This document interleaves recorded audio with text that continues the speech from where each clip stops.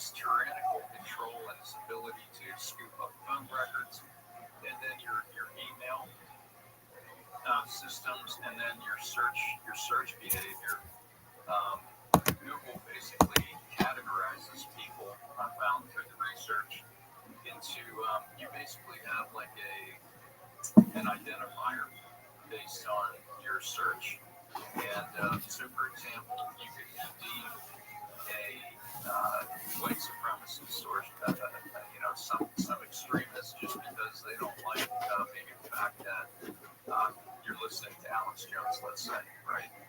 So you're going to be labeled, but the power of the label combined with the online search surveillance and your phone surveillance, which means where you are when you were there. Um, it includes that. And when you combine those two, think of the power of the government to say, um, well, I think um, we want to imprison, let's say, anyone we deem to be a white nationalist. You know what I mean? Something like that. They would have the ability to identify you very quickly and to know where you are, where you've been, who you communicated with. Um, I never really thought about it until I did the research, but you think about how quickly you can go into Gmail and search all your past email. And instantly will pull up the answer to your search, even if it's buried deep in the body of the email, which means they have indexed it. Just like a Google search is fast because everything's indexed. They've already analyzed it, they've recorded it, it's stored, and it's indexed. So think about the power of that, of the government to basically, if they want to, to issue some demand that your email be turned over, and they have the power to get it all. It's all indexed, it's all organized, it's ready to go. To me, I find that alarming. Um, where are we in the development of central bank digital currencies? Central bank CBDBs. No, it doesn't matter. Central bank digital currencies. CBD. Thank you. Yes, it is. It's 4:25 in the morning at the East Coast. These central bank digital currencies. Where are we? Let's say here in North America, no. In Canada, the Bank of Canada said they're not going to pursue it, but our new Prime Minister Mark Carney seems to be a big fan, as they are in parts of Europe. Is that coming to America anytime soon? It's really hard to say. I mean, Donald Trump has said the same thing, that there will be no central bank digital currency on his watch. As we know, his watch doesn't go that far out into the future. So the question is, what happens after that? I think we are. To me, the financial system seems like the most fragile of all of the 11 pillars. Fragile in the sense that it can be taken down very rapidly and I think very easily um, by the Federal Reserve if they wanted to, because they control the interest rates. And if that comes down, if the banking system comes down, then I think a central bank digital currency will be the next thing that is introduced. Um, you think about in Europe when their currencies went away, when the Deutschmark in Germany was no longer a thing, and they're on the euro now. My German friend who I was referring to earlier told me that his purchasing power was almost cut in half when they made the switch. And I think if a central bank digital currency comes in and there's a new currency to replace, let's say, the US dollar, I suspect that it will be a similar situation where, yeah, you'll be given a new currency to replace what you just lost, but your purchasing power or the amount of currency that you get, whatever you want to call it, either way, I think your purchasing power is going to be greatly reduced. because I think that's what they want. They want a poorer, more less independent, more reliant on the government kind of world. And that's what all these things have in common with all these collapses. The intent is to introduce a higher level of control. And I believe a level of tyranny. And that's just getting back to the sense of what is their intent. What are they the kind of people are they? I think they're tyrants who want to rule us in. So if something new comes in because they took the old thing down, I think it's going to be worse, not better. But here in the U.S., we were. Hold that thought. Sorry, Alan. Hold that thought. We'll pick up on that when we come back. We'll open up the phone lines as well. Questions and comments for Alan Paul Roberts as we discuss the globalist takedown of Western civilization. Here's Top Loader dancing in the moonlight to keep us on Coast to Coast AM.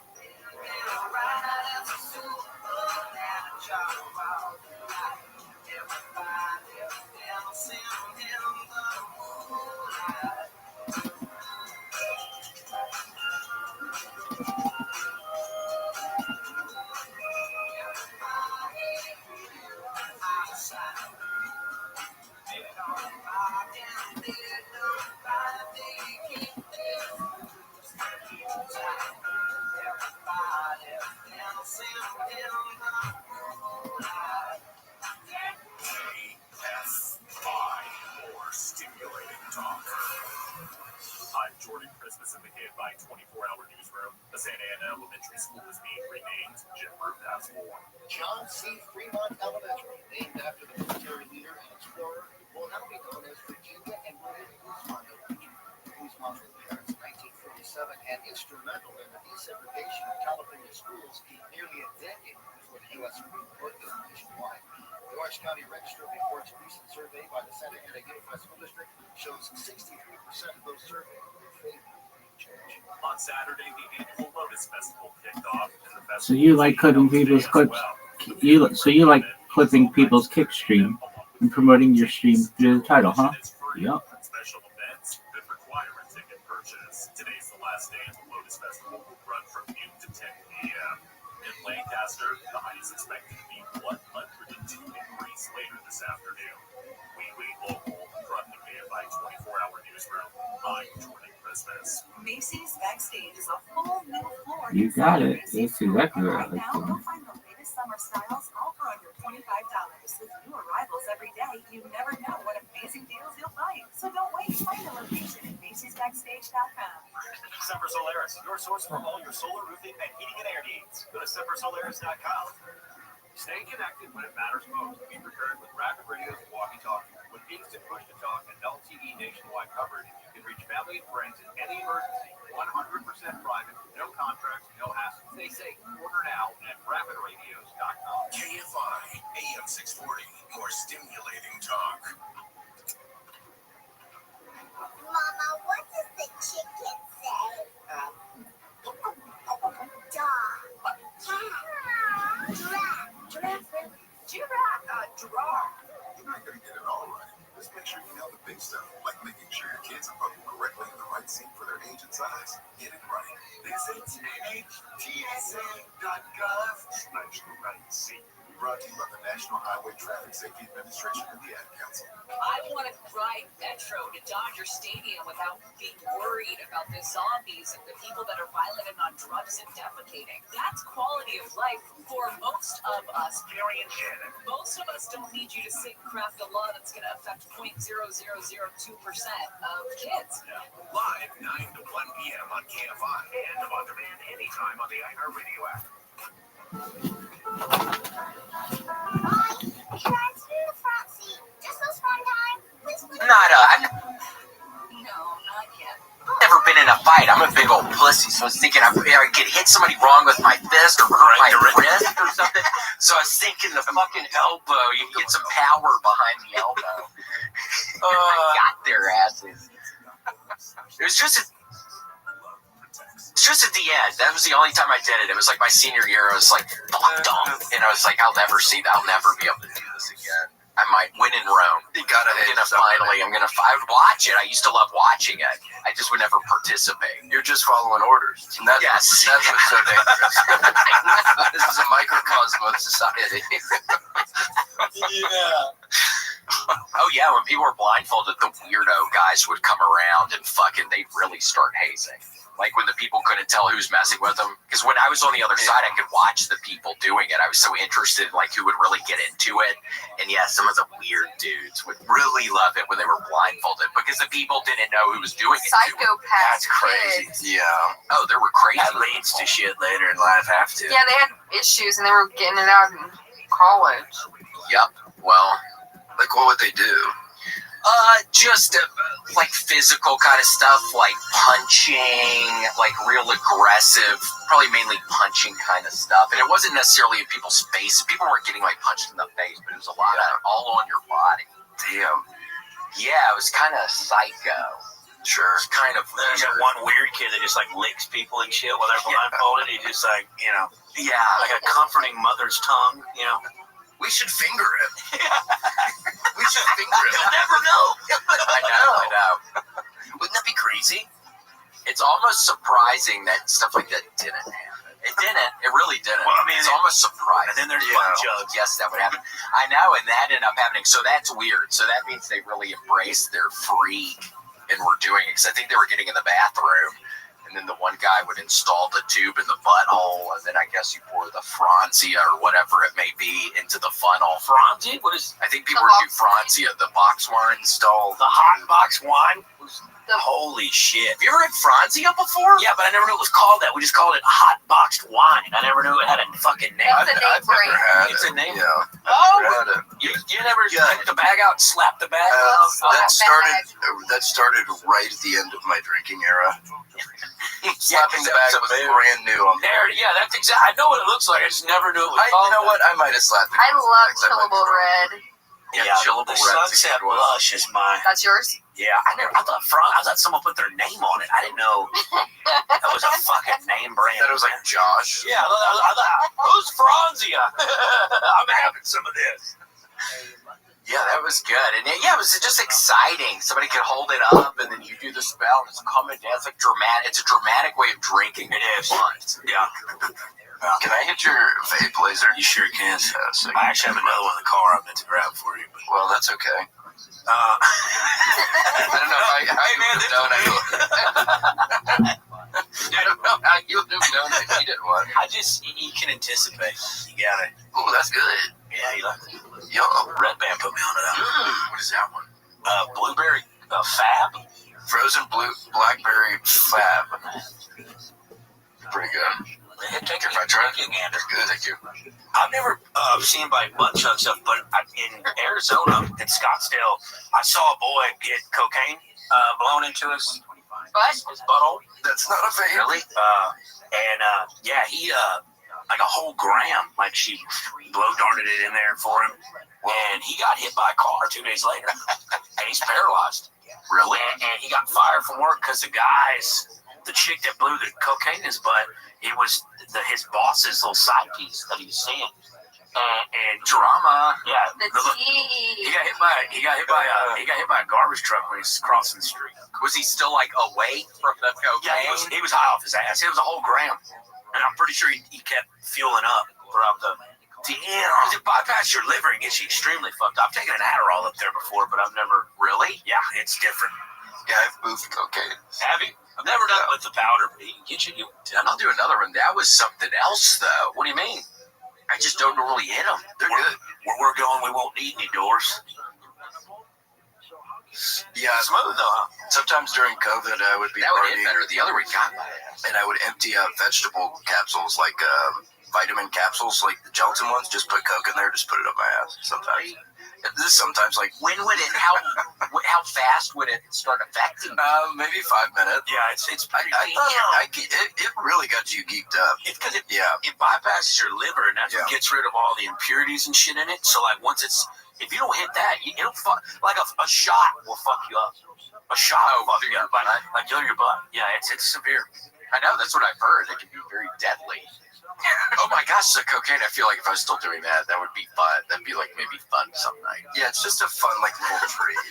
You're like, you know what? I'm staying in tonight. I'm gonna boof a little bit. Let me plug. What does it last? Like the same amount as if you snorted it? Sure. Yeah. I think the duration of it is about the same, but the intensity of it is.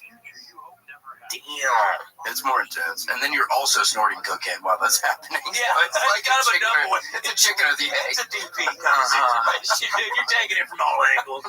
There's no way to say. You don't know if you want the volume to go up or down. You know what I'm talking about. Have you ever done any of that, Grant? No. Grant. I know a boofer when I see one, dude. No, I have not. Okay. I'm learning all sorts of things, though. Well, and Grant, we saw the picture on your Instagram of your bathroom. It looked really good. Oh, yeah? Yeah. But I was wondering if you do another post. So Grant got his bathroom fixed up, but they fucked up his hallway leading to the bathroom. Oh, the edging or what? Have you figured it out yet, Grant? The floor's warped. Nah, I got a foundation person coming to check out leaks on Friday. You do? So Yeah, your we'll see. pipes are leaking and causing your floor to warp? It's either there's a leak somewhere in the walls, or it's from the foundation itself, like just cracking. So I'm not sure It yet. was after they remodeled his bathroom. Convenient. Yes, it's a No, it's probably pipe related. Probably. You live in Austin? Yeah. Because when I had a house in San Marcos, there's this shit called the St. Edward's clay, and it's like the hardest clay in the world. I don't know if y'all want to get into foundation talk. I was Let's home hear right it. away. Let's hear it. And I bought the house, and the inspector said it was cool, but like literally 6 months, I started noticing none of my doors were closed. And then the and then in the downstairs, there's a huge crack. I go, what the fuck is happening? And I guess they had some foundation work they never told us about in the report. And then literally 6 months after that, a year into the house, I'm getting ready to sell the house and move to Austin. The fucking septic shitter line that goes to the city tap in my driveway gets shifted.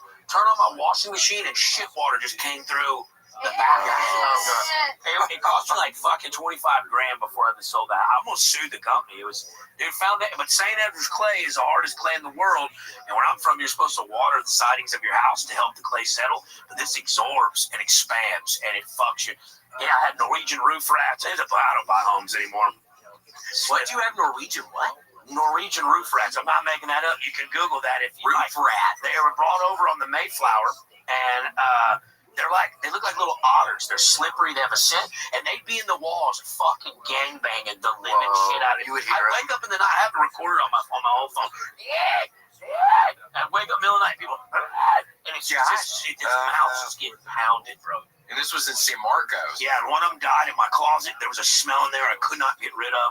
Just from one of them passing away. One of them died in the in-between of the wall in the closet. It yellowed. That's what they used to call me in the police academy, the Norwegian roof rat. Had to. So they're real big and fat. They're big and they're long. They look like a ferret or like an otter, and they're slippery. Like they secrete oil, so they can handle it. I had to battle them for months. So your doors are all opening, and there's a big crack, and the rats are there. They're slipping through every little nook and cranny. So when you sell the house, do you just try to make sure the person trying to buy it doesn't notice the rats, or do you have to disclose that information about the clay and everything? It's kind of on a don't ask, don't tell kind of base. It's kind of like the military. I painted over the crack and sanded it down. And you just kind of, they're supposed to hire an inspector to do all that work. But I wound up selling the house for like $140,000 more than when I bought it. So, Damn. Yeah, your boy had a nice little leg. Damn. What? And hold on. What is the don't ask, don't tell? If you like killed somebody or something, not allowed to ask. No. I think it's if you're sexually. That's not what it is. Because I always heard you're not supposed to ask military people if they killed somebody. Don't ask, don't tell. You don't tell and don't answer either. Don't ask them, do not answer. No, it's like if your sexual orientation is if you prefer guys or girls. I think that's what it was. Yeah, it's It's based like on your none of your sexuality. business. Yeah. Yeah, none of your business. Like they, like gays, gay people can't be held out of the military for their sexuality, so they can't ask you, and you don't need to Period. Because they might want to ask us, because they might be like, oh, this guy seems a little zesty. Yeah, but they're not allowed to. And then you're not telling. Yeah, but if you don't get LASIK and you have astigmatism, they won't let you in. It's weird. They're backwards. Oh, is that a fact? Yeah. They're making people get LASIK surgery in the military. Like you have to wear glasses, right? But like if you have a bad astigmatism, you can't. There's no prescription of glasses that can help you see better. You have to get surgery for that, and because you're in the desert, you can't put contacts on in battle, right? LASIK People just seems seeing. scary. Yeah, LASIK, the poor woman who's the newscaster, she ended up murking herself. What? Because she was in pain all of her life after her LASIK surgery. She was miserable. Some woman like migraines and shit? I think just like literal pain in her eyes, and she just couldn't take it She anymore. couldn't be a newscaster anymore, and she offed herself. Wait, is it called astigmatism? I thought it was just stigmatism. Is there an A? Is it A silent? Yeah, I thought it was stigmatism. Laser, I'm with you. I didn't know that. I thought it was stigmatism. Me too. That's what it always sounds like. Did you misspell that, Grant? I don't think so. Is this your version of a big joke? Don't ask, don't tell. Yeah. And Grant likes my shirt. This is a shirt that I got at corn dogs. Spencer's. And Grant, this is the first time I've ever worn a shirt that you've said something about. That's not true. That's Pretty not sexy. true. Kind of. What'd you say? You liked it, didn't you? I comment on a lot of your shirts. Yeah, I did say I like that. Comment on your shirt. Yeah, I comment on your shirts every day, every time. You don't always do it for I me. feel it's fully reciprocated. All right. Speaking of shirts, you guys got gifts. Oh, yeah. Oh, my gosh. Yeah, dude. Laser was kind enough to give us some wonderful gifts. Out of my collection, dude. And that is a hot Brad Pitt. That's Legends. That's prime Brad Pitt. That shirt's rare. Brad Yeah. Pitt. And I got Mr. Flintstone, which is what Fred And it's got a Flintstone. back, too. Front and back. Yeah, dude, it's like a big Come beach town. on. I know. Yeah, it's great, right? I love it. I literally got it with like, William will like this, dude. You know? Well, that's so sweet. Well, thank you. Yeah, it's wonderful. I've never seen one of that. I would never. I just something I don't think I would wear, but I was like, I gotta. Just something you see shit you appreciate. It's like I gotta get it. Oh, yeah. I'm one of those. I gotta get it if I see it. Because that is a good God damn, he's great. rendition of Brad Pitt. God, he's good. Oh, he looks great. It's that one and Fight Club for me. That's his best. Oh, when he has the buzz cut. When he has a buzz cut, Yeah. he's just like Adderall skinny. You know what I'm saying? Just fucking Ozempic skinny. Yeah, dude. Yeah, that buzz cut. But also, he looks pretty good. I like the long hair, though, and some facial hair. Like, that's pretty cool. He could pull anything off. He could be a boot in a glove box, and you'd be like, damn, that's beautiful. Oh, I'd still love to watch him. I'd watch him do a movie like that. And in Seven. He's pretty good in Seven. Yeah. Gorgeous young Pitt. Young Pitt was it, man. Young Pitt was it. He was pretty good in that new one, the one with Leonardo DiCaprio, whether he's a stunt man in LA. Once upon a time, he's like 50 in that movie. Looks great. Great buddy. Still doing good. Yeah, that's good. That's where he's like the weird when you get a buzz cut and you're letting it grow out. Your like mid the stage, awkward. yeah, the middle stage. That's a really good mid-stage haircut for him right there. Or meet Joe Black with the long. Oh God, dude. That ending is so funny. What is that one about? I never saw that one. It's like he's deaf. Meet Joe Black, right? Yeah, he's like death or something. Yeah. And then something awful happens, and I won't tell anyone. Okay. Say it. You could do a spoiler if you wanted to, but don't. Just say it. He dies, right? Yeah, I've never seen the movie. Hit by a car. Well, that's. He gets hit by a Is car. it a car?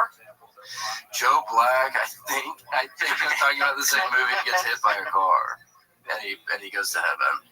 But I went and saw Seven. They re-released it into the Alamos down here in Austin. I went and saw it a couple weeks ago on the big screen. It was incredible. I'm sure that was cool. Kevin Spacey was so scary because he was actually scary, man. Yeah, it turns out. And he cuts his fucking fingertips. What's in the box? What's in the box? Yeah. He was like a genius because he knew he killed her, and then he knew he would get killed by Brad Pitt. That's like a genius move. Yeah. He's playing chess. They're playing checkers. He's so smart. Yeah. I like him. I like the guy, but what? He was doing bad stuff. Like in the movies, I think he's in American Beauty. He's fun in that. He's a great actor. Oh, he's a great actor, but turns out he's living it too. I think like he's a strange character. He's living La Vida Loca. Yeah. Should have been Ernest P. Worrell. I thought he was just a happy-go-lucky comedian. No, I'm kidding. Ernest was nice. I don't think he ever. I think he was just really nice. Jim Varney? Yeah, Jim Varney. Yeah, not Ernest P. Worrell, not his stage name. God, we have not talked about Jim Varney in a long time around here. I know. Gosh. I do that all the time. That fate. I loved him as Clampett.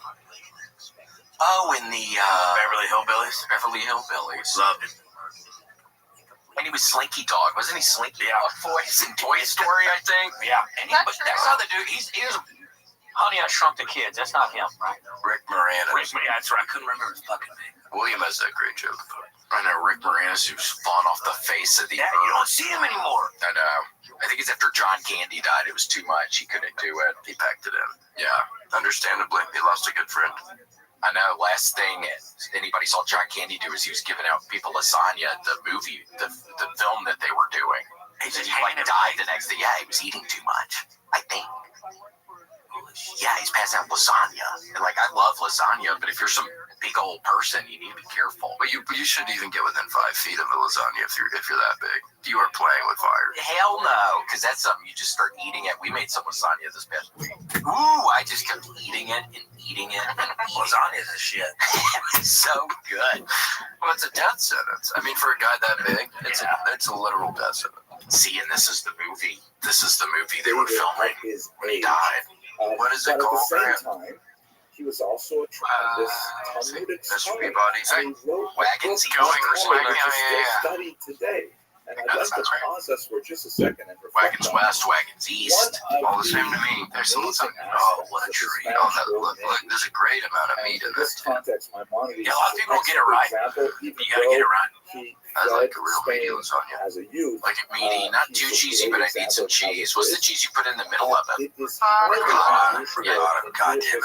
I need some ricotta. I need some meat. At the same time, oh my gosh, I had a baked potato the other night for the first time in forever. I ate that whole thing, just the whole thing, skin and all. I love it. I was starving and ate it. In Rochester, there was a food truck, and this guy stuffed baked potatoes, and he deep fried them and filled them full of buffalo chicken. What? It was so good. It was so good. I just ate it like an apple. Oh my god, it sounds good. You've never heard of such a thing. It was called something. Potato guys or something. It was awesome. And speaking of Rochester, and also Fred Flintstone, fun manager there. Have you done Funny Monster? Funny Bone. I did the Funny Bone in Rochester. No, it's Comedy at the Carlson. Comedy at the Carlson. Well, when you do, the boss guy, the manager got real nice, and I remember when Casey and I went, it sounds like he changed it for Casey, but for us, he was saying Yabba Dabba Doo. Isn't that what he was saying? He was saying it all the time, and then he would say Scooby Doo as well. Yeah, so it was funny. He's like, okay, y'all get ready, we got a Yabba Dabba Doo. He's singing it all different ways, like nouns and verbs. He was using it all different ways. He would say, like, are you guys Yabba Dabba Doo? Like, oh, Yabba Dabba Doo, like Yabba Dabba Doo. No, really? Like, no, yeah, all different kinds of verbiage. Yeah, he's trying to be funny. I think it's just like a bad habit he had. He just made this weird habit he had. But maybe somebody might have sat him down about it, because I was just there 2 weeks ago, and now all he says is Scooby Doo. He doesn't say Yabba Dabba Doo anymore. At least he shortened it. Yeah, somebody must have gotten in his ear. I'm like, dude, we get it. You're addicted to saying this. Scooby Doo, you still get to say do. Yeah, it's your catchphrase. We think that you're funny, but not like that. Yeah. And it's cold up there, so be sure you get out where your jacket. Yeah, it's freezing. Yeah, I started seeing that girl from Buffalo, and we had to go up there, and it's miserable, dude. I don't understand how people live when it's inclined to shoveling a driveway. It's just, it's true. This is like, what, you're going out with the girl from Buffalo right now? She's living with them. We got a dog, we got a little French bulldog. Oh my gosh! How long have y'all been together? We've been talking since September, but she moved out about 6 weeks ago. We went from literally being like pen pals, like long distance, to like living with one another, and that's a little bit of an adjustment. Sure, I make a lot of rash decisions on a whim. Maybe cheaper, and now she's a doctor or something. I don't know. She is. Yeah, she got like a medical degree. Is she going to maybe try to find a job? I can see how it works and everything to find a job down here. Yeah, so she's actually got a job from her old company in Buffalo. She does a remote, but she wants to get in like medical sales more because she's more on the orthopedic side, like help people, old people do shit or whatever, help a fallen, like I like life. I don't really pay attention. But she's. Yeah, there we go. And that's what it takes to be a good partner. Yeah, it's selective hearing. She might like that. Turning a blind eye. Selective hearing is what I've been told. Yeah, Erica likes it when I don't always listen to everything she says. Don't you like that kind of? Yeah, I just need someone physically there. He doesn't have to. Yeah, because she'll like tell you shit, and you're just like, like after she's finished the sentence, and I'm just like, well, how important was it? Yeah. I don't fucking know. I shake his head a little sometimes, like, You're just thinking myself. I'm kidding. Well, that's exciting. Yeah, well, it's good to be working out. She didn't murder your ass or something at the very beginning. Yeah, Because I think stuff like that can happen sometimes. Yeah, but she's like cool with, but she cooks and stuff like healthy shit, like does laundry and stuff. So it's kind of like it's like a roommate that like cares. It's cool. That's good. Y'all kiss each other sometimes. Mortality and things like that. The work of Solomon's Tell us what lips feel like. Yeah, well, yeah, she's great, and yeah, and then she just wants to have sex all the time. God, I don't like that, dude. I'm like, I'm blushing a little. I know. In that conversation with the kissing, and then you just said that. So things are much more serious than I anticipated. Didn't expect to be this horny this afternoon. Connecting West Side. I'll tell this because this is pretty good. So I met her in Buffalo, right?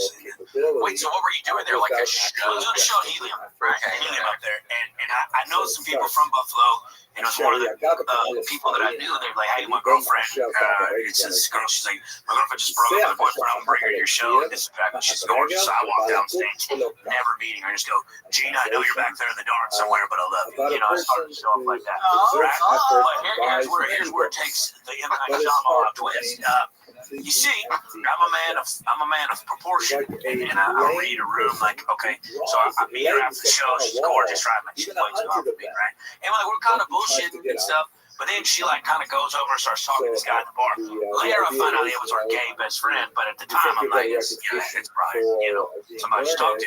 So there was a woman that came with two of her friends from Rochester. They drove from Buffalo to Rochester for some reason. She was a she was a PE teacher, but I'm like, well, I'm gonna go home with her, and so I had talked to this woman. I was like, hey, I gotta go to Rochester, get on the train. Why don't you stay with me tonight? Blah blah. She calls into work, like not gonna go to work, just stay with me for the night. The big woman, I won't call her big. She's healthy, and teacher. Yeah, and she's active. And so she's What up, Mr. Chris? How you living? So her friends go home. She's still me. Gina. Lovely. I've had friends here all night. How'd you sleep? This fucking karaoke bar. Excellent. Thankfully, I've got some good people in my life, including you. They kept me entertained all night, and I'm very thankful for that. Are you ready to take on the day? We do.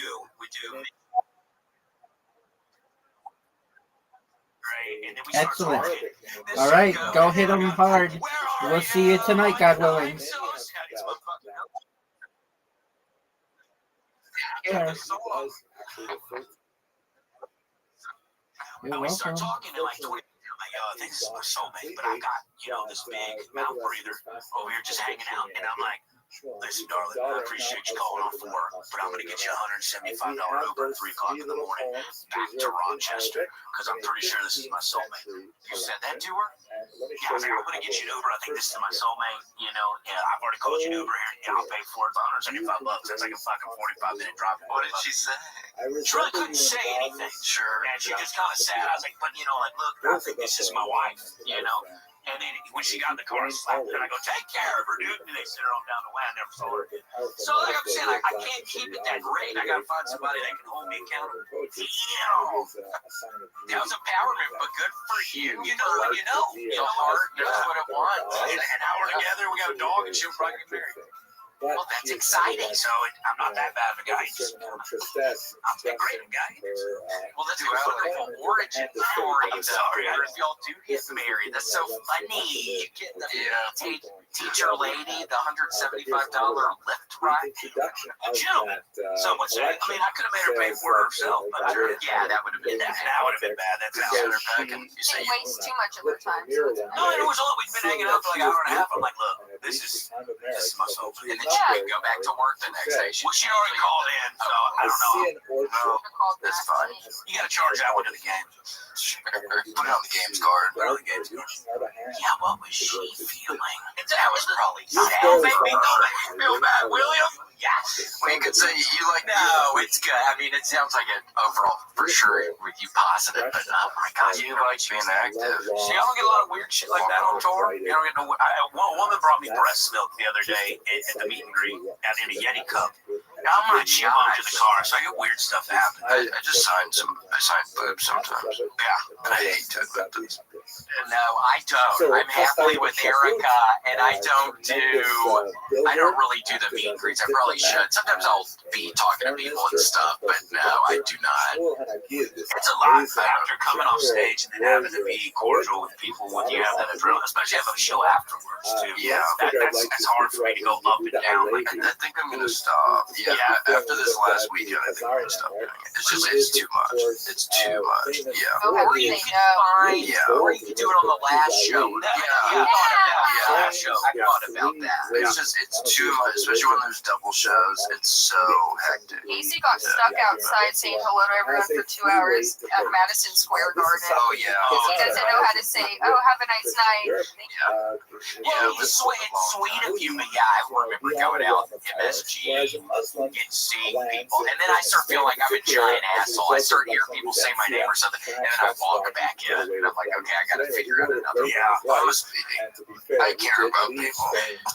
I know, it is sweet, because they remember that, and they tell their friends and stuff, but at some point it's just like, man, this is a little overbearing. Yeah, having to perform on that high, come down, be personal, and then have to get on that high again to perform. It's just like, it's taxing on the body. And I'm sure in between the shows, that would be hard in between. Yeah. Yeah, I've done it after every single show, like 150, 170 shows since last summer. So yeah, I'm just gonna stop doing it. Maybe on the late ones, maybe. Yeah, that could be a good meet in the middle. Doing it a little bit, but not all the time. Yeah, it means a lot to people, but it's exhausting. Yeah.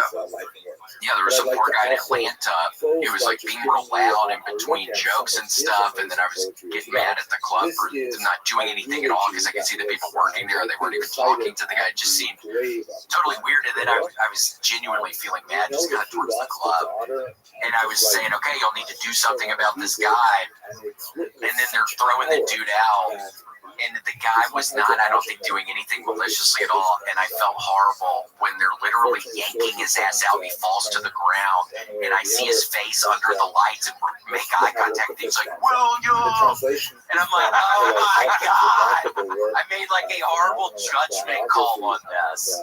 I just created like a super enemy or something. You know what I mean? He was being too loud. He's being way too loud. Was he like wasted? Was he wasted? Yeah. Usually. William! I felt horrible, and they were yanking his ass to the ground, literally. And they were doing his arm up, and I see him in the light. I'm like, fuck, I messed up. Get off of him. Let him go. Yeah, I wanted to let him go. Like too far gone at that moment. I had to kick my mom out of my show this past Thursday in Houston. Huh? She sat in the front row, and my mom gets like, she loved all Metallica. So my mom like parties. You know what I'm talking about? Really? Cliff Burton before he died. Yeah, I think it's the reason he killed himself. Yeah. And no, seriously, but dude, she's like hammered drunk in the front row, and she's like, and I'm just like, Like, I fucked with her a little bit, but she just kept gargling shit drunk. And I'm just like, really? Yo, you're ruining the show for everybody. And then she gets mad at me like it's my fault that she's talking. My mom's like at the Astros game during the World Series, she spilled her beer on this family in front of us, like a family of 4. Spilled it on them, and I had to run there, grab napkins, and like, I'm so sorry. And my mom the whole time just like, are you gonna give me another beer or not? And I'm like, you spilled it on them. She's built different, 4 tough. So you had to get her ass out? Yeah, that's the worst. Yeah. Everybody's up in the front just talking. That's like the worst. Oh my gosh.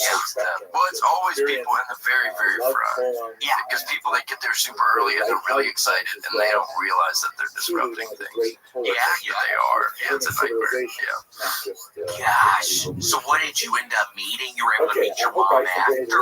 I saw that she got through about 30 minutes of it. And then, you know, I kind of crowd worked with her a little bit just because I told her, you know, I'll fuck with you or whatever. But then, like, after a while, she's like, she wanted to make it about it, you know, like, wanted to make it about her. So she just getting fucking sloshed. And I'm like, Mom, there's people around you. Like, they're trying to enjoy it. And finally, I was like, somebody get her, you know? And they walked her back. My aunts took her to the bathroom. They finally came back in and told her to calm down. But yeah, that's hilarious. Your mom. Was the crowd laughing? Oh, they were loving it. Yeah, I'm sure that could be pretty funny. Yeah. Because she's funny. Now you gotta bring your mom on the road. Yeah, because Gina was sitting right behind her, right? And like when I first took Gina home to Thanksgiving, my mom does this thing where she's like, my mom's idols were like Lorena Bobbitt and Casey Anthony. You know what I'm saying? So she's very protective of me, but like as soon as Gina gets her Thanksgiving, she goes, wow. She's like, Legends other girlfriends look better with no makeup on.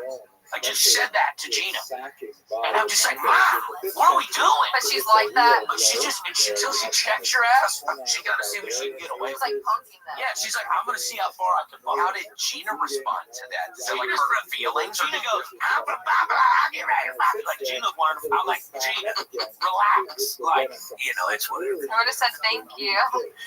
Thank you. Yeah. Anyways. My name's Gina. Are they buzzed now? Yeah, they're buzzed now. But Gina, like, will beat me up if the Bills lose. Like, Gina's nuts, too. You know what I'm saying? Josh Allen didn't win MVP. I was looking at, you know, permanent damage. So, Thank God he brought it home. Laser, get in here. Make love to me. I want to have a child. So what is she doing like right now? Is she's a play? Yeah, she does a lot of like work. Like she works from home. She's got her own space. You showed us how it is. How working work. Every time I walk in, every time I'm like, hey, do something, she just like she can't. She's like, I don't know if she's supposed to be working from home. Is what I think it is. I think she wants everybody to know. She's got like a backdrop that simulates an office space. I'm like, are you lying to these people? Yeah, so we don't know. That's funny. What is the job? Like once again, it's like an orthopedical therapist or something. She does shit with medical stuff. I know she's got a degree. I don't really know. Orthopedicalist. Yeah. Well, that's good. I've happy y'all met each other, and again, that the poor girl. Not that it matters even with the girl, but oh my gosh, what a story! Damn. Oh, and I will say this: last night, because my Kill Tony stuff aired, and you close out that episode, so we're starting to get frisky or whatever in the back end of the episode. Yeah, she's like, "Hey, I really like that this is going on, but I don't know if I can let you make love to me while William's voice is in the background telling all these jokes, going, bitch, yeah." And she's like, "Can we turn it off?" I go, "Yeah." Oh, I love it. Yeah. well, y'all ended up doing it when I was while your boy, I was sitting there. You're kidding. I swear to God. Ooh. I feel good for some reason. Yeah. Oh my God. Yeah, baby. Oh, Nelly.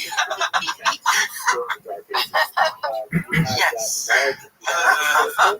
This is great, Grant. I feel like we're part of the Buffalo Bills family. We're part of the Bills Mafia.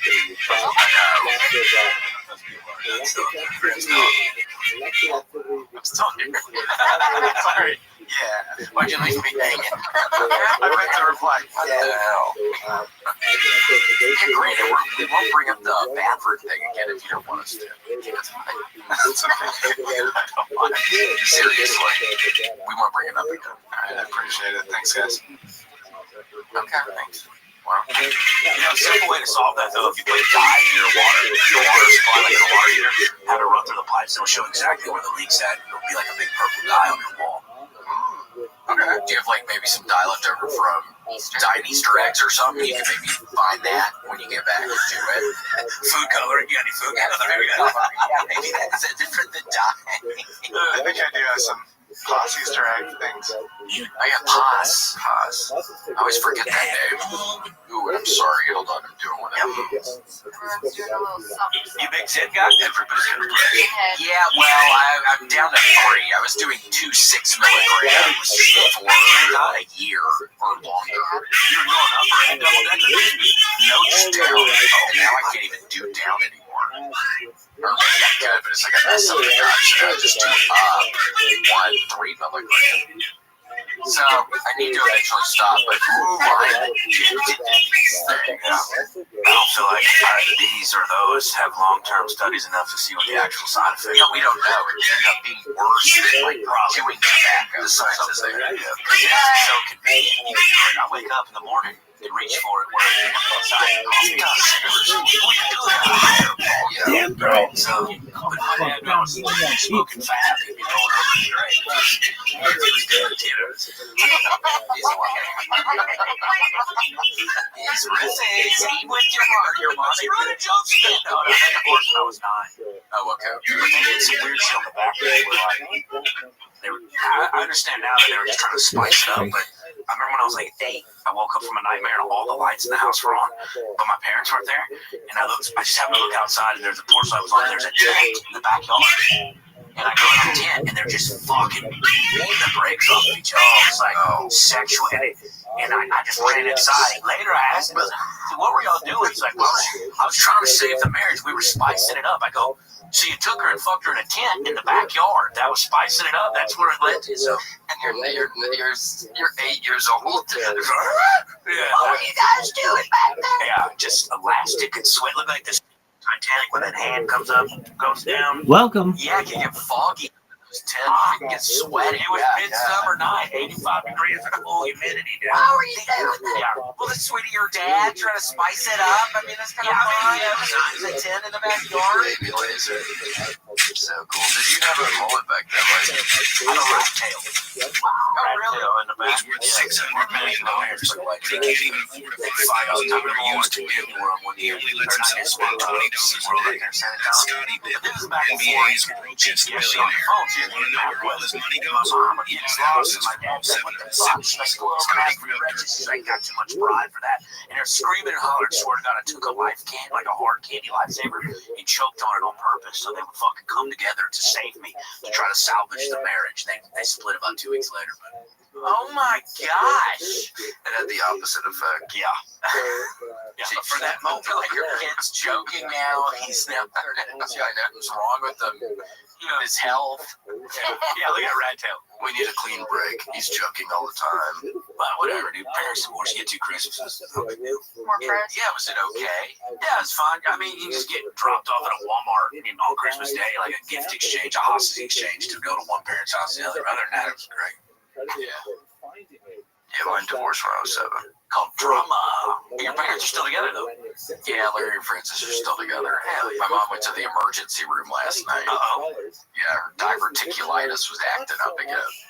And I think that's God coming after me because I used to joke about diverticulitis all the time about me having it. Now my poor mama has it. So I think it's like God punishing me or something. But yeah, she texts me, I'm going to the hospital. I'm like, bitch, I'm going on the stage in 10 minutes. Yeah, why are you texting me now? So you gotta hit me with that. Kidding. Yeah, Yeah. seriously. I'm like, oh my gosh. And then my car's towed. I'm like, what's going on? My life's falling apart. Bad karma. Bad karma. Bad energy. Getting you. I know, I gotta figure it out, Casey. It's not good. I don't know why I'm attracting this bad stuff right now. I really don't. You gotta treat others how you want to be treated. From past sins. I know.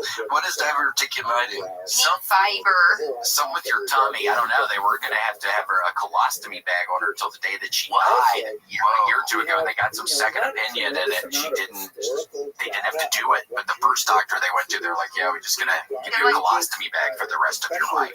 You get some sort of like pockets in your tummy. You have to be good about your fiber intake. Yeah, you have to be good about your fiber. So I don't know. I mean, my dad always drank prune juice. Francis never drank prune juice. I don't know if there's a connection there. Yeah, put your glasses on. What do you think? Yeah, what do you think about that? Yeah, Cass is not good. Yeah. Oh, this is not good at all. See, that's what poor Mama was doing last night. She was having real bad pains right there. Yeah. And then they're at the hospital. Then I'm calling. Oh, it's got little lumps on it. Little udders. Yeah, it has little udders. That's where the little animals that live in there, they drink their water. That's where the baby gets fed from there. Yeah, the little babies drink their stuff from that. But then they don't turn into real babies because they're only in that part of your body, which I think is an open space. When I was a little boy, I used to think when you ate like food, it would just drop into like a cavern. I swear to God, it was making dripping noises. That's what I thought. Like Osmosis Jones. Yeah, I always thought that's what it was. It was just a big old empty space inside of you. Your food just like plops down into like water. A cavern. Yeah, I used to think it was a cavern in there. How would you have known? I know, nobody taught me science stuff yet. Nobody taught me anything yet. I was just going off of the seat of my pants. Yeah, it's weird, the concept of like, this is kind of far out, but like, little kids don't know anything. Like, they don't know anything. Like, you have to teach them everything. They're like, what's that? You're like, that's a chair. How do you not know what a chair is? Yeah. You know? They Like, don't fuck, know. we gotta start at chairs? Where are we going from here? If I gotta start at chairs, there's so much you don't know about, like baseball, hockey, tennis. Those are sports. Yeah. Talking about your emotion. Like different stuff. NASA, race car death. Yeah, explain death and stuff. Different kinds of French food. I'm scared of like having to teach them, hey, don't fucking eat that off the ground. Yeah, as my dog eats everything. I Just know, like, is it in a how do we headache? watch them? To like, hey, because they don't know that that's poison. Don't put that industrial cleaner in your body. You know, like, Does your dog like to find things? fucks everything up, dude. It's the little things on the door. They go, just rip all of those off. All of them. It's 13 weeks. It's a small 13-pound dog. It's relentless, dude. That was just a baby. It's teething, but their teeth are like fucking just. Oh, I saw Yeah, dude. Damn, girl. Get it. Damn. I thought cats were girls and dogs were boys when I was little. Did y'all think that too, or is that just a man thing? I swear to God, I thought that until I was like 9. Until I was 9. Why? That's funny. Yeah. How'd you think they had babies? Oh, little world of little cat dog. That's on the Mr. road. Yucky. Everybody, yeah. That's Mr. Yucky. Oh yeah. That helps kids not drink poison. Well, that's probably smart. Yeah. Something like that kind of scary. Yeah, it scares them away from the object. Well, I think both of y'all would be very good parents. Casey and I think Casey will. I don't know. Do you want kids? Y'all want kids? I'm gonna be a great dad. I just gotta find the right person. You gotta get a couch. You can't have 2 directors' chairs I and have a a child. I have to have. My son can. You know what? My son can take the bed. I'm sleeping on the couch. How about that? How's that for me? Your son would like the freaking bed because he can end up sitting up all the way. Press the button. When he inherits my arrhythmia, he can sit up. The curse of the father. So tragic. Do you think you would ever have kids? I mean, but this new lady, do you think she wants children? If Yeah, y'all she continue does. to go together, She does. I just want to be in a spot in my life where it's like, we don't have to worry about that little money part right there. You don't have to be gone all the time. I want to be in a situation where I'm like, have a kid, I want to be there. Because my dad was there and my parents were good. Like, they were good. Like, even separated, they were good. So, and yeah, probably eventually, right? I figure, but I'll probably have like 3 girls, so God's going to punish me for all the terrible things I did. Man, they're just gonna, girl dad, you'd be a sweet girl and dad. they're just gonna be whores. I know it. I know it. But smart, you know what I'm saying? Like, steal your credit card when you pass out type shit. I can already see it coming. Like Scamanda, we watched this freaking documentary. What is that? This horrible woman, Scamanda. Scamanda Bynes. Yeah. The Scamanda show? Yes. What did she do? She acted like she had cancer, and then she's going to the church, and the church is giving donations on Sundays just for her to keep the cat. And then she had a GoFundMe, and she got over it. She ended up getting like $400,000 or something. People are thinking, and she's about to get out of jail. She was only in jail for 4 years or 5 years or something. And they think she's gonna go re-up scam. Ben. Yeah, she's about to go scam. Can't help her. Once it's in your blood, once fraud's in your blood, it's hard to, Yeah, it's she's hard like to get out. pathological liar too. So She's good at it, lying to all these she's idiots. not that good at it. That's the thing. And then they're all thinking after the fact, they're like, yeah, I guess it was kind of weird that she never looked sick. And I'm thinking, yeah, I think when you have cancer, you end up looking pretty sick because you're dying. She had her eyebrows the whole time. Oh my God, she had her eyebrows all the time. She just does a buzz cut because she did some vlog. You can look at the vlog. She was a psychopath. And you feel bad for the people, but again, it's like, you would think that the lady would end up getting sick and you're just being a total idiot giving this random woman money.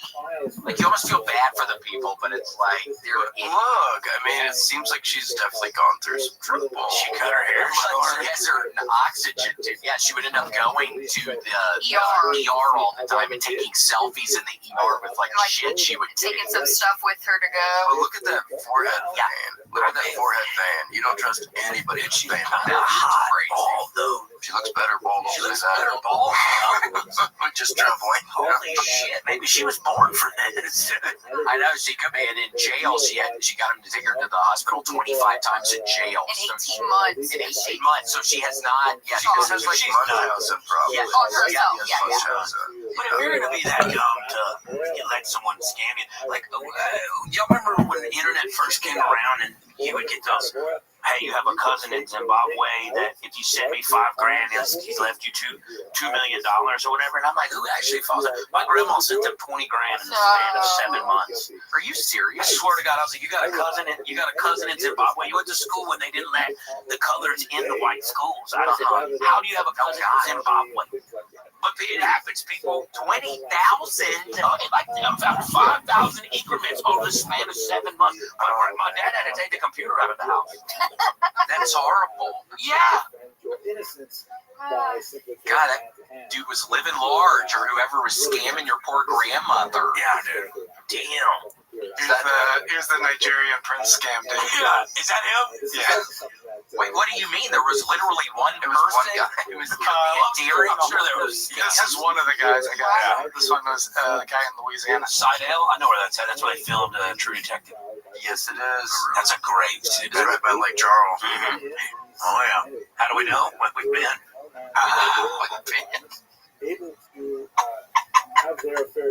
That's a good part of the song by The Band where he says, Lake Charles, Louisiana. What song is that by The Band where they say Canadian Driftwood? Yeah, I love The Band. Levon Helm. Levon Helm is him. We all like him. Robbie Robertson. Well, he was kind of a dick. Sure. He was. My mom had sex with him, too. You're kidding. I swear, in the 80s. How did you know that? She says. Showed me the love letters and the pictures and the Polaroids. That's what she claimed. Her and then Alice Cooper she like dated Alice Cooper for a little while. So she would go to like the concerts and then meet them. Yeah, back when I forget what it is now, but the Compact Center in Houston, she like was like a big like Penny Lane. Kind of like a roadie. Yeah, kind of like a girl roadie. Oh, yeah. Wow. Yeah. She's got some cool stories. Cool. I want to see a picture of her after the show. You got it, buddy. Yeah, I'd just like to see how she looked. Maybe as Casey said, maybe you need to start taking her ass on the road with you. Because I'm sure they believe it's your mom. You're probably very genuine about it. Yeah. I'm sure people are loving that. Yeah, and she's cool. She's cool. Yeah. Wild. Look at this athleticism, folks. It's really impressive. I don't recall. Put your hand on the Bible. Swear to God, you walked on the moon.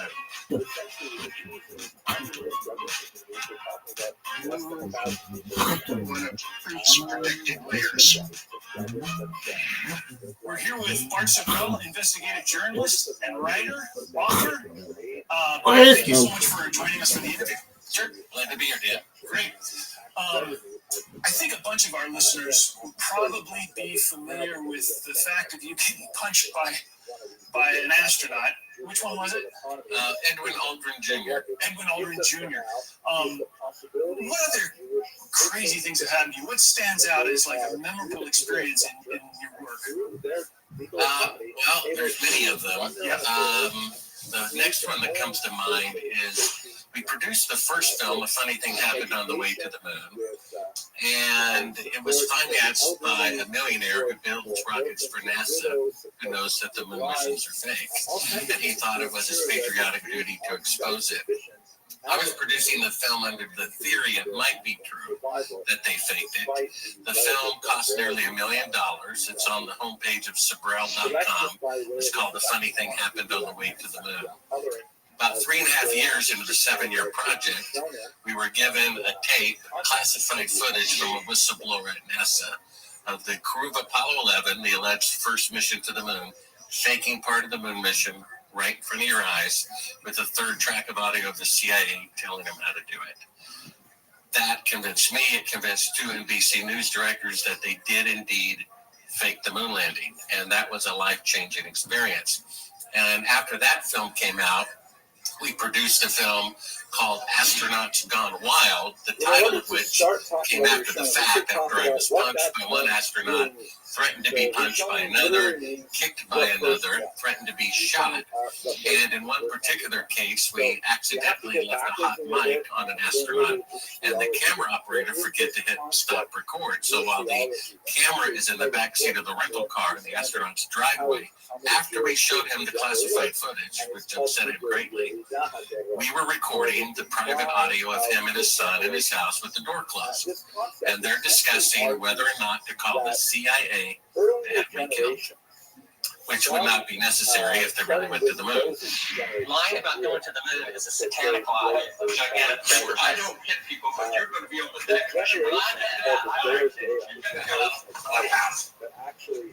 Heard the first view of the commandments. So you're going to go computer math before they get out of the house? We have a video camera ready if you want to do it. That would be great footage for us. See you later.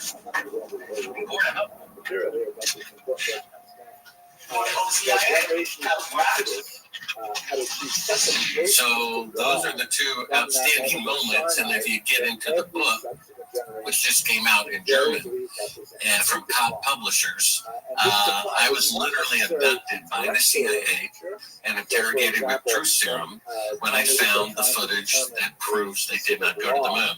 Again, 2 NBC News directors agreed it proved that they did not go to the moon, and NBC was threatened with disconnecting their, I guess, network if they decided to broadcast it. So they chickened out. Now, Bart, if you were, I would say that our audience is fairly open-minded about new theories, even conspiracy theories. But if you had to give, like, you have an elevator pitch, is the one where they're faking the moon picture through the window your best 30-second argument? How do you rope in someone that's really resistant to anything that has a whiff of conspiracy theory? Which one do you go with? Well, you have to have an open mind to see the truth. I've talked to college professors who said that if an Apollo astronaut confessed that it was fake, he'd still think he walked on the moon anyway. As far as a 30-second elevator pitch, you can prove the moon landing is fraud with logic. Today, with 55 years, better rockets and computers, the farthest that NASA can send an astronaut into space is 1,000th the distance to the moon. So what they're really claiming is when all of NASA combined, their computers had 1/1,000,000th the computing power of a cell phone.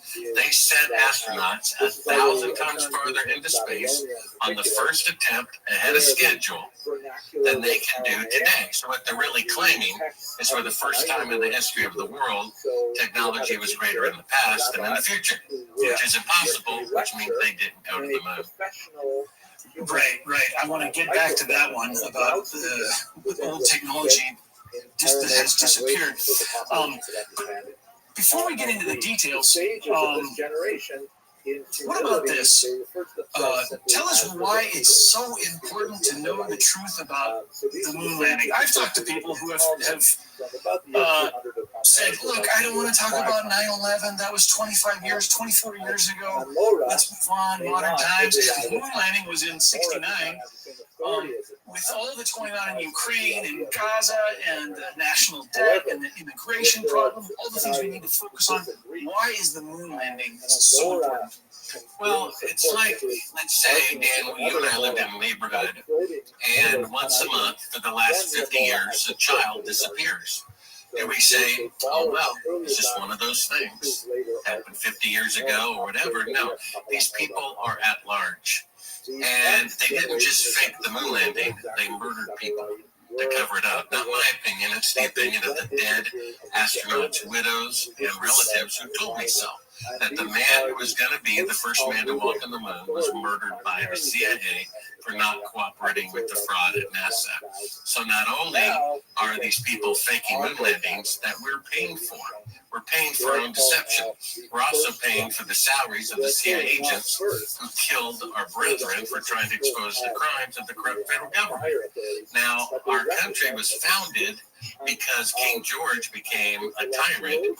And it says whenever any government becomes destructive of life, liberty, and the pursuit of happiness, it is the right of the people to alter or abolish it. Well, the first one is life. They're murdering their own people to do these particular frauds. And the real reason why it's important, either one is true. Either they planted a flag on the nearest rock and came back, didn't get killed, oh boy, that was a close one, even though they can only go 1,000 the distance 50 years later, or the most powerful nation on earth falsified mankind's greatest accomplishment and murdered their own people to cover it up while hypocritically claiming to represent truth and justice. If that's true, and I assure you it is, all the evidence you can see for free at Sabrel.com. If that's true, then the faking of the moon landing is so much more profound than if they had actually gone. Do you see that? It's so monumentally important. And if the public does not know the truth, that these criminals are lying to this degree, then it will be to our own ruin. What do you think would happen if the truth about the moon landing were to become common knowledge, and the majority of Americans, a great majority of Americans, knew what was going on? Well, I was in Berlin twice when the wall was still up, and it was pretty much a frightening experience. I even helped someone defect from the KGB to the West. And when the wall came down, it was one of the most beautiful moments in the 20th century. And you can imagine right now, if our phones are ringing and your producer saying, stop what you're doing, turn on the TV, one of the Apollo astronauts is confessing right now. The world would become dead silent. We would stop and say, oh my gosh, is it really that bad? How far have we fallen? They didn't just fake the moon landing, they murdered many people to cover it up. We even have an eyewitness who saw them film the first fake moon landing at Cannon Air Force Base in 1968. And he confessed that he murdered another worker at Cannon Air Force Base to keep it a secret. This is so much more profound than if they'd actually gone. And what's different about it is whoever killed JFK, you can change the hat on who did it and why. It's still tragic. Same with 9/11. You can change who did it and why. It's tragic. This is a positive lie, you see. And I come along and I want to take away this sweet, sweet candy and give them the bitter truth. And the public and even podcasters who claim they're anti-corruption are defending their own, perpetrators of all these crimes. You have Bill Maher on one end, the liberal side, and Glenn Beck on the conservative side, both saying how great it is that Americans put, men on the moon first. It's like they're suffering from Stockholm syndrome on a national scale. People are defending their own deceivers and murderers. Do you think guys like Beck and Marr definitely are experiencing some sort of Stockholm syndrome, or do you think some of these guys know what's going on? No, I think they're both sincere and sincerely wrong. Okay. And I think they are both objective to the point that if an astronaut confessed, they would accept it. And, sooner or later it has to come out.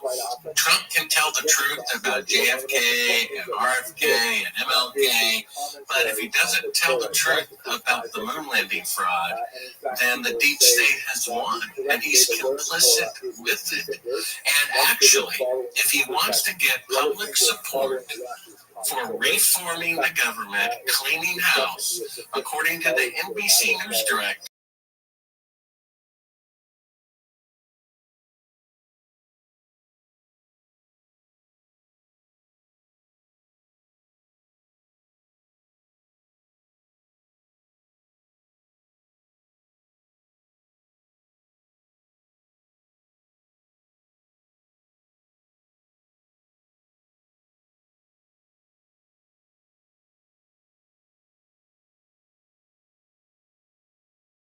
then we have Robert McNamara, defense secretary, say before he died that the Vietnam War, which the public was against, the entire reason why it was started, that Congress passed a law based on a lie.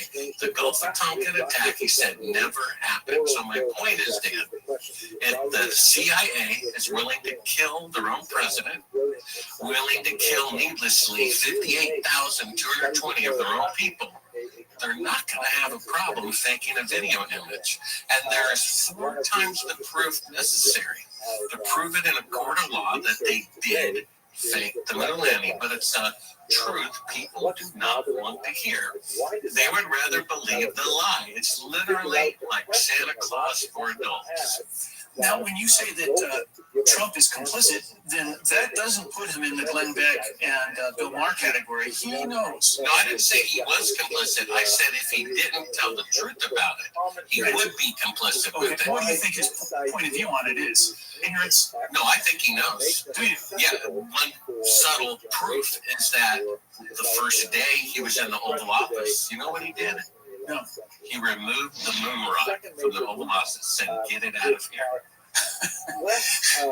That wasn't coordinated or staged. That was it. You think that was his own volition? Yeah. Okay. I think he knows the truth. Okay.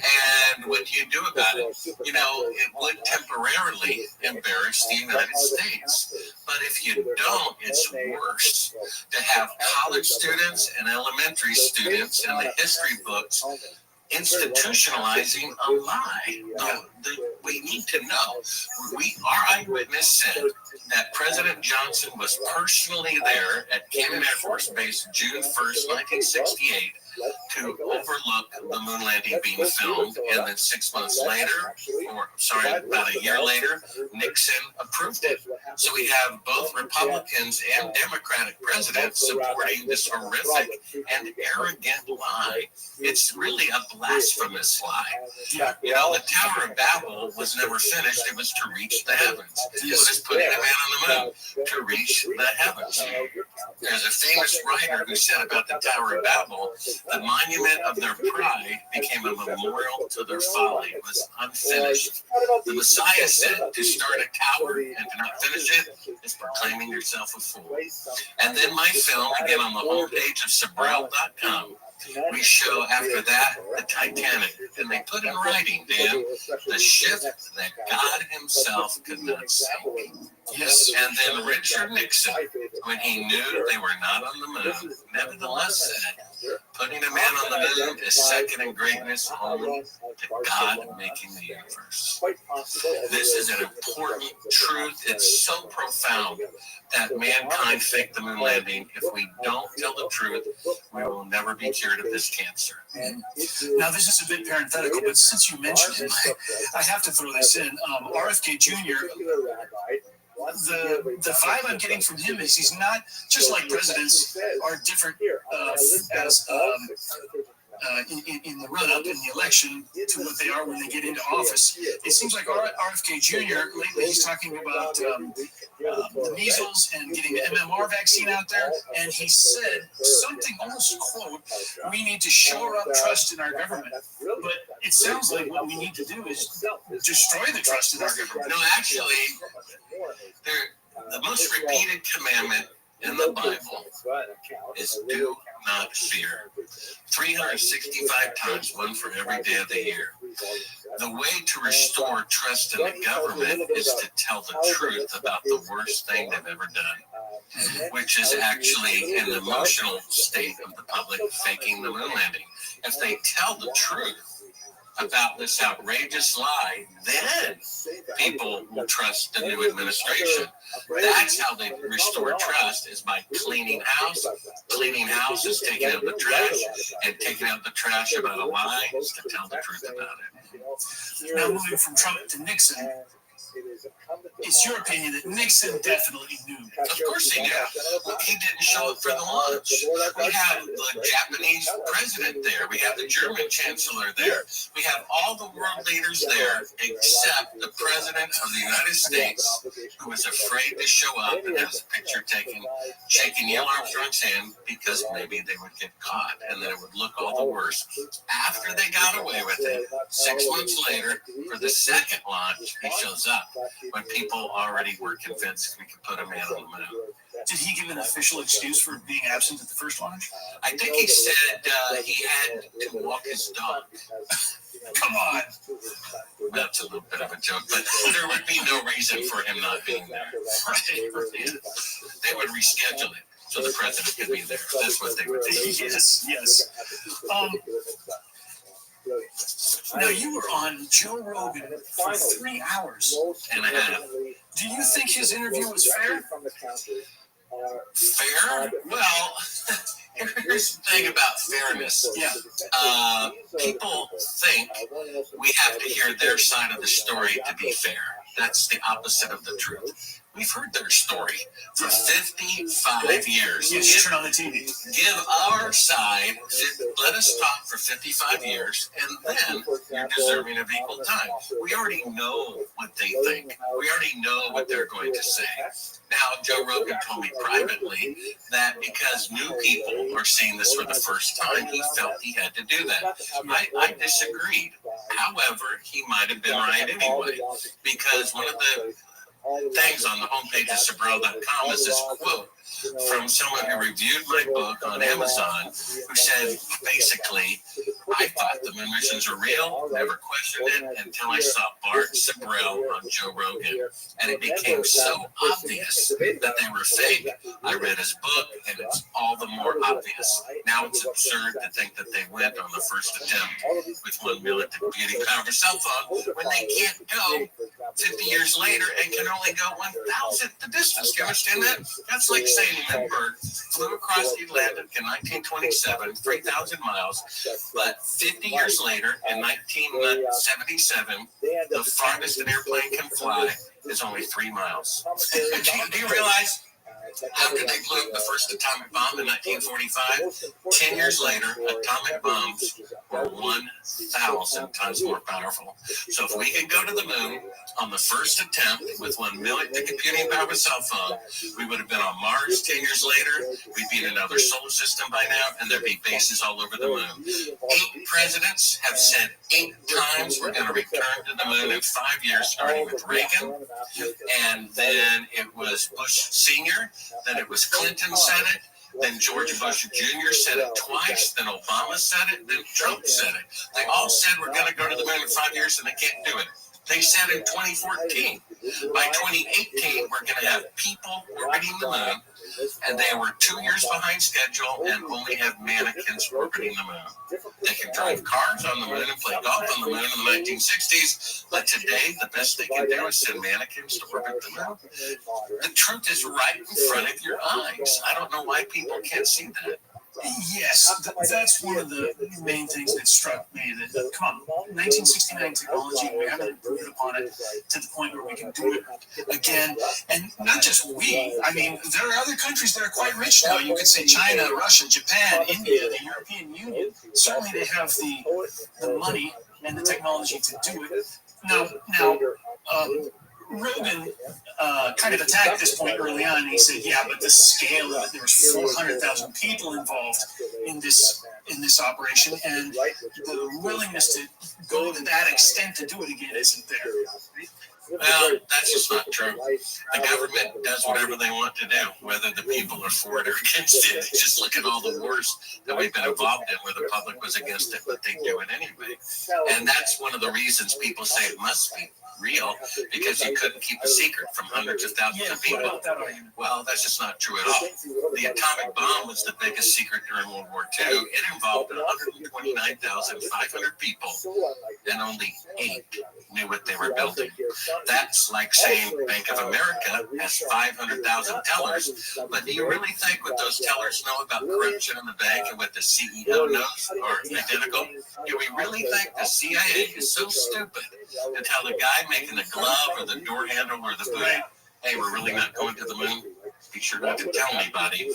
The fact is, Eugene Kratz, flight director, who I've spoken to personally, said someone in the command center during a launch can tell no difference whatsoever between a simulated flight and a quote real flight. It's just a bunch of numbers going by on a screen. So how could we know as a 4-year-old from our living room or watching it on video 20 years later? Now, there are so many aspects to this.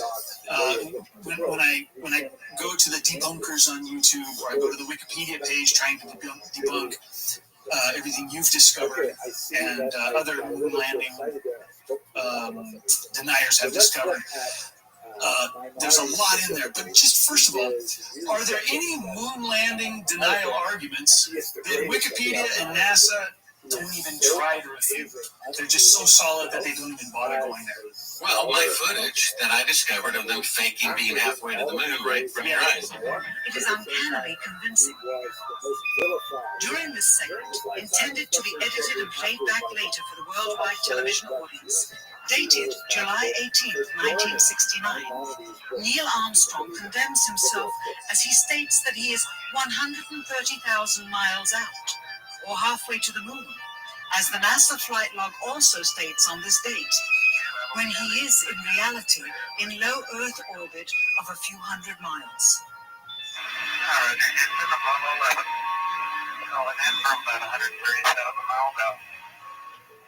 Here, during another segment, also intended to air after review, Neil Armstrong falsely explains to the viewers how the shot is attained by putting the camera's lens to the window's glass, as it would have to be if they were the claimed distance away from the Earth.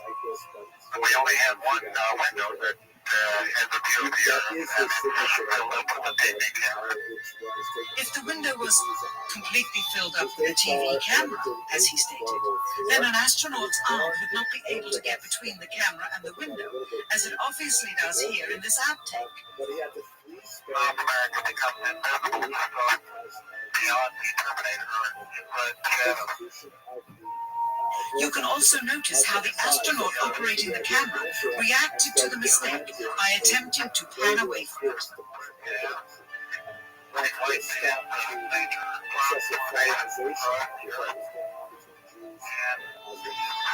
This is a segment that they believed wasn't even being recorded, much less suitable for broadcast, for the lens was being zoomed out and the scene was being changed to that of an interior of the astronauts at work, and apparently the stop button popped back up on the recorder without notice. Here is the diffused work light that they used to see camera controls, but not throw light onto the spacecraft's wall. Here they remove part of the crescent insert.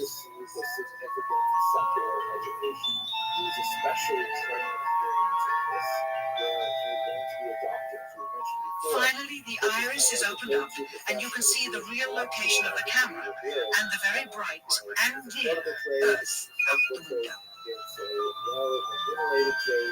Here is the slate for the 19th of July. Two NBC News directors agreed it proved they did not go to the moon.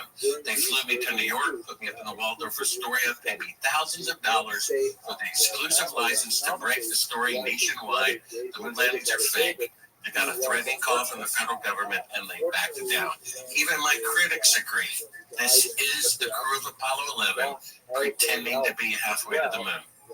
Then why would they be pretending to be halfway to the moon? They can't even go halfway. They can't leave Earth orbit. And what a surprise, 55 years later, they still cannot leave Earth orbit. That's why there's mannequins orbiting the moon. There's a number of reasons. The rocket did not have enough fuel.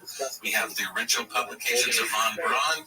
He says it's impossible to go to the moon in one rocket. It would take 3 rockets minimum, each taller than the Empire State Building, each weighing 800,000 tons. The Saturn V only weighed 2,500 tons instead of 800,000 tons, a difference of 30,000% times 3. Elon Musk said, and he has a rocket that is about 3 or 4 stories taller than the Saturn V. He says using that rocket, it can only go into Earth orbit. You'll have to make 8 fuel trips first, minimum, and from there, go to the moon. They didn't do that. And then my book, Moon Man, has 17 interactive video clips. You can see them now at Sabrel.com, one of which is a NASA engineer saying that there's radiation between the Earth and the moon that you have to go through to reach the moon. All the orbital flights are well below it. He said it's dangerous or deadly, and the technology necessary to go through it and survive to the moon has not been invented yet. You see? My name is Kelly Smith, and I work on navigation and guidance for Orion. We are headed 3,600 miles above Earth, 15 times higher from the planet than the International Space Station. As we get further away from Earth, we'll pass through the Van Allen belts, an area of dangerous radiation. Radiation like this can harm the guidance systems, onboard computers, or other electronics on Orion. Naturally, we have to pass through this danger zone twice, once up and once back. We must solve these challenges before we send people through this region of space. We must solve these challenges before we send people through this region of space. We must solve these challenges before we send people through this region of space. We won't have astronauts inside. We won't have astronauts inside. We won't have astronauts inside.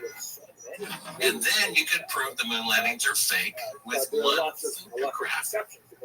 On the homepage of Sabrel.com, we show sunlight. You can check this yourself. Go out in a parking lot, your front yard, on a cloudless day. Look at 2 people, 2 trees, 2 telephone poles. The shadows always run parallel with one another. It's impossible mathematically, scientifically, for shadows lit by the sun to intersect. If you go to the website, you can see 2 objects. One, an astronaut, where their shadow is going at 12 o'clock, and a rock about 5 feet away. The shadow is going at 9 o'clock. 90-degree divergence from objects 5 feet apart. Take it from a filmmaker. That's an electrical light that's really close. We just proved the moon landings are fake with one picture. Then we have them faking being halfway to the moon right in front of your eyes. Then we have the logic that you can't have 1,000 times greater space traveling technology in 1969 than today.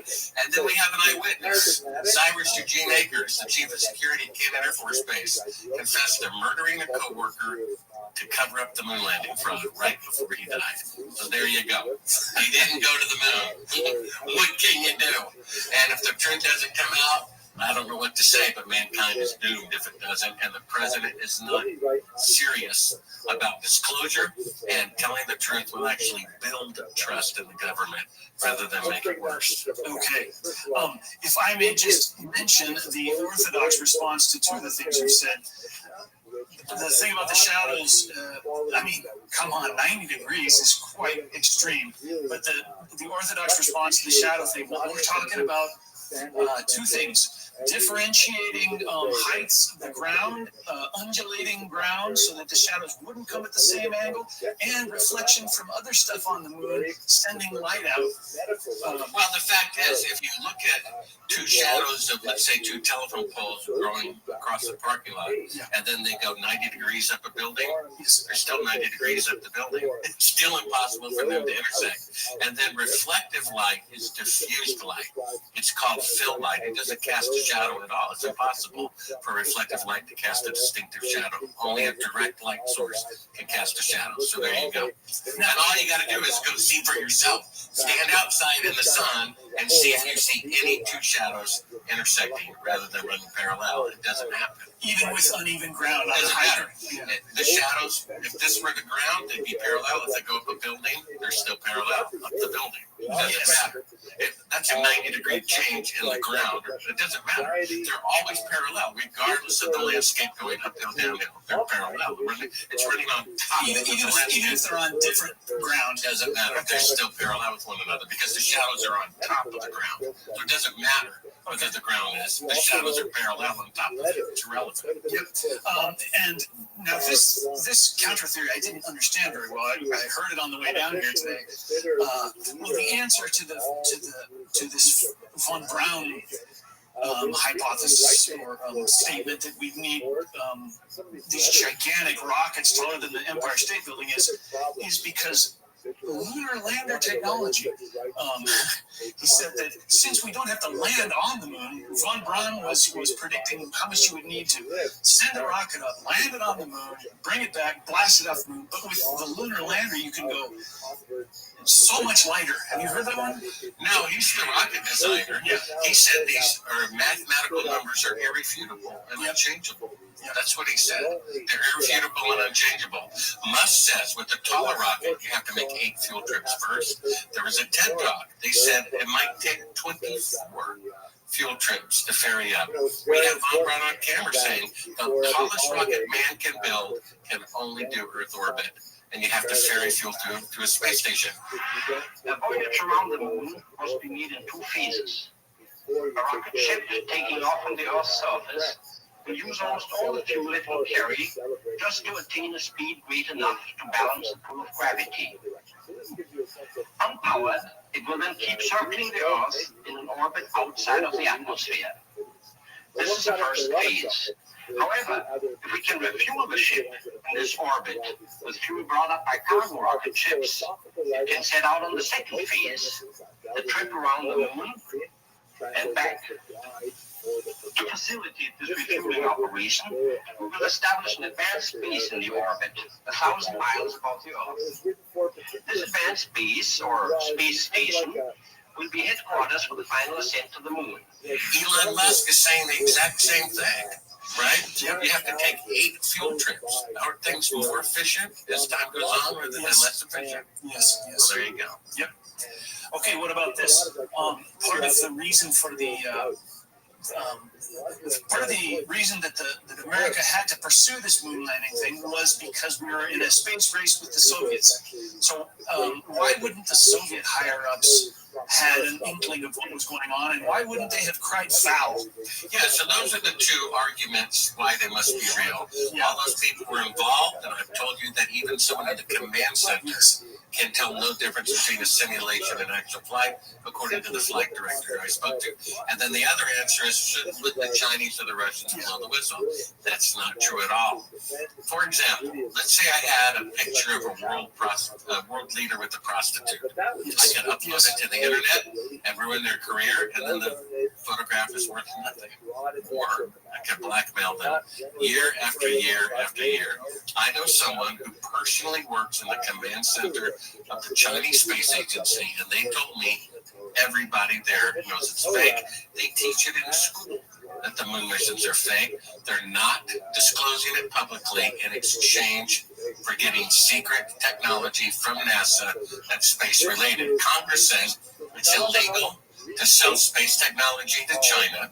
China is blackmailing the United States, and the CIA is giving it to them illegally in exchange for not exposing the moon landing fraud. And the same with Russia. One of the latest things that came out, it's on the homepage of Sabral.com, is about a year ago.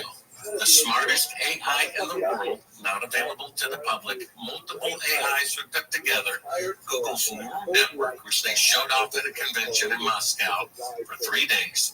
One team had it, and they were playing with it, write a symphony, took 2 seconds, write a novel, took 2 seconds, and it has a deep fake detector program that has never been wrong. You can show it a video of Biden or Trump, it'll tell you in 1 second whether it's a deep fake or not. It analyzes all the pixels and the geometry of it. One team fed it pictures of the lunar surface from the unmanned Chinese probes. Said they're real.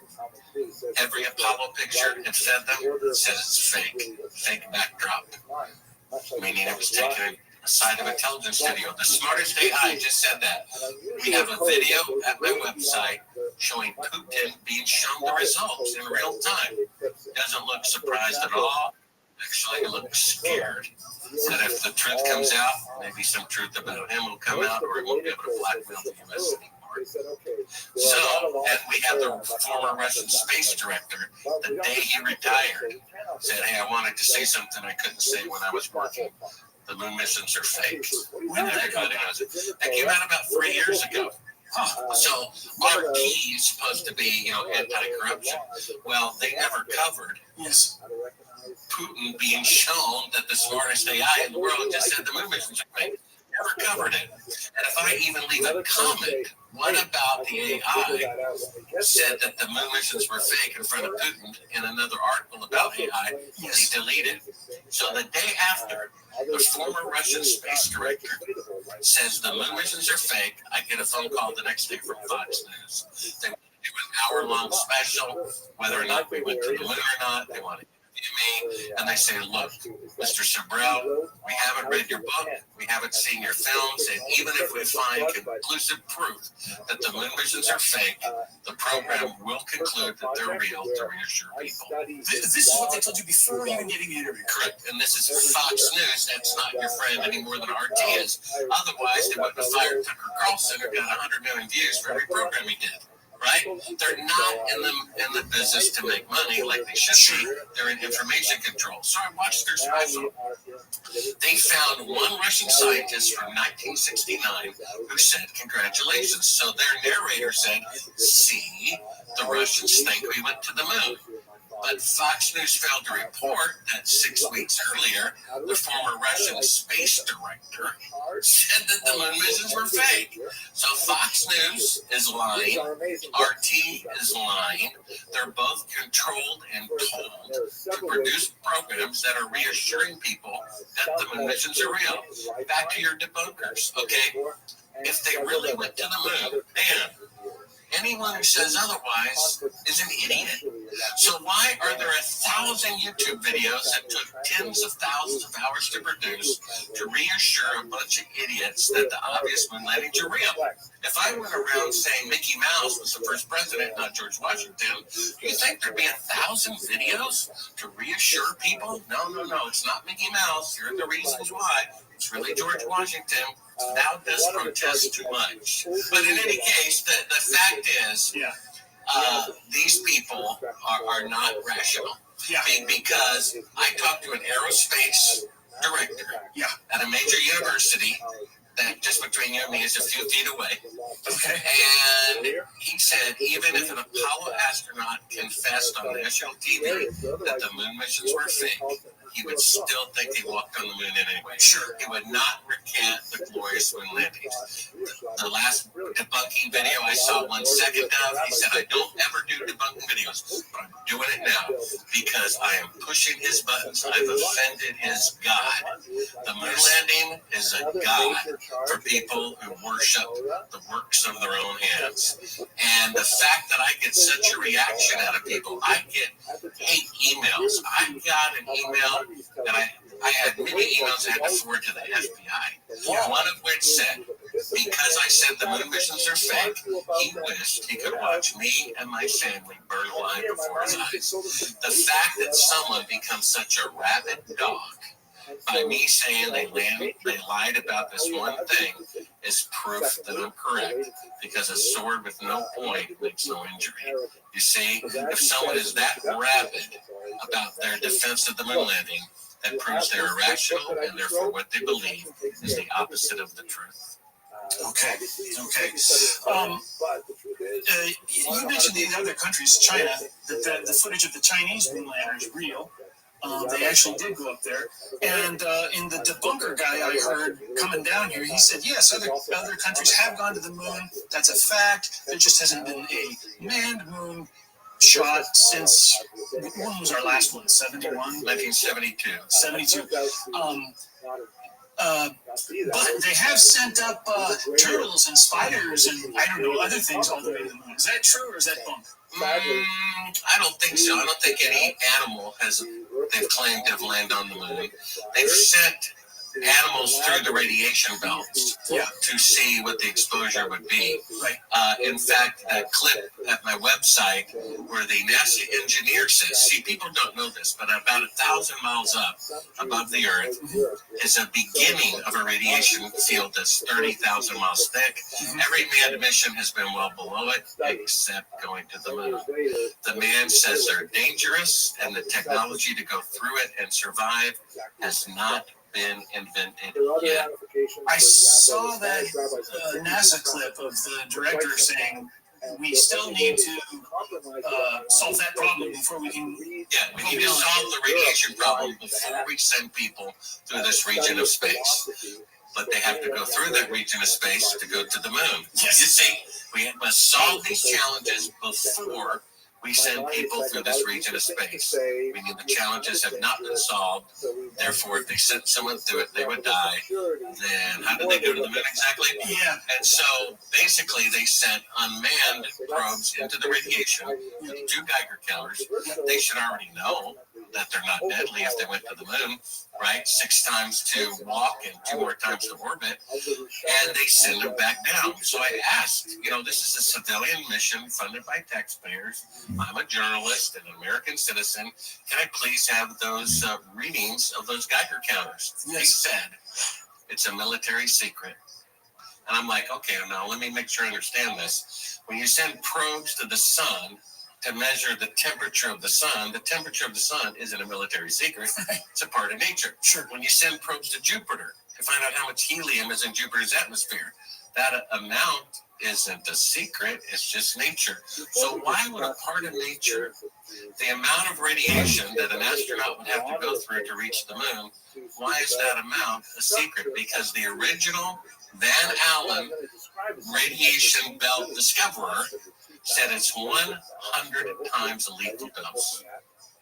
And that's why there's mannequins orbiting the moon instead of people. Okay, the Wikipedia article on this claims that Van Allen sort of said, "Oh no, I think people can go through." Believe it or not, I couldn't look it up. Okay, so he of course, Wikipedia is defending lies every other page. That's right. Right. So originally he said it's 100 times a lethal dose. Yes. And if he later says it's not lethal, then the guy's an idiot, didn't know what he's talking about. So why is he in charge? Same thing with von Braun. First, he says it's going to take 3 800,000-ton rockets to go to the moon. And then he says, it's only going to take 30,000% less rocket power. So if anyone who can convert his math to that degree is incompetent, so why is he in charge? You see, either he's right or incompetent. Yes. Right? So if he's incompetent, you can't go to the moon. And if he's right, you can't go to the moon. Do you think those 2 guys got the phone call? Well, we have a list of who was there at Cannon Air Force Base when they filmed the first moon landing. It came from President Johnson himself. Cannon Air Force Base in eastern New Mexico. Yeah, Clovis, New Mexico.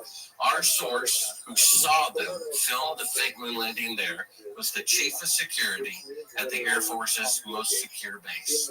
President Johnson personally gave him a list of 15 people who were allowed in to eyewitness it. He kept that list as a souvenir. We published it in the book, in both the American and German version. And Van Allen was on that list. Okay. Now, smaller details with debunking the debunkers. talk about the crosshairs. The crosshairs in the photographs that they shouldn't be behind the actual thing we're looking at. But then the Wikipedia argument is, well, these were from early scans that weren't high quality. And the modern scan, you can see all the crosshair in front of the objects as they should be. Well, that's not really that relevant in my opinion. The fact is they were etched onto the plate of the camera, therefore they're always on top of all pictures. But sometimes they appear behind the pictures indicating a composite. Right. Remember, and you can show this footage, I'll send you the links in an email. We have them faking being halfway to the moon from Earth orbit. Yes. And even my critics agree is them faking being halfway to the moon from Earth orbit, right? So it's dated 2 days into the flight. Yes. So if they're still in Earth orbit 2 days into the flight, they can't walk on the moon the next day according to their own schedule. And if they're faking being halfway to the moon, it's because they can't go halfway to the moon, right? Yes. Otherwise, we would be seeing real footage of the Earth floating in space rather than a 1 foot model of it. So we already have proof they didn't go to the moon. We have shadows intersecting that proves they didn't go to the moon. We have an eyewitness that proves they didn't go to the moon. And we have the logic you can't travel 1,000 times further into space in 1969 than you can today with 5 decades better technology, which proves it. You can talk about the flag waving or the crosshairs, but that's nothing in comparison to what I just said. Okay. So these main proofs you talk about, plus the deductive reasoning, in your mind, that's enough. You don't have to get into the sea and the rock and the crosshairs and all that stuff. It's incidental. Okay, yeah, gotcha. So there's the spotlight hotspots. Well, I mean, according to the man who built the camera in Hasselblad, he said these pictures were taken in front of electrical lighting. Did he? That's what he said. Okay. Yeah, in the Fox special called Conspiracy Theory, Did We Land on the Moon, which I was a consultant on. Yeah. Well, speaking of cameras, the 2 camera shots that kind of have me scratching my head are, one, the filming of Armstrong getting off the lunar lander, and 2, that perfectly timed and panned film. I mean, as a movie man, as a photographer, a movie photographer, how did they get that perfect view of the lunar lander blasting back off into space? You know that one. Well, yeah, there should have been quite a dramatic radio delay between the remote control unit and the guy, and then he guessed correctly. That's a little absurd. The interesting thing about Astronauts Gone Wild, some of the points in there, is we interviewed Alan Bean, who says on camera we did not go through the radiation belts, which is true. They stayed in Earth orbit for 8 days. That way they could go up in front of witnesses and splash down and so forth.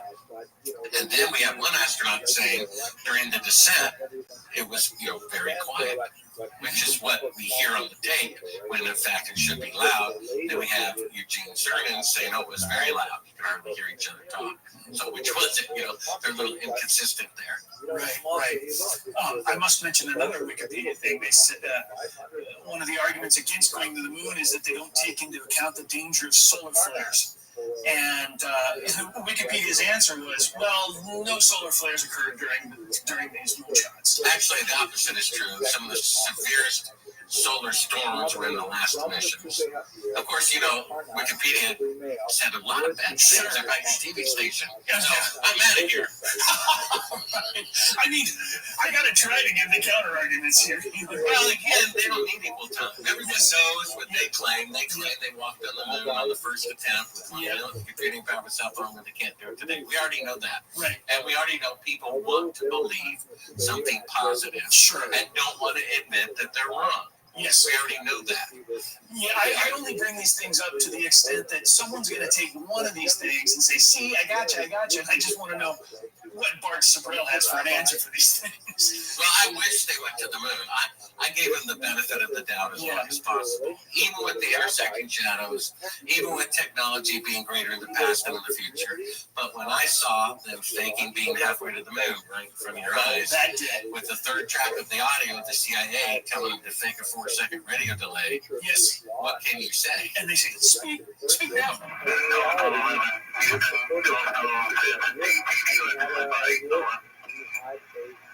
Responsibility to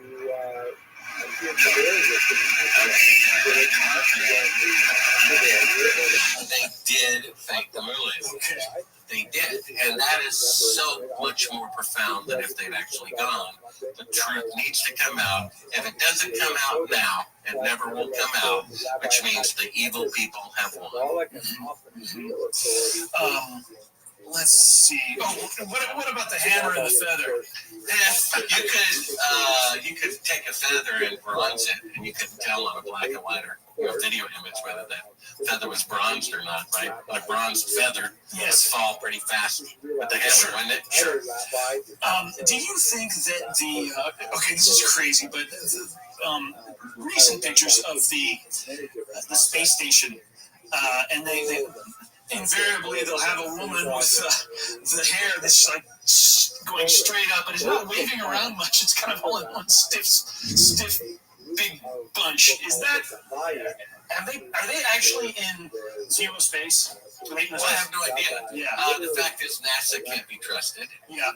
The term wicked comes from Kendall Wick, which I thought was one strand, but if you look at it closely, it's two. Truth and lies. That's what wicked means. It means to tell the truth and lie back and forth to make it difficult for someone to discern the truth. The fact is, they did fake the moon landing, and if they were really UFOs and things, they would certainly not show us a face on Mars or a pyramid on Mars.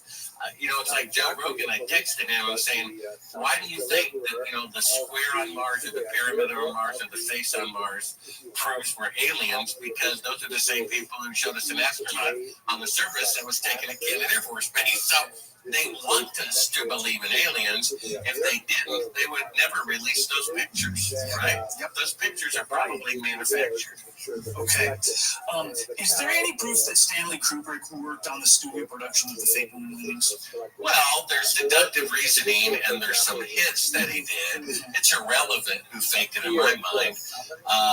The fact is, they did fake it. Now, back in 1968, when it was filmed at Kennedy Air Force Base, he was simultaneously filming a motion picture about going to the moon, 2001: A Space Odyssey. And the fact is, they did fake the moon landing. Someone had to be in charge of those fake images. They could either hire the general of the media department at the Pentagon and get good security, but amateur results. Or they could go with the best filmmaker on the planet, Stanley Kubrick, get good results short term and worry about security later, and that's what I would have done. And then in his film The Shining, one of the characters, the little boy, has on a hand-knit Apollo 11 shirt. And then his last film, Eyes Wide Shut, right? People look at that picture of Buzz Aldrin with his armpit and fail to notice all the wrinkles in a suit that's supposed to be pressurized. How many wrinkles are in a balloon? In any case, people's eyes are wide shut. I see, yeah. He insisted contractually that film open on the 30th anniversary of the launch to the moon. And was it? It was. Yeah, July 16th, 1999. And do you think they killed him over the content of that film? I think that he was murdered because he knew the truth, and I've tracked a lot of murders right around the age of 70. People die because I guess they figure that's a ripe old age. We don't want you getting senile and misspeaking. And yeah, it was very difficult to investigate his death. The coroner's office was stalling. They never sent over any documents I requested. And his wife was especially overly anxious to make it look like it wasn't a homicide. I think to protect other family members. Was she willing to open up about it? What was her opinion? Well, no comment about that. But his daughter believes dear old dad wouldn't do such a thing. And of course, she says I was 8 years old at the time in 1969. It was actually filmed a year earlier when she was 7. My parents had cocktail parties when I was 7, and then we went to bed. Who knows what they were doing? Sure. Yep. And so, who knows? I think Stanley Kubrick would have found it intriguing to make a film so good that people thought it was real as kind of a feather in his intellectual cap. he either had something to do with it or knew about it.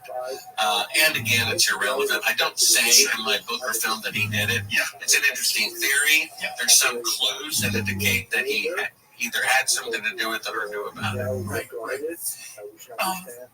Did the government end up having to admit that some footage was, that was done in the studio because we couldn't recreate it due to the temperatures or whatever, something to do with the film? So yes, these images were recreated so the public would know what's going on. Was there that kind of footage out there too? Well, a little side note to answer that question. Last time I was in a hotel, I remember flipping through HBO, and 3 of the 10 movies, a third about aliens from outer space. Now, if 3 of the 10 movies were about what a jerk Trump is, or 3 of the 10 movies were about what a hero Trump is, you would know there was a concerted effort to steer public opinion. The government really wants us to believe in UFOs for some reason, and they're doing, congressional hearings about it. Why aren't there congressional hearings about JFK or the moon landing fraud? They want us to believe in it, therefore it's a lie. Now, recently a film came out about going to the moon and them, filming fake pictures, and they wanted us to believe that the pictures were fake, but they really went to the moon. But that's another lie. This is the reason why they had to do that is because the AI just said the pictures were fake. So they're scrambling to try to figure out, okay, the pictures are fake. Now, how can we still try to get people to believe they're real so we're not embarrassed? The fact is, people in 1969, 10% of the population before the launch thought they were going to fake it. So the last thing they would do would be to fake any of it, because then people would accuse them of faking all of it. It's very simple. If you really went to the moon, you wouldn't have to fake any of it. If they're faking being halfway to the moon, it's because they can't go halfway to the moon. They didn't care. During the alleged live landing, it was an Atari graphic of a little, blip going down to the lunar surface. There were no live pictures. Well, if I were the NASA administrator, I would put a camera on the side of that rocket, house it in protective glass, and I would have a 24/7 picture going all the way from the launch pad, nonstop, all the way to the moon, to prove we were really there. Shoot a flare from the moon or something. But they did none of that. They showed as little as possible. And then they only showed a 4th generation image. The networks were like, give us a live feed. They said, no. What we're going to do is we're going to take the image, project it on a big screen with 1969 projection quality, have a TV camera film that, have that go to a TV monitor, and have you film that. When they could have gotten a live feed. And then Ron Howard, his grandfather, warned him. The moon-missions are fake. He didn't listen. He wants to do this IMAX special. He goes to NASA and says, we're going to transfer all the original footage to HD TV, projected 100 feet wide. They said, give us a few days. And 2 days later, they lost all the footage. Prevented it from being transferred to HD. Wow, how did you know about Ron Howard's grandfather saying this to him? He admitted he said so. Yeah. And so, not only did they destroy intentionally all the original videotapes, they disassembled and threw away all the parts of the only machine that could play them back if the originals were ever found, so it's impossible to play them back anyway. They destroyed all the original telemetry data that shows where the rocket really was, and they destroyed all the schematics, blueprints, and diagrams of the original equipment that showed the battery power that the lunar module used to allegedly get down to 72 degrees of air conditioning on a bank of car batteries for 3 days against 250 degrees, and the fuel and all this. So they would never do that if they really went, but that's exactly what they would do if they perpetrated a fraud. You understand? They spent an equivalent of $250 billion to go to the moon, right?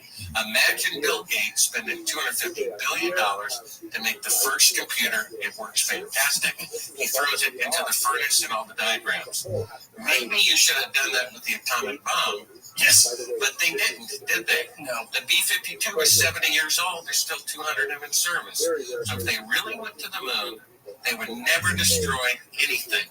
But that's exactly what you would do if you perpetrated a fraud, which in and of itself is proof of the fraud that they destroyed everything. And we actually have NASA people, government people on record saying we've lost the technology? Well, no, they didn't say they lost it. They said they intentionally destroyed it. It's one of the clips at Sabrel.com. My book, Moon Man, is interactive. Sure. I write a chapter, then I say go to link number 1 at Sabrel.com, link number 2. One of the links is their own NASA astronaut saying we destroyed that technology. I'd go to the moon in a nanosecond. The problem is we don't have the technology to do that anymore. We used to. We destroyed that technology, and it's a painful process to put it back again. Why would they destroy something that costs $250 billion when they won't even destroy the technology of the atomic bomb? You see, they did it to cover up the fraud. Okay. Now, speaking of the movies you see in your hotel room, you say that they want us, for some reason they want us to believe in UFOs. Can you speculate a little? Why do they want us to believe in this stuff? Well, von Braun said before he died that the federal government's last deception would be faking an alien invasion. And this from the guy, before he died, who faked the moon landing. So I recently came out with a book called Aliens from Planet X, where I studied the top 2 UFO researchers, Jacques Vallée and Alan Hynek, who after 4 decades of research each said the following. Number 1, UFOs are real. Number 2, they're not from outer space, they're from Earth. And number 3, they're demonic. So, it's my opinion, based on some verses in the Bible and the testimony of the experts, that they are fallen angels impersonating aliens, which can't be proven or disproven. They come from 3,000 light years away. After all, they're the father of lies, right? And then they recently did, as of really about 20 years ago, they did a DNA study of all nationalities of the earth, and with the new DNA technology, traced back mankind into time, and said with 100% scientific certainty, every human who has ever lived, is alive, or will ever live, came from one woman, just like the Bible said, and no evolution, no one before her, she suddenly appeared. That proves that there is a creation, but they scramble. How can that be true? Like, how can the pictures be fake and we still went to the moon? They're scrambling. So, obviously, it's only fake because they're fake. And so they're scrambling. Well, how can we all come from one woman with no one before her, but there still be no God? How can we make that happen? So they said, new theory, we were made by aliens. But they never asked the question in 3 years of this program, if we were made by aliens, then we made the aliens. And they forget that in the book of Isaiah, it says Lucifer wants to ascend to the throne of God and take credit for creation. So if we were made by aliens, and aliens are really fallen angels led by Lucifer, what they're really saying is that mankind was made by Lucifer instead of God. That's actually what they're saying. That is over the top. Yeah, and then there's the fact that all of the presidents, except for one, have the same ancestry bloodline. And then Genesis 3:15 says there's a war between 2 bloodlines, fallen angel bloodline and the bloodline of Adam. They're at war with one another. So the world leaders are of the same bloodline, you see? Yes. And that's why they're liars. Just over a month ago, I did an interview with a guy that writes for Global Research. His name is Joaquin Hagopian. And he has done extensive reseff on the child abduction rings, the child sex rings, and how this is universal. I mean, stuff worse than that too, the torture stuff. And from the get-go, I said, where does this all come from? And he mentioned the fallen angels. And he says, I said, are you talking about the Nephilim in the Bible? He says, absolutely. That's exactly, there's another word for it, I forget what it is. But he says, this is exactly where this evil comes from. Well, it's true. During Jesus' time, until about 300 years ago, people interpreted Genesis 6 to mean what it says, that angels intermarried with humans and created a deformity of giants. When people have visions of angels, even good ones, they're gigantic. They're 10, 12, 15 feet tall. The first book that was written in the Bible is actually the book of Job. And it sets the precedent for what the term Elohim, sons of God, means.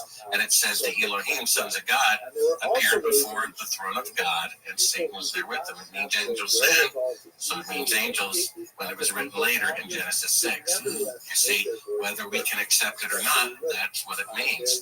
And then, this is how it ties into UFOs. What do people do during an alien abduction when they invoke the name of Jesus? The aliens run away. So if they're from outer space and I invoke Buddha, Muhammad, Jesus, Bart, or Dan, what difference does it make to them? And then what do they do during alien abductions? They harvest sperm and eggs. Well, get this. Leviticus 19:19, I believe, says, do not crossbreed species. Do not make GMOs. And when you take a horse and a donkey to get a mule, the mule is sterile. Yeah. So Nephilim are sterile. That's why they're harvesting sperm and eggs. That's the only way they can reproduce themselves. You see?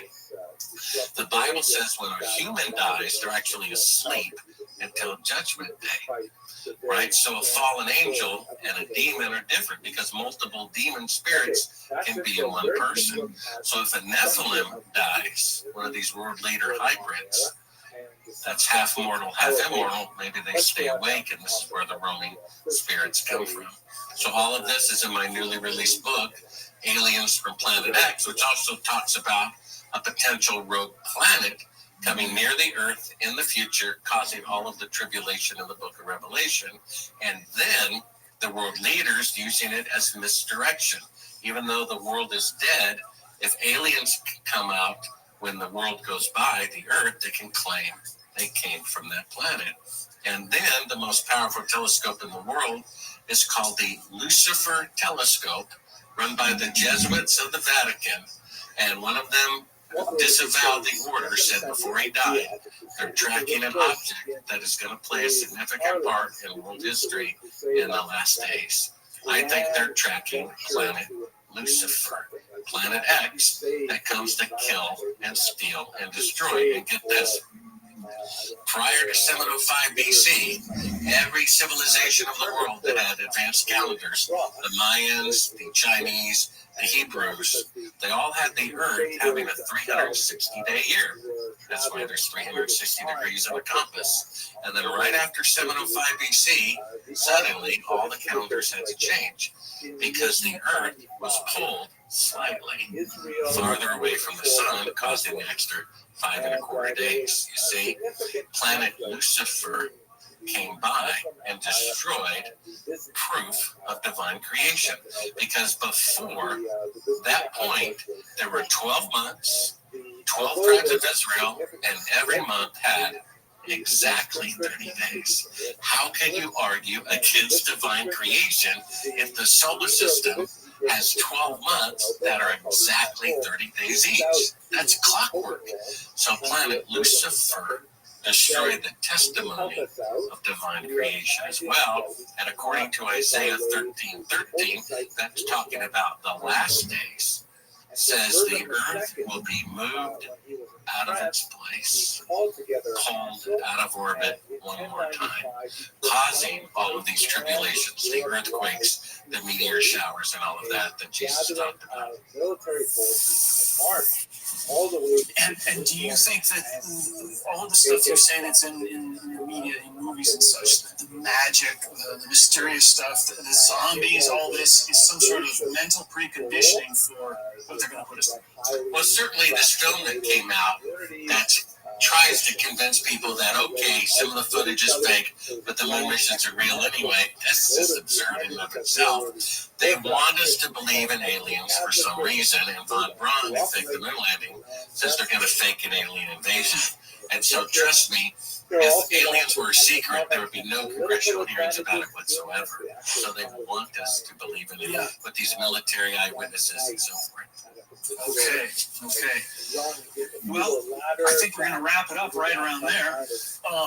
Bart Sibrel, do you have any closing thoughts? And then after your closing thoughts, you can remind us again about your books and where everybody can find you. Well, if this is for German television, there it is right there, the German version from Top Publications of Moon Man, the true story of a filmmaker on the CIA hit list. It's now out in German language and hardcover, and you can go to Sibrel.com, that's S as in Sam, I, B as in boy, R-E-L, and see on the homepage the testimony of the deathbed confession. All of that is at Sibrel.com. Okay. Well, thank you so much for your time. It's really been a pleasure and an honor. Sure. Especially important for us, was actually brought to its knees not by Muslim defenders, but by Christians who refused to allow the Crusaders to pass through their territory. And quite frequently along the way, the Crusaders traveled past Jewish settlements. So you see all of the Stars of David here represent larger Jewish communities, and the main path in particular is important to us. At the top right there, you see that it goes through. Sometime around the year 1540, a ship full of Norwegian sailors made the dangerous voyage to Iceland, a frozen island in the middle of the North Atlantic. It was a notoriously dangerous voyage, and when they saw dark storm clouds begin to brew on the horizon, they knew they were in trouble. Their boat was lashed by wind and rain and tossed around like a cork on the towering waves. The storm went on for days, blowing them far off their course with no idea where they were heading. Finally, when all seemed lost, the storm lessened a little, and they sighted land in the distance. They managed to beach their boats through the rough waters in a small cove choked with ice, and there they waited for the remainder of the storm to blow over. They didn't know it then, but the storm had blown them right across the Atlantic Ocean, and the coast they now sheltered on was in Greenland, a bleak and icy waste on the north of the American continent. In these days, Greenland was an icy tundra where no sensible European would ever think to venture. But as the men waited for the storm to die down, they spotted something not far from their boat. It was a man, face down, dead in the snow. They saw his clothes made from seal skins and the fur in his hood, and they thought he must be an Inuit, one of the indigenous inhabitants of Greenland. But as they approached, something didn't look right. They turned the man over and saw with surprise that he had red hair and pale skin. He was a Norseman, just like them, but he was dressed in the clothes of an Inuit hunter. On his head was a hood, well made, and otherwise clothes of frieze cloth and of sealskin. Near him was a sheath knife, bent and much worn and eaten away. They thought he must have wandered through the wilderness in these clothes to the coast, perhaps trying to find a ship to carry him away. And then he died right there on the beach, all alone at the edge of the world. Moved by the sight of this man, the sailors took his knife. When the weather cleared and they set sail back to Iceland, they took the knife with them. They must have rolled it around in their hands and wondered to themselves, who was this Norseman so far from home? Why was he dressed in the clothes of an Inuit hunter? And in this bleak and uninhabited waste, where in all the world had he come from? In the Rhineland Valley.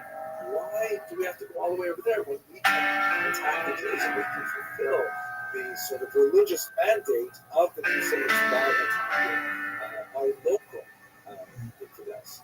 Three communities in particular were devastated, amongst about a dozen.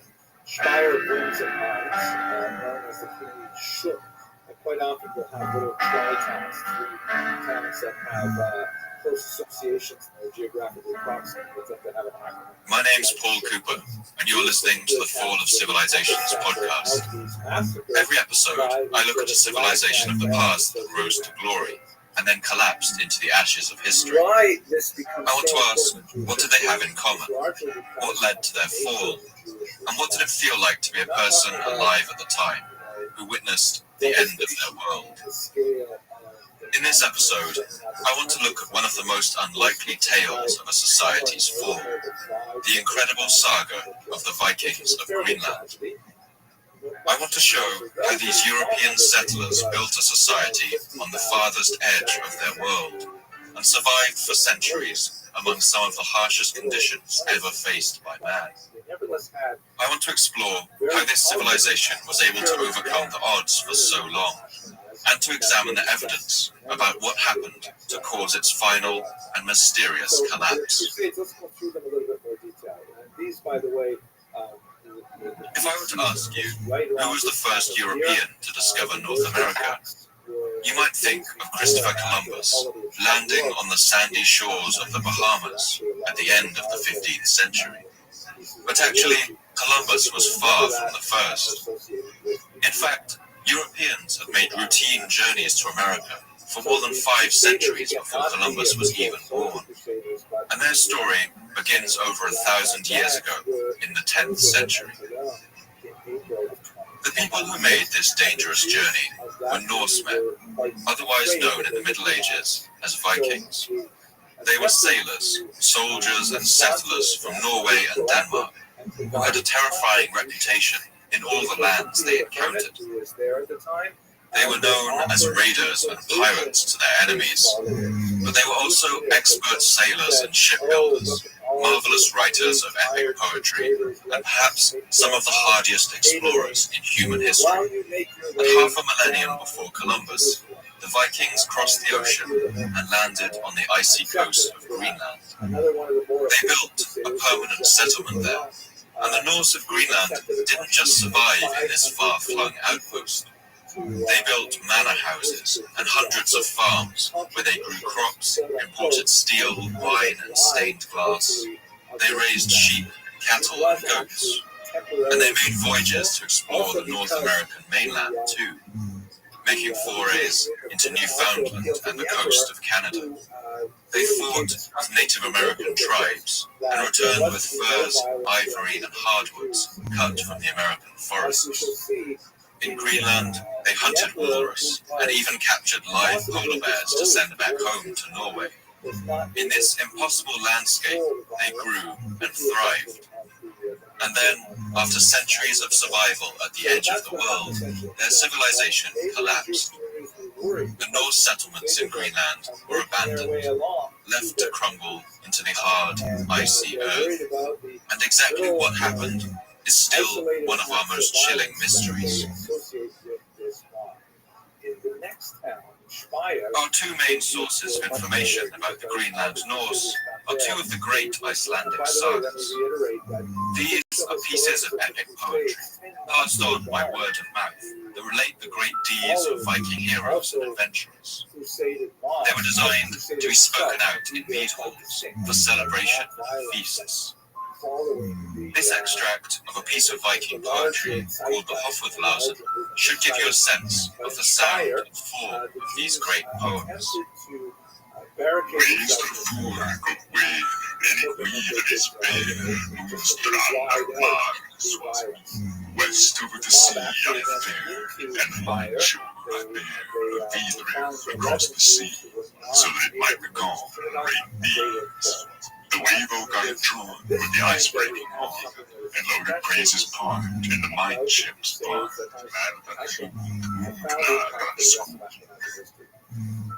Later, these sagas were written down, and today they give us an incredible insight into the lives that these men and women lived as they explored the icy lands of the North Atlantic. And our story begins right there, on the snowy slopes and steaming vents of Iceland.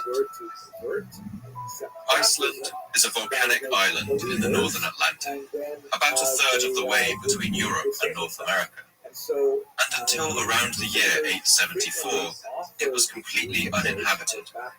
Only flocks of seabirds and the reclusive Arctic fox roamed its snowy hills. But then the Vikings arrived. From their homeland of Norway, it was a journey of over 1,500 kilometers by sea, through some of the harshest weather on Earth. But the Vikings sailed in slender wooden longships that were the very height of medieval technology. Their ships had perfectly hydrodynamic hulls and strong square sails that were perfectly adapted for plying the freezing, stormy waters of the Northern Ocean. And after the year 874, when the Vikings first landed, the transformation of the land happened quickly. Back home in Norway, land was scarce, and competition over farmland meant that many people were eager to start new lives in a completely unexplored land. Within 60 years of their first landing, the Vikings had already built over 1,500 farms in Iceland, and the population rose to over 3,500 people. But the ambitions of the Vikings wouldn't end here. By the year 930, it seems, just about all of the usable land in Iceland had already been claimed, and already stories were beginning to spread among the Norse sailors. Stories about a new land, a land of blue ice and mists that lay somewhere over the stormy sea. According to the sagas, the first person to attempt to find this new land was a man named Eric Thorvaldsson, and he would be known to history as Eric the Red. Eric the Red was born around the year 950 into a Norway that had only just been unified into a single state. Norway has a ragged, undulating coast, broken by wooded fjords, great mountainous inlets, and dotted with rocky islands out to sea. But Eric was born in the south of the country, where the flat land meant that the sea always stretched out before his eyes, calling to him with its inviting horizon. As a boy, he must have gazed out at the ships sailing off in the direction of the sunset, watched them sink below the horizon, and he must have wondered what lay beyond that tantalizing vanishing point. And Eric was about to find out. That's because he was the son of an outlaw named Thorvald, who had an explosive temper, and this temper would have dire consequences for Thorvald's family. When his son Eric was only 10 years old, Thorvald killed a man in a quarrel. And in Norway, murderers didn't only have the law to fear. Viking honor meant that the family of the dead man would soon be out for blood in revenge. Fearing reprisals, Eric's family managed to gain passage across the sea to Norway's newest settlement, the freezing land of Iceland, where smoke was said to rise from the very earth. The young Eric must have looked out from the ship on that voyage and seen the sea stretching out in all directions, grey and bleak and forbidding. But it must have been exciting for the young boy too. Here, at last, was the adventure that he dreamed of. By this time, in the second half of the 10th century, Iceland was already well settled by Norway. The Norse had brought large amounts of thralls, or slaves, from Ireland and Scotland to help them populate their new colony. They'd introduced horses, cattle, and rabbits, and Iceland's snow forests had been cut down to clear farmland for the cultivation of barley. Its people ate cod from the sea, unsalted but dried on wooden racks by the wind and cold. But this success story of a settlement also meant that most of the best land had already been taken. When Eric arrived with his family, all that was left was a plot of uninhabited wasteland in the forbidding tundra of the northwest. But that was all the choice they had. And Thorvald and his family settled down and began to work their farm. We can imagine that as a child in Iceland, the young Eric must have listened to the stories that the sailors told when they passed through, when they stopped on shore to repair their ships. Norsemen of this age navigated the oceans with no compasses, using the sun, moon, and stars to find their way. as well as following natural cues like the paths of seabirds and whales. But although they were expert navigators, it only took a strong storm to sweep them far off course, as we'll learn a few times throughout this episode. The Vikings of Iceland believed that they lived on the edge of the world. But already at this time, stories were beginning to spread of sailors who had been blown off course and seen strange things in the distance. They brought back stories about mysterious islands they'd seen drifting out of the sea mists, faraway lands spied across the ocean, tales of blue coasts in the west. When Eric's father Thorvald died, Eric inhabited their humble farm, and he began a family of his own.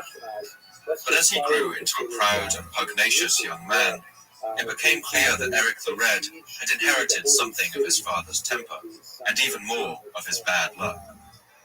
One day, a group of workers on Eric's farm caused a landslide that tumbled into the neighboring farm. This belonged to a disagreeable neighbor, known only as Eyjolf the Foul. And Eyjolf seems to have lived up to his name. Enraged at the damage caused to his farm, Eyjolf killed Eric's workers. But Eric was his father's son, and he wasn't to take this insult lightly. He chased after Eyjolf, and the two of them fought. In the brutal struggle that ensued, Eric prevailed, and Eyjolf the Foul was killed. Once the heat of battle had died down, Eric realized what he had done. Just like his father, he feared the beginning of a blood feud. In the society of the medieval Norse, one death could be like a spark in dry heather. Setting off a cycle of violence and revenge could last for generations. So it may have felt like something of a relief for Eric when the law, and not Eyjolf the Foul's family, finally came down on him. For the killing, the lords of Iceland declared that Eric the Red was banished for 3 years. Soon, just like his father, Eric would have to flee the land that he had learned to call home. But Eric didn't have many good options before him. His family had many enemies now. In Norway, the relatives of the man his father had killed might still be looking for blood, and it was clear he couldn't stay in Iceland. For a Norseman in the 10th century, that didn't leave many other options. Eric stayed in hiding while he put together a boat and a crew, and it must have been during this time that those stories came back to him. The stories he'd once heard the sailors tell of the islands in the mist and their blue coasts half seen beyond the horizon. In the year 982, at around the age of 30, Eric set sail once again with only one goal in mind. He was going to reach the mythical land that was said to lie on the other side of the ocean. Many people must have laughed at him, but that year he set sail, and his voyage would change the map of the world forever. Of the 18th century onward, Greenland is the world's largest island that is not considered a continent. Over 80% of its landmass is covered in the Greenland ice sheet, a plate of ice up to 3 kilometers thick. Behind only Antarctica as the second largest body of ice in the world. The ice that makes up the sheet is as ancient as rock, some of it over 1 million years old. And the sheet is so heavy that the land beneath it has been crushed into the Earth's mantle beneath its weight. Although he couldn't know any of this at the time, this is the land that Eric the Red set sail for at the end of the 10th century. And, against all the odds, he would reach it. The voyage was nearly 1,500 kilometers, through a deadly gauntlet of floating ice and Atlantic storms. But despite the dangers, Eric rounded the southern coast of Greenland later that year and sailed up its western coast, searching for somewhere to land. For the most part, the land he saw was covered with Arctic tundra and the unending wall of that enormous glacial ice sheet. But after many weeks of sailing, Eric and his men found a small sheltered cove that seemed relatively free of ice. And when they sailed into it, their hearts must have filled with joy. They saw green slopes, where deciduous willows, boulder, and juniper trees grew, and low shrubs like dwarf birch covered the sides of some valleys. The landscape here was still harsh. It must have resembled the tree-line level of Norwegian mountains, right where most forms of life stopped growing. To most people, it wouldn't have looked like a promising location for a settlement. But to the Norse of the time, this small strip of land promised the potential for future growth. Eric would spend the next 3 years of his exile exploring this new land, sailing up its coast methodically and taking careful note of what he saw. And when his sentence of exile was over, he finally returned to Iceland with a plan in mind. He was going to gather as many settlers as he could and travel back to this new land to settle it permanently. But he knew it was going to be a hard sell. How could he convince enough settlers to risk that dangerous crossing, and all for a land that was barely more than a sliver of green on the edge of a barren ice sheet? Well, it seems that Eric the Red had something of a talent for salesmanship, and one of the key ways he tried to encourage people to follow him was with the name that he gave to his newly discovered land. The Icelandic Saga of the Greenlanders recalls this trick with something of an ironic tone. There was a man called Eric the Red who travelled out from here and took land. He gave a name to the land and called it Greenland, and said that people would be more eager to go there because the land had a good name. Perhaps imagining rolling green fields and pastures, many Icelanders agreed to follow Eric. And when summer came back around, he set sail once again for the land beyond the ocean. But this time, he wasn't going alone. Eric the Red had amassed a great fleet of 25 ships, full of men, women, and children, along with supplies, building materials, wood and nails, as well as livestock, including cattle, chickens, and rabbits.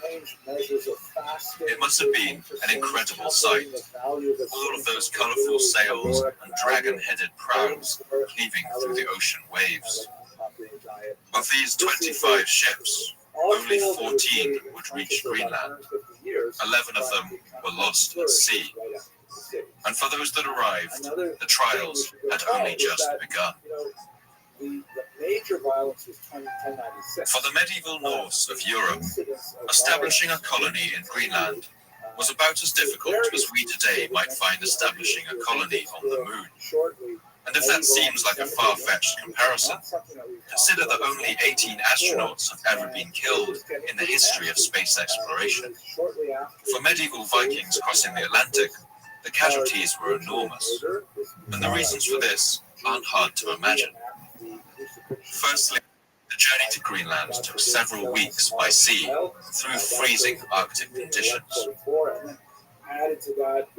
If you want to see a good example of the kind of ship the Norse used, there's no finer example than the so-called Gokstad ship in the museum. When you see this ship, you're at once impressed by its slender, organic shape, which testifies to the enormous skill of the shipbuilders. But you're also struck by just how small and exposed it is. How the Vikings who huddled on board must have suffered on those weeks-long voyages through storms and waves that must have towered over this tiny ship. Today, it seems incredible that anyone survived these journeys at all. Greenland is about as far from Iceland as Iceland is from Norway, both of them being journeys of about 1,500 kilometers. But although the distances are similar, the voyage from Iceland to Greenland was many times more dangerous. Worse than anything else was the drift ice. Greenland sat right on a powerful current that flowed down from the Arctic Ocean, and this current drew huge blocks carved from glaciers and icebergs the size of mountains. This freezing current runs down the east coast of Greenland and then back up the west coast, effectively ringing the island in a chainsaw blade of flowing ice. Today, This flow causes just as much of a problem to modern shipping as it did in the 10th century, but the Vikings didn't have any of the advantages of our technology. One story shows just how deadly these seas could be.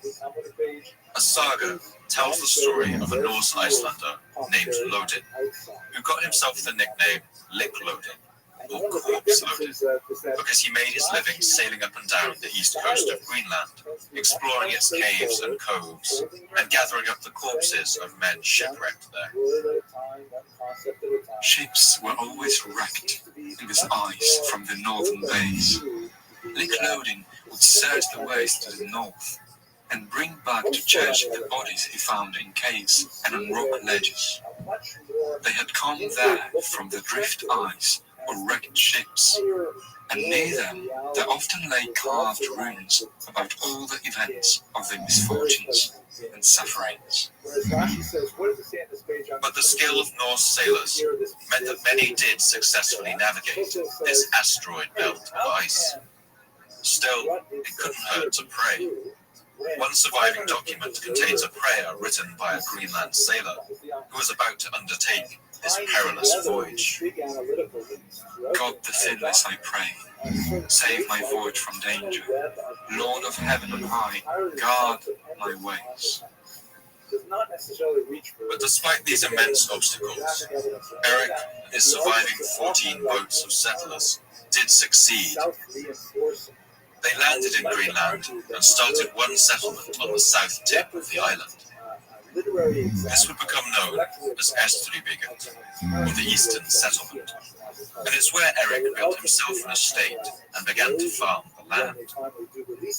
Later, the Norse would sail up the western coast of Greenland and found a second settlement. This was called Restream, or the Western Settlement. Life in Greenland was hard. Greenland has an Arctic climate, with average temperatures that don't exceed 10 degrees centigrade, or 50 degrees Fahrenheit, even in the warmest summer months. And summer temperatures can drop as low as minus 30 degrees centigrade, or minus 27 degrees Fahrenheit. During winter, the temperatures can reach minus 50 degrees centigrade, or minus 58 degrees Fahrenheit. For 2 to 3 months in summer, there is continuous daylight, the so-called midnight sun. And during winter, the sun never quite rises, with only 3 to 4 hours of daylight peeking over the horizon. But the Norse were expert settlers. There's evidence that they adapted to the difficult farming conditions of the Greenland winters by aggressively fertilizing the soils around their farmsteads. While the men of the settlements were out hunting, the women would have spent the day improving the soil, spreading it with manure to increase its fertility.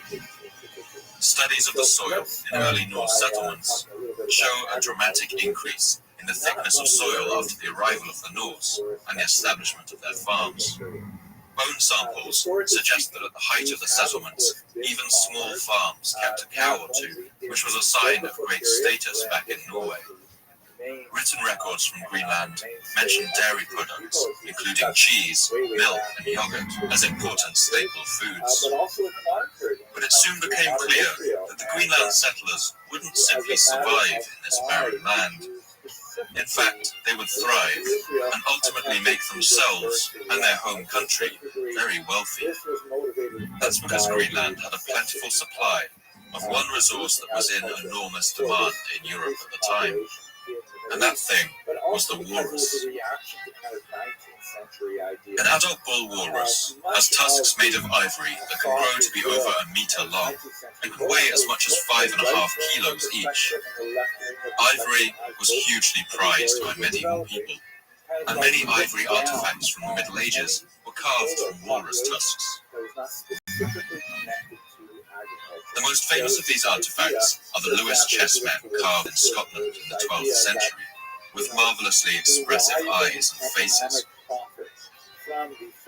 And it's hard to overstate just how valuable ivory was at this time. Every 6 years, the Norse in Greenland paid their taxes to the Norwegian king, and a document from 1327 shows that a shipment of a single boatload of walrus tusks, hunted from about 260 walruses, was worth more than all the woolen cloth sent to the king by nearly 4,000 Icelandic farms in the same period. This single boatload of tusks was equal to the cost of nearly 800 cows. And the Vikings monopolized this high-value commodity right across northern Europe. The few walrus there were in Iceland had already been hunted to extinction for their tusks. But in Greenland, the Vikings came across vast herds in a place called Disco Bay, an ice fjord about 500 kilometers to the north of the western settlement. It seemed there were more than they could ever hunt. And we have discussions of this in the Talmud as well. By the way, as well as the walrus, the Vikings also hunted seal and salmon, and even the elusive narwhal, the whale with a single bony horn jutting from its head. And here again, the Vikings showed they had a flair for salesmanship. They sold the horn of the narwhal to gullible Europeans, claiming them to be the horns of unicorns. Suddenly, unicorn horn became in great demand throughout medieval Europe, with the powdered horn being used to treat a variety of ailments. It was believed that unicorn horns could detect poison in food and drinks, and the horns themselves were used to make the scepter and imperial crown of the Austrian Empire, and the unicorn throne of the Danish kings, among other artifacts across Europe. This growing economy attracted more people to Greenland, and before long, there may have been over 5,000 inhabitants spread over the fjords and valleys of Greenland's coast. Most of these would be in the eastern settlement, which was the closest to Europe and the better connected of the two. In the eastern settlement, at a place they called Garda, the Norse built an ornate Christian cathedral out of sandstone that they quarried from the Greenland hills, probably using the skills of stonemasons brought from Norway. This cathedral was complete with stained glass and a heavy bronze bell shipped over from Europe. And it must have been quite a sight when the eerie lights of the Aurora Borealis flickered blue, green, and violet over this church. Streamers of charged particles thrown out from solar flares, impacting the Earth's atmosphere 100 kilometers overhead. But just as impressive today is the remains of a barn in Garda, itself the size of a cathedral. Its doorways are built of enormous solid stone blocks that today look like the pillars of Stonehenge. Here, the prized animals of the Greenland Vikings, perhaps as many as 100 cows, would shelter through the bitter winters, protected from the biting wind and snow by thick walls covered in banks of earth. Viking chronicles record that in spring, the Vikings would often have to carry their cows out of these sheds, since the animals' legs grew so weak from inaction through the long, dark winter months. But despite their impressive advancements, the colonies of Greenland never became truly self-sufficient. We can see this demonstrated in the story of one Greenlander named Asmund Kastanrassi. In 1189, Kastanrassi built his own ship in Greenland, which is quite an achievement considering the lack of timber, steel, and other building materials in the environment. Kastanrassi's ship was held together with wooden pegs and lashings made of walrus sinew, and amazingly, he sailed it successfully back to Iceland. Although we don't know exactly what this craft looked like, we can tell it was a strange sight by the way people reacted. When he landed, the Icelanders on the shore gathered around to marvel at his strange Frankenstein's monster of a ship, returned from beyond the edge of the world. But Kastanrassi's inventiveness could only take him so far. Somewhere on the next leg of his voyage to Norway, the tendons and wooden bolts that held the craft together gave way. The ship came apart, and Kastanrassi went down with his ship somewhere in the North Sea. And this story gives you some sense of just how difficult life would be for the Greenlanders if their connection to Europe was somehow severed. What that basically means, but essentially Jews were not expected to become. The harsh weather conditions of Greenland weren't the only opponents that the Greenlanders faced. When the Vikings first arrived in this new land, they began to find clues that told them that they weren't the only people to have set foot there. In fact, the sagas recall how the Vikings stumbled upon the ruins of a previous inhabitation. They found their people's habitations, both to the east and the west on the land, pieces of skin boats and worked stones, from which one could tell that a people were already there, whom the Greenlanders called Skrælings. The word Skræling is the only word from the old dialect of Greenlandic Norse that has survived into modern Icelandic. In the modern language, it means something like barbarian. And in the Middle Ages, the Greenland Vikings used it to describe all the various tribes and peoples they encountered during their exploration of the New World. In Viking folklore, the indigenous peoples of North America are often referred to as semi-mythical creatures and less than human. In the stories, they transform into witches, pygmies, and trolls. The first people that the Norse encountered in Greenland were called the Dorset, but their contact was fleeting. The Dorset were later supplanted by a people known as the Thule, who were the ancestors of all modern Inuit peoples, and were at this time spreading their influence across Canada, Alaska, and Greenland. In the vast expanse of Greenland, it took the Thule and the Norse a long time to come into contact, but by the end of the 12th century at least, it seems they had encountered each other. One explorer, known as Thorfinn Karlsenfi, wrote down an account of these peoples. They were short in height with threatening features and tangled hair on their heads. Their eyes were large and their cheeks were broad. And we don't just have the Norse side of this story. Today, tales of the arrival of the Vikings still survive in Inuit folklore, and it's fair to say that at times relations between these two cultures were not always friendly. In the Inuit folktales, the Vikings are sometimes referred to simply as the enemy. In their stories, encounters between the Inuit and the Norse are often violent. For instance, in this ancient Inuit tale, it once happened that a kayaker from Arpad Civic came rowing up the river, trying his new bird javelin. On approaching Kakbortok, where the first Norsemen had taken up their abode, he saw one of them gathering shells on the beach. And presently the Norseman called out to him, "Let's see whether you can hit me with your lance." The kayaker would not, but the other kept shouting at him to throw.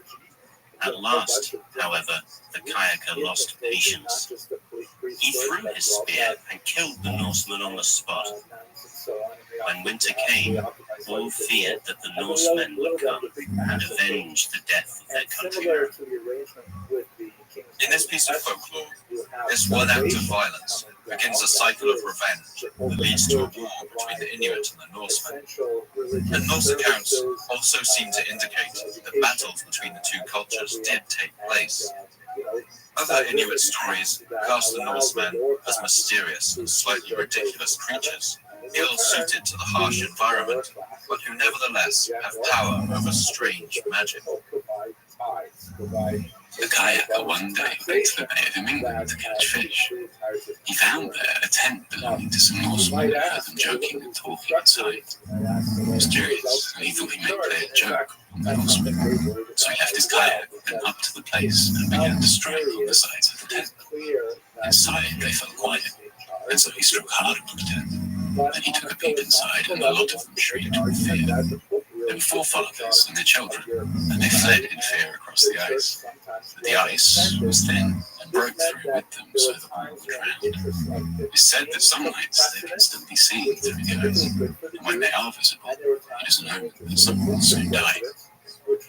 By the 14th century, the Thule peoples had moved south towards the settled areas of the Vikings.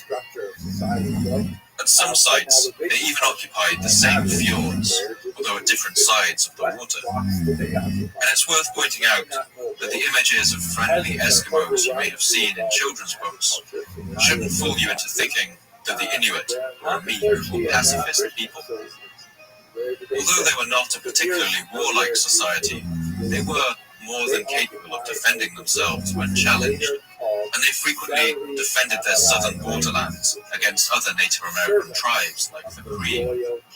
Their warriors wore armor made of hardened walrus hide and sinew, and they carried bone harpoons and knives with stone blades.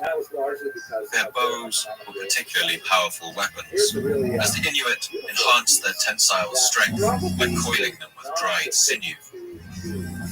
This all meant they could be a serious threat to the Norse settlements. In 1379, for instance, Viking chronicles record that the Thuli attacked the eastern settlement, killing 18 men and capturing 2 boys and a woman. This isn't to say that contact between these two cultures was always violent. In fact, it seems a rich tradition of trade went on between them.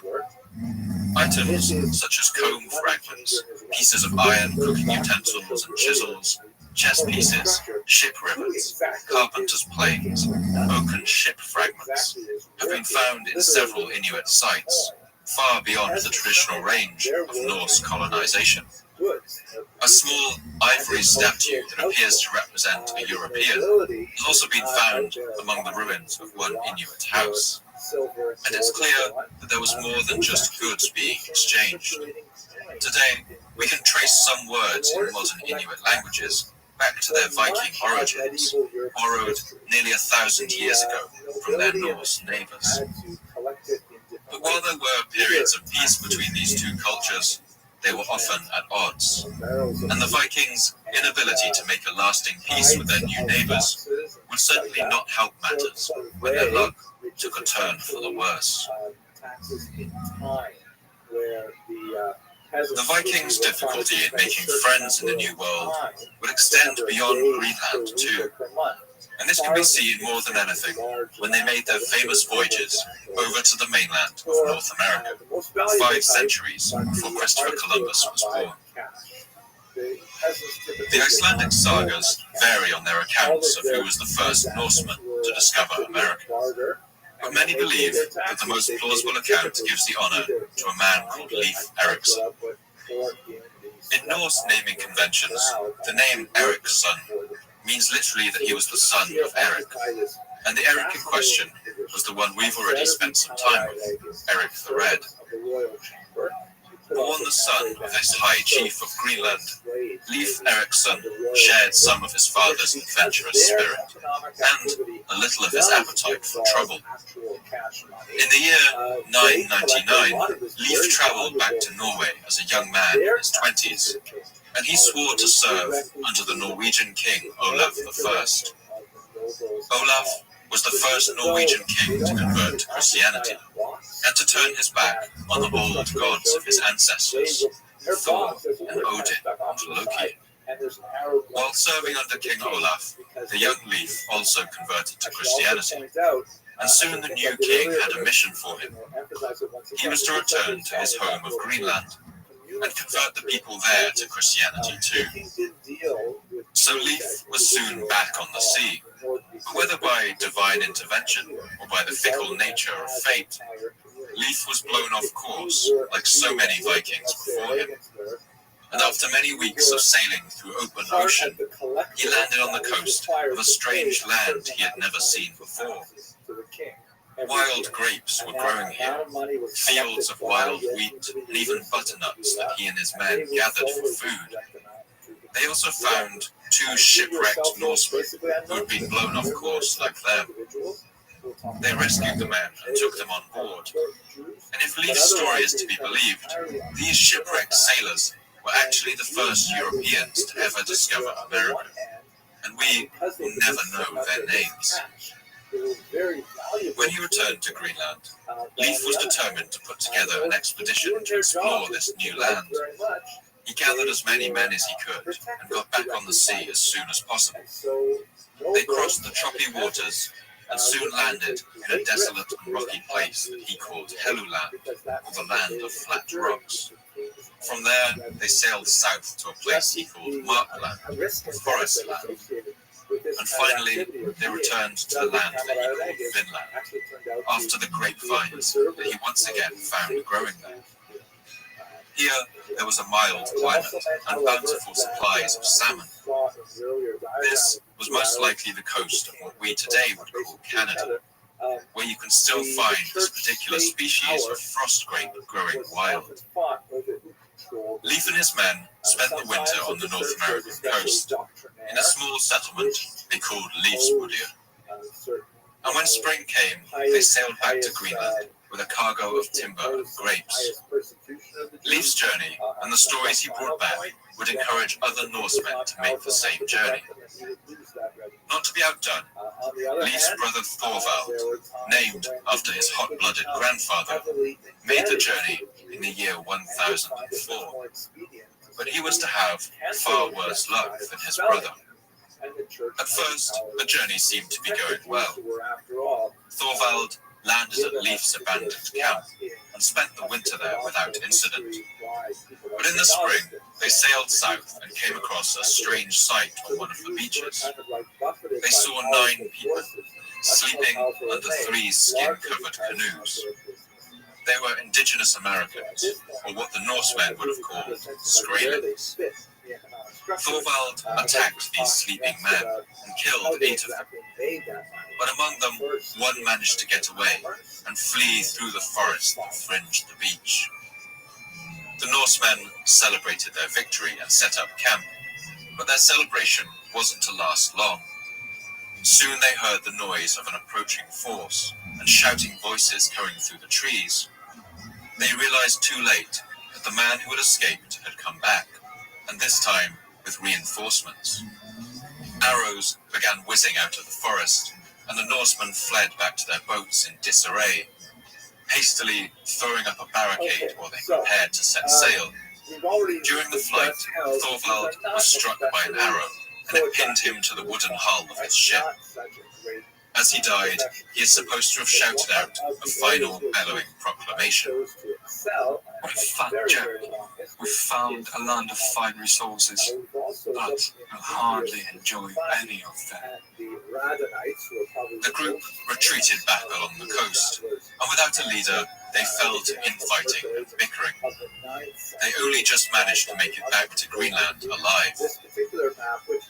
We may never know how things might have gone had history been just a little different. But it's possible that this fierce reaction by the indigenous inhabitants of Finland may have prevented the colonization of America for another 500 years.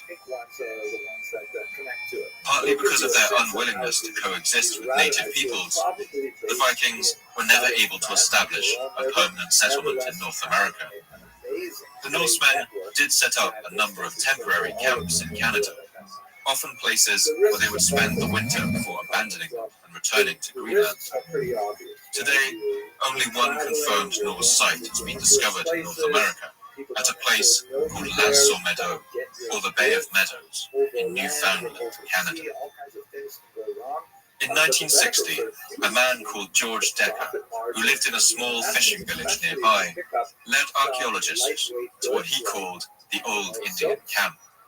But when the archaeologists began to excavate, they realized that these ruined buildings didn't match the profile of any Native American building methods. In fact, the only thing they resembled were the Viking buildings in Iceland and Greenland. Rough stone walls covered over with turf to keep in the warm. 8 buildings were discovered in total, which could have held up to 150 people. And Viking artifacts were uncovered at the site too. A stone oil lamp, a whetstone, a bronze basting pin, a bone knitting needle, and part of a spindle. But it seems that this too was a temporary settlement. There were no findings of burials here, or tools, agriculture, or animal pens. But archaeologists did find a carpentry workshop and an iron forge, suggesting that Lasso Meadow was used as a way station to repair boats damaged on the violent seas.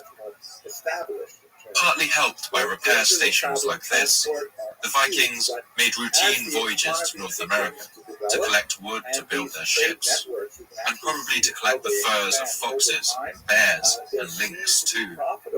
But Greenlanders simply never had the resources to establish a permanent settlement in America.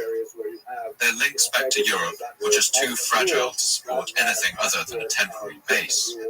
And for a number of reasons, these links were about to weaken. In fact, events would soon occur that would threaten the very survival of the Greenland settlements themselves. But they did have a decided advantage, which made them disproportionately important to international. Greenland's western settlement, the more remote of the two and the furthest from Europe, was the first to fall. And strangely, nobody at the time seems to have known what happened. The last person to set eyes on the western settlement was a man named Ivar Bardason, who sailed to Greenland in the year 1341. For more than a decade, no one had heard any news from the western settlement. For centuries, it had sent taxes to the Norwegian king, and although these shipments were often many years apart, they had never failed to pay what they owed to their distant homeland. But the last payment to arrive from the western settlement had been in the year 1327. That's 14 years earlier. Ivar Bardason was given one task: to make the terrifying voyage across the North Atlantic, to find the western settlement, and to demand to know why their taxes were so late. It was a long and dangerous voyage through icy waters. We can imagine the eerie lights of the Aurora Borealis flickering far overhead as Bardason made the journey, but he survived the trip. He arrived in the eastern settlement in Greenland and began asking around, seeing if anyone knew what had happened in the west. But no one could tell him anything. There too, no one had heard anything from the western settlement for years. And so Bardason set out on the next leg of his voyage with a growing sense of foreboding. And when he finally arrived at the western settlement, he saw why. The entire place was in ruins. I saw nobody, neither Christians nor heathen. Only some wild cattle and sheep, all running free. Bardason explored the ruined settlement, but he could find no sign of the settlers, and he couldn't find any clue about where they might have gone. Since the domestic animals were still there, wandering free among crumbling buildings, it can't have been long since they left. The animals wouldn't have survived long without shelter. Bardason wandered around the surrounding area and found 4 more farms in similar condition.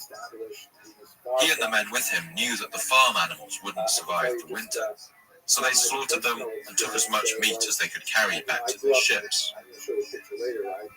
And Bardason felt sure that he knew what had happened. He reported back to Norway that the Greenland settlers had been killed by Skraelings, by the indigenous people of Greenland. But to the end of his life, he must have wondered, why were there no signs of bloodshed at the western settlement? Why no signs of battle or the burning of buildings? And if the Skraelings had done this, then what had they done with the bodies? And he would hitchhike all the way up there for the handful of Jews that lived within a 50-mile radius. As we've already seen in a number of different collapses over the course of this series, for much of history, humankind has been at the mercy of the global climate. Even small variations in weather systems can have utterly devastating consequences for human societies. And those that are already pushing the boundaries of habitability are particularly vulnerable. The first Norsemen to discover Greenland did so during a time we know today as the medieval warm period. This began around the year 900 and lasted for about 4 centuries, ending around the year 1300. During this period of warmth, sea ice decreased in the North Atlantic, so sailing from Scandinavia to Greenland became less dangerous. The longer summers meant that cattle, sheep and goats could graze in the meadows along Greenland's sheltered fjords on the southwest coast, and the growing seasons allowed European crops to be cultivated in this northern land. This relatively mild climate meant that in the early days of their settlement, the Vikings were able to more or less transplant their medieval European lifestyle to this new land. During the summer, some might even have been able to imagine that they were back home in the quiet fjords of Norway. But this warm period wouldn't last forever. And soon the Norsemen of Greenland would realize that they were actually very far from home. The medieval warm period was followed by a period that today we call the Little Ice Age. This describes a period that began in the late 13th century, when summer temperatures around the world underwent a dramatic drop. There are many theories about what caused this dramatic climate shift. Some scientists have suggested astronomical causes, including a fall in solar radiation, or even changes in the Earth's tilt and orbit. Others have pointed to a heightened volcanic activity around the world, including the eruption of the Indonesian island of Lombok in 1257, one of the most powerful eruptions of the last 7,000 years, that reduced the penetration of sunlight all around the world. Others have even suggested that the drop in temperature resulted from the reduction in the overall human population caused by the Black Death, which caused the death of as many as 200 million people across Eurasia, reducing the population by as much as 60%. Whatever the cause, an icy veil began to descend over the whole world.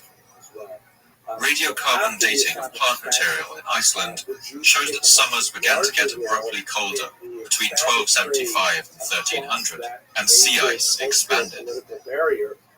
This was followed by yet another dramatic drop from 1430 to 1455. The lowest winter temperatures of the last 2,000 years occurred right around this time, during the 14th and 15th centuries. In London, people would soon skate on the River Thames and hold frost fairs out on the ice, while in Rotterdam, people would skate on the city's Grand Canal. Painters like Peter Bruegel the Elder would depict winter scenes of enormous scale, while crop failures and epidemics led to a dramatic increase in the number of executions for witchcraft across Europe. Through all of this chaos, the Greenland settlers were all but forgotten. But for them, the results of this changing climate would be the most devastating of all. The Greenland Norse settlements were already built on the edge of the Earth's habitable zone. Only 300 kilometers to the north lay the Arctic Circle, beyond which the sun didn't show in winter. And just over the hills to the north of the Viking settlements, the vast expanse of the Greenland ice sheet stretched. In Greenland, temperatures would now plummet to as much as 6 to 8 degrees lower than summer temperatures today. Soon, sea ice would choke up the fjords and prevent ships from landing. The ice would crush the ships' hulls in a vice-like grip and freeze the ground to stone so that nothing would grow. The number of storms coming in from the sea also increased dramatically during this time. Studies of ice cores show that around this time, the Greenland ice contained a greater amount of salt, since the harsh ocean winds were blowing sea mist across it with greater strength and ferocity. And as the weather got worse, the Greenland Vikings had a simple choice. They could continue living their essentially European lives, the lives of growing crops and grazing livestock, or they could adapt. They could learn from their Inuit neighbors and change their lifestyles to that of subsistence hunter-gatherers, relying on hunting and fishing instead. For a long time, historians have assumed that the Greenland Norse didn't adapt when the harsh winters arrived. It was thought that they must have stuck to their crops and livestock, and when these died, so did they. One archaeologist, Thomas McGovern, has summarized this theory in blunt terms. Dumb Norsemen go into the north outside the range of their economy, mess up the environment, and then they all die when it gets cold. And to some extent, it's true that the Vikings clung to their European culture even when conditions worsened. Archaeologists have recovered clothing left behind by the Greenland Norse, perfectly preserved in the ice. Some even have the brilliant red dyes still on the bricks. as bright today as the day their owners left them. And from these clothes, we can see that well into the 15th century, the Greenland Vikings still wore woolen and even kept up with the latest European fashions, hooded clothing with long capes. Meanwhile, their Inuit neighbors knew that seal skins and furs provided the best protection against the cold. The Norse also seem to have clung largely to their European eating habits. They never copied the Inuit in learning to cut holes in the ice and fish the waters underneath. They never carved fish hooks out of bone the way the Inuit did. And some writers like Jared Diamond have seized on the lack of fish bones found in the settlements of the Norse. They argue that this shows a cultural aversion to eating fish, that the Norse thought themselves simply too good for this lowly food. But I think the numerous references to salmon we find in the Icelandic sagas seems to refute this. And it's worth remembering that fish bones are very delicate and fragile. In the harsh environment of Greenland, they may be simply more prone to breaking down and being blown away. Still, we can see some stubbornness in the Vikings' refusal to adopt the ways of the Inuit entirely. After all, they were Norsemen, and if they began wearing seal skins and carving bone fish hooks, what would that make them? To the Vikings of the time, perhaps this was considered behavior suited only to the Skraelings. Perhaps to them, adopting these methods of survival would have looked something like a cultural suicide. Some commentators have also focused on the damage that they claim the Norse did to their environment. They observed that the Vikings imported farming methods that were successful in Europe, but were less well suited to the thin soils and short grazing seasons of Greenland. Over the centuries, the Norse also cut down the low trees and vegetation that grew in the Greenland landscape, partly to create pastures for their farm animals. And while the Inuit burned seal blubber to heat and light their homes, the Norse continued to burn wood in their stoves and hearths, just as they would have in Europe. This deforestation gradually exposed the land to the brutal icy winds, and soon the topsoil was blown away and covered in sand and ice. In one settlement, known as Vatnaverfi, the ruin of one Norse house has been found completely buried in sand dunes, up to 10 feet deep, and surrounded by barren plains that were once fertile farmland. So some of the collapse can be attributed to these factors: that the Greenlanders didn't sufficiently adapt, and that they caused some damage to the environment. But new evidence has shown that this might not be a complete picture. New excavations of Norse settlements have shown that around this time, the Norse did undergo a dramatic shift in their diet. Like the Inuit, they began to hunt seals, and the amount of seal bones found in the rubbish heaps of their settlements increases dramatically around this time. Bone analysis shows that food from the sea would increase as a proportion of the Norse diet, until it made up about 80% in the final days of the settlements. And far from committing the irresponsible environmental damage, it seems the Norse were careful to manage their scarce resources. For instance, they show that efforts to fertilize the harsh soil actually increased during the Little Ice Age. And another example is how the Norse conducted their seal hunting. There are two kinds of seals that live in the fjords of Greenland. The first is the harbor seal, and today this species is critically endangered. It's not hard to see why. Harbor seals are so called because they raise their young on the beaches, making them easy prey for hunters. But despite their desperation, the Greenland Norse seem to have limited their hunting of this species, being careful not to drive them to extinction. Instead, they went after the more abundant but more difficult to catch harp seal, which migrates every year up the west coast of Greenland on their way through Canada. But despite their efforts to adapt, studies on human remains found in the Norse settlements show that the population began to become severely malnourished around this time.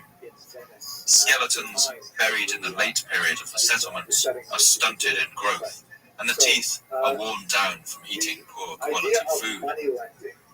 But in all of this, perhaps the Greenland Norse might still have survived. Despite all these pressures, it's worth noting that these settlements continued for over a century, even after the climate of the Little Ice Age reached its coldest point. And part of this reason is that their connection to Europe allowed them to continue getting supplies and food to the hardy settlers. Perhaps, if this connection had remained, the Greenland settlements might not have fallen. But for a number of reasons, as the 14th century drew on, that connection was going to be put under increasing strain. Non-Jews are not brothers, they are the category of foreigners. In the year 1349, a ship arrived in Norway from England and docked at the port town of Bergen. This ship would cause the death of as many as half of the people of Norway. That's because, like all ships at the time, it carried black rats that fed on its grain cargo. The rats carried on the rat's blood, and the fleas carried the bacterium Yersinia pestis, known commonly as the bubonic plague or Black Death. Days after the ship's arrival in Bergen, familiar symptoms exploded among the population. People's skin turned black, they coughed blood, and their lymph nodes swelled to enormous size. From Bergen, the plague spread rapidly along the coast and over land, ravaging Norway for approximately 6 months. The annals say that roughly 2/3 of Norway's population died. And while this may be an exaggeration, mortality may have reached as much as 40 or 50%. Able-bodied men were now dying in Norway's streets.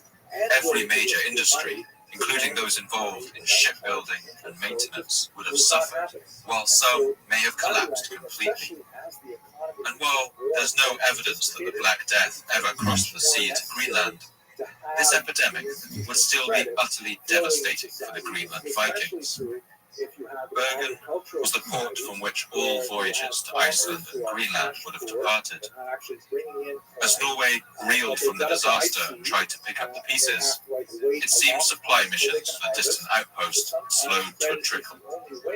The last Bishop of Greenland died around the year 1378, and no new bishop was ever sent from Norway to replace him. And matters would only get worse. In the year 1393, a band of German pirates known as the Victual Brothers attacked the city of Bergen. They raided the port, pillaged and looted the town, killed the garrison, and finally burnt it to the ground. The link from Greenland to mainland Europe was now all but severed. Imports of grain from Norway to Greenland virtually stopped, and this happened right as the cold weather swept in on the Greenlanders and their crops and cattle began to die. They became increasingly short on iron too. We can see this from the lack of any nails or iron objects in the top layer of their habitation. The Greenlanders now had to constantly reuse the same iron tools, and archaeologists have found the tragic artifacts of knives, worn down almost to stubs by use, but still too precious for the Greenlanders to throw away.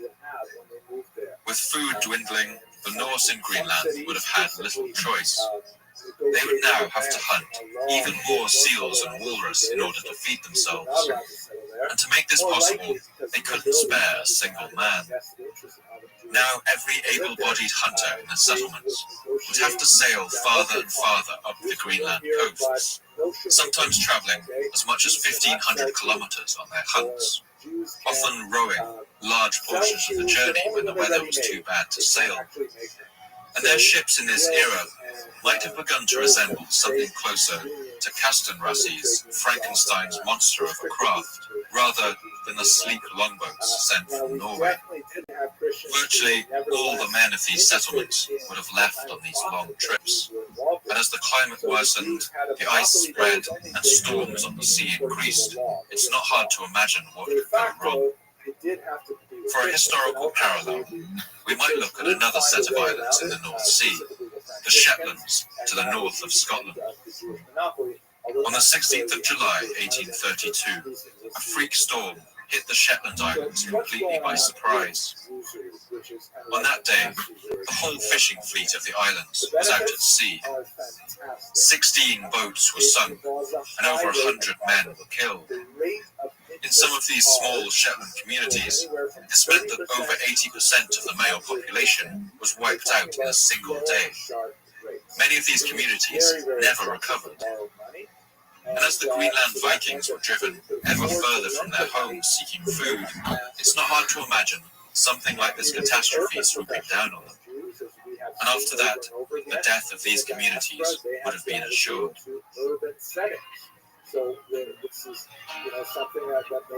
The 15th century marks the end of the Norse presence in Greenland.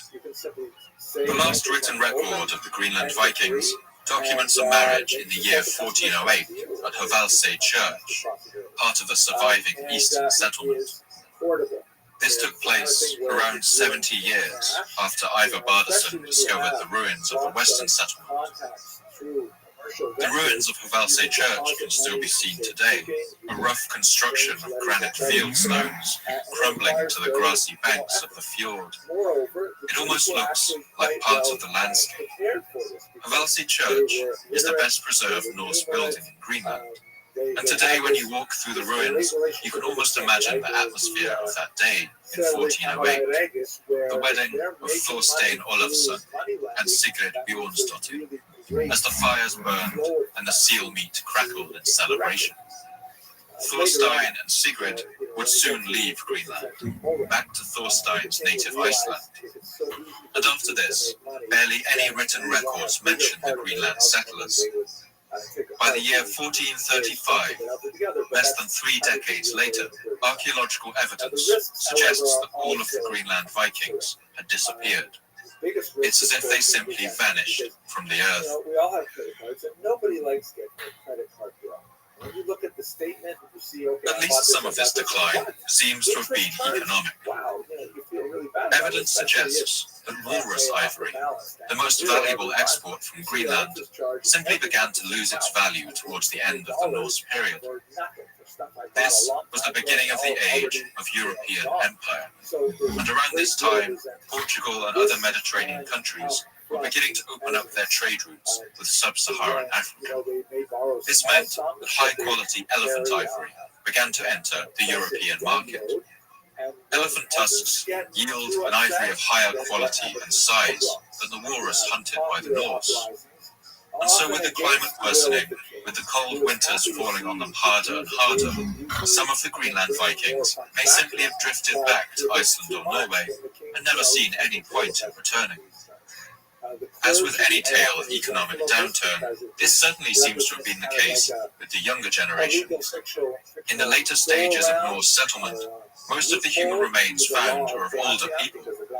All of the youngsters seem to have left for somewhere else. But this emigration doesn't seem to have happened en masse. There's no mention in the Icelandic chronicles of any kind of exodus or evacuation from Greenland. And if thousands of people had started arriving on Iceland's shores looking for food and farmland, wouldn't there be some mention of this in the histories?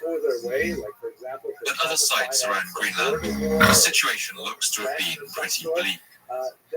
Studies have shown that the remains of blowflies have been found in the living areas of some Norse ruins, suggesting that at some point the bedrooms and living areas were home to rotting carcasses.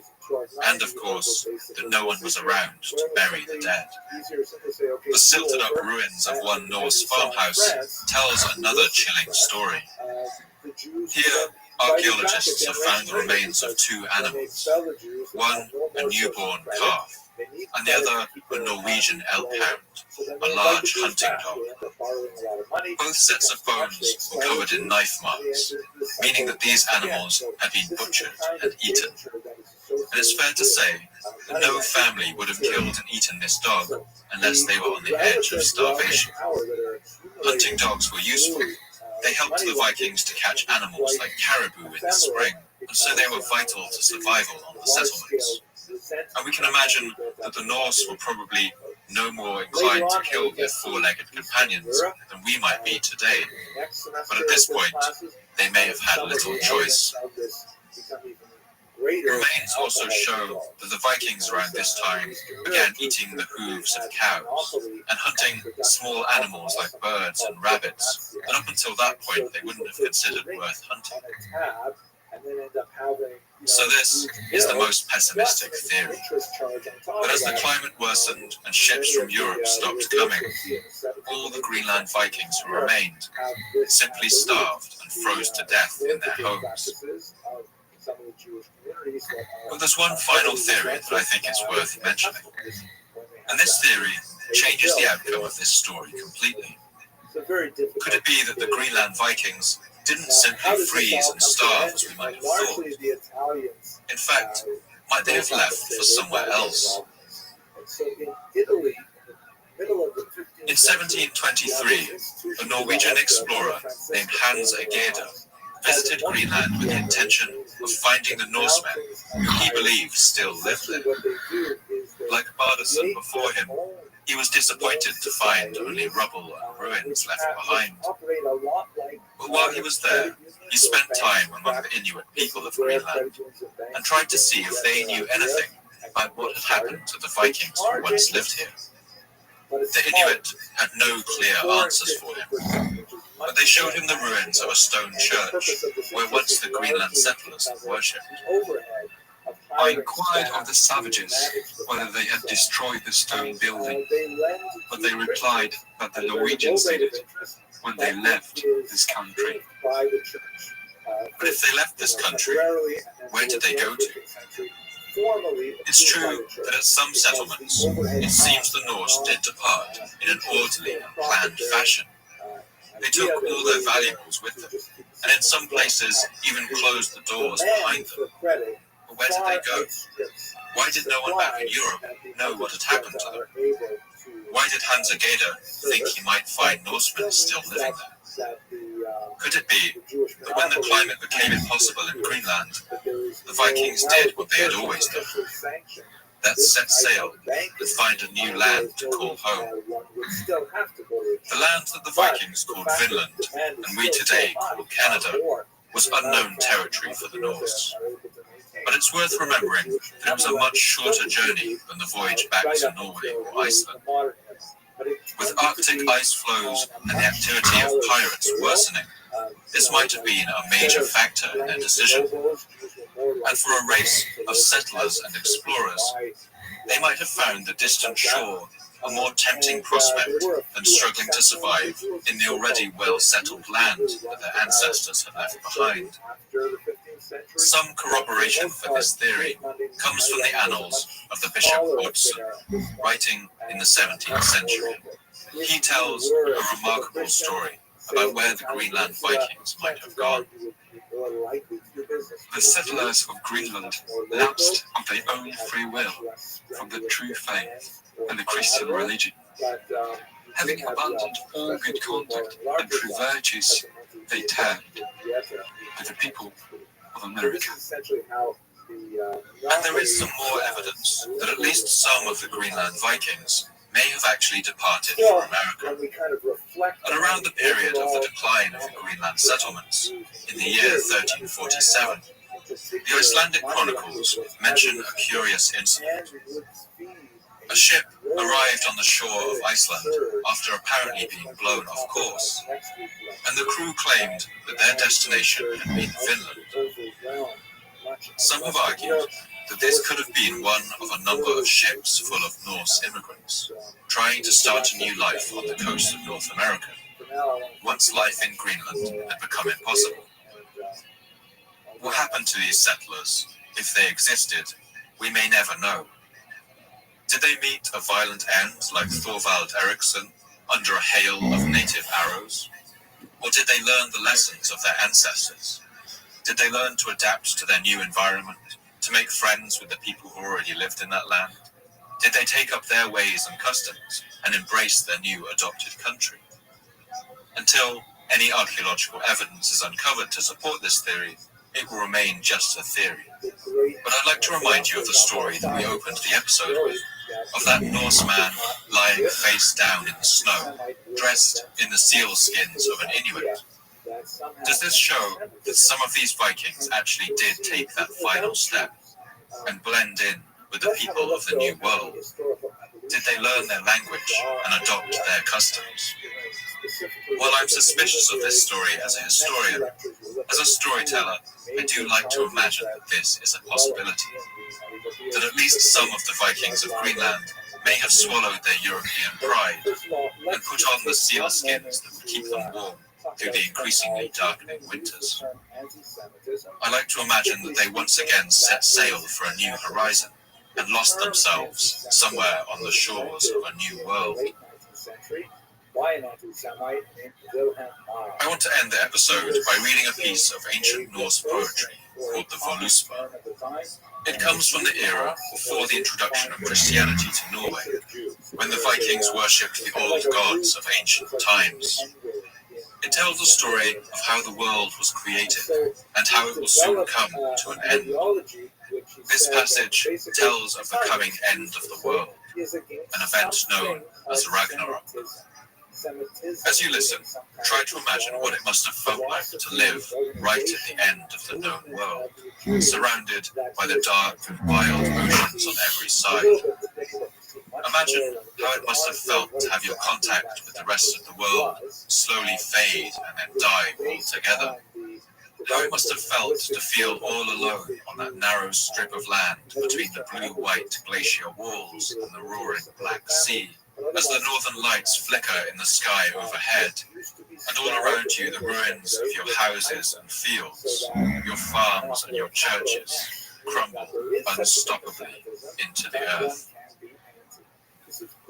This world where the sun's skin warm and black become the sun's beams in the summers that follow. Whether it's old treachery is what, brothers will fight to kill each other, sisters children will defile kinship. In this harsh new world, infidelity rod heavy, and axe aim, your sword age. Shields are little, and wind days you will fade. Before the world we know had a while ago, no man will have mercy on another, and give all through fear. Thank you once again for listening to the Fall of Civilizations podcast. I'd like to thank my voice actors for this episode, Jacob Robinson, Jacob Barrett Mills, and Sebastian Garbage. And special thanks go to Jordan Ashley Moore for letting us hear these poems in their original Old Norse. Do check out his YouTube channel, Ancient Literature Dude, for more readings from ancient and medieval languages. I love to hear your thoughts and responses on Twitter, so please come and tell me what you thought. You can follow me at Paul MM Cooper. And if you'd like updates about the podcast, announcements about new episodes, as well as images, maps, and reading suggestions, you can follow the podcast at Fall of Civ Pod, with underscores separating the words. This podcast can only keep going with the support of our generous subscribers on Patreon. You keep me running, you help me cover my costs, and you also let me dedicate more time to researching, writing, recording, and editing to get the episodes out to you faster and bring as much life and detail to them as possible. I want to thank all my subscribers for making this happen. If you enjoyed this episode, please consider heading to patreon.com/Fall of Civilizations _podcast. If you could spare anything, please help keep this podcast running. For now, goodbye, and thanks for listening. It's more like a, if you will, a normal kind of hatred, just like, the South Koreans might dislike the Chinese, or the Inuit might dislike the Apache. It's kind of the tradition that these people develop fear or dislike those who In the year 1852, the French writer and translator Théophile Gautier made a journey to the city then known as Istanbul, the capital of the Ottoman Empire. Thanks to the new technology of the steamship that now crisscrossed the Mediterranean, He made the journey from Paris in just under 11 days. Gautier stayed in the city for nearly 3 months, and during that time, he wrote a book full of his observations. As a young man, Gautier had dreamed of becoming a painter, and he spent much of his life as an art critic. And so his descriptions of the city of Istanbul during this time are always infused with the language of art, as though the city were a painting he was appraising. The harbour, crowded with ships of all nations and rippled by caves, gliding about in every direction, and above all the wonderful panorama of Constantinople itself displayed on the opposite shore. This view is so strangely beautiful that it is hard to credit its reality or to believe that it is anything but one of those theatrical scenes prepared to illustrate some Eastern fairy tale. Gautier walked the streets of Istanbul for weeks, visiting its markets and cemeteries, wandering down the narrow alleys and crumbling cobbled boulevards, and all the time writing about what he saw. And everywhere he went, he became increasingly aware of the vanished history of this ancient city.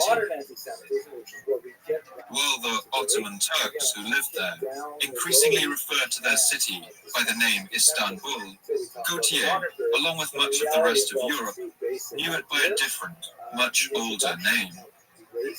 That name was Constantinople, and it was a city that had been at the heart of another very different empire.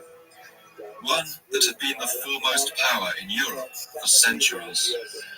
This was a power known as the Byzantine Empire, or more simply as Byzantium.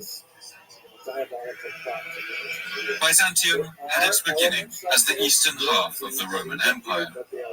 While the west of that empire fell, the east remained. It lasted for another 1,000 years after what people commonly think of as the fall of Rome. It stood and endured, and in its great libraries, it preserved and protected the knowledge of the ancients. But the ruins of that great city now littered the streets of Istanbul. Of all the ruins that Gautier visited, none affected him so deeply as the sight of the great walls of Constantinople, which had once been legendary around the world. We would have gone along the whole outer extent of these ancient walls of Byzantium had we not been too much fatigued. I do not suppose that there is in the world a ride more austerely melancholy than upon this road, which extends for nearly a league between a cemetery and a mass of ruins.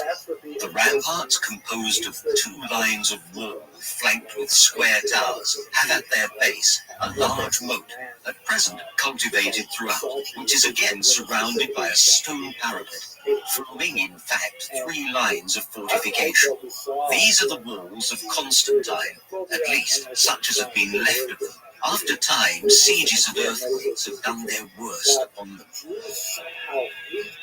Gautier writes movingly about the masses of overgrown vegetation now growing on the ancient walls, fig trees sprouting from their towers, and vines and grasses bursting from the cracks in the masonry. Here and there, a gigantic crevice severed a tower from top to bottom. Farther on, a massive wall had fallen into the moat. But where the masonry was wanting, the elements had supplied earth and seed. A shrub had supplied the place of a missing battlement and grown into a tree. The 1,000 tendrils of parasitical plants had sustained the stone, which would otherwise have fallen. The line of walls raised to the sky its battered profile, draped with ivy and gilded by time. The whole haunting scene seemed like something out of a dream or a magical tale, as the weight of the city's history seemed to weigh down on him. It was difficult to believe that a living city lay behind the defunct ramparts which hid Constantinople from our view. It had been easier to believe oneself near some of those cities of the Arabian legends, all the inhabitants of which had been, by some magical process, turned into stone. As he walked the length of those walls, under the soft Istanbul sun, Gautier must have asked himself, how could the mighty walls of such a fortress city ever have fallen? How could a city that had once been at the center of the world now be home to such a scattering of rubble and ruin? And what in all the world had happened to the great legacy of Byzantium? Second, what I mean by this is that most of the charges, as we'll see shortly, definitely have a connection to religion, but it is continuous and epiphenomenal to ascribe that misanthropy to the Jews. The idea that we need an excuse to hate the Jews, so let's find some kind of bizarre story to attach to them, and we'll justify using religions kind of like a theme. My name's Paul Cooper, and you're listening to the Fall of Civilizations podcast. Each episode, I look at a civilization of the past that rose to glory, and then collapsed into the ashes of history. I want to ask, what did they have in common? What led to their fall? And what did it feel like to be a person alive at the time, who witnessed the end of their world? In this episode, I want to look at one of history's most remarkable stories of survival. That's the 1,000-year epic of the Byzantine Empire. I want to explore how this civilization suffered the loss of its western half and continued the unbroken legacy of Rome right through the Middle Ages.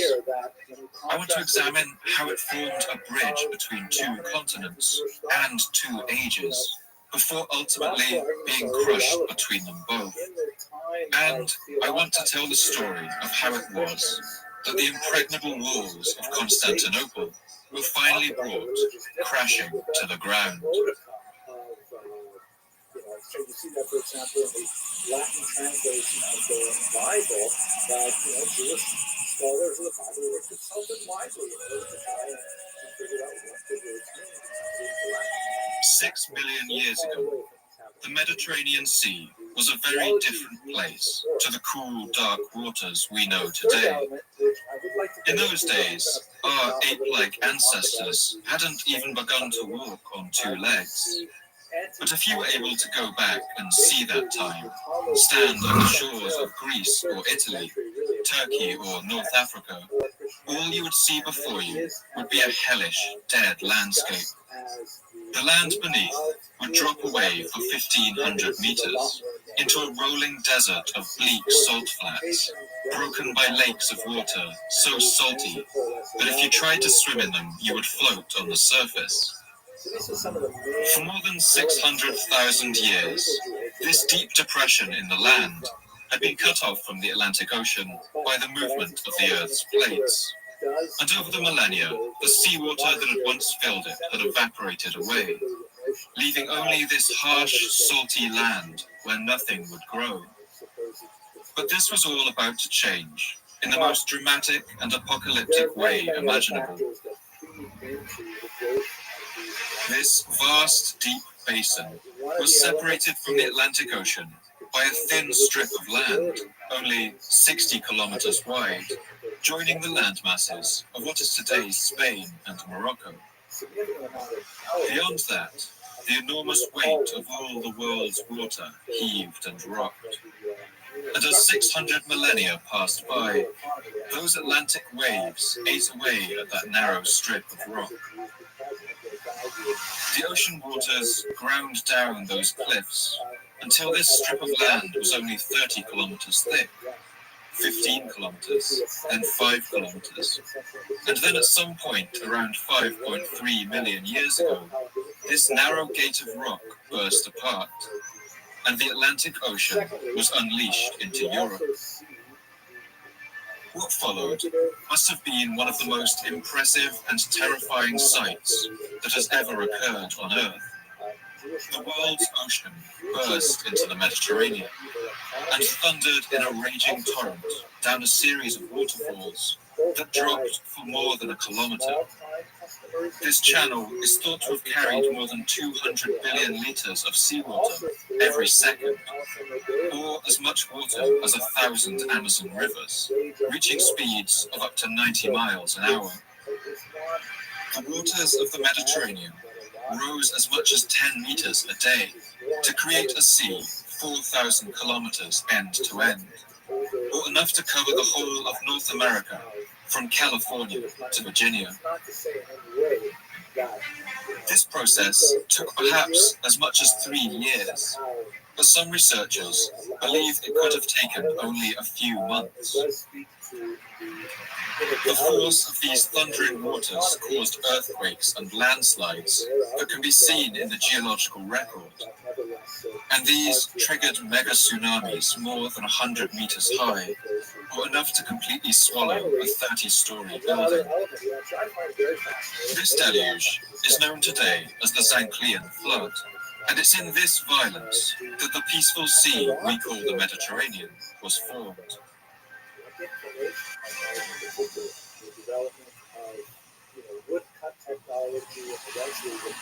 This was a body of water quite unlike anywhere else on Earth. A vast inland sea now joined to the open ocean by a narrow channel only 8 kilometers across at the Straits of Gibraltar. Europe and Africa were now 2 separate landmasses, and the formation of this sea would have an immense impact on the shape and history of this region. Skull fragments found in the Apodema cave in Greece show that modern humans arrived at the Mediterranean around 200,000 years ago, spreading out from Africa along its eastern coast. These early arrivals were initially outcompeted by Neanderthals, a species of archaic humans well adapted to life in the cold climate of Europe. But over the next 100 millennia, modern humans spread out of Africa in ever greater numbers. They gradually pushed the Neanderthals out into the fringes of Europe, and ultimately to extinction. When the last ice age ended, the climate of Europe warmed. The glaciers that had covered much of its northern regions disappeared, and humans spread all the way around this vast inland sea. Societies rose and fell here through the Bronze Age, but from about the year 530 BC, one city on the shore of this sea had been steadily growing in size and influence. It sat on a temperate peninsula jutting out into the Mediterranean, and its people referred to its waters as Mare Magnum, or the Great Sea. This city was called Rome, and it would build an empire that would last in some form for more than 2,000 years. Rome succeeded because it excelled at organization, mass production, and military expansion. By the year 220 BC, its armies, armed with iron weapons and covering their bodies with iron chainmail or scales, had conquered all of the peninsula of Italy and the islands of Sicily, Corsica, and Sardinia. By 140 BC, they had spilled out into the Iberian Peninsula, what is now Spain, and crossed the sea to conquer the ancient cities of Greece. The Romans found a way of expanding their territory that was financially self-sustaining. As more peoples were conquered, they provided the economic base for even further expansion. In 167 BC, the Romans captured the Macedonian treasury, and as a result, they were able to virtually abolish taxes in Rome. When they conquered Pergamon in the year 130 AD, their state budget doubled, and it nearly doubled again after the conquest of Syria. Rome's expansion during this time seemed as inevitable as the rushing torrents of water that had once poured through the Straits of Gibraltar. And by the year 70 AD, The entire Mediterranean had been completely surrounded by its vast empire. Rome now stretched from the snowy hills of Scotland in the north to the rolling sand dunes of the Sahara in the south, from the stony shore of the Atlantic in the west to the deserts of Arabia in the east. The Romans and their subject peoples built roads and postal stations, scattering their empire with public baths and theatres, and ushering in a new age of technological development. But they also ruthlessly exploited the lands they conquered and exterminated any who resisted them with extreme cruelty. In the 2nd century, 5 great emperors ruled, among them the emperors Trajan, Hadrian, and Marcus Aurelius. And while wars went on at Rome's borders, a period of peace and prosperity reigned within its lands. But this age of relative peace wasn't to last, and the first signs of this empire crumbling came in the form of a devastating plague.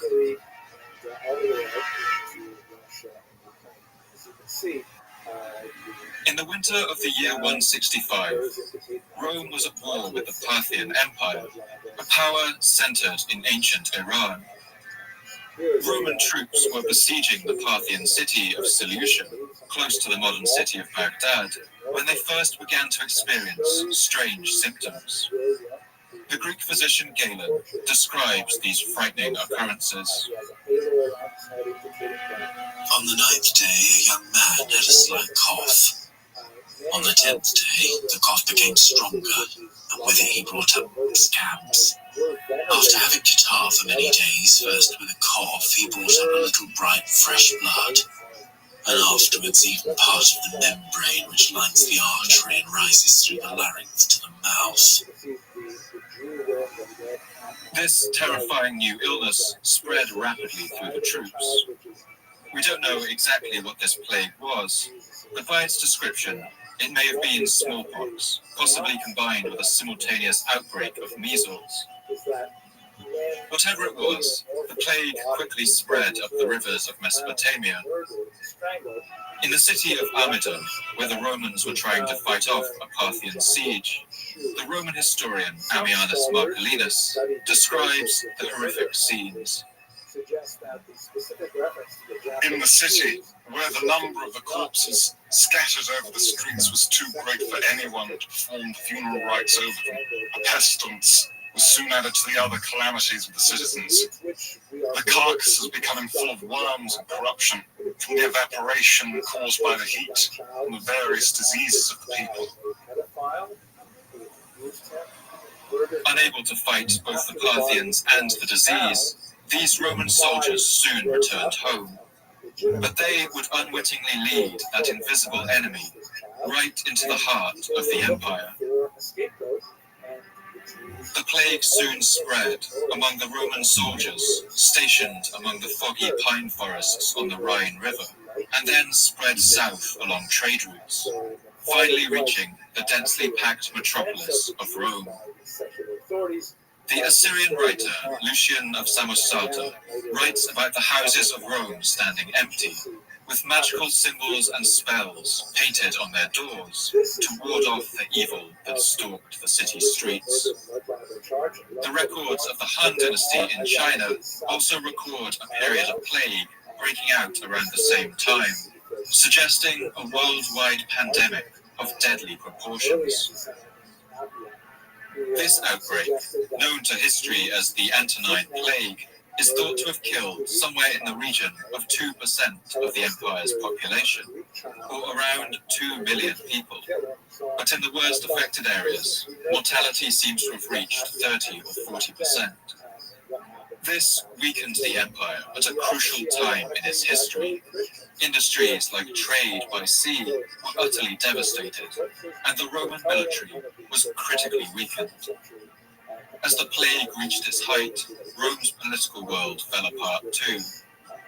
As the dead littered its streets, the violent and selfish Emperor Commodus was crowned, and the long history of Rome's decline began. Soon, rival generals fought viciously over who would rule, burning cities to the ground and expending the empire's energy in pointless, self-destructive wars. By the end of the 3rd century, the vast Mediterranean empire could no longer be ruled from the declining city that had given birth to it. Rome was crippled by corruption, and its people increasingly suffered from a disease that the Romans believed was caused by bad air, or malaria in Latin, which we know today as malaria. In a desperate bid to get the empire back on course and end the civil wars, in the year 285, the Emperor Diocletian ordered that Rome's territory be split almost exactly in two. Western Europe and Western North Africa would form the western half of the empire, with its capital at Mediolanum, or modern Milan. Meanwhile, the eastern regions, including the modern territories of Greece, Turkey, Syria, Israel, and Egypt, would pass to a new entity, which today we call the Eastern Roman Empire. Both halves of the empire would be governed by 2 rulers each, creating a system known as the Tetrarchy, or the Rule of 4. It was thought that this division of power would finally end the brutal civil wars that had hollowed out the empire from within. But this would not turn out to be the case. The Tetrarchy soon fell apart, and civil war once more rocked the empire. A devastating 20-year conflict that saw the Emperor Constantine fight with his rivals over who would rule. During these wars, Constantine made the remarkable decision to convert to Christianity. This was a young religion, based around the worship of a Jewish rebel protesting against the Roman occupation of Jerusalem. And this young faith had long faced brutal repression by Roman authorities. Constantine beat back his rivals and once more united the divided empire, ruling over it as the sole emperor.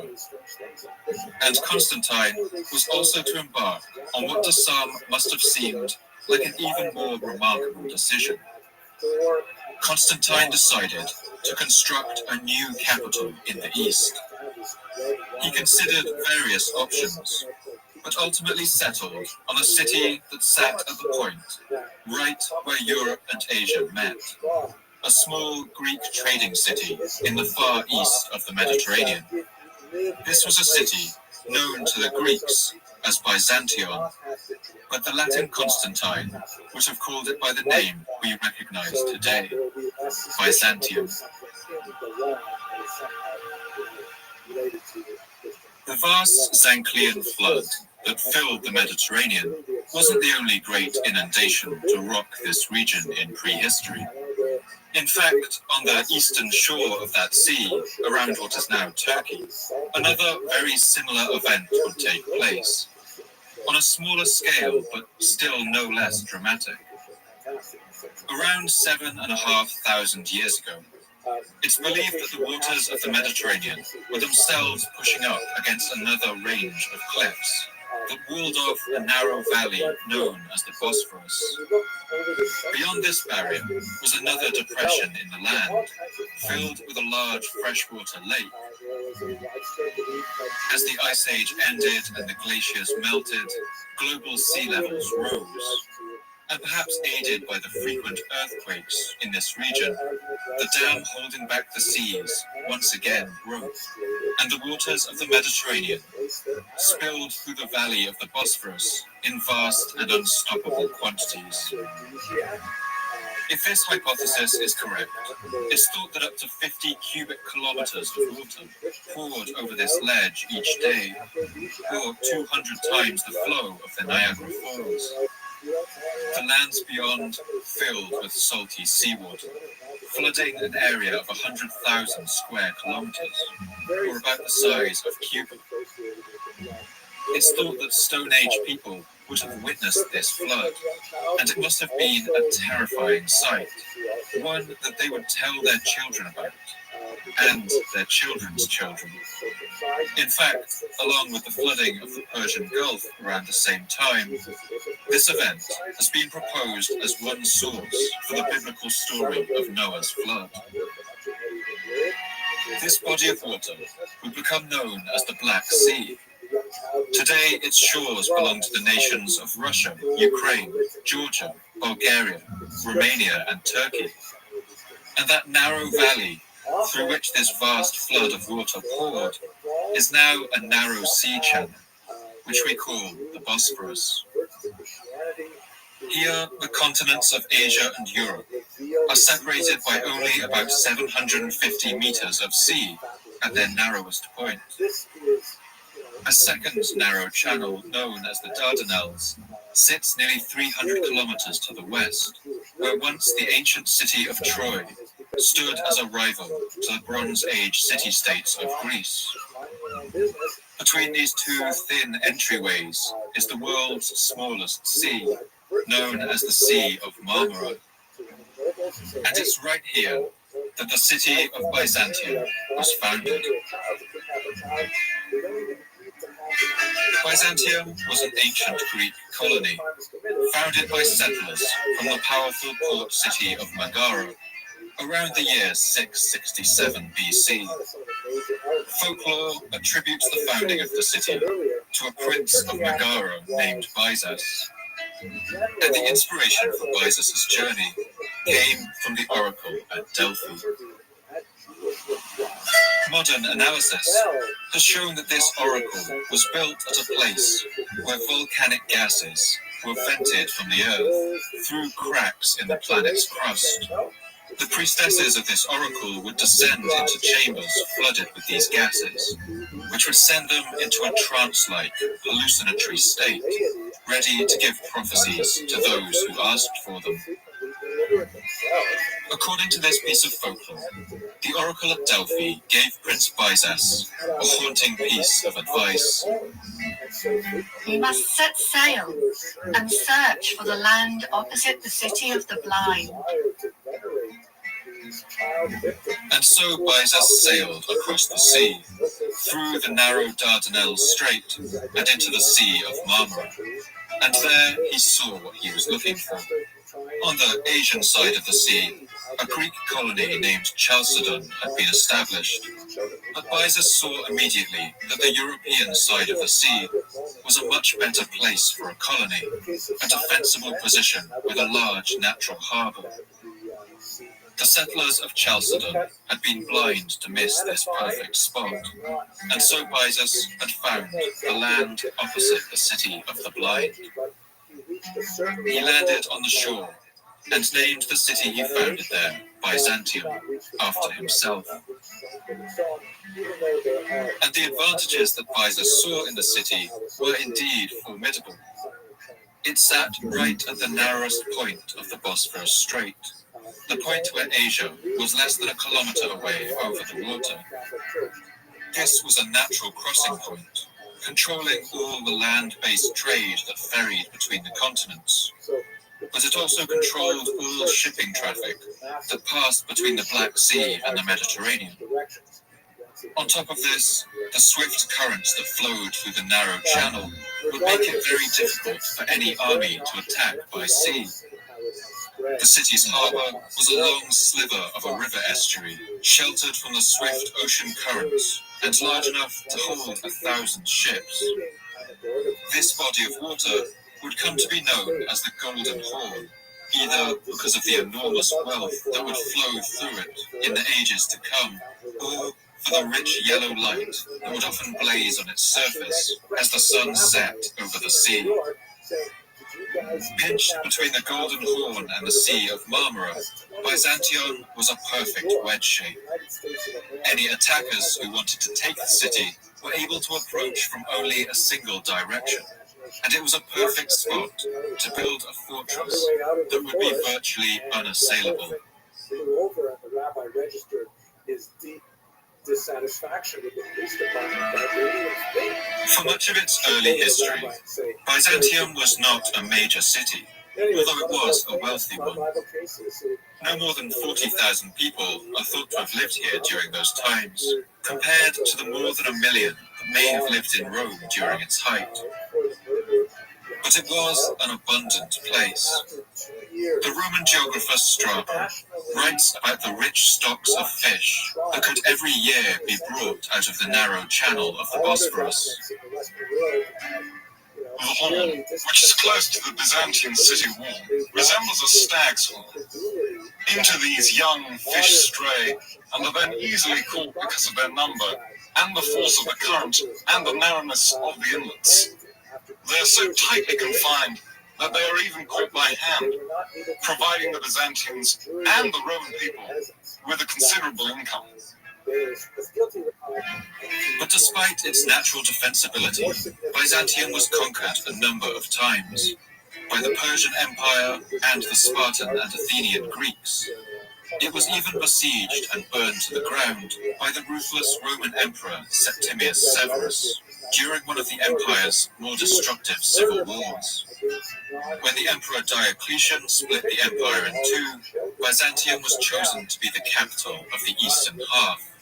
And finally, in the year 330 AD, it was chosen to be the new imperial capital of the entire Roman Empire under the Emperor Constantine, as he writes in this 4th century decree. We have resolved that it is fitting that my rule and the power of my kingdom be transferred and transmuted to the regions of the east, and that in the province of Byzantia, on an excellent site, a city be built in my name, and my rule be established there. Like the ancient explorer Byzas, Constantine saw his own reflection in this golden city. He renamed Byzantium after himself, calling it Constantinopolis, or the city of Constantine, and today we know it as Constantinople. During this time, the city was also known by the informal title Nova Roma, or the New Rome. In his new capital, Constantine immediately began an enormous building project, with the goal of turning Constantinople into a city worthy of its empire. Constantine laid out a new square at the center of old Byzantium, naming it the Augusteum, with a new Senate house in a grand basilica on the east side, while on the south side, the great palace of the Emperor rose.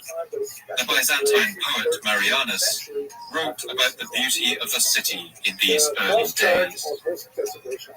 Where the land is cut in two by the winding channel, whose shores open the way to the sea, our divine emperor erected this palace.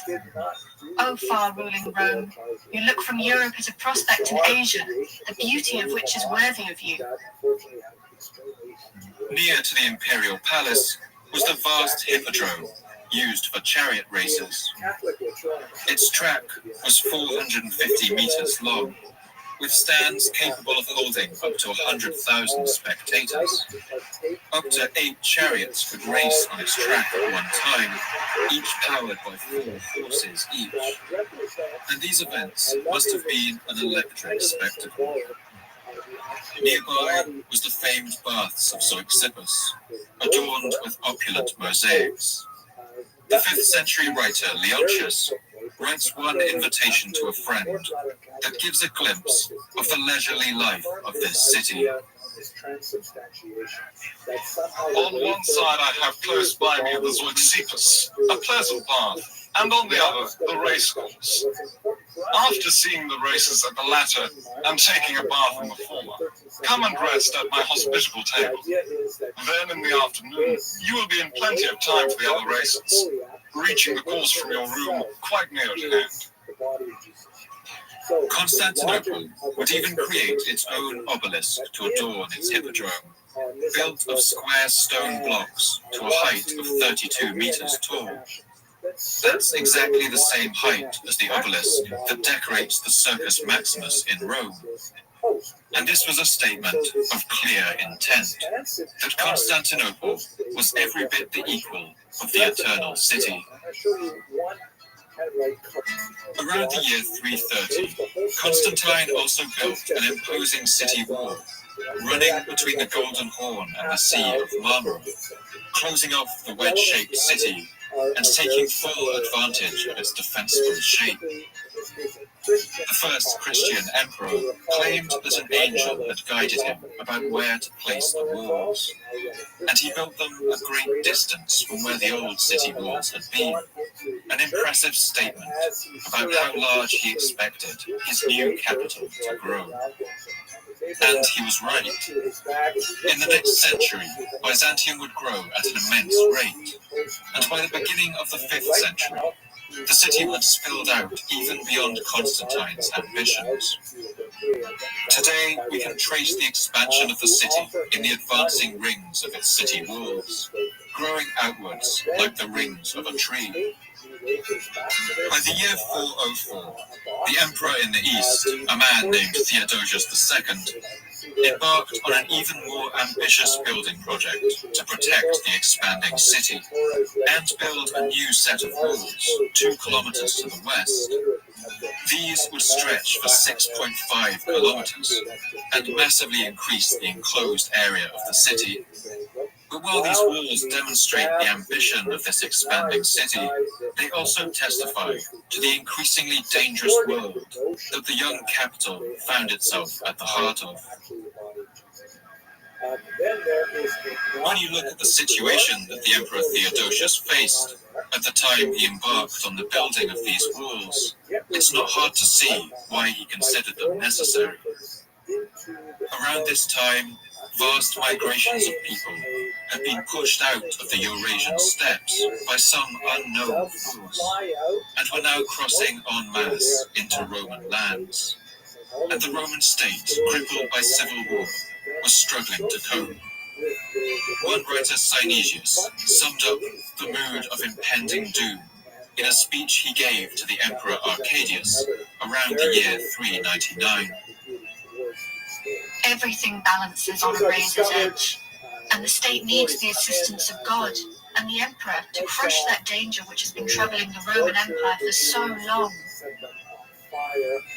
2 years into his reign, in the year 410 AD, the Emperor Theodosius received news of an unthinkable tragedy.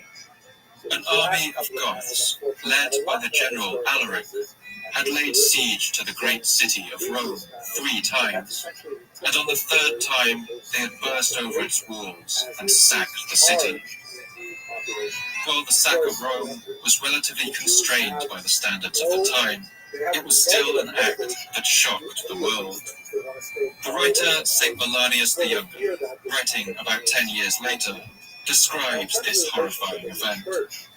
A barbarian storm of which prophecies long ago spoke fell upon Rome, and it did not even spare the bronze statues in the forum. Plundering with barbarian madness, it destroyed everything. Thus, Rome, beautified for 1,200 years, became a ruin. The writer St. Jerome, a native of the Western Empire, then living in Bethlehem, wrote a passionate outburst of sorrow at the news. Oh, horrid. The universe tumbles and yet our sins do not fall. A renowned city and the head of the Roman Empire is consumed in one blaze.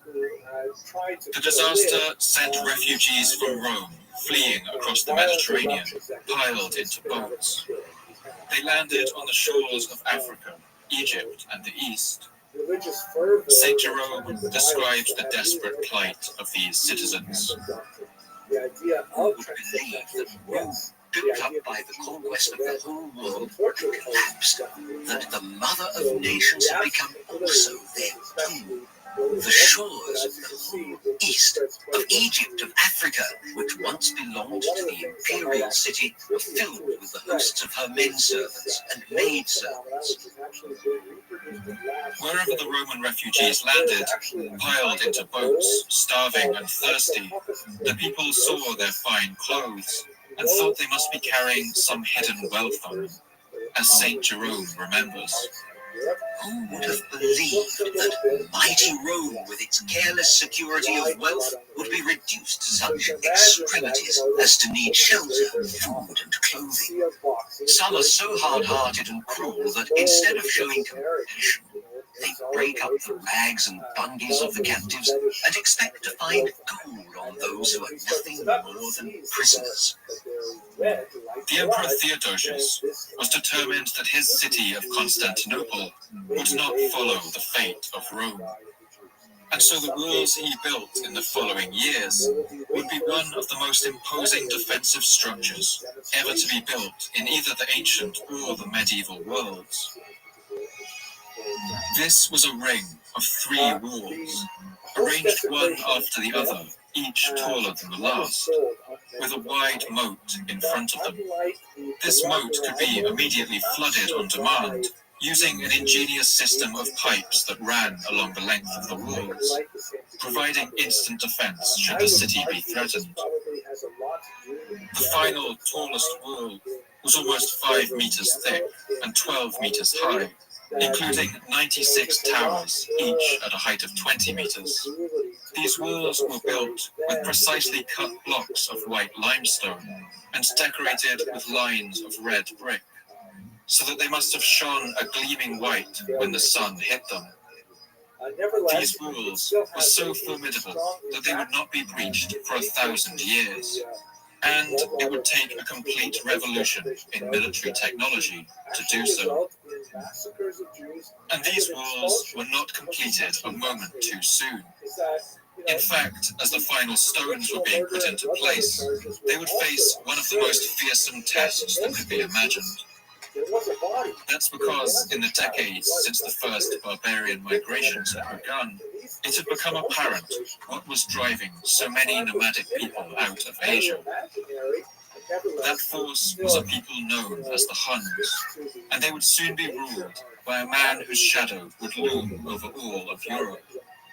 His predecessors had united the nomadic peoples of the Russian steppes into a terrifying force, and he would lead them west in a campaign of destruction that would have few equals. And that man's name was Attila.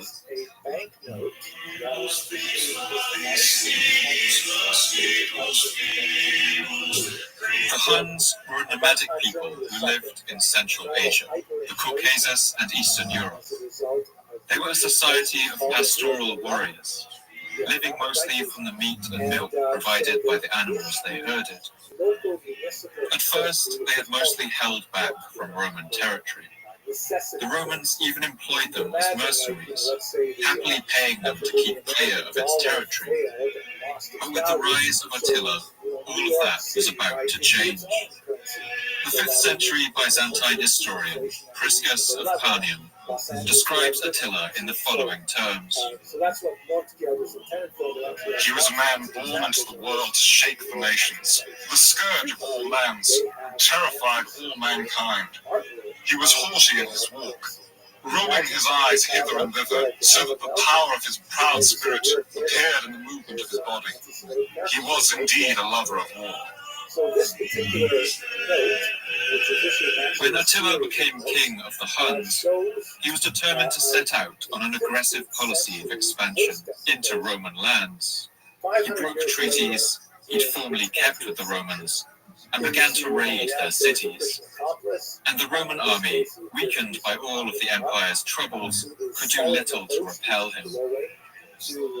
Attila conquered territory throughout Gaul and into modern France, establishing a vast Hunnic empire across Eastern and Central Europe. And in the year 447, he marched his armies across the Danube and into the Eastern Roman Empire. The Eastern Romans were immediately overwhelmed. All along the border, their forts burned, pillars of smoke black in the sky. And now, the armies of Attila bore down on the center of their world, their capital, the great city of Constantinople itself. The Byzantine monk Callinicus, in his work, The Life of Saint Hypatius, wrote about the dire situation that now faced the new capital. The barbarian nation of the Huns, which was in Thrace, became so great that more than 100 cities were captured. There were so many murders and bloodlettings that the dead could not be numbered. For they took captive the churches and monasteries and slew the monks and maidens in great numbers. And to make matters worse, the formidable walls of Constantinople could no longer be relied on. In January of the year 447, the ground shook with a terrifying force.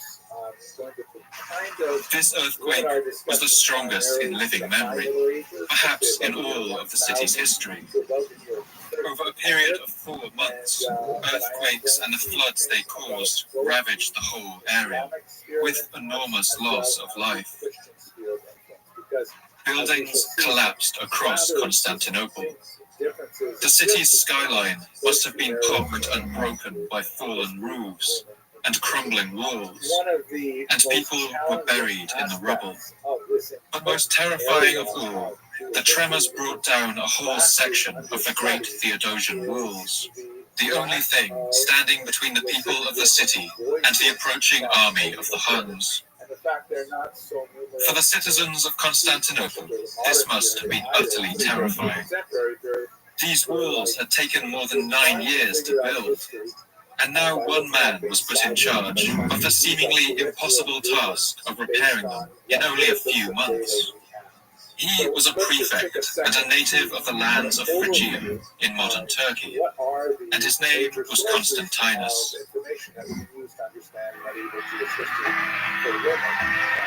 Constantinus was new in his post, and he had an enormous task ahead of him. But he also knew that his city had one great untapped resource, that is, its immense spirit of competition. Constantinus went down to the city's vast hippodrome or racetrack. Over the century or so since its renovation by the Emperor Constantine, it had become the most important hub of the city's social life. Chariot racing in Byzantium held people's fanatic devotion in a similar way to football today. And just like football, chariot racing had become a big money business.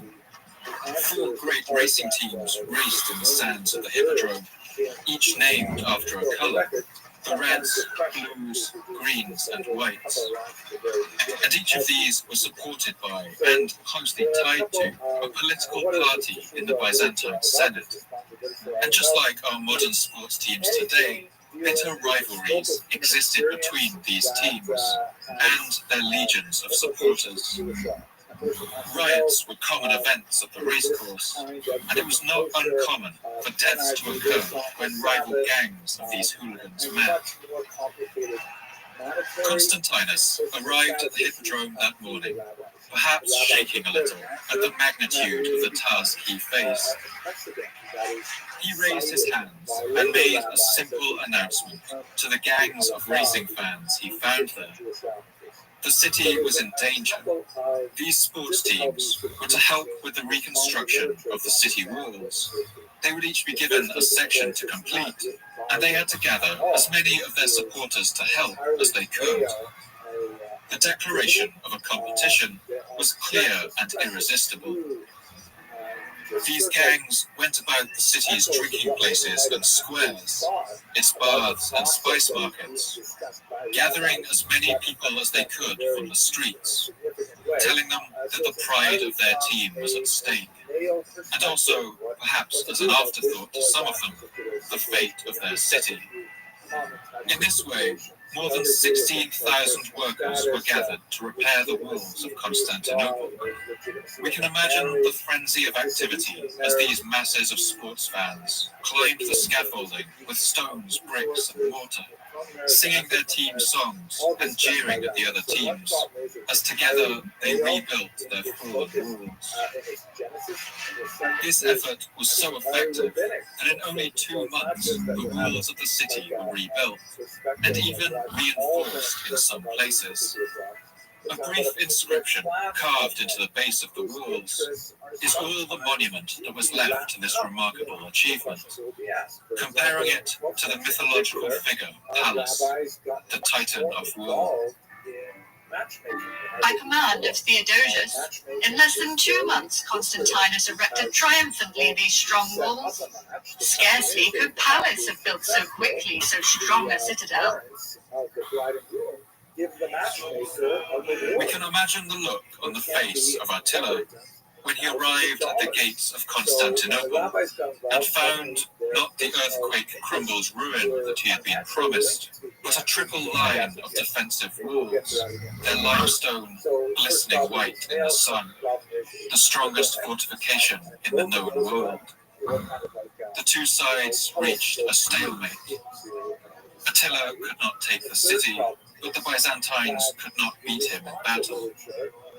Eventually, a treaty was signed. The Romans agreed to increase their payments to the Huns, and Attila left the lands of Byzantium.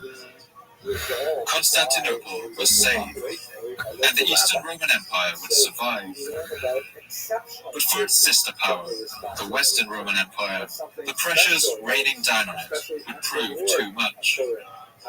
As the 5th century progressed, one side of the empire would stand, while the other would crumble into the earth.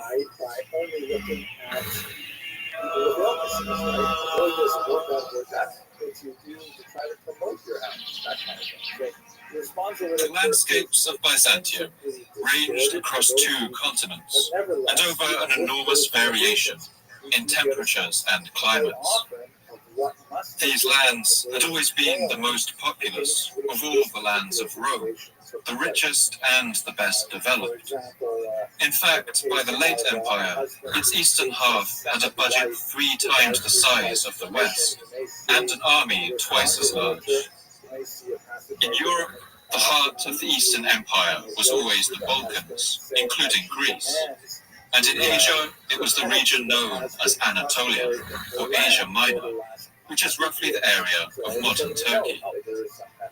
The empire's European territories included parts of modern Greece, Albania, Macedonia, and Bulgaria. Here, craggy mountains covered by dense forest divide this area into steep river valleys that drain into the Adriatic, Aegean, and Mediterranean seas. The most fertile regions here are along the Danube, Europe's second longest river. The temperate regions of the north have a very similar climate to northern Europe, and on the coast, grains and vegetables can be grown, along with fruit trees like apples, cherries, figs, pears, and pomegranates. Olive trees are grown here in great numbers, surviving well on the rocky soil. Inland, there are terraced vineyards and orchards, while the higher mountain regions are used for herding goats and sheep. Across the narrow channel of the Bosphorus is Anatolia, again around the region of modern Turkey. In the west, the earth here rises gently out of the Aegean Sea and forms a fertile coastal plain where the Greeks once founded city-state colonies. But in the north and south, huge mountains loom, among them the range known as the Taurus. These form an almost unbroken wall along the length of southern Turkey, and they're broken only by the famed Cilician Gates, a path through the rocky hills, along a narrow gorge that in ancient times took about 5 days to cross, leading travellers out of Anatolia and into Syria. In Byzantine times, much of this land wasn't suitable for crop production, but the sloping plateaus of Anatolia were perfect for raising vast pastures, and medieval writers regularly mention the enormous herds of cattle, goats, and sheep that roamed here.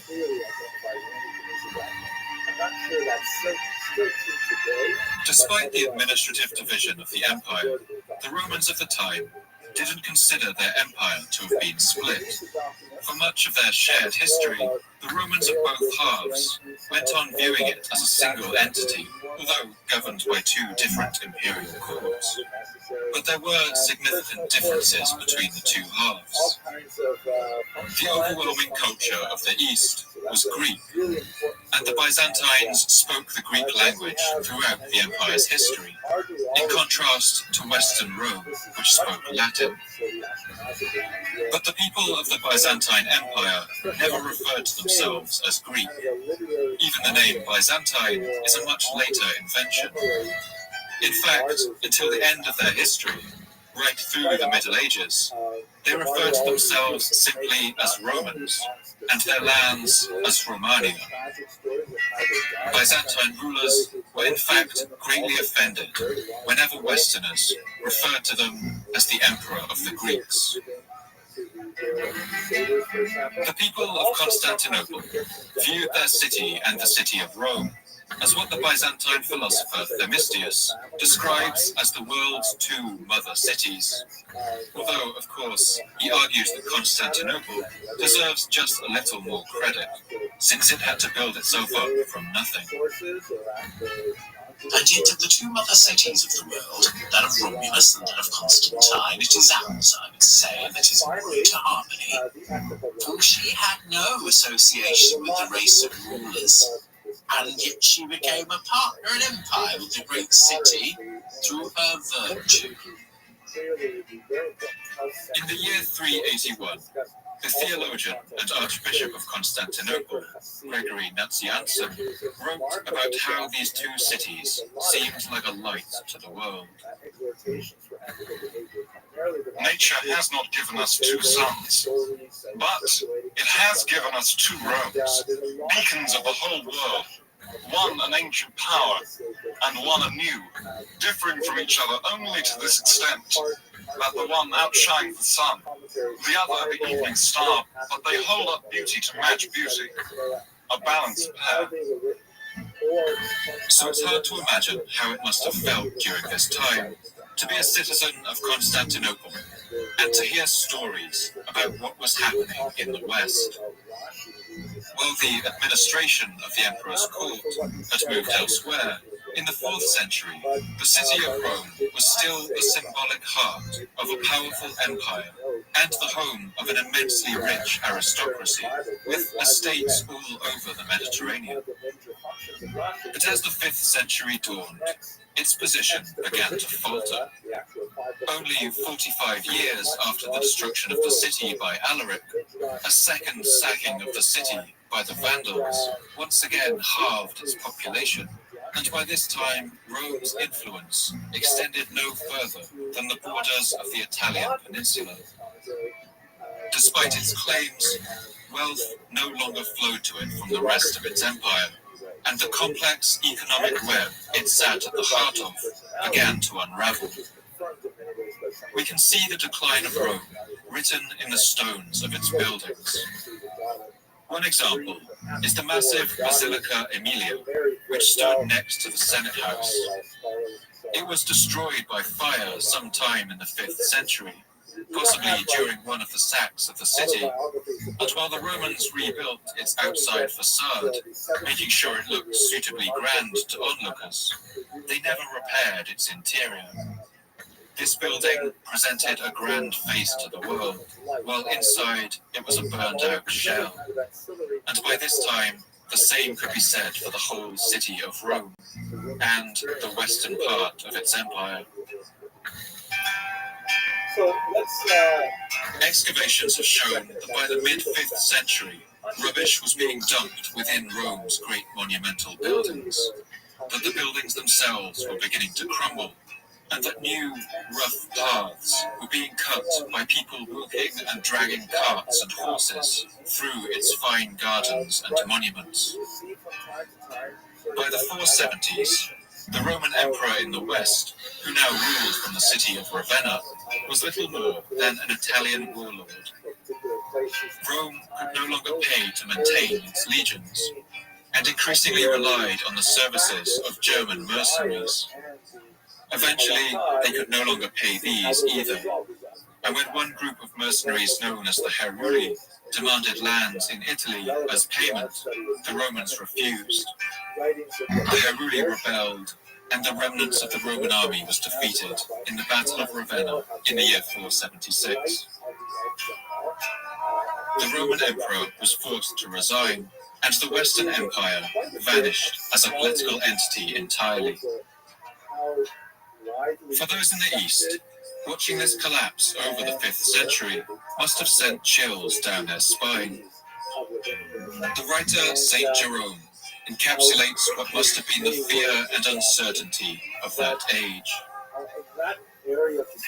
What is safe if Rome perishes? But for the most part, life in the East was virtually unaffected by the fall of the West. In fact, Constantinople continued its expansion and rise in importance, becoming now the undisputed capital and center of the Mediterranean world. Throughout the whole period of Rome's collapse, the East was seen as a safe haven, and it must have received an influx of refugees fleeing the destruction in the West. One writer, Paulinus of Pella, writes in his work Eucharistikos that he considered leaving the West and heading back to his Byzantine estates in Greece and Albania. His wife ultimately convinced him that the journey would be too dangerous, but we can assume that many did make this trip, swelling the population of the East and its capital of Constantinople. This was the beginning of the city's role as a sanctuary to the destitute, the city that later poets would refer to as the refuge of strangers. Beloved refuge for strangers, queen of queens of cities, song of songs and splendor of splendors. For the Christians of the East, the fall of Rome posed a religious conundrum. The empire had converted to Christianity little more than a century earlier, and now destruction was raining down on it from all sides. Many back in Rome believed that this was a punishment for abandoning their ancient pagan gods. But Christian scholars in the East were busy arguing that it was just these remnants of paganism that had brought about the collapse, as the writer Nilus describes. You have said that hordes of barbarians have often invaded Romania because everyone was not willing or eager to worship the pagan gods with sacrifices. No, however, something more distinct and unveiled. Inroads of the barbarians, earthquakes and conflagrations, and all other grievous things are occurring for no other reason than the wickedness and foolishness of the superstitious and impious men among you, who have not ceased your idolatry, but continue to sacrifice to worthless deities every day in the suburbs. The eastern half of the empire endured the tremors of the 5th century well.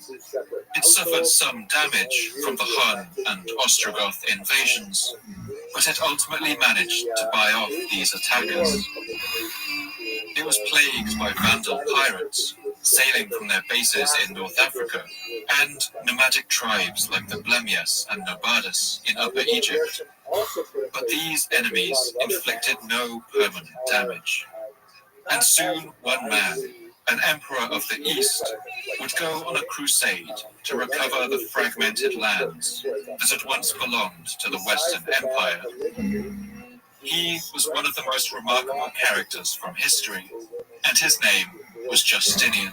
Such as, for example, he instituted a ban on divorcing a woman against her will. The story of Justinian begins with his uncle, a man named Justin. And Justin was a prime example of one remarkable aspect of Byzantine society. That is, the ability of just about anyone to rise through its ranks, and even reach the very pinnacle of imperial power. In fact, Justin began his life as a swineherd in the region of Dardania, a mountainous area in the Balkans next door to Macedonia. As a teenager, he and two of his friends fled the chaos in the west. They crossed the mountain passes in what must have been columns of refugees, with the smoke of their homeland rising in the skies behind them. And everyone in that column had only one name on their lips, the only place in the world that at that moment seemed like a place of safety, the refuge of strangers, the city of Constantinople. The historian Procopius gives one account of this humble journey. 3 young farmers of Illyrian origin came from Videriana, determined to join the army. They covered the whole distance to Byzantium on foot, carrying on their own shoulders cloaks in which on their arrival they had nothing but twice-baked bread that they packed at home. When they arrived at the great capital, life must have been hard. Justin spoke Latin, but only very simple Greek, and he must have been at sea in the hubbub of different languages spoken in Constantinople. Like most peasants, he was also illiterate, but he managed to secure a place in the palace guard and rose through the ranks of military life to become a tribune and then a senator. Finally, under the Emperor Anastasius, he was appointed commander of the palace guard. When the emperor died, as so often happened upon the death of Byzantine emperors, the palace exploded in intrigue. The Grand Chamberlain, a man named Amantius, is said to have given a large amount of money to Justin, intending to buy his support. But Justin took his money and gave it out to numerous other people, ensuring their loyalty to him. When the dust settled, Justin was elected as the new emperor. Justin soon reached out to his peasant family, and he brought his young nephew, the boy named Justinian, to the capital to be educated. Justinian was also a peasant, but in Constantinople, he learned jurisprudence, theology, and Roman history. He learned about the greatness of the empire that had once ruled in the West, and about the circumstances of its catastrophic fall. And perhaps it's here that he began to dream of an ambitious and seemingly impossible project. This he would later call the Renovatio Imperiae, the restoration of the empire. Justinian became emperor after his uncle's death, and he set about the job of ruling with enormous energy. He became known as the emperor who never sleeps, but his reign was not without controversy. He married a lower-class woman named Theodora, a courtesan with a lascivious reputation, and this caused great scandal across the empire. The contradictory and contrasting ways that Justinian has been portrayed are nowhere better shown than in the writings of the scholar Procopius. Early in his life, Procopius writes about Justinian and Theodora as a pious and dedicated couple. But later, he also wrote another text, entitled The Anecdota. This was a scandalous tell-all about the true Justinian and Theodora, a text that has come to be known as the Secret History. In his Anecdota, Procopius portrays the Emperor Justinian as a cruel, incompetent ruler. He committed numberless murders through his notion of piety. In his zeal to bring all men to agree in one form of Christian doctrine, he recklessly murdered all who dissented therefrom under the pretext of piety, for he did not think that it was murder if those whom he slew were not of the same belief as himself. Procopius even goes so far as to claim that Justinian and his wife had been possessed by evil spirits, and recounts tales of them wandering the palace without their heads. Justinian's reign was also marred with riots. In the year 532, the famous chariot racing factions of Constantinople, those rival gangs who had helped to rebuild the city's walls against the advance of Attila, joined forces once again to rise up in the streets against what they saw as the corruption of Justinian's rule. They marched through the streets of the capital, setting fire to the city and chanting the word Nika, Nika, the Greek word for victory. These riots became known as the Nika riots, and they were so severe that the emperor considered fleeing by sea. During the riots, the old church that had stood on the hill beside the imperial palace burned to the ground. and Justinian's reaction was brutal. In the next few days, he ordered the crushing of the riots by the army.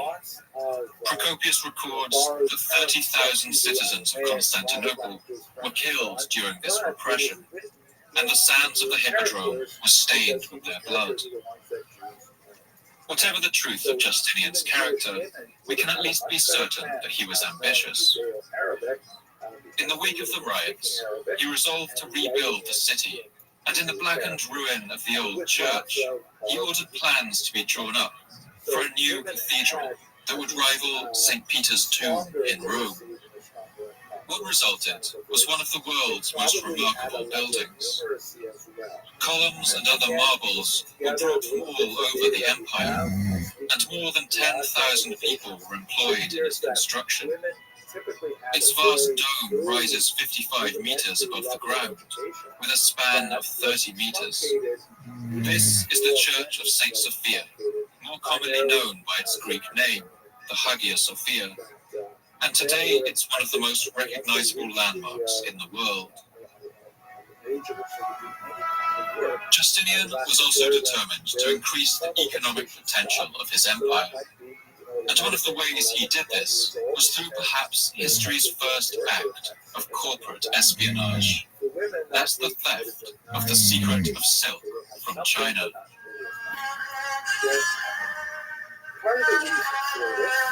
As we discovered in the last episode, for centuries, silk had been the sole reserve of Chinese craftsmen. The product of their silkworms had spread throughout the world long before any diplomatic contact with China was established. But in the year 551, two Byzantine monks who had been preaching in India made their way to China and observed the intricate methods used in the raising of silkworms and the production of silk. They hurried back to Constantinople and sought an urgent audience with the Emperor Justinian. They told him that they had found the source of the miracle material silk, and the emperor was impressed. He offered them a great fortune if they were able to smuggle some of these mysterious worms back to the capital. The monks set out once again, likely traveling along a northern route along the Black Sea. They would have passed through the Tarim Basin and the Taklamakan Desert, through the Gate of Jade and down the Hershey Corridor into the heartlands of China. With them, they carried bamboo canes, hollowed out on the inside with hidden compartments. In China, they convinced others to smuggle the silkworms out for them, likely in the form of eggs or very young larvae, since adult silkworms are very delicate and easily killed by temperature variations. The entire expedition may have taken up to 2 years, but they eventually returned successful and established a breeding population of silkworms on the other end of the Silk Road. Their actions began a Byzantine trade in silk, with silk factories setting up in Constantinople, as well as Beirut, Antioch, and Thebes. The Byzantine Empire quickly established a monopoly on silk in Europe, and this formed one of the bases for their economy throughout the medieval period, swelling the wealth of Byzantium to unprecedented size.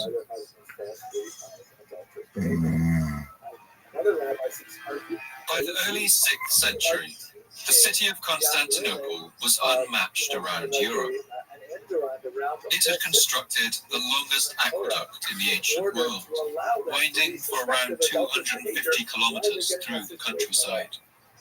The early emperors had also supplemented the city's defenses with another series of defensive walls, more than 60 kilometers from the capital, known as the Long Walls. These stretched 56 kilometers from the Black Sea to the Sea of Marmara. But the Emperor Justinian had even greater ambitions. He wanted to recover all the lands of the Western Roman Empire and restore Rome to its ancient size. And he would be incredibly successful. Justinian never took part in the military campaigns he ordered. He left that to a talented general named Belisarius, and from his throne in Constantinople, Justinian watched as the lands of old Rome fell once more under his banner. The general Belisarius marched across North Africa and conquered the Vandals, who still occupied it, in only 9 months. Then he set his sights on Italy, where an Ostrogoth king still ruled. Belisarius swept into Italy and laid siege to Rome itself, encircling it for over a year, and finally marching through its gates in the year 536. When Belisarius marched into the city of Rome, he would have seen a place much faded from the greatness of its past. 2 large earthquakes in the 5th century had damaged many of its great buildings, but its aqueducts were still running, and its baths still functioned. Gladiators and animals still fought in its Colosseum, and a threadbare population had begun to reclaim some of their importance in the region, if nothing like the European empire they had once ruled. For the Emperor Justinian and Belisarius, Rome was the ultimate symbol of the revitalized empire, and they would not give it up for anything. The Ostrogoth king who ruled over Italy, a man named Vitiges, quickly responded, marching on Rome with an army of his own. And now it was the turn of Belisarius to be under siege. The Ostrogoth king offered him and his men safe passage if he left the city in peace, and Belisarius responded with this reply. It was you who trespassed upon the city in former times, though it did not belong to you at all. And now you have given it back, however unwillingly, to its ancient possessors. And whoever of you has hopes of setting foot in Rome without a fight is mistaken. For as long as Belisarius lives, it is impossible for him to relinquish the city. Ultimately, the Romans succeeded in holding the city. But this was only the beginning of a long and costly series of wars in Italy. In the years that followed, the city of Rome would be besieged and captured a further 3 times, each time more brutally and more costly than the last. But finally, the Ostrogoth hold on Italy collapsed, and the Byzantine Empire reclaimed the Eternal City for the Empire of Rome. But there was a tragic irony to this situation. In trying to return Rome to its empire, the Byzantines had done immense damage to the city. In the wars of Belisarius, perhaps as many as 90% of all Rome's citizens had either been killed or fled the city, leaving a population of perhaps only 30,000 people. The inhabited area of the city was reduced to only 1/10 of its previous size, and of the 13 great aqueducts that had once carried water directly into the city, only 2 remained in operation. If there had ever been hope of Rome rebuilding the glory of its ancient past, then the Byzantines had ended that hope forever. And the conquests of Justinian, though remarkable as achievements in themselves, were short-lived. The Byzantine Empire simply didn't have the resources to maintain such a large territory for any period of time. The Gothic wars drained its wealth and distracted its military. And in the 540s, another plague spread throughout Europe, weakening it even further. The so-called Plague of Justinian may have killed anywhere between 25 to 100 million people over the next 2 centuries. Modern science has confirmed that it was caused by a strain of the bacterium Yersinia pestis, the same organism that caused the Black Death in medieval Europe. The outbreak in Constantinople is thought to have been carried to the city by infected rats on grain ships arriving from Egypt. And the Emperor Justinian is even reported to have contracted the disease, although he was one of the approximately 50% of people who would recover. Procopius records that at its peak, the plague was killing 10,000 people in Constantinople every day. And of course, he blamed Justinian for its arrival. The plague began to rage and swept away nearly half the survivors. Such were the disasters that afflicted mankind from the day when Justinian first commenced to manage the affairs of the kingdom and after he had ascended the imperial throne.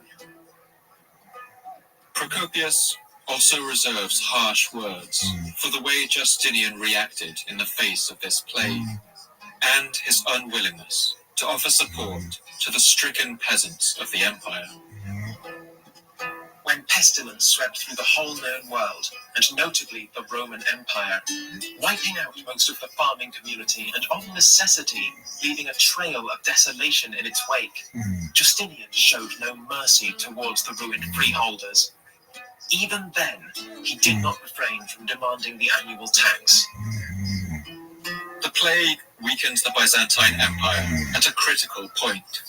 When Justinian's armies had nearly retaken all of Italy and the western Mediterranean coast, soon the Germanic people known as the Lombards invaded northern Italy, defeated the small Byzantine army left there, and established their own kingdom.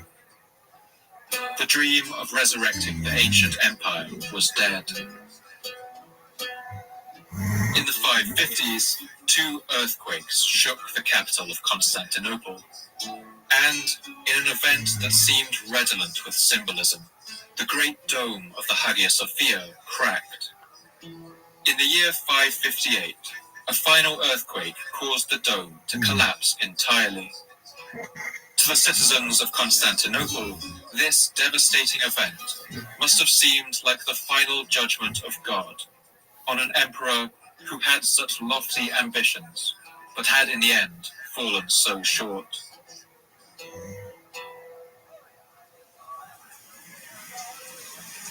Justinian died in the year 565, having left no children. He was buried in a grand mausoleum in the Church of the Holy Apostles, and the emperors who followed after him would reap the consequences of his over-ambitious conquests. Justinian had inherited an imperial treasury of 29 million gold coins, but his wars had all but emptied it. In the east, Byzantium was now under pressure from the powerful Sassanid Empire, a Persian empire that ruled from the city of Ctesiphon near modern Baghdad.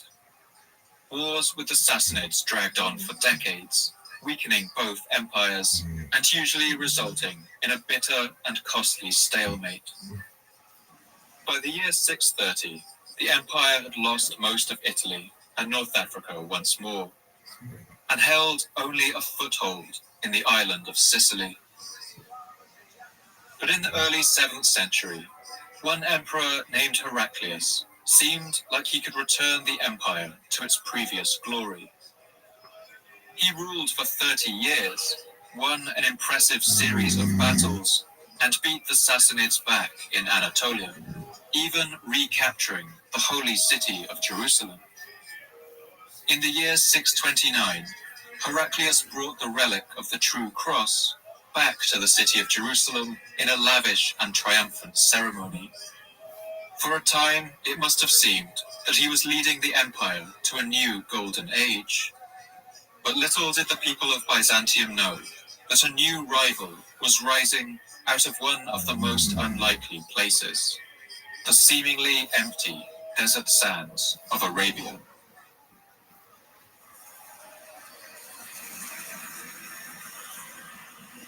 The Arabian Peninsula is a wedge of land pinched between the Persian Gulf in the north and the Red Sea in the south.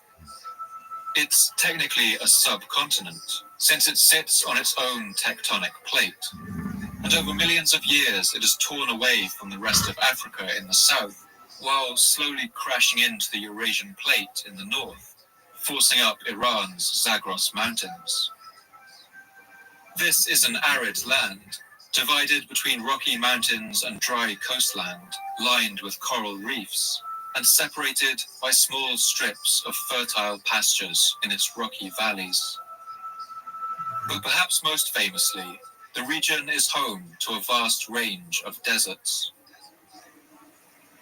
The largest of these, the Great Arabian Desert, is the fifth largest in the world and one of the deepest. Its sands are thought to extend up to 180 meters below its surface, or more than 50 stories. And it's here that a warrior visionary had risen to topple the established powers of the region and gathered a powerful military force. The man known to history as Muhammad was a revolutionary, a guerrilla warrior, a poet, and an innovative military strategist. And during the final 10 years of his life, he led a successful campaign to capture the city of Mecca from the Quraysh tribe who had ruled it for centuries. After his death in the year 632, the successors of Muhammad took up his mantle. To their north, they spread out of the Arabian Peninsula and faced ahead of them the lands of both the Sassanids in Mesopotamia and Persia and the Byzantines in Egypt. But these two great ancient empires had been hollowed out from within, weakened and bankrupted by their incessant wars. The last great war between these two empires had ended only a few years before, after grinding on for nearly 3 decades and critically weakening them. And the Arab advance came as a complete surprise.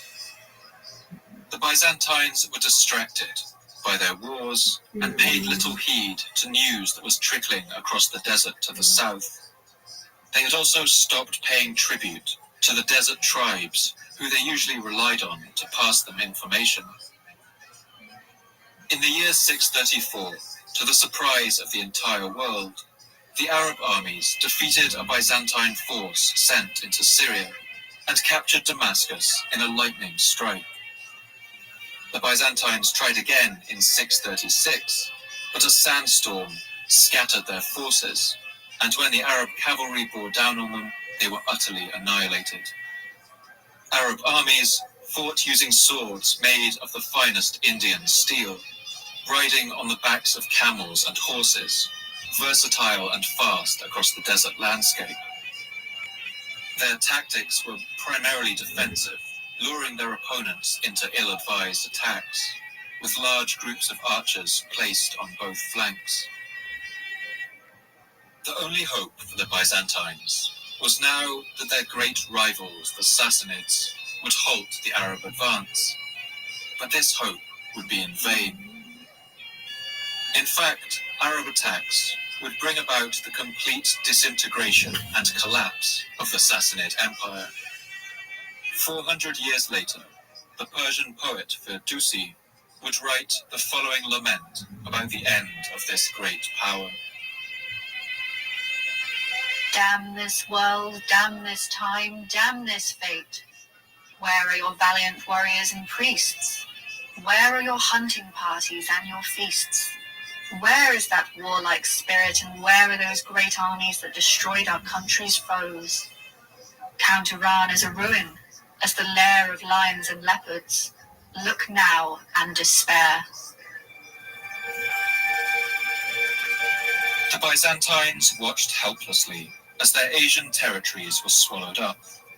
Jerusalem, recaptured less than a decade before at enormous cost, surrendered to Arab armies in the year 637. And for the general emperor Heraclius, on whom the Byzantines had pinned such hopes, this catastrophic defeat proved too much. He had once been the commander of his father's fleet, a bold and accomplished sailor, but in his old age he developed an overwhelming thalassophobia, or fear of the sea.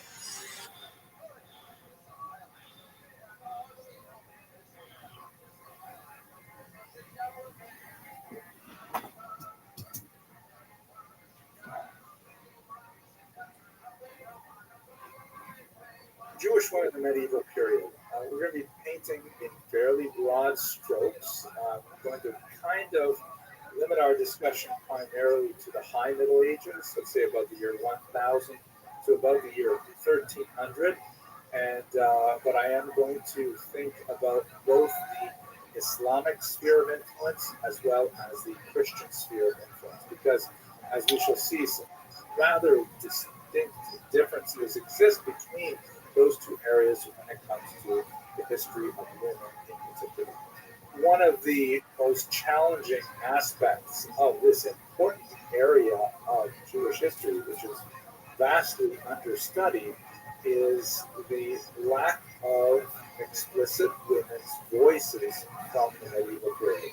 And the fact they're not so numerous in the ancient or the modern period either, until you get to the contemporary period, where we're trying to figure out history by looking at things sideways, by trying to use our peripheral vision based on what little bits of data. Oh my gosh, I would think that's hilarious. Yeah, she's wild. She gets belligerent sometimes, and you're just like, Mom, like, when I'm on the back porch of the house, you can't say these things out loud. You know what I'm sure saying? She's getting a kick out of you doing all of she loves it. Yeah. Yeah, my mom came to see me in Chicago this weekend, and she gave her home address to somebody. No, she didn't. She did. For mail, for a visit. These people were wearing these shirts that said "Make Me Come," and they were like, "We want to give one to Casey," and I was doing a meet and greet. And she was like, well, I guess I can't give you his address. I'll just give you my address. And she... They didn't have it with them for her to grab? No. Oh. I was like, Mom, you cannot give people your home address. You cannot do that. Yeah. Someone showed up knocking at William's parents' house. People do that. They want to meet Mama Rev. Well, it's sweet about the they were wearing the Make Me Come. Well, it's not even a joke of mine. Like, that's not even something I talk about. Did she ever get the shirt, or they just got her address? Well, this just happened, so we're still We'll waiting see. for the shirt. I don't really want the shirt. That's kind of gross. It's never even going to come. So. That's crazy. Yeah.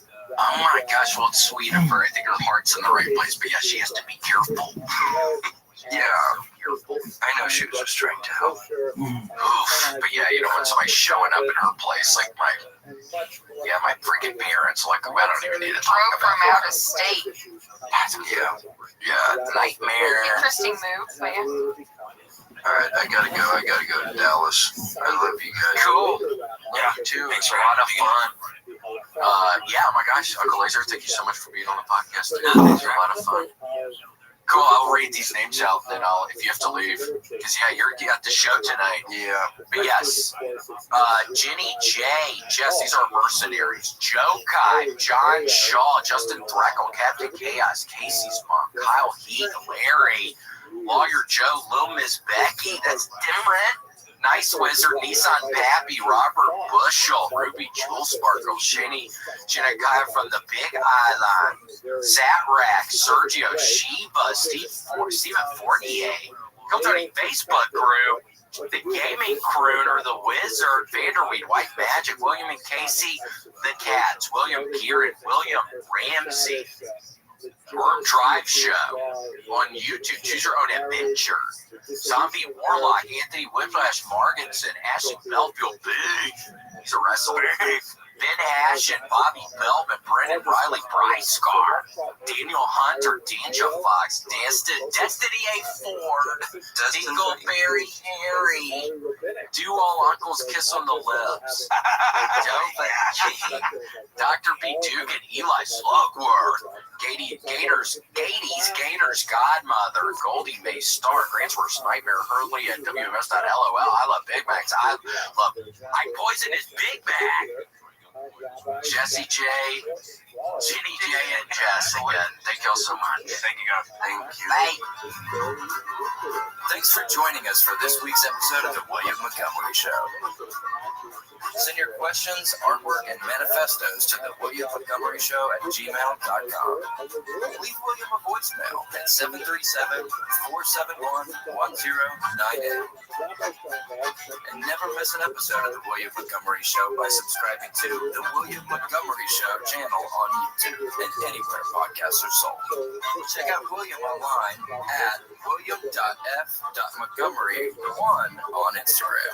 For more William Montgomery, check out Kill Tony on YouTube and check him out live at the Comedy Mothership in Austin, Texas every Monday night.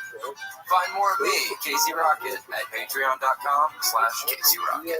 Follow me on Instagram at Casey Rocket. This episode of The William Montgomery Show was recorded at Record ATX Studios right here in the heart of Austin, Texas. The William Montgomery Show is produced by William Montgomery. The anthem is sung by William Montgomery. The drums are sung by William Montgomery. The words are sung by William Montgomery. The William Montgomery Show is a Fanny Co. production. Thanks for joining us. See you next time. No, Bud said that. I'm trying to have fun tonight.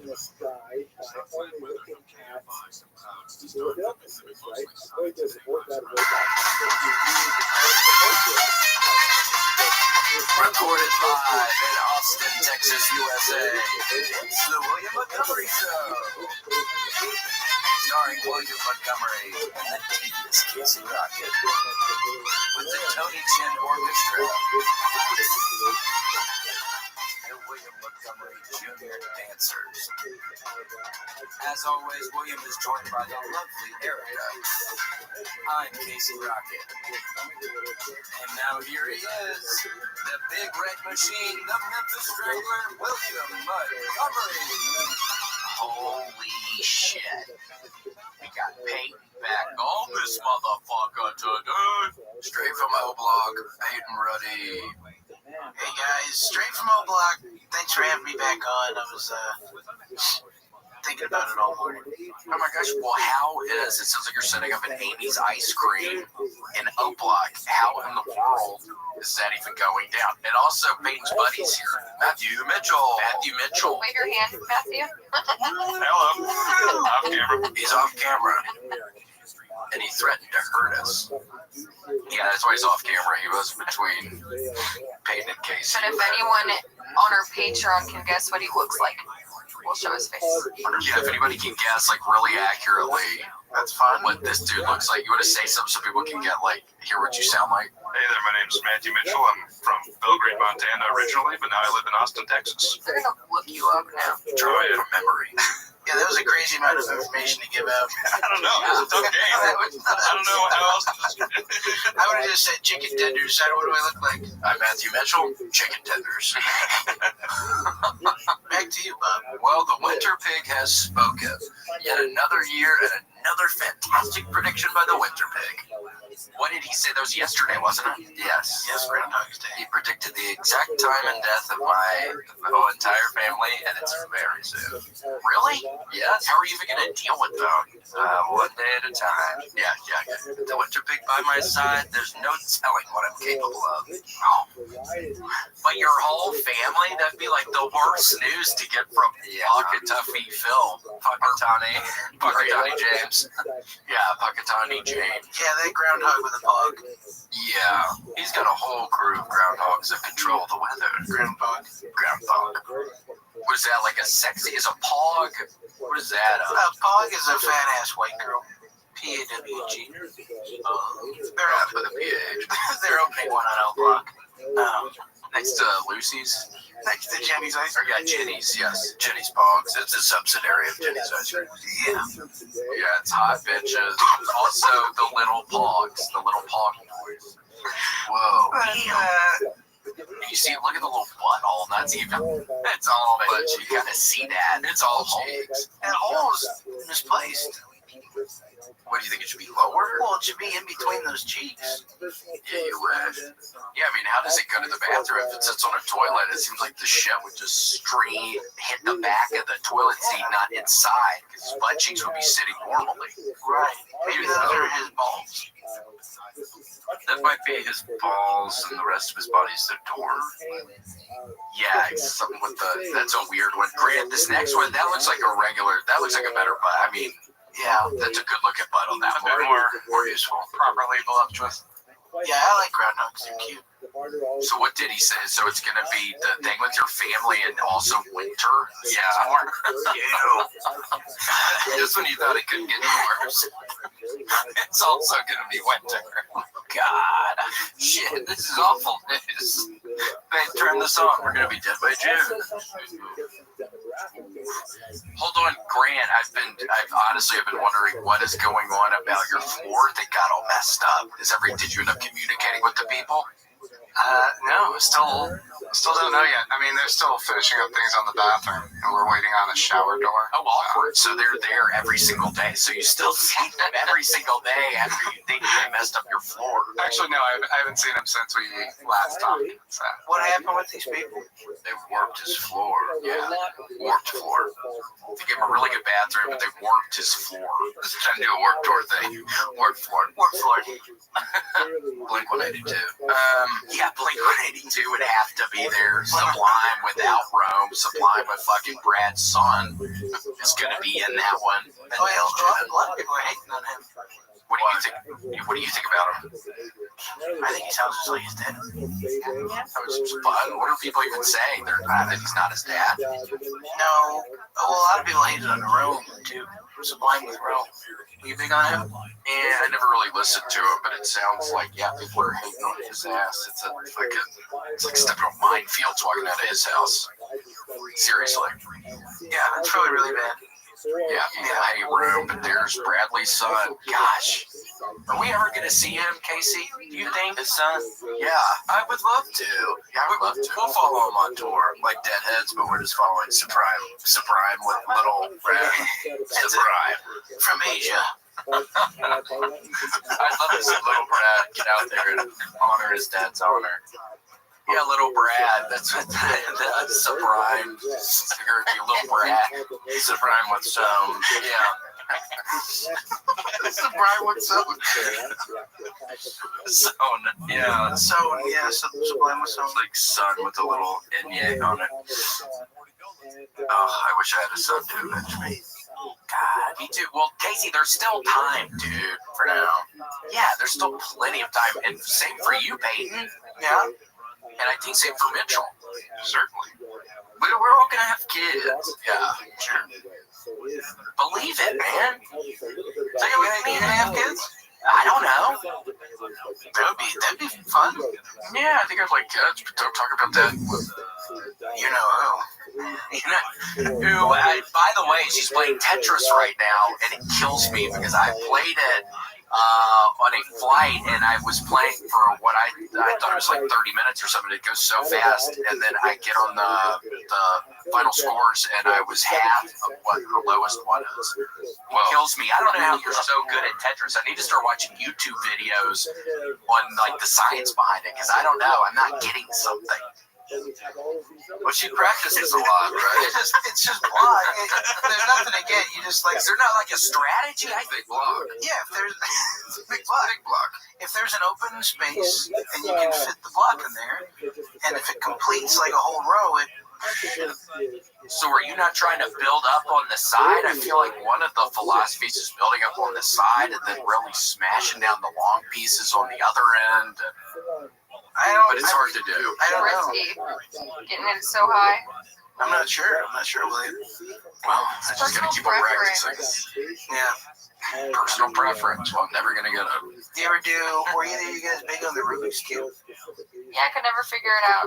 Yeah, never solved it out once. Never. I used to know the one algorithm in high school, but then what's the algorithm? Tell us. Yeah, please. It's like left, right, up, left, right. That can't be right. Left, right, up, left, right, up. Yeah, it's an algorithm. It's like just a puzzle. So if you do it enough, it'll just solve itself. What? Yeah. Left, right, up. There's a way to do it. Right? Yeah, there's a way to do it. Yeah, that's not how you do it, though. You know, well, I don't know the actual algorithm. I know, I would never tell you. Yeah. No, I know it's not the actual algorithm. Well, you're sworn to secrecy, right? Like how they buried Genghis Khan's. The people who buried him, they buried those people. Exactly. So if you told we'd have to bury you with the Rubik's Cube, right? Could you imagine how sad that would be? I'm sure there was like an honor or something to be able to bury Genghis Khan, and then they get your ass. You know where his body. That would suck. Getting the whole fat ass. No! And just gonna crawl down in there, I guess, screaming. Prize! Yeah. I don't want a dog. I don't know that. I was just listening to you. It's kind of, I was looking at the algorithm on the screen here. It seems way too complicated. No. Well, you go right. You go right, and then you turn the left. This is gibberish. And when you're doing that, are you starting from the top left to right, or when you're doing what you were just saying? Well, you read, so left to right, I guess. Right, and then right down, then right two. One or two. Right Come square. How about you write this down? Shut the hell up. Yeah, you got a headache in this mug, dude. Blame Grant. He pulled up the algorithm. I'm just sitting here explaining it, guys. I don't really know what to say. I wanted to hear about the fucking ice cream place in Oak Block. There's not much to tell. There's not much to tell, William. I'm opening a Jenny's ice cream on Oak Block, and they're just gonna have to deal with it. Well, I think it's good. I mean, I've heard that places around there's a food desert, so I think an ice cream place will be good. Yeah. So tragic. There's our loyal customers. Up and coming guys, ready to, rep the cause for a good cause. Some of their jeans don't fit right. For a good cause. Ready to rep the cause for a good cause. That's why you need to put signs out front of your store. Yeah, you gotta get in tight with the dudes on the block. You have to. You have to. You have to gain the respect. I mean, how are you gonna do it? Are you gonna give them extra scoops of ice cream, or what are you even gonna do? How are you gonna gain the trust? They come in. If they come in, I go, what can I get you? They go, let me get a butter cake ice cream or whatever it is. I go, don't even worry about it on the house. On the his day. So you're gonna give them away? Yeah, I'll give them away for free. That's me. Give them away. The profit margin is just awful. So that is you. That looks like the general's brother. We have the famous buttercream ice cream. What kind of ice cream did you say that was? What's it called? Butter cake? Yeah, butter cake. Yeah, butter cake. Butter cake. Ooh, you never had butter? Have you had Jenny's? I know you said Amy's. Have you had Jenny's? No, I don't think I've ever had Jenny's. Jenny's is, it's more Chicago, but they're everywhere. Yeah, they got one over here on South Congress. Yeah, it's really butter cake ice cream. Have you ever had that, Casey? We gotta get over there tonight. We have to try it. Yum. I went to some. Erica, have you ever used Temu? No, I'm an AliExpress girl, but I went on Temu looking for a different band t-shirt, and then they do this thing, not to cut us off, but Temu is this Chinese website that is like bulk shirts. So I went to buy a shirt. It was like $19.99. This thing pops up. Congratulations. Pick 7 more shirts for free. And I was like, whoa. And I picked 7 shirts, and it was like, congratulations. it never stopped. Yeah. Then you get so many free prices. It was like, congratulations, access 100% off. And I'm like, that means it's free.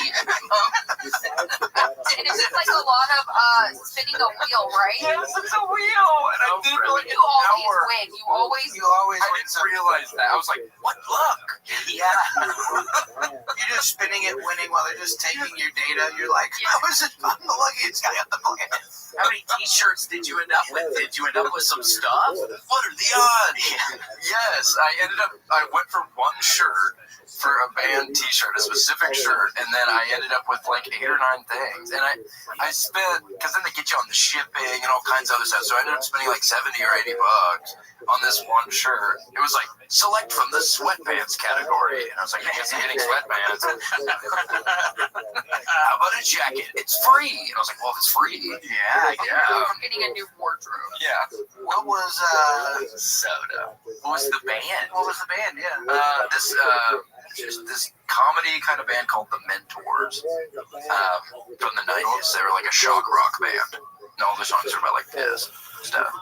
So, nice. I just watched a documentary about them, so cool. There's a particular video too. I hate to drag us off course, but I sent it to Casey. Maybe you sent it to me. I don't know, but I can't. I have gone back to what, and I should send it to Matthew about 10 times. It's an alligator in the water. Yeah. That is, he's just like sitting still in the water. And he just floats by the window in like an exhibit. And the caption says, me when somebody leaves a pie out on the windowsill to cool, and it's like the alligator just floating towards the pie. And I don't know if there's a way to find that, Grant. Look for it, Grant. That sounds funny. What made you think of that? Peyton's just like, yeah, I'll cook up some comedy. Because what made me think of it because I don't know, I've sent it to other people, like yesterday. God, remember how scary Christopher Lloyd was in what was the movie Dennis the Menace when they put that pie out on the ledge? Christopher Lloyd reminds me of 100% scary bad guy Dennis the Menace. That was the music for sure. Wait, of the meme.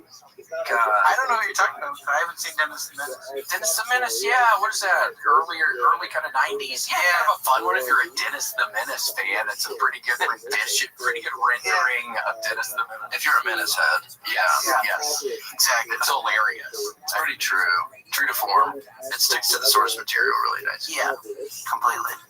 There's a thing, I can't remember why he's messing with it, but it's like this ball of paint, and the ball of paint ends up on the old guy's grill, and the old guy grills the ball of paint like it's a cheeseburger, and then eats it. Dennis is like watching him eat this thing of paint, like a paint cheeseburger. It's hilarious. Really? Yeah, that's like one of the things. I'd like to see that.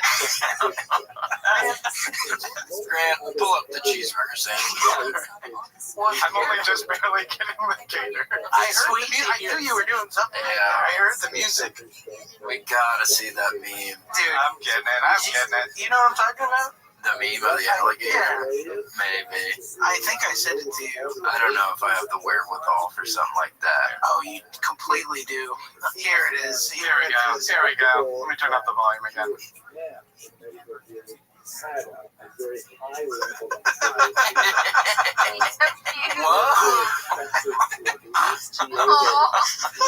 Well, it's funny the idea of not even wanting to go to it for me and falling. Yeah.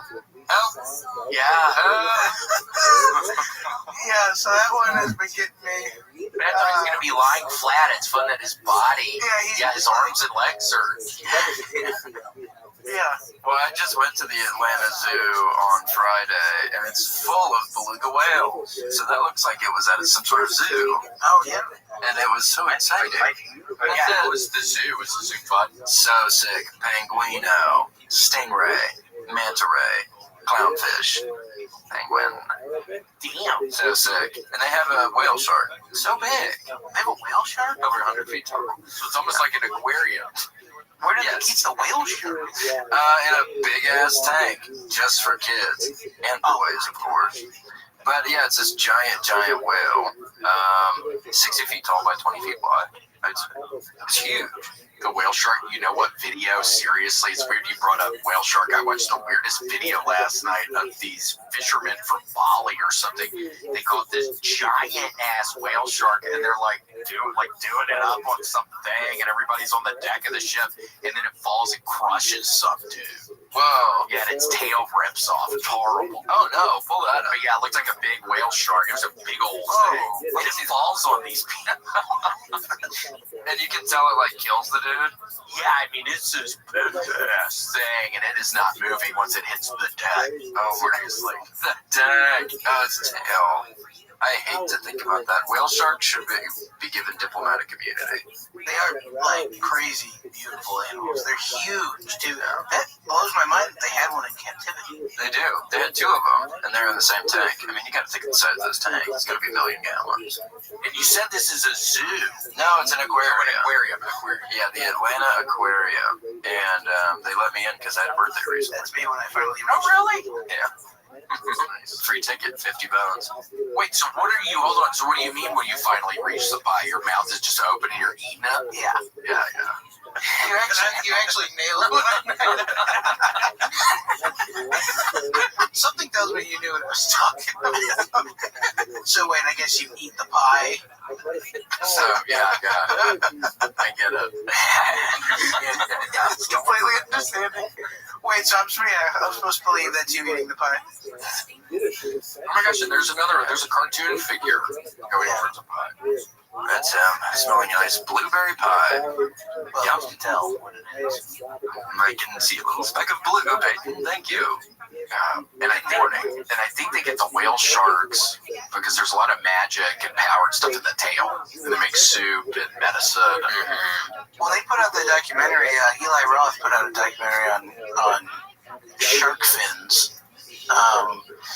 That like all the poaching was that they would take sharks out of the water, cut off their fin, throw basically the fuselage of the shark back into the water, and like it's just a fun way to call the body of a shark a fuselage. Somebody would notice it's pretty good. And they suffocate and they drown because they can't move, and so but the fins it's a big scam. They sell these fins like for like shark oil and like face cream and all that. None of that's been proven to like help your skin or any of that.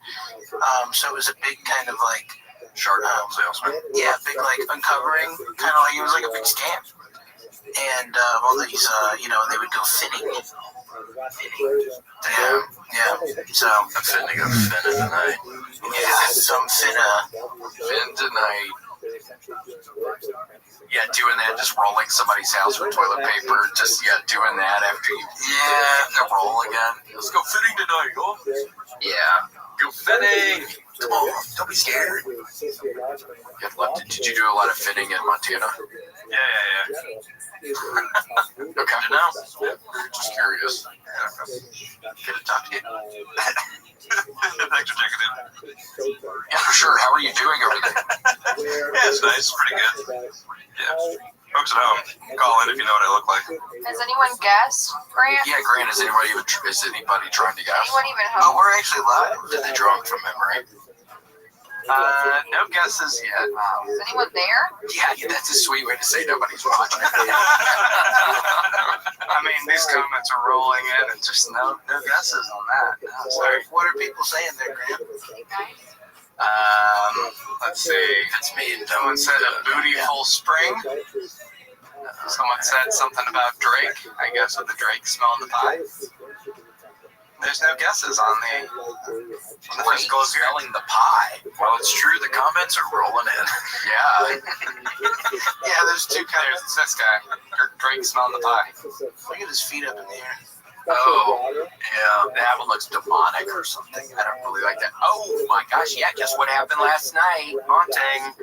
I go to sleep. I had trouble going to sleep for some reason. And then I finally go to sleep, and I'm in my parents' house, and I look in a room. I have a flashlight, and Gator is on a bed, and then Gator and then I do the flashlight, and then Gator like moves up, but nobody's there. A ghost was handling Gator, and it scared me to death. And I was making noises, wasn't I? You were waking me up, and I was going back into the fucking nightmare, and I'm thinking, what the fuck? I'm just trying to go to sleep. Why am I immediately? Because now it's in my head, and I think that's why I'm starting to have nightmares, seriously, because it's in my head a little. You having nightmares? Yeah, some. Why is it in your head? I don't know. Before I go to sleep, I'll pray. I'll be like, not have nightmares tonight. So I think even just saying that is giving me nightmares, maybe, because I'm thinking about it too much. And sure enough, last night, right off the bat, Gator's getting haunted. You're feeding into something bigger than you. Yeah, it's scary. Yeah, that's not good. What do I even do, Casey? It's like, seriously, what do I even do about that? It's attached itself to you. You might need to do a sigil. Or cleansing. Don't even try moving. It'll follow you. Yeah, you're already marked. You're marked. Stop. Seriously? You believe that? Seriously? Yeah. You're marked. Yeah. Have you seen any of those paranormal activity movies? They try and move it. It never leaves the person. There needs to be some kind of a sacrifice. It's from Scooby-Doo. Wait, what did you say? There needs to be some kind of a sacrifice. There's an episode where they have to sacrifice a person to get rid of a ghoul. No, they try and sacrifice Scooby in the live-action movie when they're on Spooky Island. Oh, you're right. Oh, sacrifice. They're trying to save him, and they're like, Scooby-Doo, you want us to save us? And he's like, I'm a sacrifice. He's all excited about it. Damn.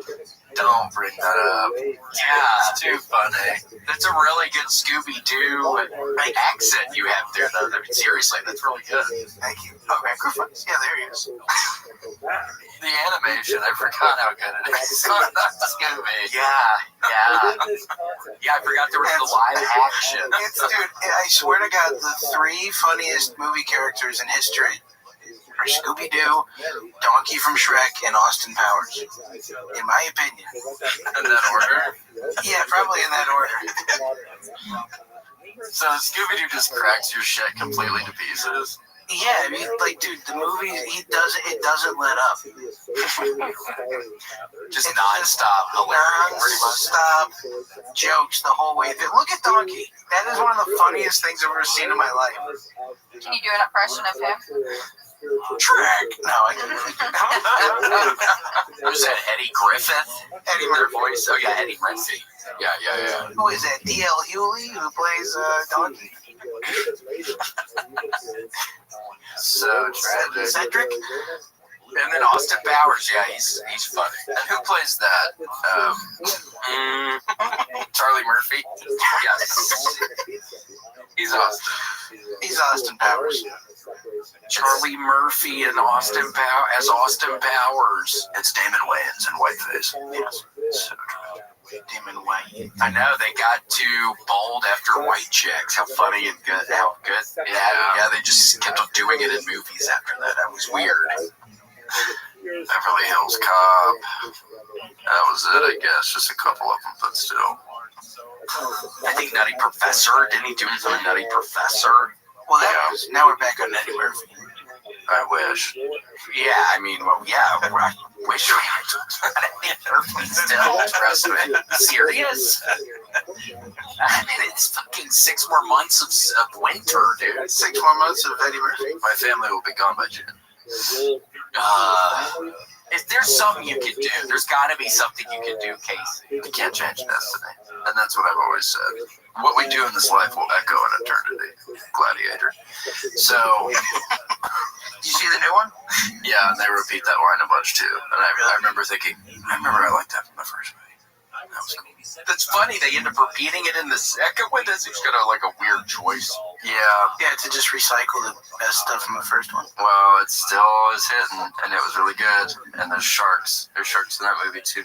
What inside of the Coliseum? Coliseum. The sharks, and they reenact battle. Do you guys see the new Beetlejuice?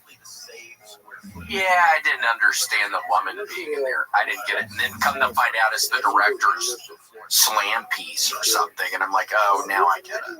Yeah, I didn't get that, but I thought Willem Dafoe was great. He was Beetlejuice. Yeah, it was so weird.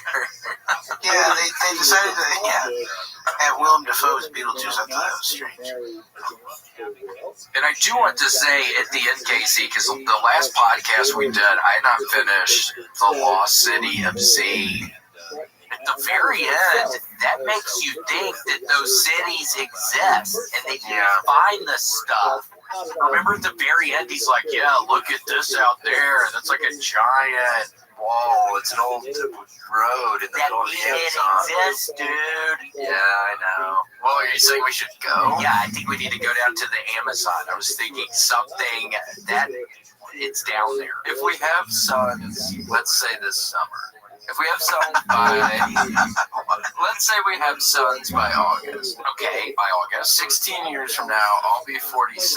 That's 10 years younger than Percy Fawcett was. Yes. You'll be 56. You'll be about the age Percy Fawcett was. Yep. And our sons will be able-bodied 16-year-olds. We can go down to Brazil. We can go down to Venezuela. We can go into the Amazon, and we can try to find these lost cities. We gotta go, Casey. We gotta bring our mosquito netting. We cannot get sick by the mosquito bites. And I do think we also need. Do you remember the movie Congo? How they had those how they have those machine guns that like get zone in on the gorillas coming at them. We need something like that for protection. Auto aim machine gun. We need an auto aim machine gun, preferably mounted on the back of the silverback gorilla, so the gorilla will keep us safe by show us auto the way, and it will show us the way. It will be famous. We will have found the lost city of Z. And we get to keep it. I think it's finders keepers. That's why people want to find it. Yep. Yeah, you keep all the jewels. You get to do whatever you want with the jewels. Sell them to a museum. Sell them to a Freak private collector. Yeah, private collectors love stuff like that, Peyton. Oh yeah, I've been reading about that. Yeah, if you find treasure or whatever, find a private collector to buy your stuff because they got the money. Yeah. Okay. Oh yeah, That's good to know. trust us, okay? Yeah, I got you. Yeah, if you're out magnet fishing and you find something good, go to a collector. Have you ever magnet fished? No, never. It's where you throw a magnet in a body of water. Yeah, I've seen a lot of the videos, and they just pull up like shopping carts and murder weapons. I know, a lot of murder weapons. Every now and again, it's real funny. It's just this metal pole. They can't really get it up out of the water because it's this heavy metal pole. Too heavy, yeah. You gotta cut the line. Leave your magnet down there. Shame. Yeah, well, if you're diving for it, but I wouldn't do that. Yeah, I mean, nobody's got time. And those rivers are murky. Wow, look at that idiot. He's like, I found a pair of bolt cutters. Congrats. Yeah, look at that dumbass. It's like, yeah, what are you going to do with that? Yeah, good luck finding a private collector who collects fucking bolt cutters, dumbass. Aren't you looking for like, You want jewels, idiot? yeah, I mean, you want silver, you want gold. I got That's a big find. What am I looking at? It's a gun. Oh, it is a gun. Okay. Oh yeah, I'm sure there's all kind of private collector gun kind of people, like real rich dudes who love a fucking piece of shit gun like that that's been in the water for who knows how long. Waterlogged. Yeah, that thing is waterlogged. Soaked. Just sucking rice up there. Yeah, look at that. I can't get over that idiot kid. Look, it's a Phillips head. Shut up. Yeah, it's like, dude, you jump in there, man, and put a magnet around your waist. Yeah, I'm about to put a magnet through your freaking dome. I'm about to peel your wig. Yep. Oh my gosh, yeah, you shoot him or something, and then you put a magnet like towards the top, and then you get a real powerful gun, and you can rip it off. I'm about to turn your egg to yolk. Bang. We got a guess here. Does he look like Dennis Quaid? No. Congratulations. Here's a photo. That's a little bit of a reference for y'all. Congratulations. Pretty good. Smile's different, though. It's like a smile for a second. Is the smile the problem? No, the smile's the problem. Yeah, It's my smile's teeth. Totally different. Yeah. You want a hint? Should we give him a hint? Who do you think he looks like? I think he looks like my friend Matthew. Just gonna give it To Peyton, he'll always just be his friend Matthew. What about a non-smiling Dennis Quaid? No. That's so sweet. Hold on, Grant. Wait, I forgot. Did we say Dennis, or did you say Dennis Quaid? Someone guess. Someone guess on here. I was thinking, oh my gosh, Grant. He kind of looks like the brother of Randy Quaid. Yeah, like a little bit more like the shitter's full guy. Yeah. You would hope. You would hope they're related in some way. Oh, his gaming crooner guessed Dennis Quaid. What up, Critter? Keep on killing it on the Dress to Impress, dude. And one of these days I'm going to get back, on Roblox. Keep on killing it on that. And one of these days I'm going to get back on Call of Duty, but not now because it's spiraling my life out of control. Remember, Casey, how excited I was about Call of Duty there for a while? And then it was too much. And I couldn't stop. You got sucked in. It's fun. Yeah, that was so much fun. You know what I love playing on that game? It's prop hunt. Where you like the fireplace? You can be a dresser. Yeah, you can be a dresser. Dude, it's the funniest. It's so funny. Why? Because people are you disguise yourself as a dresser. And if you're or a coffee table, and people go around shooting props, and if they shoot you, the dresser starts moving across the room trying to run away, and it's really fun. So that's what you do. You're shooting. Call of Duty. It's Call of Duty. Yeah. Hey, you haven't played this? No, I never played prop hunt. Yeah, they have all different modes, Casey. There's all different like games you can play on it. Yeah, see, like that grandfather clock. Like if you shot at it and somebody was that thing, it would run away because it was being shot at. Ow! So you'd shoot at it, and then the clock would just glide across the screen. It's so funny to watch. Oh, that's funny. Yeah, I never played that one. Yeah. Is it a mod? Don't mod it. It's not a mod. It's just one of the game modes you can play. Do you have a modded system? I wouldn't jailbreak it. You'd be surprised what some of the stuff that can come into your life. That's why William's having nightmares. Yeah, I jailbroke it, and then the freaking screen breaks, and then it's like I can't get a freaking anybody on the phone because I had to admit to them that I jailbroke the system, and then my screen messes up. Yeah. So then I can't even call about the messed up screen because they're gonna tell that my system I did that to it. Yeah, you're done. You'll be in federal prison in Quantico. Which I couldn't deal with. Seriously, I don't think I could deal with that. You couldn't. Yeah, you'd be fucking toast, William. Don't even think. I saw this video last night of this freaking dude wallowing around on a jail cell floor with like something happened with the water, and there's water on the ground, and he is wallowing around, and people are saying it's like spice or something that he's smoking. Something that it was scary. What does wallowing mean? Like he's just like an alligator. Looked like an alligator. You know when an alligator gets something and it starts doing that death roll? It looks like that. Oh, really? Yeah. So tragic. Don't be smoking that stuff if you're in a jail cell. If you happen to be listening to us or something right down here in a jail cell, do not be smoking any of that stuff. Don't touch it. Don't even think about it, man. It's not worth it. Yeah, we used to all smoke it in military school, and then we'd have to go back to class. And it's just the worst environment to be tripping out in because everyone's so scary. You're just sitting in class like gargoyling, and your teacher's just a literal Vietnam veteran just staring you in the eyes. This guy's gonna fucking kill me. Yeah. And they throw him a parade. They wouldn't miss my ass for a second. They'd give him another rank. Which is bullshit. He probably wasn't even that good of a teacher, was he? Was he a pretty good teacher? Major Gerard. He was one of the best. Oh, shit. But he was terrifying. And we used to say, Gerard, if we all charged you right now, what would you do? And he would say, good question. I'd flip the table, coordinate y'all to one straight line so I can take you on one-on-one. He'd tell us like defense tactics. I'd use a knife as a shiv. Eyes and throat, eyes and throat, eyes and throat. Yeah, be smart. You a Three Stooges? Yeah. Damn, he sounds nice. He'd fish hook you. What is that, where you're biting somebody and putting your finger in their mouth? Yeah, you fish hook. No fish hook, stop. And that's this fucking gator videos. Do you think you could fish hook somebody and rip their skin? Do you think somebody could be strong enough to do that? Yeah. Or how strong that skin is right there. You know, Mitchell? Oh, yeah. You've seen that. Give him a Glasgow smile. Why so serious? Yeah, is that what the Joker had, a Glasgow smile? Yeah. Yikes. That's what they call it. And I'm going to be there in October. Can you imagine if I came back to the pod and have a fucking Glasgow smile? No. And I go, sorry, dude, I was outside the line to the club in Glasgow. These young lads ran up on my ass, peppered me proper. I'd just stare and be so scared, Casey. I'd just be so horrified. And that's what went down. But I had already healed, so the trouble, the hard part's over.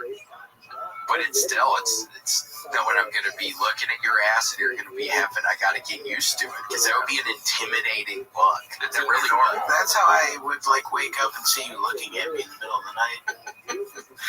Me and Peyton doing those faces at me. If people forgot, me and Peyton used to live in the same bedroom, so we were roommates.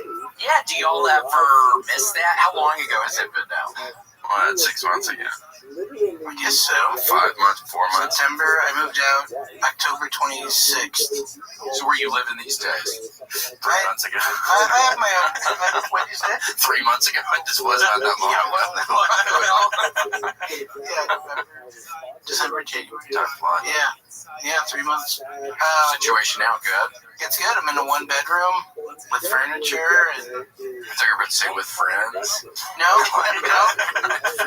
with friends. No, it's nice. I like it a lot. It's because I was in there when I moved out. I was just there was no furniture in there. And I moved, when I went back for Christmas, I got all my stuff. And so I drove back down with a U-Haul. And now it's got stuff in it. Come over sometime. Well, invite me. You never texted me back. Dude, I'm not even going to even think to get into this with you. Yeah, you didn't text me back. No, we texted each other. You're something else today. Stop. Because it's like, I don't know. Am I the one who doesn't? And then you don't, and then I don't. I texted you, and then it just never happen. I texted you when I came by and did the first episode here. And I said, thanks so much for having me on. I really appreciate it. You go, of course. There's nothing else after that. Radio silence. Radio. And then I saw you at the Christmas party and you acted like nothing happened. You're really going to say that?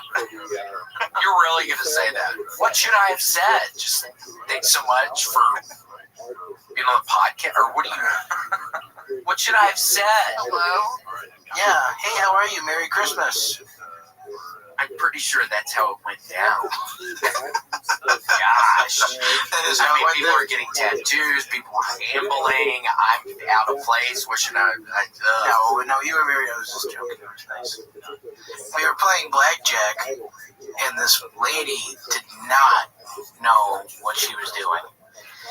And she would, deal everybody out, and then look, and then, just show everyone her hand and be like, all right, you guys ready to start? And we'd be like, yeah, hit. And she'd be like, she ran out of chips at the table 9 times. Love it. Gosh, why? Because you were cleaning her out so much? Just everybody kept coming by the table you played at that table? Yeah, I keep winning. And I was like, yeah, me too. No, there was no cheating. She was just mad, and she'd be that wasn't the table I played at, because the table I played at, I just was thinking, I guess the house just wins every single time. I wasn't understanding how it was happening. Yeah. It was every single one, the lady won. You play blackjack? Yes, playing blackjack. But was there prizes? Last year there was prizes. I wasn't there. They did prizes for the staff. Yeah. Somebody won a PS5 and a Keurig and a... Well, I don't want to say too much actually what they want, but So we got all expenses paid. Some nice gifts. Appalachian trip. Appalachian Trail trip. To West Virginia? Yeah. To North Georgia? North Georgia to Maine. It's going to take 8 months. Yeah, North Carolina. Some really nice places. Yeah, they go through North Carolina. I think probably a little bit of Virginia. You end up getting up to New Hampshire, I think. But there's a lot in between. I think Virginia and New Hampshire. All those states get close right there. Yeah. Well, they call them the Confederacy of Dunces. Yes. Yeah. And when you get up to Washington, D.C., yikes, that was a disaster. God rest in peace. Everybody who died on the plane, it was the first major plane disaster on Americans in 16 years. Yeah. It's funny, Trump was like... He's like, a woman was flying. Isn't that what he said? Yeah. He said it was a diversity. He was like, I think it was a diversity. That's what he said. Right. Yeah. Seems like, don't say that. Yeah, it's the poor people whose family members died. Oh my gosh, there's a bunch of figure skaters. Young, on their way to be Olympians. Yeah, the one guy was so good. I went to his Instagram page and I clicked on his story and it showed a picture of the wing of the plane before it took off. Yeah, then we got Trump saying, some bitch was fucking flying the chopper. What do you expect? Well, yeah, it was like a training session, I guess, right? No. But what they said was that when it was going to land at Reagan Airport, was that the helicopter was coming in across the Potomac, whatever, and then the plane was going to land. The control tower was like, hey, do you see that plane in your path? And they were like, yep, we got it. They said that they were probably talking about the other plane that was just taking off, and they didn't see the one that was landing. And then they come on, because as this one was coming down, one was coming up this way, but it was going off that. So, I mean, I don't know. They had the night vision goggles on, and I just continue to picture, the 3 people in the helicopter just, all looking out of the side with these silly-looking goggles on, not being able to see anything. They're playing pretend. Yeah. And these giant goggles, and on the left, you'll see the monument. And then the airplane, yikes, and then that plane in Philadelphia that just blew up into the ground. Y'all see that with the poor girl from Mexico? Something that was sad. Something's happening and it's not going good. And they're pulling up that Elon Musk tweet from a year ago. See that? Elon Musk tweet. Do you remember it? No? There was an Elon Musk tweet that said it would take a plane full of people crashing and dying for them to get rid of this DEI or something like that. Oh, wow. Grant, we could pull that up. Well, didn't Scary sacrifice. hasn't Trump been, he's been defunding the FAA, right? So isn't like a bunch of people have been fired from the FAA, like a bunch of their It will staff? take an airplane crash and killing hundreds of people for them to change this crazy policy of DIE. That's a different policy. Is that a different policy? I thought I don't know. I'm just kidding. I thought it was interchangeable. It's a typo. Diversity. He's being funny, maybe. Maybe it's a joke. Sorry. That's why whenever I get in a plane, I always put on my story some like really cool quote that I come up with on the spot. For your last one. Yeah, so it'll be like life is worth more than the sum of its parts. People go, shit, Casey was fucking deep. I know. If that plane goes down, you better believe I'm going down a hero. Because everybody would be looking at that story. They'd be like, holy shit, Casey was on that fucking plane. Hold on, what does this fucking story say? And then it says that. Damn. It says like there's no such thing as a free dinner. And everybody's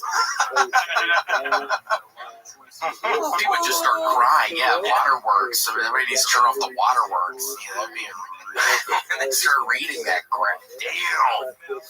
gosh, dang. That's the cost of doing business. We have a lot more guesses now on. Hear it. Alright, first up, we got Tom Holland. Closer. Yeah, getting a little bit closer. Alright. We got Steve Buscemi. Oh, yeah. Closer. Ding, ding, ding, ding. Yeah, closer. I'll go ahead and pop Dennis Quaid back up there. Yeah. Closer. Someone suggested maybe Heath Ledger. Hey, that's Yeah, I like that. Yes, love Yeah. And then a couple different people guessed that he looks like me. So, Grant, I've never understood how you get your nipples that dark, dude, with this color of your skin. I like it. Also, we went over this. There's nipple makeup. You tan them with a magnifying glass, right? Yeah, so that seems hot. That seems really hot. Yeah. Do you think you look like any of these people? Oh, yeah, all of them. I mean, a little bit. Amalgam. I would say Heath Ledger is probably the best one. I would say. Who said that? They win. Yeah, who said Heath Ledger? Go back through the chat here. Why so Lawyer Joe, although he wrote Leith Hedger. Oh my god, congratulations, I feel like that's Lawyer Joe. Oh my gosh. Congrats. Congrats, brother. Does that mean we get to see him? PS5. Yeah, we're going to send you a PS5 after the episode tonight. With Call of Duty, and you gotta play the game mode where you're the vase or the like a grandfather clock. Yeah. You have to play that the whole time. Yes. I don't know. Yeah, maybe he doesn't have to. I mean, is that kind of rough? I mean, it's almost like we shouldn't say what he's allowed to do on the PlayStation. Maybe that is screwed up. That's kind of messed up. Well, harsh. That is kind of, that's screwed. Wait, did he pop up on screen? Matthew, show your face on this screen. Yeah, I mean, they did the work. Yes. I think they've earned it. You can. Oh my gosh. Good eye. And the comments are going Just like absolutely insane. The chat's exploding. The chat's turning against itself. I told you, motherfucker. Ladies, you know where to find me. Yeah. Well, Lawyer Joe just want to date with you, so. Yeah. You have to go all the way. Date with a lawyer, I guess. Yeah. He's up in Minneapolis. You can go to the Mall of America with it. That's where I met him, outside of the Mall of America. Really? Real lawyer? Real lawyer. Real mall. Wow. Real lawyer, real big ass mall. Real consequences. Yeah. You guys will have a good time. A real lawyer, a real mall, real consequences. Sounds like a show. Yeah. Yeah. Undercover lawyer. Real lawyers, real mall. But if you don't go to second base, he's going to frame you on trumped up charges, and you're going down for 6 months in Attica. Another day. What would your definition of second base be? Like, hand stuff. So kissing. But it's more than kissing, right? It's more than kissing at first base. Yeah, second base is boobs. Yeah, boobs. Oh, okay. And third base is like touching downstairs? Yeah, like, or eating pussy? Yeah, it's just eating pussy. Yeah. Third base is eating pussy. Third base is, your stimulation on genitals? Yeah. Look up the bases, Graham. Yeah, Graham, what is their base? It's not going well. We're going to have some pictures. Put some pictures. Yeah, with infograph. Yeah. Oh, wait, I got a good one here. And then an animated baseball player. But it's all an algorithm. You love algorithms. Everything's Excel to pay. When you're with a girl, it's right, left, up, down, touching above the waist. Nice, that we were totally right. Yeah. Below the waist. Sex, and then they point to the base. Who made this stuff? Yeah, why don't you? That's unnecessary. I like that the picture is an American flag. What is that? Well, it's America's base. Well, the base system USA. It's apparently different in other countries. Can we pull that Yeah, we need to see another one. What is it? Japan. Oh my gosh, there is one. No. This is all from XKCD. I guess that's why. XKC, that's when I denied my heritage. XKC. Here's one for China. Sex is first. No, or it's just like holding hands, hugging, and then just right to sex. So, who's in that outfield? And why is it going that way? Which direction are we going? Yeah. They play baseball weird. Yeah, they do it backwards. Maybe they play it backwards like you read manga. Yeah, manga. I think you're right. I think you're right. You start at first base, and then if somebody hits you, you run. So that makes sense. Although kissing, going right to hugging, you are going backwards. Yeah, it seems like you'd hug first, then kiss, but that's effed up. That's saying kiss and then hug. Well, it's because they bow, so their heads meet first. Oh, wow. Can we see Canada? Let me see if there's one for Canada. Well, Canada, I was reading Tennessee, like the whiskey, Jack Daniels, they're not selling it in Canada anymore. They hate it? Because of the tariff. Yeah, because of the tariffs. I've seen pictures of the liquor stores up in Canada saying drink local, and it's just a bunch of Crown Royal. I was thinking, wait, what are they going to drink then if they don't have Jack Daniels? I'm like, oh yeah, Crown Royal. And they're not Canadian. They're not Motley Crue. Yeah, right. What are they going to do? That's what I immediately thought. I'm like, what are they going to do? Oh my God, they're out of alcohol. It's going to be super good. That is so fun. Yeah, I was reading. Canada's apparently in the middle of a prohibition. Yeah. Oh, brutal. Oh, beautiful. You're beautiful. You're beautiful. It's true. Is that the manga man? And that is the manga man, yeah. He also did He Let the Dogs Out and You're Beautiful. Oh, Canada. This one was real complicated. Yeah, this is much more like a standard baseball setup. First date, second date. I saw an angel. Of that I'm sure. So cool. What's his name? Earl Grey. The tea guy. He's from the tea family. Yeah, the Earl Grey. It's I can't remember. It's James Bay. James. Is that a director? It's Karan Bailey Red. Yeah. Oh yeah, I've heard that name. That's the guy who sings. I can't do it.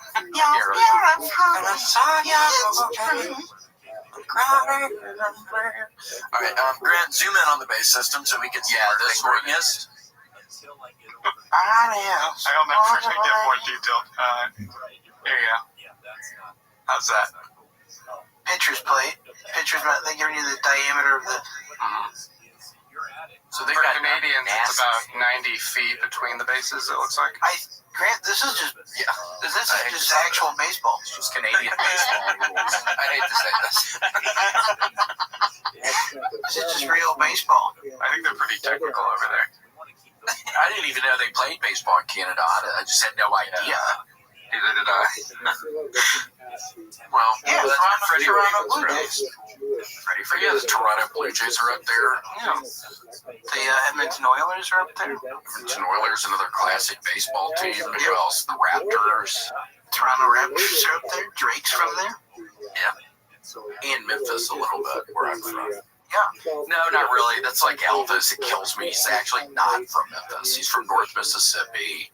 But it's like I tell everybody, oh yeah, I'm from Memphis, you know, Elvis. Well, but it's like that's almost like messed up that I'm saying that. But he grew up there like since he was 12. Yeah, so he's been his formative years in Memphis. I damn too. Elvis Presley. He's from Tupelo. Yeah, Mississippi. I don't know. He spent a lot of his time there. He died there. I think you're from there. So I'll keep on telling people when I meet him. You Like, do whatever you want. You know Elvis? So I'll keep on saying that, okay, because it would have messed me up. Thinking I've been fucking kind of lying to people for a lot of years, for 20 years at least. Have you been to his house?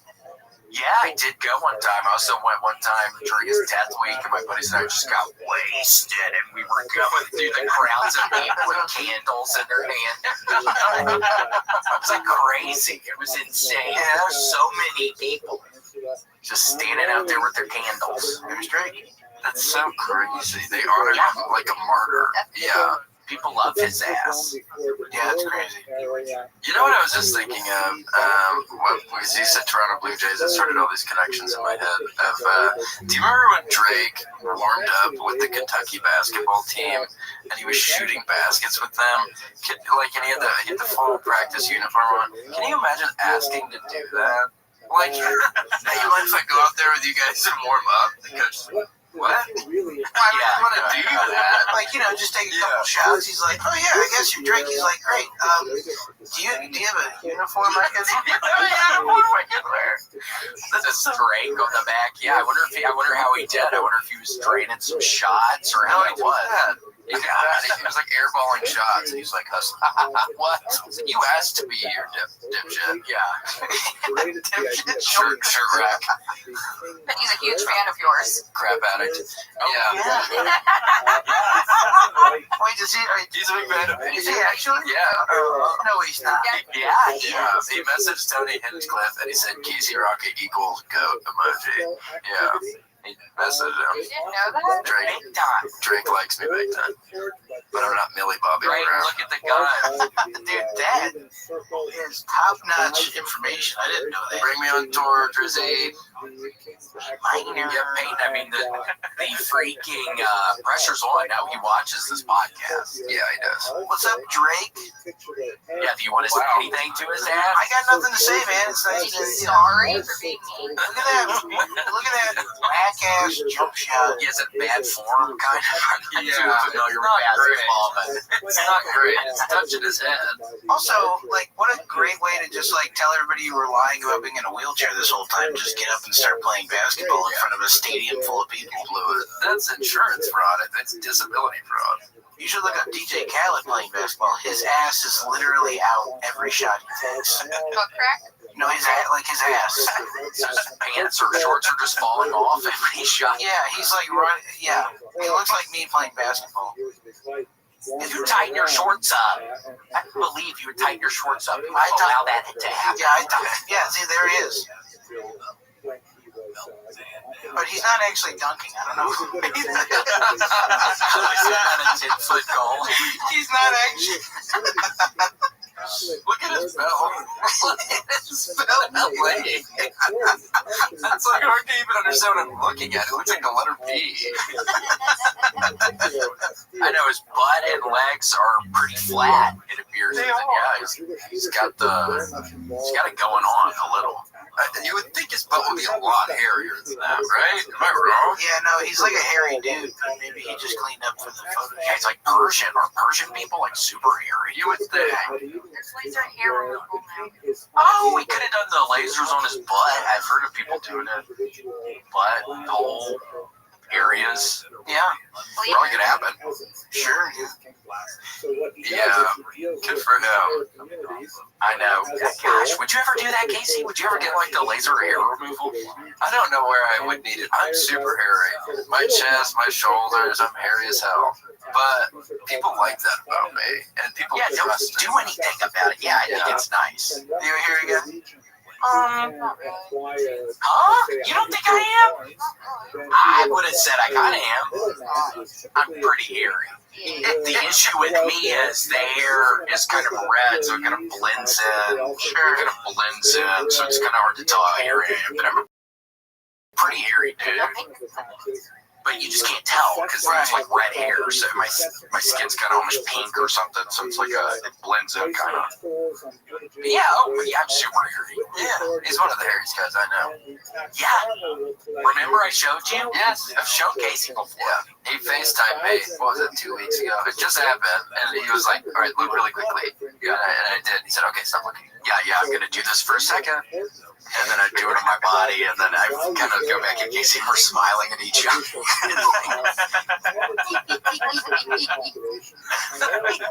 I'm so happy we did this. Did you know that thing? No, I didn't know. Yeah, my gosh. It just happened. Yeah, every now and again. I want to do it again. We'll do it again soon. What's your hair thing? Yeah, just like you just do your body kind of with the belly. What's that? That's crazy. They're like that. We're just fucking, dude, we're old friends. He would do. Yeah, we're old friends doing it old school. He would walk out of the bathroom sometimes in the towel, and then just pull the cross and be like, "No looking," and then just. Would you look? Sorry.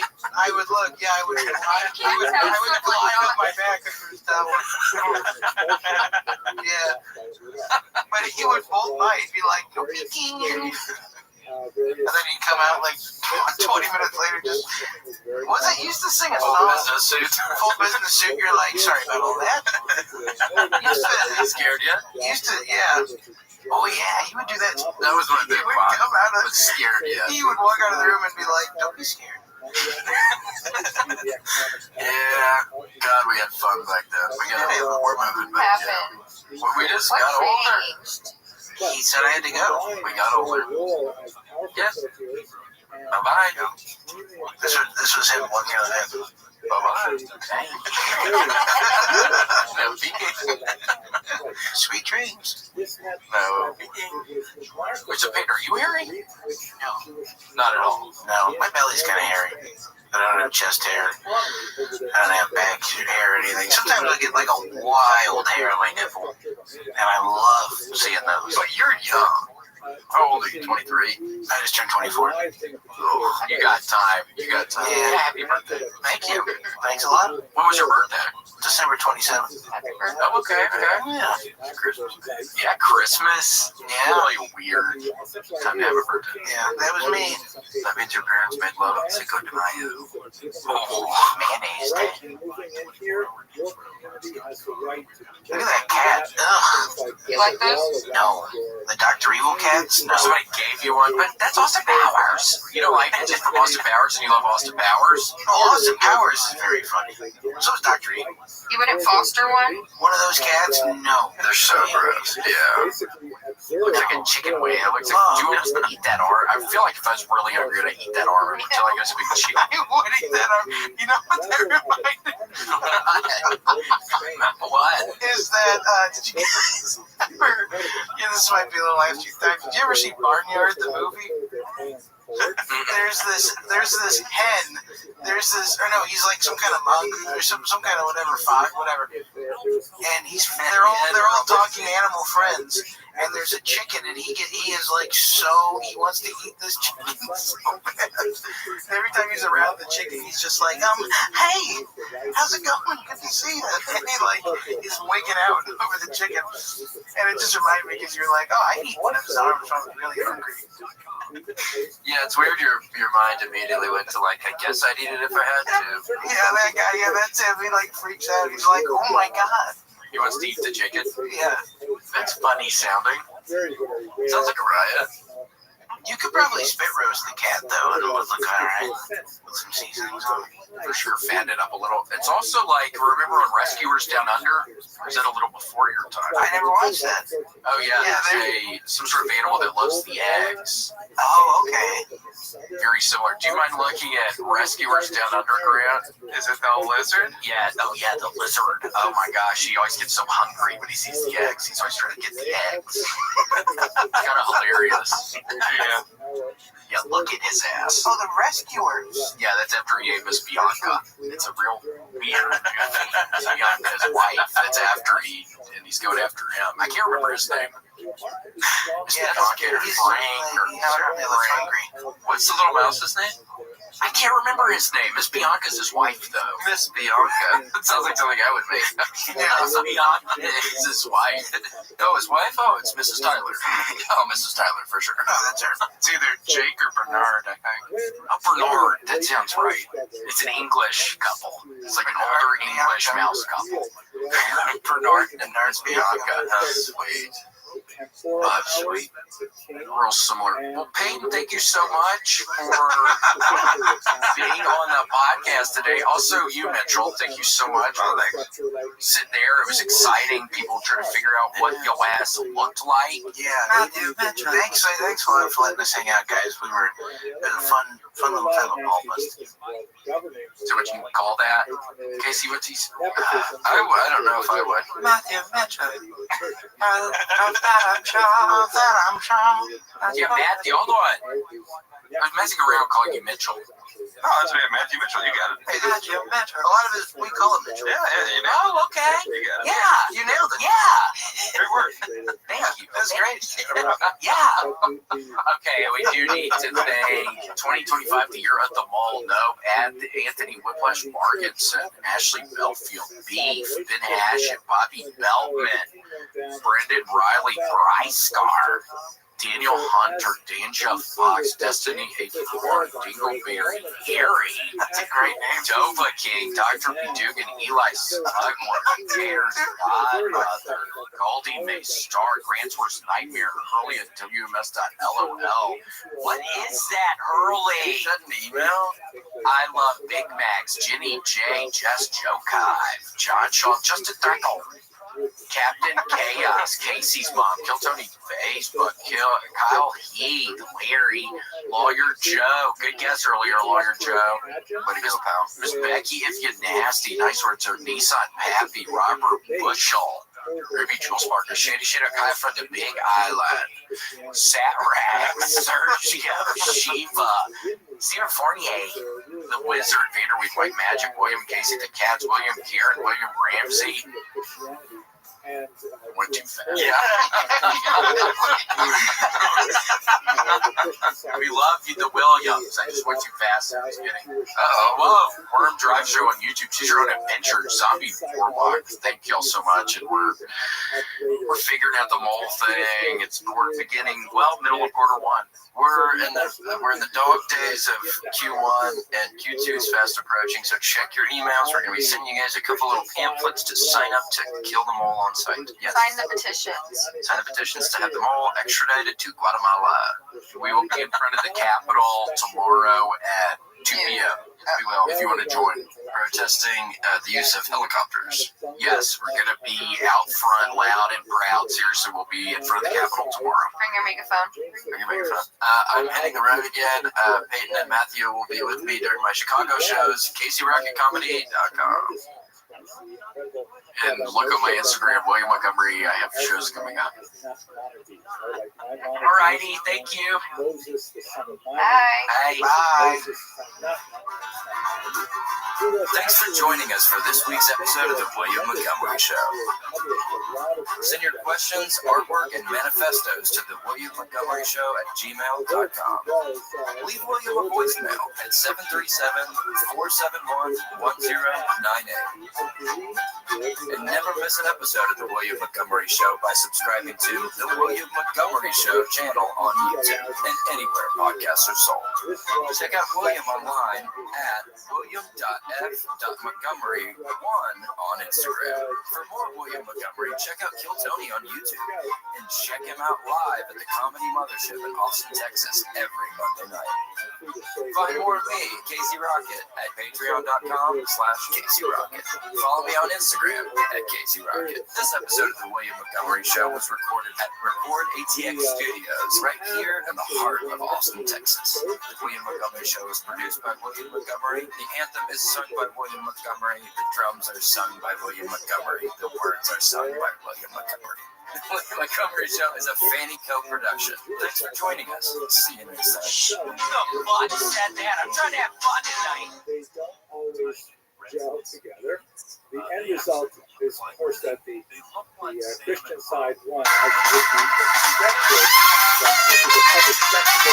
Recorded live in Austin, Texas, USA. It's the William Montgomery Show. Starring William Montgomery and the Davis Casey Rocket. With the Tony Chin Orchestra. The William Montgomery Jr. Dancers. As always, William is joined by the lovely Erica. I'm Casey Rocket. And now here he is, the big red machine, the Memphis Strangler, William Montgomery. We're at Cell at Arkham Asylum. Yeah, I don't want to go. We're not going to Arkham Asylum. It was Halloween last week. No more Arkham Asylum. That freaking. That fun. You think I'm damn Sophia Falcone? Come on, man. Yeah, we were in one literally, on Halloween night. Somebody did this really cool Arkham Asylum haunted house at their house. It cost $10 to get in or whatever, but it was cool. It was, oh man. They made me be one of the prisoners. They said, you look more like a prisoner than a patron. They gave me $150 PayPal. And I got to be a prisoner for the night. Which was cool. I cannot believe you walked away with that, with $150 freaking for that freaking place. He got my ass for like $30. Yeah, William had to pay, but I ended up walking away with a stack. Basically a stack. Yeah. And we tried calling Ukraine. I'm kidding. But is everything all right? Everything is all right? Everything's good. Seriously? Who, by the way, though, who did take our room? Yeah, who has priority? Is it Ren from Eden Stevens? Now she gets our room. If it's her, I'm flipping top. Yeah, I'm flipping cap. It is not. No one had priority over your other room. This one is just it's larger, and for me operating, I'm in like a private booth here instead of in the hallway where people would walk by. So are you trying to tell us this is how it is for till the rest of time? This is until so long as we're doing. So now it's in this room. Better get comfy. So we have to get used to this. I'm not getting used to crap, man. And this room looks like, I hate to say this, it sounds like a broken record. It looks like damn Arkham Asylum in here. Is it because of the people behind you? No, I love the freaks, the damn family from Texas Chainsaw Massacre. I love the freaks and geeks. But this room, yeah, it's padded cell, classroom, like freaking physical science classroom. Now we're really in a padded cell. Well, we have to get used to it, I guess. Nobody asked us. we got to make it work. Nobody asked us. That is important to consider. And we're in November. It's now the dark time, but it rained last night. The dark time is upon us. Q4 in full swing. Yeah, it was pouring rain last night. Crazy thunder. and something haunting happened. I wish Erica's not here. She's doing some people's hair. But Casey, I wish she could tell you, because again, she is not a ghost person. I swear she is not. But I was laying, I had gotten back into town from Cincinnati, and I'm just laying on the couch. I have a spot on the couch where I lay. And I think I'm probably playing a little Call of Duty or thinking about starting to play Call of Duty. And apparently I was laying and I was wearing, I swear to God, I think the shirt, Casey, my shirt goes like this. Yes, seriously. Somebody hiked up your shirt. Yes, somebody hiked up my shirt. And it wasn't her. It wasn't Erica. It wasn't Gator. Could it have been, and tell me if I'm totally out. What? Could it have been your belly popping the shirt up? Well, I have been noticing when I have been looking down. It's funny you say that. I noticed it very recently. My gut's looking a little bigger. But no, it wasn't that. Not that you have a big belly. You don't have that big of a belly, but I'm saying maybe the angle could have like popped that little fuck up.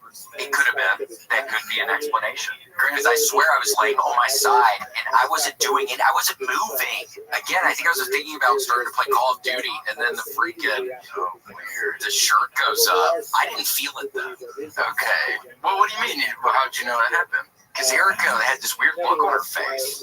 She's like, her shirt just moved. And I'm like, what? Oh, she saw it happen? Yeah, she saw it happen. That's why it's horrible.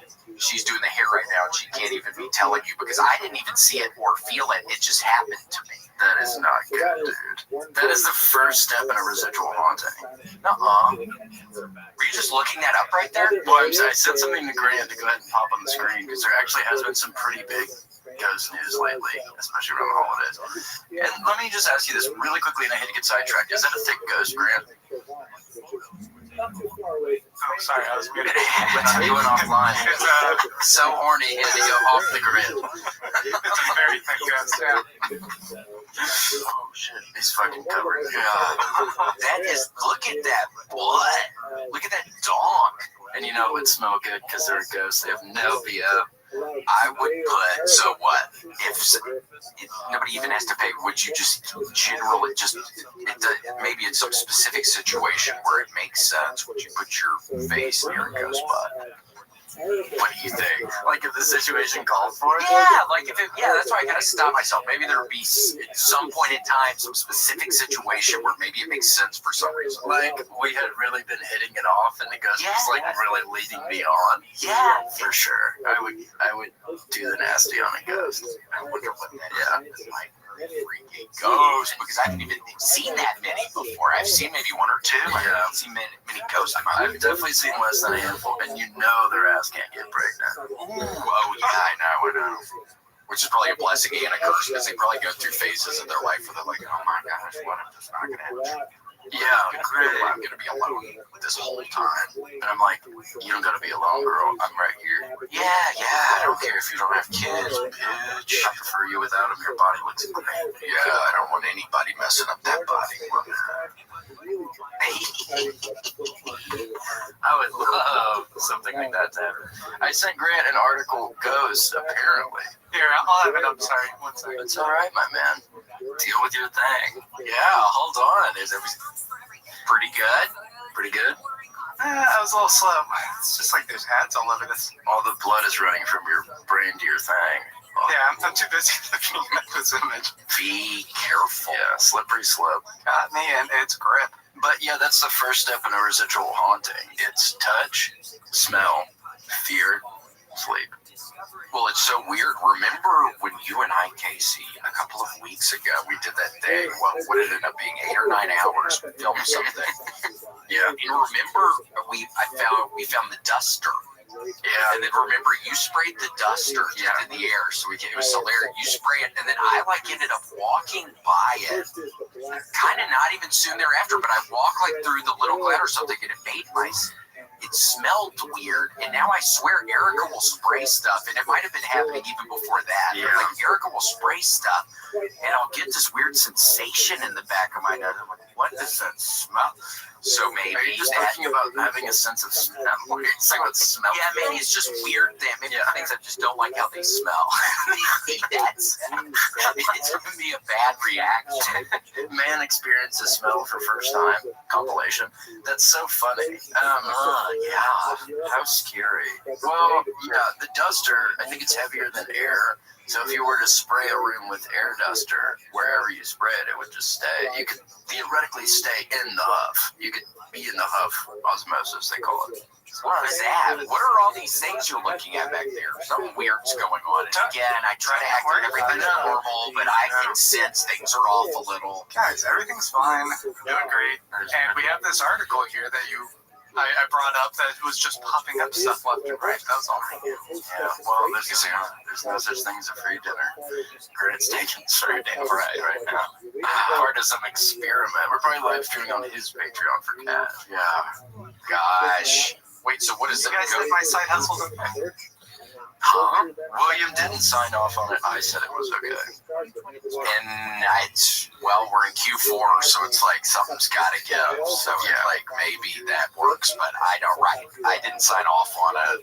I think it's a weird idea, but if Grant, he's all gung-ho about it, I know it's like whatever. Well, we have to make, what is it? We owe the studio $15,000 in 2 weeks. So, in lieu of a fundraiser, Yes, Grant's doing a side hustle, and again, we thought when we stopped doing the reading ads, we thought everything was going to get better, but we actually got in the whole $15K. Immediately, Grant and Mike made us sign this weird contract with them, and then they give us a calculator right after we signed. They're like, "Yeah, y'all owe us this right now." Yeah, like it's at 15,000 on the calculator and these digital numbers. and I thought I read the fine print, but apparently I was way off because I thought we would make money. Yes, you got us, Grant. I gotcha. I'll give. Okay. Trick or treat, dude. Yeah, but pay up for real. You gave us 2 weeks. Yeah, and that link you sent seemed weird, so send another link. Just saying TikTok. That was not what even was that? It was like a PayPal, but it wasn't it made you like do all these weird security questions that were like my personal information, like what is my social security, like what is. Yeah, I tried to freaking click on it the first time, and then it turns into the freaking Jurassic Park where the guy literally goes up, flashes up on the screen, he's like, or what does he say? It's like something like that, isn't it? Error. Yeah, I'm like, oh shit, what did Grant send us? Oh god. Access denied. For one night only. Draw a picture of a goose. You have 6 seconds. And I was like scrambling to try to like it. Not good enough. Fuck that. Yeah, I thought it was good. They were like, oh, it looked like a duck. It's like, whatever. Duck and a goose. Duck, goose. Whatever. Yeah. It's like a goose has a longer neck. You have one more try by half the time. 3 seconds. My man, is that a thunder? I'm like, oh, what, 3 seconds? Yeah, and then they do over the calculator and with a 3 on there. And it's like, okay. Great, I just lost another $300 somehow. Yeah.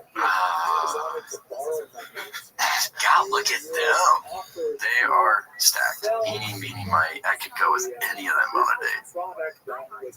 Any of them, without a doubt. Yeah, and it's like, I can see, get to know one. You know what I mean? You don't see it very often, but get to know one. Who knows? It's fine. They can't have kids. They can't have kids, and they're going to love you unconditionally. Hey, Graham, do you think if y'all could have naturally have had kids, you would have adopted kids? Yeah, I think so. Really?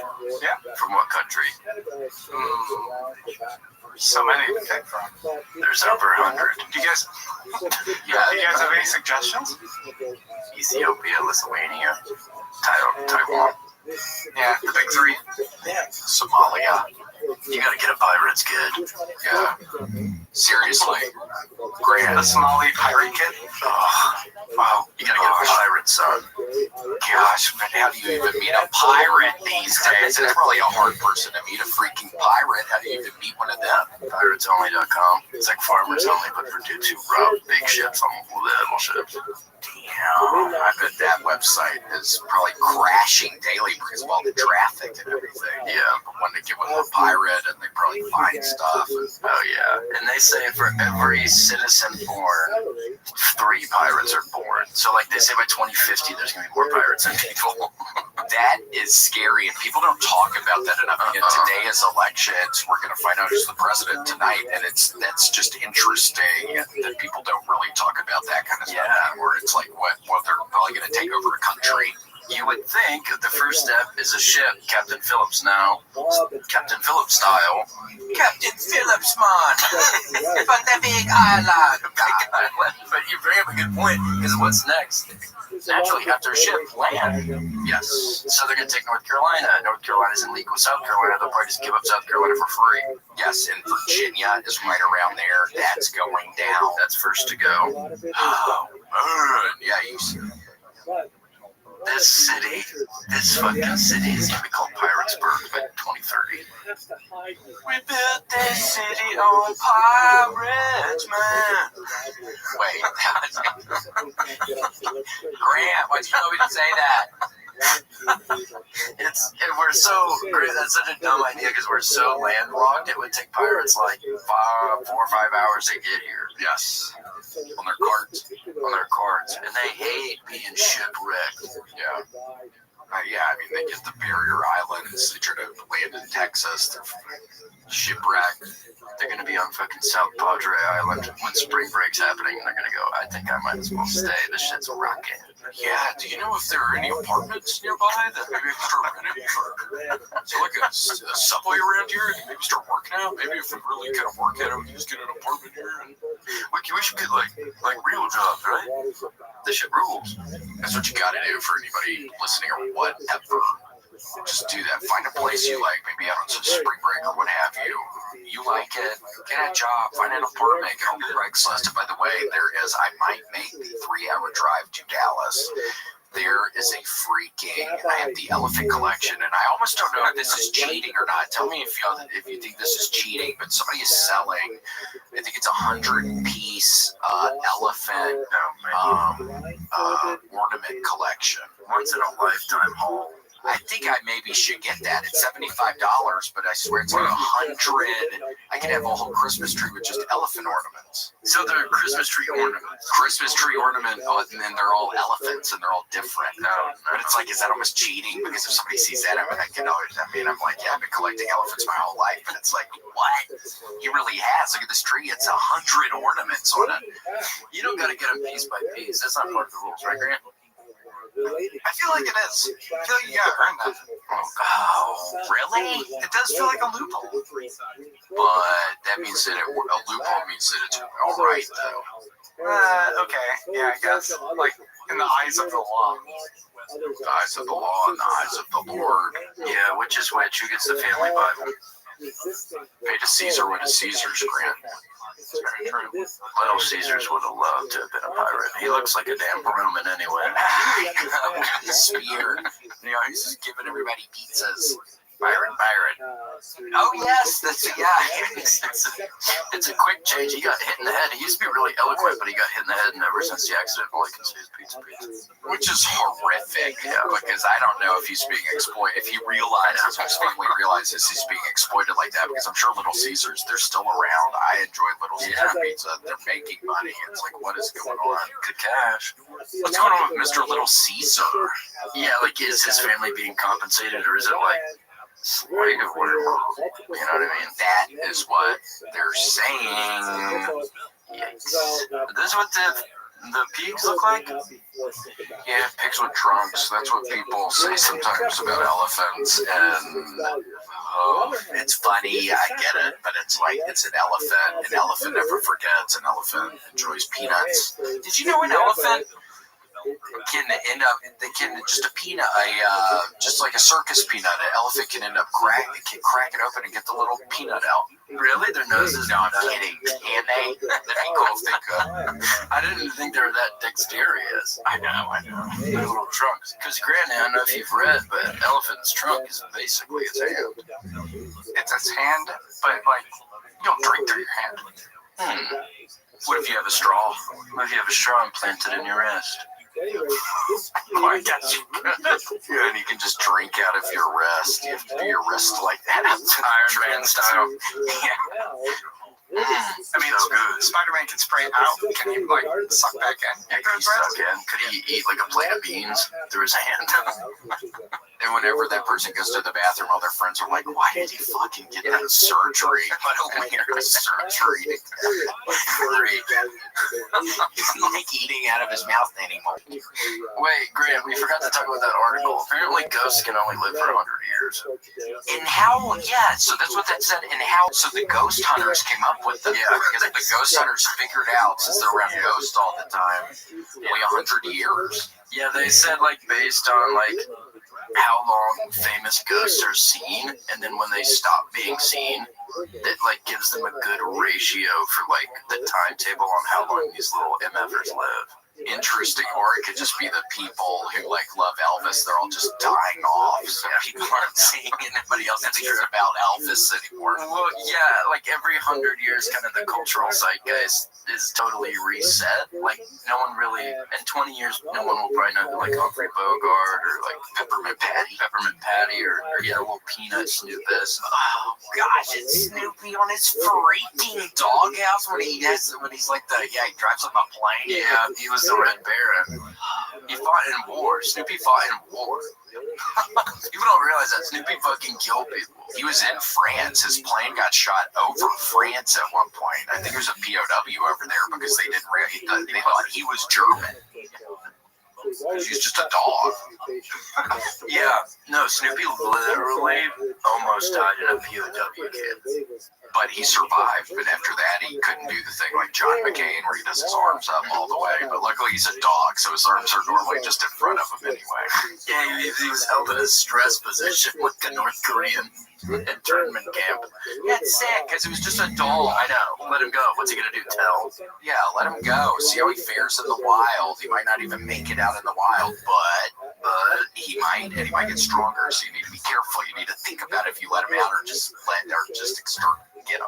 Definitely, I would go over your options. There is a chance he might come back stronger than ever and exact his revenge. And get revenge. I'm sorry, Grant, I just noticed what was behind scary. I wonder if that's what. Yeah, I would like to think whatever did my shirt up, freaking, maybe it was a nice ghost or something. It was like some horrifying creature. Maybe it was some nice ghost. Somebody just trying to help you. Or maybe it was my stomach moving my shirt. It could have been. That would be an explanation. But if I wasn't moving, how would it have happened? It would have happened sooner. There's no gravity. Newton's third law. An object continues in motion until acted upon by an outside force. Yes, and that is pretty much what is going on here, and that's why it's unexplainable. Yeah, that's why ghosts can only live 100 years. Yeah. That's weird. That is giant news. I'm shocked I hadn't heard that recently. It must be a new thing. I'd never heard anything like that. The election cycle. That's why. The news is all full of crap. Did you vote? Grant, who'd you vote for?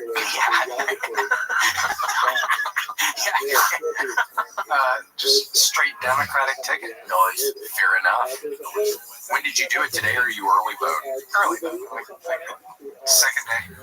Cool. Did your wife vote? Yeah. Going together. Are you going to get your daughters to vote when they can? Oh, I just cast a ballot for them this year. And that's part of the problem. What? I didn't think you were allowed to do that. What do you have to be 14 to vote? I mean, you're not allowed to. You're doing an absentee ballot for... You hear that? I think there's a damn helicopter coming out to take your ass to Guantanamo Bay. Oh, shit. Yeah, Grant. G-Bag. I'm just going to edit that part out. It's just joking. No, Grant, what is that? Is that what it sounds like in here when the air comes on? Is that why y'all got our ass in here? Y'all are trying to slowly just kick us out of here. We're getting closer to the door. Have you noticed that? We're getting closer to the exit door. If you guys want to just step outside, we can probably record from there. Now he's challenging us to a fight. Yes, step outside. Great, this has escalated to, here's an idea, how about I kick your ass? What the hell, Grant? That's man, this shit ain't cool. Gosh, dang. Next step, we're gonna be the damn janitor squad over there. Yeah, it actually cool. That's the food class. That's where they have all the snacks. I know you can eat a bunch of snacks in there. News to me. That was shocking news. You know, there's a bunch of snacks here because we never get fed. Yeah, all we have ever seen are those little kid Cliff Bars, which I do like. I'm not complaining about those. Those are wonderful. But yeah, I didn't know. You guys want a snack? Huh? You guys hungry? Maybe. I only had a little bit of quiche earlier. I have. Yeah, she says. I'm hungry. Or I have like M&Ms. What do you guys want? It's not the best of options. He's getting serious. My boy's sick over here. Yeah, Em and Arlen. Yeah, Em and Arlen. All right, I'm sorry. Seriously. You know what would be good, Grant? Heat up a cup of milk and drop a bunch of M&Ms in there and be like, hot chocolate. Oh, and you can bring in a couple spoons so we can eat them. Yeah. Oh, or for you, Grant. Are you thinking about a little snack for you or for us? Yeah, what you guys? I was offering for you. Thanks, Grant. So now everything seems pretty good. Even today when I came here, I was thinking, gosh, does Grant not like us anymore or something? A little bit of a roller coaster, huh? Things are looking up. Yeah, for me emotionally today, it has been a roller coaster. Yes, Gator got her first haircut. I promised I would go in the morning, and I kind of slept, and then I didn't go, but I went to pick her up, and it's weird. It's weird seeing your little girl grow up like that. I mean, she had never had a freaking haircut. Yeah. Before she got something done with her anal glands. I don't know what they had to do with the little butt. Had to express her little glands. Oh my gosh, no way. Thank you, Grant. This is one of the best days of my entire summer. This is the best day of my life. Yeah, the iced oatmeal cookie Z-Bar. Highly recommend these things. Oh man, be careful! You can bust him right off. They're real fragile. It started as a joke and it turned into a real way to open it. Have y'all ever been pranked for many years and didn't realize it until later on? Do y'all think I was pranked in this situation? So I had a person in my life one time who told me with the cinnamon gum, big red cinnamon gum, you can eat it with the wrapper. For many years, I ate it with the wrapper. I swear. And then I think I did it in front of somebody one time, and they're like, "What are you doing?" And I said, "Oh, this is how I learned how to do it. You're supposed to eat it with the paper wrapper on it." And to show it did I get got? Have y'all ever heard of that before? The long con. I personally, I don't want to speak for Gigi. I think that almost certainly was a prank. There's no way it was correct. Gosh. I actually have heard that before, though. Really? Yeah, eat it with paper. And this is the woman that saved my life, Kathy. She saved my life. I was choking on a grape one time. I think grabbed my legs and shook me upside down. Oh, your change fell out. Yeah, all my shit. Change fell. It's so embarrassing, but it'd be probably more embarrassing to be dead on the floor in there in front of everybody. But she was able to help me, but it was, she's the one who got me, but maybe it's okay, maybe it's not. Do not eat that one, though, with the metal wrapper. Don't do that. There aren't even there's no metal wrappers anymore. Yeah, you'd have to get a damn tetanus shot. That stuff is roasted. You know what? I'm trying to even find a picture of like the paper wrapper. I'm not sure I can find one. Really? What? See, that's weird. Why wouldn't that? It seems like they'd be all over the internet. Yeah, I feel like it's scrubbed from the net. Is that what the helicopter's doing up there? What, making paper wrappers? Oh. Yeah, they have a blog. Ooh, they have like a signal jammer. Oh, this isn't good. That's what I've been doing, weirdly enough. I'm scared to use that on Call of Duty. Yeah, there's a signal jammer. I'm more of this mine that you throw out there, and then sometimes people run over it accidentally. Yeah, I've been on a tear, Casey. Never start playing it. Never. I've been watching the Pangas. I have no time. I'm watching the Pangas all the time. Is it good? The Penguin. It's very good, and Sophia Falcone is a total babe. And Colin Farrell, unrecognizable as the Pangas. Really? I mean, you tell it all in his face. No, he's in full prosthesis. You look at him and you go, who is this wonderful actor crashing on the scene right now? And it's really Hollywood legend Colin Farrell. Is he speaking in an Irish accent? No, Brooklyn. I don't understand how people do that. These actors from another country and they do the accent perfectly. How do people even begin to do such a thing? I know. Yeah, it would be hard for me to stay in character. So what, does he live in the sewers like on Batman Returns and there's like the penguins with the bombs on him and stuff? Or is it a different kind of penguin? It's a different kind of penguin and more of a real life take on it. So it's not him. What kind of sardine? Yeah, he's not biting the heads off of fish and stuff and eating his dinner. Living in an icy cave. It was funny because that Batman movie weren't both villains ice-based villains? Or was it the two different movies? There's the Penguins. That was Catwoman. Okay. Michelle Pfeiffer was looking fine. Yeah, she looked so pretty. She was so pretty. Fine. Gosh, that's a scary penguin though. And he has like isn't his blood like the stuff that comes out of his mouth like a dark blue color? It's like real scary. Yeah, it's like stomach bile. But this new Pangus, you're gonna be pleasantly surprised. He is warm all the time. Does not even live in any sort of water. What is he, like a businessman? He's like a gangster. Yeah, he works for Mr. Falcone, but there's been quite the betrayal, and that's all I'll say. What is there? One season right now? There's one season, I believe it's fully out on HBO Max. It's really good. How many more episodes do you have? 2. When I get back home, I gotta finish them up. Today? Yeah. Oh, that's exciting. I'm making a stand. Yeah, I have a freaking dang cyst on my arm, and then I'm going to finish the Pangus. So pretty full day. You gotta show great, and then or will you watch any election stuff tonight? Oh, I guess I'll keep track of it on my algorithm. Yeah, I'll keep track of it. I want to see who wins. I know. Yeah, I'll watch television. I'll probably start watching television. Yeah, maybe when I get back just to see what's going on. What about you, Grant? Do you watch the election stuff tonight? Nah, probably not. Cool. You're just not interested really at all? Fine by me. No, I'm not. Not even interested? As a voter, you have to care, right? I am behind on watching some other stuff. I'll watch some other stuff. Wait, what? Yeah, Blood? I gotta see some Pangus. Oh, are you watching it? I haven't even gotten to start, man. What have you been doing? Just all life stuff? Just life, working. Fair enough. Life's not a cakewalk when you're Mr. G. And we all know that, and we respect you, Grant. Seriously, we love you, so please be nice to us because I swear it feels like you hate us sometimes or something. I hurt you guys. I don't know what you're talking about. Yeah, I feel like have I done something? I feel like if I was drowning, you'd throw me a barbell. Yeah, and that's gonna sink his ass. He needs something that floats him up. Yeah. I would not throw you a barbell. I'd throw you something better. Yeah, I feel like if I was pissing, you would cover me in fire. Is that the way it works? And he really needs you to just shut the door behind him so nobody comes in and looks at him or anything. And I do the fire on him. And then also, if I was on fire, I would need you to shut the door because it would stop any sort of backdrafts. And without oxygen, fire can't exist. And in a backdraft, if somebody opens up the door, that means the fire explodes out. It sounds like a gunshot.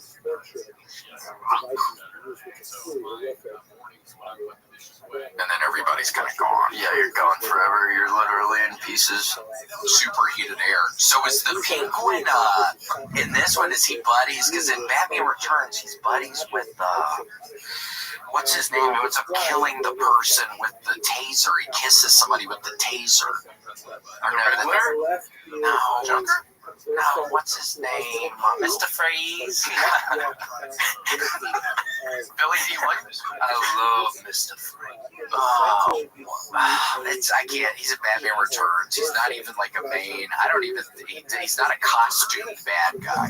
Christopher Walken. Oh, I don't remember. Yeah, I think he's in that one. And Christopher Walken is a taser. One of the villains is Christopher Walken with a taser. Or maybe it's Catwoman that kills Christopher Walken because she goes up to make out with him and he's excited. And then she does up the taser and they kiss each other with the taser and it kills him. Oh, yeah. I thought it was her. And she does look rather sexy. Yeah, look at that. You can tell she's had a rough night, rough go at it at this point because her hair is coming out. She's not as totally wild when it's all just put together perfectly. But that's fun. This is kind of a fun thing. But yeah, that's Batman Returns. That's Batman for you. He played Max Shrek, apparently. Max Shrek? Max Shrek. From the Shrek universe? I think the very same. Here's a picture of him. From the SVU. There we go. SVU or Shrek? There he is. Yeah. I think he's part of the Shrek family. SEU, Shrek Extended Universe. And he's green. That's how they wanted Willy Wonka to look. But people were against it. I think that would have been a fun Willy Wonka look. That was the first draft, was him being like, some of these candies are crazy. Don't eat it. It's full of dynamite.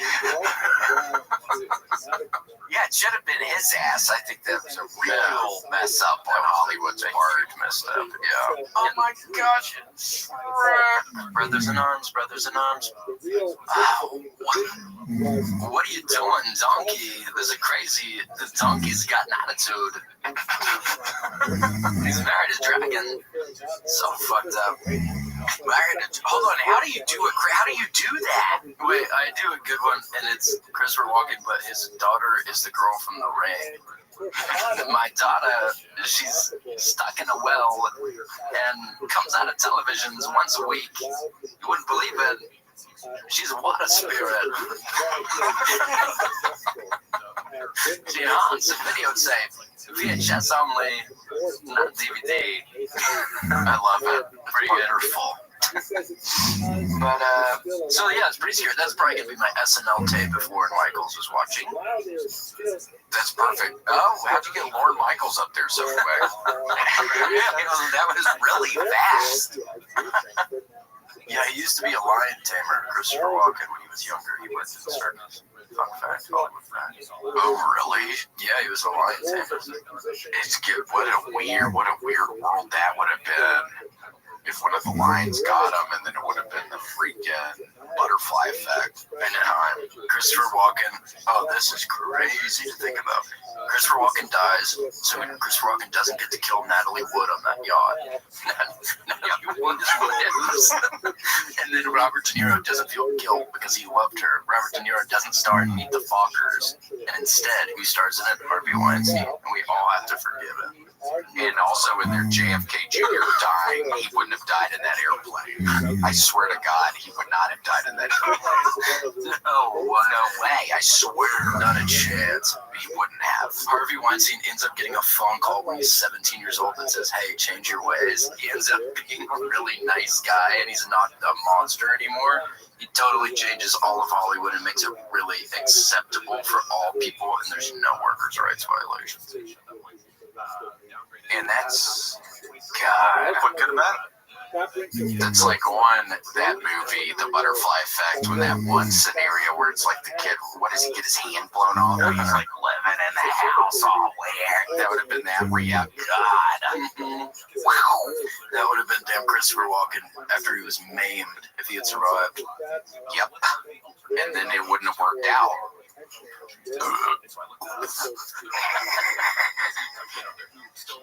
What was that, a lion noise? Yeah, I think so.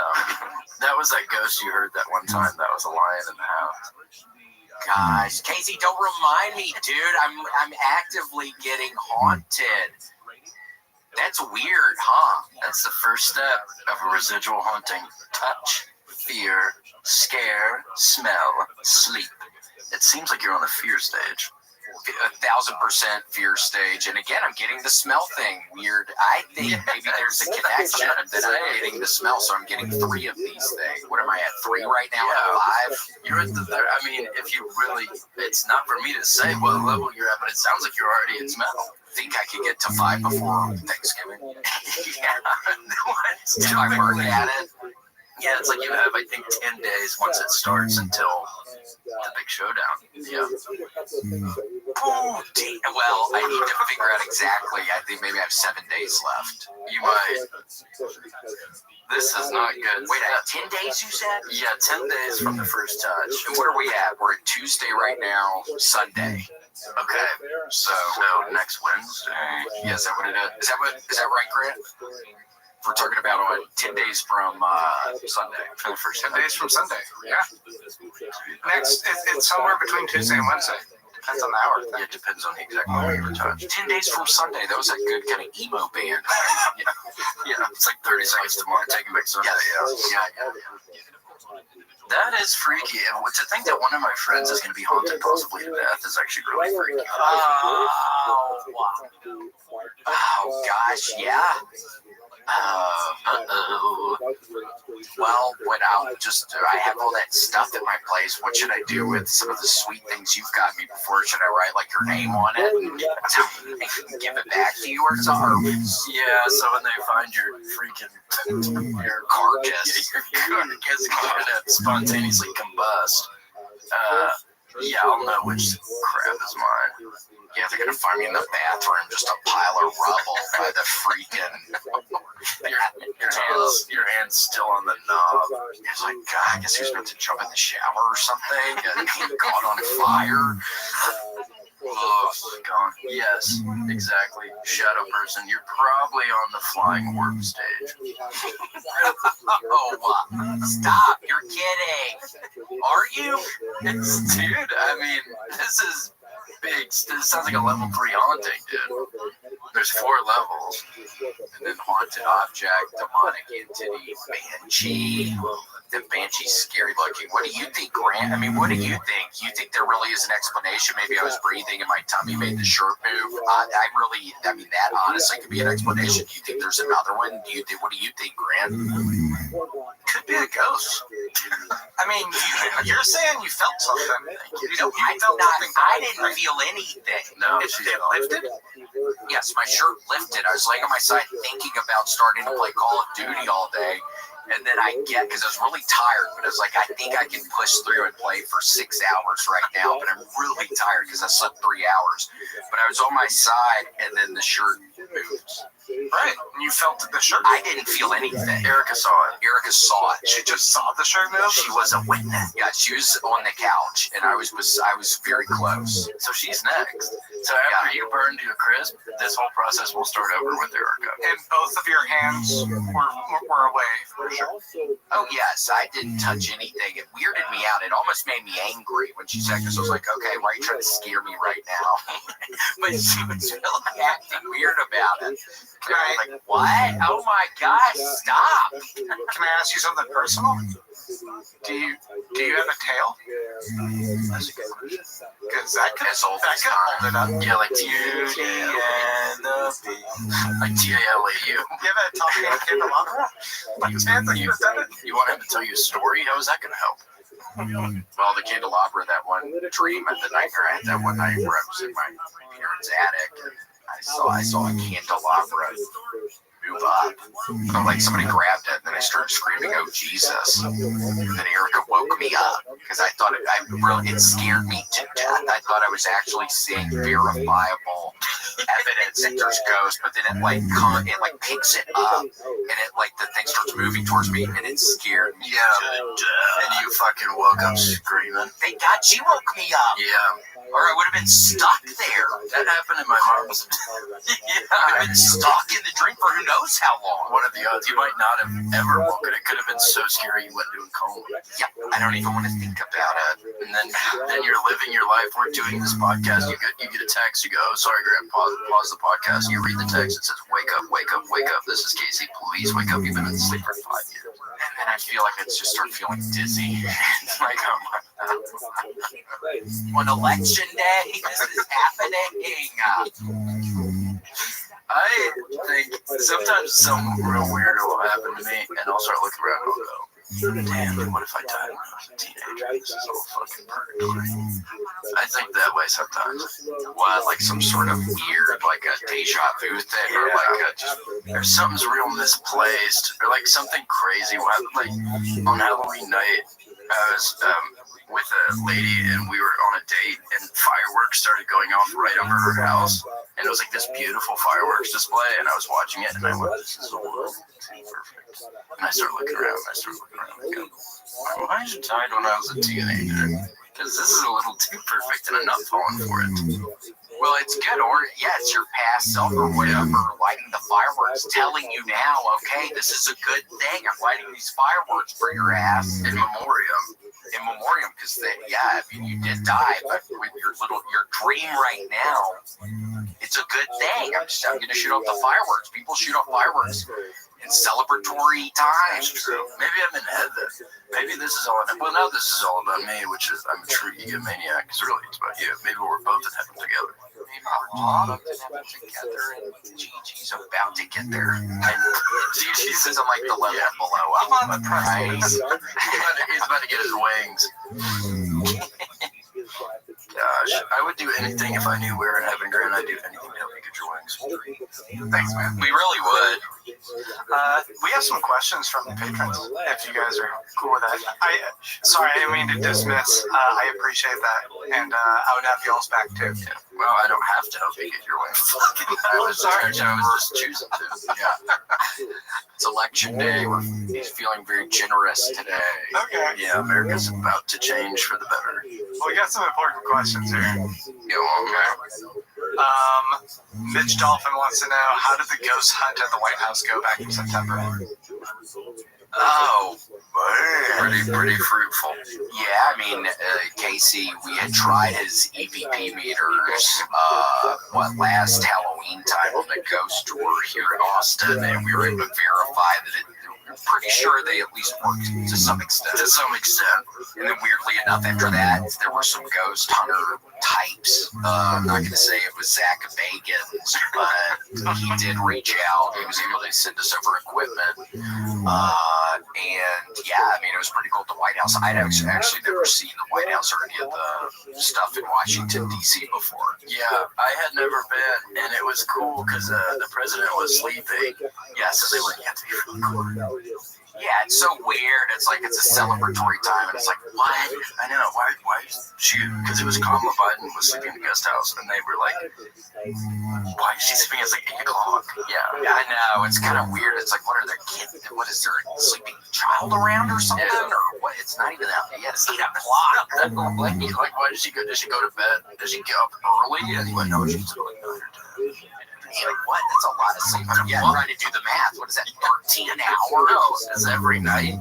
It's like, why did you invite us over here then? I mean, we're going to have to, normally we like to make a little noise. Sometimes you get excited when you start getting some ratings or what have you. And it's like, well, we're going to have to not be genuine, kind of. Yeah, well, it was a lot of hushed whispers like, I could fix my but not, however, There we go. Did you feel that? Just way down. What is it raining? It's freezing in here, man. I can't even deal with it anymore. And now we go, we should go put compost or a cup of water. And this meant that he was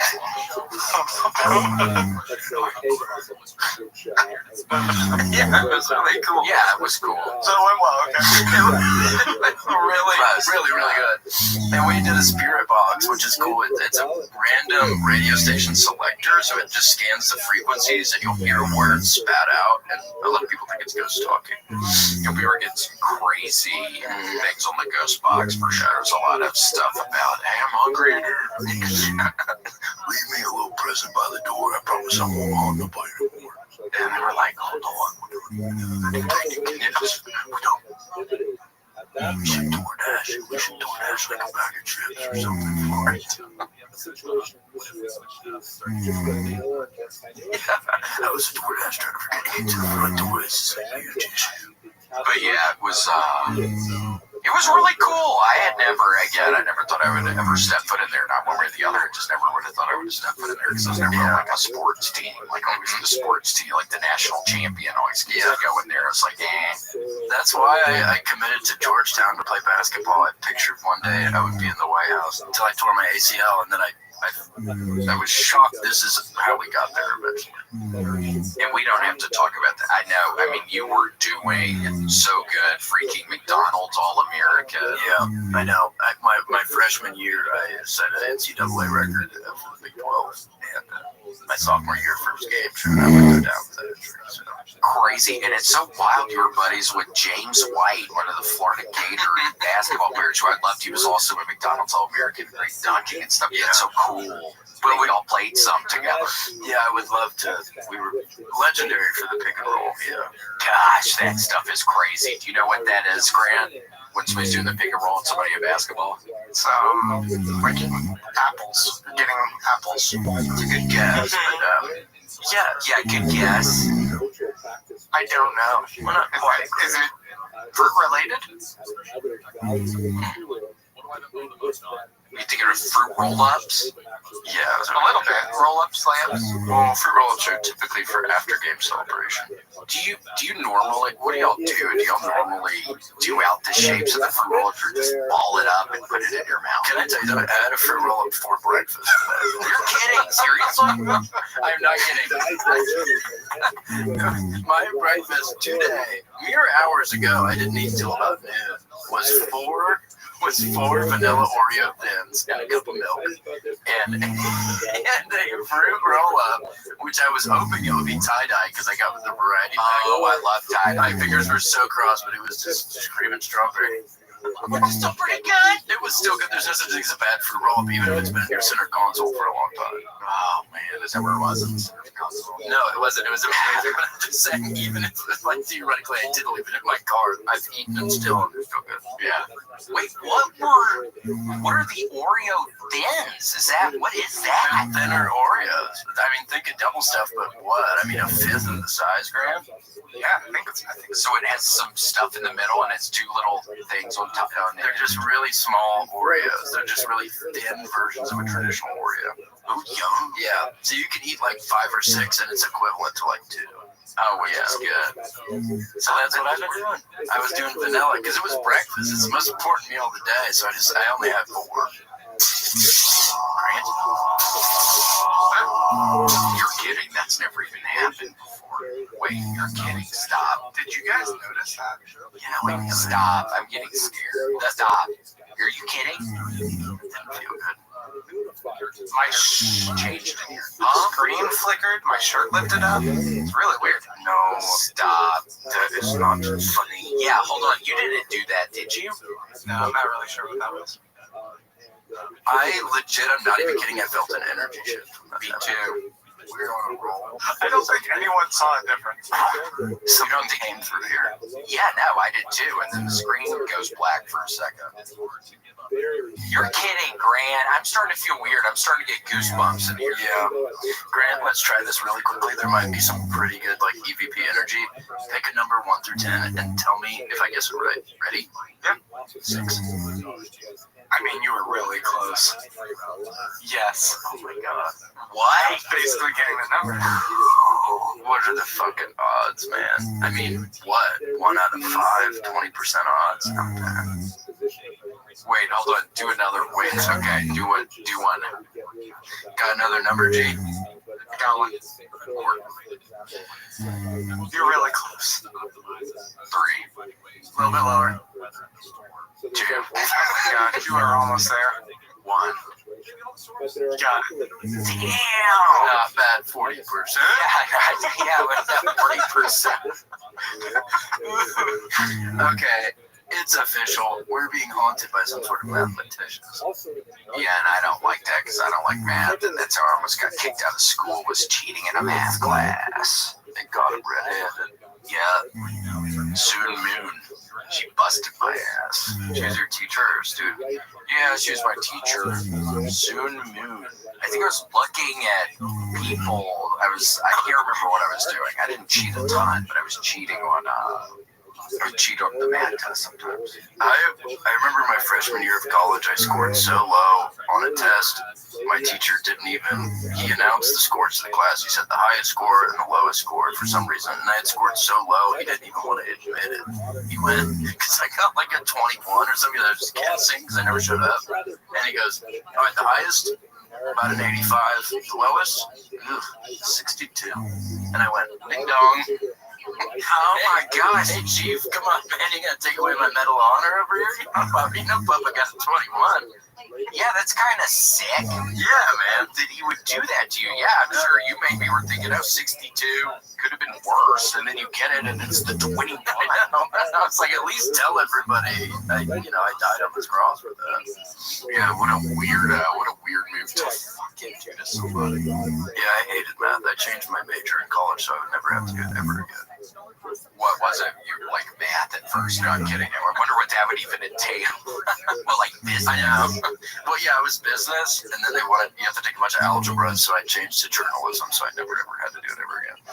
Thank God. Yeah, I did the political science because I had buddies who did business, and it seemed like a lot more math, which I just couldn't have done. I had another math class where I sat next to somebody, and the person, it was somebody I didn't even know, and the person would end up doing the test and then doing the paper over, and I would be able to look at the answers on a couple of the tests. The person would just get some irritant.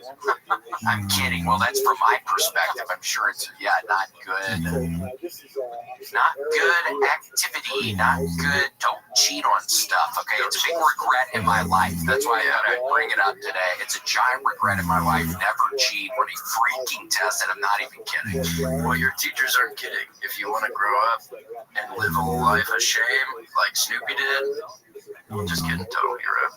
But for a long time they thought, for a long time he wasn't a hero though. No. Well, with that whole Vietnam resistance, the public was generally against him. And it's sad because he really, some people, they put their heart and soul into everything, and then it's like, and he was drafted. He didn't even want to be there. Yeah, but he didn't pull an Elvis. Elvis. No, I think Elvis went. No, he did go. Cassius Clay. He did. Yes, Cassius Clay. He went. What is that? Is that like a deviant art? I don't even know if I'm comfortable having that in the same room as me and my man over here. Please, I'm having a haunting thing. Grant. So is the little bird his little friend a device to attract prey? Yeah, it looks like it. It's like one of the deep sea fish. Yeah. The weird looking fish down there. That's what I'll do to honeys at the club. I'll sit there with my mouth open. And if they come over and give me a kiss, I know we're fucking down for life. Yup. That's how you gotta do it. I never had the nerve. I never could do it. I would stick my tongue out for, a minute or two, and then I'd be like, okay, this isn't working. I can't pull this off. I can't do this right now. But you gotta stick to it. And sometimes it take me 3 or 4 hours to get a real fly honey. Really? Yeah, you catch more babes with honey than vinegar. Yup. You knew that, Gray, right? Sounds legit. I know. So you just put your tongue out there? Yeah, like a little treat. Sometimes I would put a little treat on the end of it, like a Hershey Kiss. Or a slur could work well. Yeah. Slur could be. Or a bottle cap. The bottle cap candies. Chicks love shit like that. And that's gonna fuck us probably fizzing. And then when they just fizz a little bit, yeah, a little fizzy, and then they come over to Pop Rocks, and that's a great presentation. They can hear the noises from across the club. Yeah, you put, oh my gosh, and then they're coming over and they're like, hey, what is in your mouth? You don't answer. First rule of Guy Code: do not answer on the first date. Okay. So they would hear the fizzing, and then they would inevitably they look around and they go, coast is clear. Come over, kiss. Damn. And you still just got the Pop Rocks, and maybe they get a little Pop Rock in their mouth or something, and it's like, game on. I don't care who's watching. Woo, we're doing some pink and rolls in the club tonight. So hot. Yeah, I wish I was young again. Me too. I wish I could go back and dance. I was always too scared to dance. I wasn't a dancer either. I was always nervous. Maybe every now and again, if I could get the right mixture of alcohol and cocaine, I would be a dancing machine. But that did not happen many times. A couple of times, it was like the right mixture, and I would be a dancing machine. And it's so funny, my sweet brother Selden, I saw his ass one night doing the craziest dancing. We went to some concert or something, and it it was good, but it was like the craziest. It's like, what is my brother doing right now? How's he dancing like this? What is he doing? What? But it was good. Was this recently? Maybe a year or two ago. It was a little good at time. I swear. It was good. Like, He was popping and locking. He was able to, it just seemed like he had the confidence. It was something that maybe I was projecting, that I wish I had had that, or what have you, but I don't know. No, it is cool. Like when I see somebody really going for it on the dance floor, I really get the edge. Yeah, me too. Because I've never had the nerve for some reason.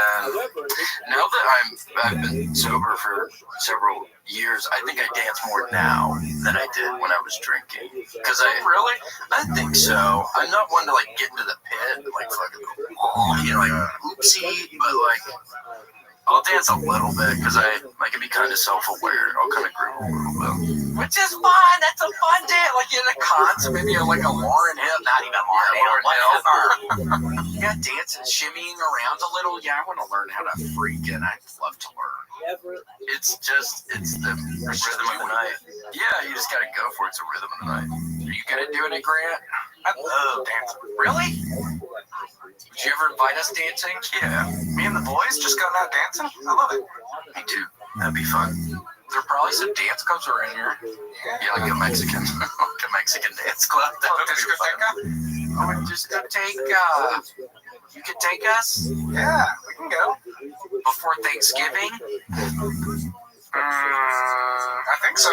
Okay, yeah, we still have some weeks. We can go right after this recording. Well, Casey has his thing. I have a cyst on my arm, GG. I'm going to have to do a little bit of a rain check, my boy. Yeah, Casey has to go to the doctor. And you'll be okay. Wait, they do. So what, are they going to cut it out? Are you going to go under the knife today? Yeah, I don't think it's ready yet. But I have to go see a dermatologist. A bit of a cyst, Grant. So. Is it under the tattoo? It's right by it. Yeah. Is it going to affect the tattoo? Oh, it's a good question. I would ask him to cut around it, hopefully. I think they could, theoretically. So if they cut it out, what would it be? Just a circle where the tattoo was there anymore? And I'm kidding. There's no way that would be. There's no way they would do that. I think they're just going to give me an antibiotic. And just put on top of it? Just like a pill. I don't think it's ready to burst. We can talk cis later, but I got a couple. And remember, everyone, true fans of the pod, know I had one on my forehead like a damn unicorn. And that's totally fine now. It's totally fine now, totally healed. It is. It looks good. It was a scar, but it's... You can't even tell. It's hard to tell. And scars give people cure. I think it gives you a lot of cure. Yeah. Like if I'm fighting, like if I'm in a row, like outside the club, and I want to give somebody a glass low smile or something, like if I'm getting rowdy, they'll see my scar and they'll go, we better back off his scar. Yeah. You see his head. You see his head. He's metal. He's also broad. He's crazy. Yeah. Mental. Yeah, that was good. And that was horrible. That was no. It was good. Hold on. Say it again. He's metal. He's lost the plot. Mental. Wait. He has mental health problems. Mental health problems. Wait. I bet he's like a penguin. He eats a little bit of fish with his It is kind of sad to hear that the new penguin is not eating the heads off of his earring. Earring snacks. That was the true. That's my penguin. Yeah. Yeah, I love that. Well, we'll see what happens. Fingers crossed. We'll see what happens with the penguin. We'll see what happens tonight with all the election stuff. Yes, I will be watching it. Maybe playing a little Call of Duty. Yeah, we're rooting for him. I just want to say I apologize. I couldn't vote. I have a Georgia ID, and I forgot to Google how to vote. So I would have, and I apologize. Yeah, I voted in the past. I did not vote in this one, but I voted in the past. And it scares me though, because now again, I don't know, it'd be more difficult for you and I to run for political office, because it would be like, okay, we have y'all even talking about it. Y'all didn't vote. Y'all aren't doing your civic duty. So we've kind of screwed ourselves. You have to vote in I think to become a politician, you have to have voted in every single election. I think that's at the very minimum. They check. Yeah, they fact check. That's what happened to Al Gore. They figured out he didn't vote. They took away like 10,000 votes. Yeah, and then now his daughter's missing. And it's like, seriously, and Tipper doesn't know where she is. And it's turning into this kind of situation, like a Manchurian candidate situation with the daughter. So don't lie about it, neither. They'll know if you're lying, so please don't lie about it. It's better to come out with it like we did. Like, we can't run for office, but I feel better about it. Yeah, me too, because I feel like I would have been maybe trying to hide it deep down and just praying to God it never came out that I actually didn't vote in a couple of elections, because at the end of the day, yeah, I didn't in a couple, and they'd be able to get me and be dead to rights. Yeah, they got all the paperwork like your damn report card. What happened here? Yeah, gosh, and that's just like, that's what Judge Millian wants, that's what a court would want. If you have evidence like that, print it out. Yeah, print it out. Print it up, and then you can show it to the judge. Tell it to the judge, as they say. Cool, well, thank you so much today. We have to thank, Anthony Whiplash Parkinson. Classic. Sean King, Mr. Sean King, Ashley Belfield, B. Ben Hashin, Daniel Hunter, Donja Fox, Destiny A. Ford, who's so fun, who's so funny. Destiny's divorce lawyer, love it. Dover King. Oh, no, wait, what? No. Dr. P. Dugan, Eli Slugworth, Gary K. Boobs, Grant's Worst, Nightmare Grant. Who is that? Is it a Teletubby? I love Big Macs, Jay Dizzy, Jenny J, Jess, Joe Kive, times 2, John Shaw, Justin Threckle, Dr. Threckle, Captain Chaos, Casey's Mom has got it going on, Kill Tony Facebook group, Kyle Heath, Larry, Do Not Think, Lawyer Joe from Minnesota, or I saw him in Minnesota, Matt Foster, Miss Becky, if you nasty, Nice Wizard, Nissan Pappy, that looks like Mississippi or something to me. Rachel O'Donnell, Ruby, Jules Spartan, Sandy Shady, Shane O'Kai from the Big Island, Akaya, Zatrack, Shiva, Storage Gaming Crew, Vanderweed, White Magic, William and Casey the Cats, William Aaron, William Ramsey. Oh my gosh, and then the Worm Drive Show on YouTube, Choose Your Own Adventure. One of our faves. And Zombie, we're like, ooh, that's creepy or something. That was kind of creepy. Damn. We'll have to pull it up and we'll play next week. And sorry, it's so weird that actually Chodo Swaggin's name is going on underneath, because Chodo, we think maybe yes, so Chodo Swaggins, excuse me, so strange that we saw your, there, we know what's going on. We know what's going on, and we believe, if our information is correct, you are in league with Chungus Barnrackle. So yes, and that's no mistake. That's no mistake what y'all are seeing right now. So thank you for kind of giving yourselves up. Seriously, thank you for making it easy for us. Really, thank you. Yeah, for sure, because it really is another less thing I have to worry about when you're gone. Yeah, because it's something I'm not even trying to worry about right now. Okay, thanks. Thanks for joining us for this week's episode of the William Montgomery Show. Send your questions, artwork, and manifestos to the William Montgomery Show at gmail.com. Leave William a voicemail at 737-471-1098. And never miss an episode of the William Montgomery Show by subscribing to the William Montgomery Show channel on YouTube and anywhere podcasts are sold. Check out William online at william.f.montgomery1 on Instagram. For more William Montgomery, check out Kill Tony on YouTube and check him out live at the Comedy Mothership in Austin, Texas every Monday night. Find more of me, Casey Rocket, at patreon.com/Casey Rocket. Follow me on Instagram at Casey Rocket. This episode of the William Montgomery Show was recorded at Record ATX Studios right here in the heart of Austin, Texas. The William Montgomery Show is produced by William Montgomery. The anthem is sung by William Montgomery. The drums are sung by William Montgomery. The words are sung by William Montgomery. The William Montgomery Show is a Fanny Co. production. Thanks for joining us. See you next time. The fuck said that? I'm trying to have fun tonight. you see the surge One of the reasons this is part of the reason why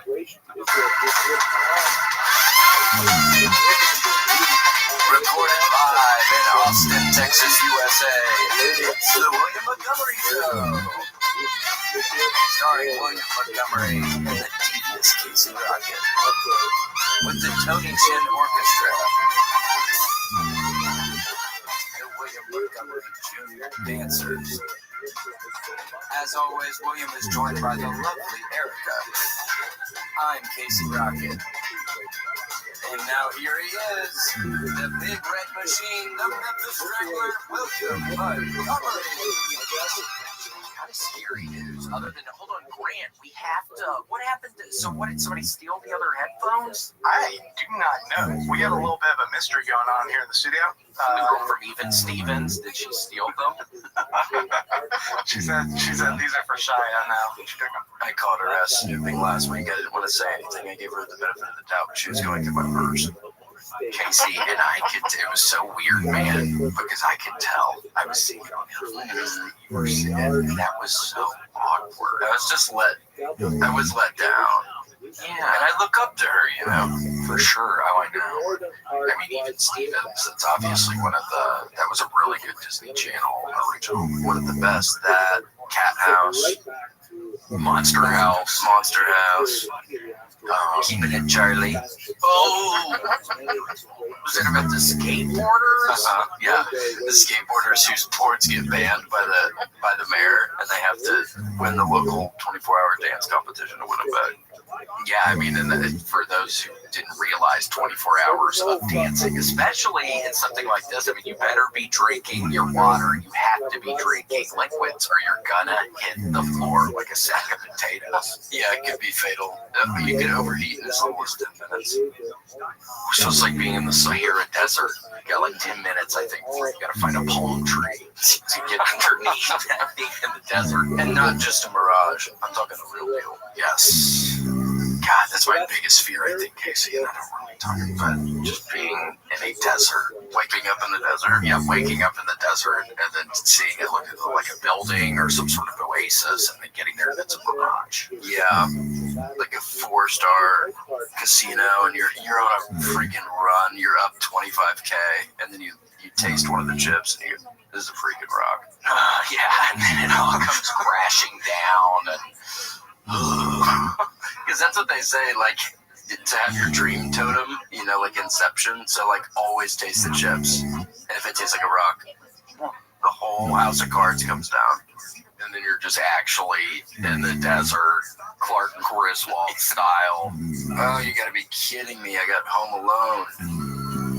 God, walking through the desert. Little gator would make it through a desert. Even if she ever would. Even if she ever would. Over here or over there? That's what I say I think the most, Casey. Over here and over there. What do you mean by that? Give her options. Yeah, give her options. And I think just hearing her I think if she hears my voice more, she'll start understanding more. So that's why I try to kind of walk her through everything. The gator going to the bathroom. I had to potty. It does sound like the gator will be back in a minute. You kick her into the so she doesn't have to see you go TT. Yeah, she's got her papa.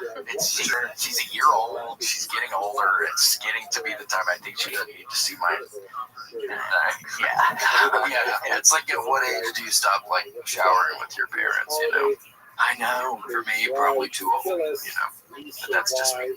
Yeah, I remember getting to the point where I thought, okay, Papa, I don't want to do it, and it was totally fine. There was nothing weird about it, but I got to the point, I don't know, I wish I could remember how old I was. I don't remember what I was, but I had the realization. If you're old enough to voice your... You might be a little too old. If you're old enough to voice the concern, I think that's where you draw the next line. Yeah, for anybody watching this, yes, don't do that to your kid. Just let them Yeah, it should be if they're talking no more showers. Yes. Unless if you're a mom, could a mama shower with the daughter? Yeah, mamas. It's a little different for mamas because daughters grow up to be mamas too. But yes, if it's a daughter, like Grant, you're not taking shit, obviously. Did you ever? When did you start? Did you ever? Yeah, when I was about like 15 or so, I stopped. With your papa? With your papa? Yeah, it's like I'm not sure. I think I can handle this on my own at this point. Did he seem a little like let down? Like, you know, they say the saddest and the happiest day in a parent's life is when their kid goes off to college. Was it like that? Like, yeah, because we used to play catch in the shower, and I was like, I think this is shit.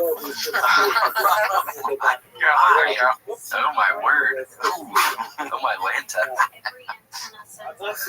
Atlanta, the city in the forest. Don't they call Atlanta that? Yeah, they do, but you wouldn't know it by looking at it. Yeah. We saw the guy doing the New Atlantis.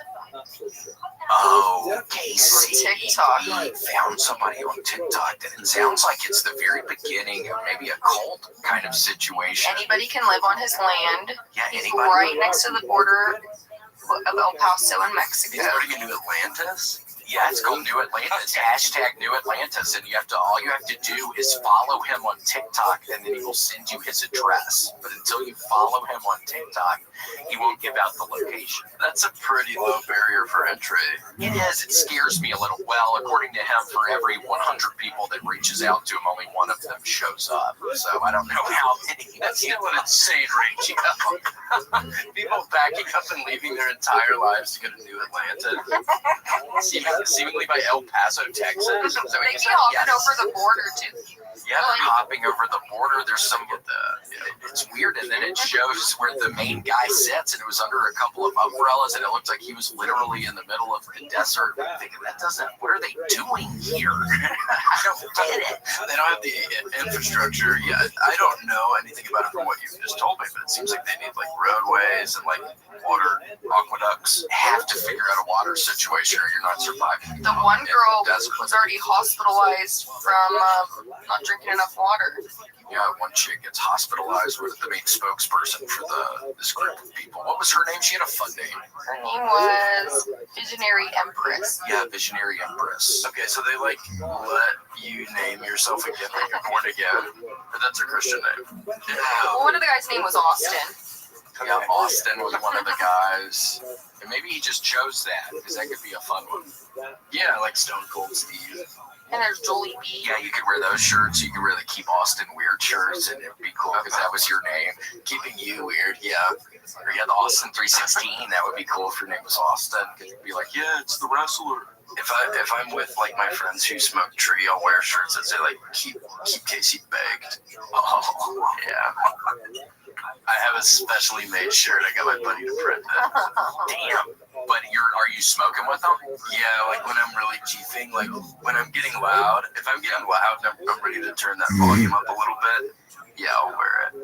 Yeah, you gotta be chiefing. You gotta be fucking. That would be cool to have a shirt like that. Yeah, when you are blazing it off somewhere. Yeah, this is my dang red-eyed shirt. Yeah, and it also it says on the back, I'm about to catch a red-eye tonight. I'm gonna get lost in the airport tonight. Yeah, that's like a cool double meaning. Yeah. You know who I think I saw in the airport recently, but I was too scared to say anything to? Juvenile. I think it was. I swear to God, it was Juvie. I think it was Juvenile. What airport? Houston. Yeah, it makes sense for Juvie. He was standing there. He was in an army green jumpsuit looking, very comfortable looking sweatsuit. It appeared. It was an army green sweatsuit. Looked super comfy. I was standing in the Potbelly sandwich line for 45 minutes just watching him and didn't have the nerve. Were you ordering a sandwich or you kept like hiding behind the menu? I was ordering a sandwich and it was taking forever and nothing else sounded good, so I bit the bullet on that one. And Gator was stuck in her little carriage the whole time. Sorry, Gators. All right, you want to sit over here? We're in the airport a bunch. We can sit here or over there. You want to drink some water? What? Gosh, and then we took her inside. I don't know if you've been into one recently in the airport, but man, some of those they smell like poop. Yeah, I would imagine. That's the one place where they do it. Salt dogs can be in there too. Yes. I go with the and you just hold her over the toilet until she goes, until she makes stink. Yeah. Her little doo-doo drops. She had a couple big ones this morning. Yeah, they're like almost disgust me, but it's like, well, she's older, she's growing up. Yeah, probably she. Water out of a little water cap. That's how small she is. She drinks water from as small as a thimble. And William's Thumbelina for all. Oh my gosh, you could drink it from a thumbnail. Yeah. From a hard drive. Oh, yeah, she's real good at computers, and she likes Bitcoin. She keeps all her messages. I didn't want to spoil it, but I know Gator's birthday is fast approaching, and I got her 100 Ethereum. Oh my god. Are you serious? Yeah. Gator, say thank you. Gator, say thank you. Say thanks. 100 Ethereum, Gator. Please say thank you. I'm not hearing anything. That's okay. Gator, 100 Ethereum. You can put it on your cold wallet, Gator. Grant, is that where you keep your Ethereum? Do you have a cold wallet? I don't. I've never even heard a term cold wallet. Yeah, you probably wouldn't. Yeah, it might be a little above your head or something. Yeah, it's from the blockchain. Yeah, this party going off the blockchain right now. You guys have a lot of Ethereum? I have over 10,000. Yeah, Casey has a shit, and you got in so early. It's like crazy. That's a crazy story. It is a crazy story. My buddy Matthew came up to me about 15 years ago, and he said, I have a great business proposition. If you give me $100 cash, I'll give you 10,000 Ethereum. And I said, that's fine, make it 2. Damn. So I gave him $1 and he gave me 2. Damn. And then after the splits and everything, now you have what, 10,000? Yeah, years ago, that's like the dawn of Ethereum. Yeah. Well, it's AE and B after Ethereum and before Ethereum. That's how I classify my life. Fair enough. If you're listening to this right now, seriously, Ethereum is a real deal. We're Q4 Halloween time. Time to put it in and let it stay. Yeah. Hold it. Don't be messing with it too much because they know. That's sort of my mascot that I came up with some of the Ether guys, and that's Charlie Good Luck. So, damn. So when y'all, because there are meetings sometimes, and then people are. That's cool. I mean, that's such a cool avatar. I can't even. Yeah, he's my. If you guys have been following me on Twitter, you notice that is the avatar I use. Oh man, safe betting out there, boys. Hopefully that market's going way the fuck up. Yeah. Buckle up, cause it's going to buckle. We hope.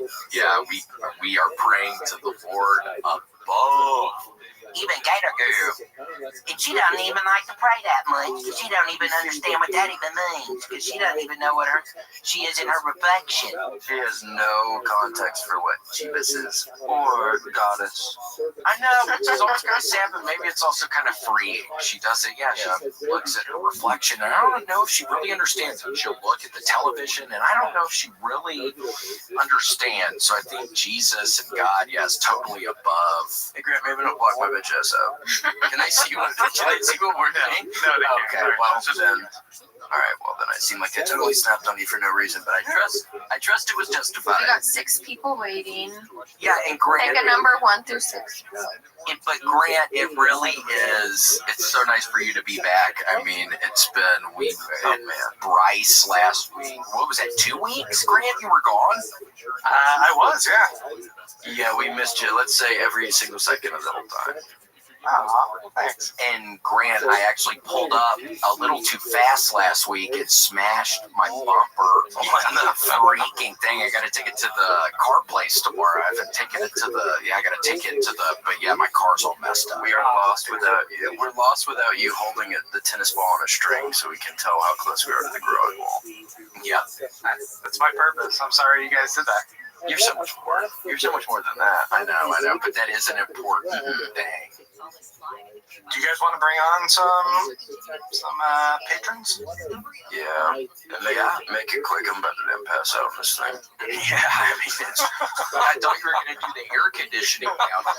No. I'm hot too because I have like a fever or something. Are you guys kidding? I turned up the heat. I thought you were cold. No, Grant. No, you're kidding. I've been roasting you guys in there.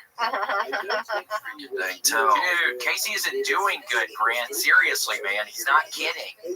All right, let's bring on the caller here. This is how I get when I fucking take 100 milligrams of the Eddie. The church and the mosque. Freaking Eddie Bravo. Yeah, I was wondering. Sorry, I got too excited. It's possible, Yeah, but what the heck? Hello. Werewolves. Oh, let me adjust the video real quick.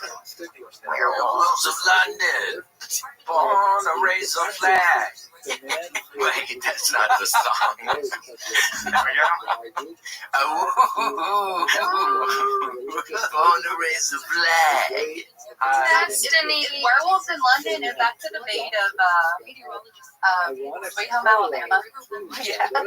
It could be, it's either or. Yeah. Werewolves of London. Or that Kid Rock song. Oh, it's a chicken or the egg. Was it Warren Zevon or was it Sweet Home Alabama's Matt Narny Scotty? Which one was first? Rest in peace, by the way, Leonard Skinner. That plane went down. Very sad.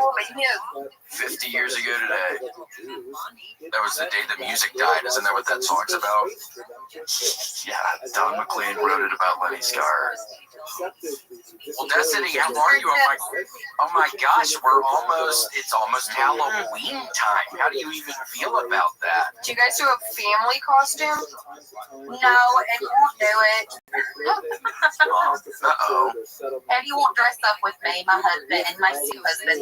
We love it. Yeah, wait. Oh, he's dressed up. Yeah, why isn't he dressing up? Is this only this year or every year he doesn't dress up? Every year I try to get him to. This year I said, you dress up as me, I'll dress up as you. Girl, you deserve better. I think I speak for all of us when I say, girl, you deserve better. Kick his lazy ass to the curb.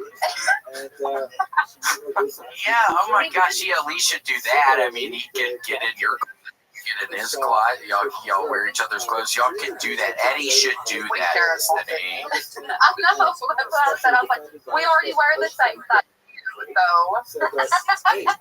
Well, it only makes sense, maybe. Are your feet huge or are his feet small? Chicken or the egg? Well, his feet are small for his height, and my feet are big for my gender.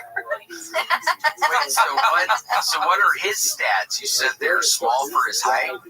Well, yeah, he wears like a 10 or 11. Your feet are huge. Jesus. Oh, I'm sorry. My bad. They're not that big. Sorry. So what do you wear in the women's size? What is that? I wear an 11. I just wear an 11. It's not, ginormous, but... Damn, that's a big ass foot. An 11? I'm at like an 11 and a half. These shoes I got on right now are 11 and a half. I have good balance. I'm gonna tend like your hubby. Oh, nice. I really don't have good balance. Come on. Yeah, I could never do like a balance beam. I remember going to Lausanne summer camp a couple summers, and it always scared me when we had to do the gymnastics part during the camp. I hated it. That was when you were most vulnerable. Yeah, and they started saying, okay, after some of the camps, it was a day camp, we're going to start teaching people how to backflip. And I just was horrified when I heard that. I'm like, is somebody going to make me do this? I'm going to break my neck. But didn't have to. My kids are always trying to do backflips and stuff in the living room. Well, like off a couch? Yeah, they just use the whole house as like a jungle gym. Yeah. Grant, don't roast her like that. Is that Bigfoot? It's a big feet. Is that One of my family? One of my twins called Bigfoot Big Feet. It's fine. Big Feet. Well, they're not wrong. He actually does traditionally have big feet, especially in most sightings. Yeah, my mom actually has called me Bigfoot before. Also, my stepdad used to call me like Beulah, so whatever that means. So a little different, but that's kind of a fun. Maybe he just, I don't know. Maybe that's a term of endearment where he comes from. Elka vibes, maybe you like. Destiny, hold on, trying to guess what we are for this Halloween. Maybe you like a space cowgirl. Nice girl. You are a fairy. Yeah, you're correct. You actually were right. Are you a space cowgirl? Yes, ma'am. I am a space cowgirl, and I'm a freaking dang gangster. I love freaking. I know Steve Miller Band. That's one of my favorite songs from him. Space Cowgirl. Call me a space cowgirl. Yeah. Ditch the zero, Destiny. Ditch the zero. Voice like that.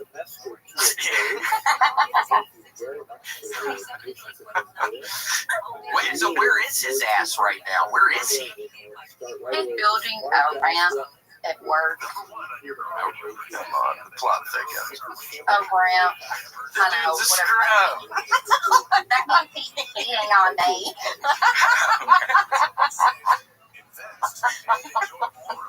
Yeah, that's guy code. So who is she? That's what I ask him all the time, and he's like, please stop. I have to work. I have to work to support the family.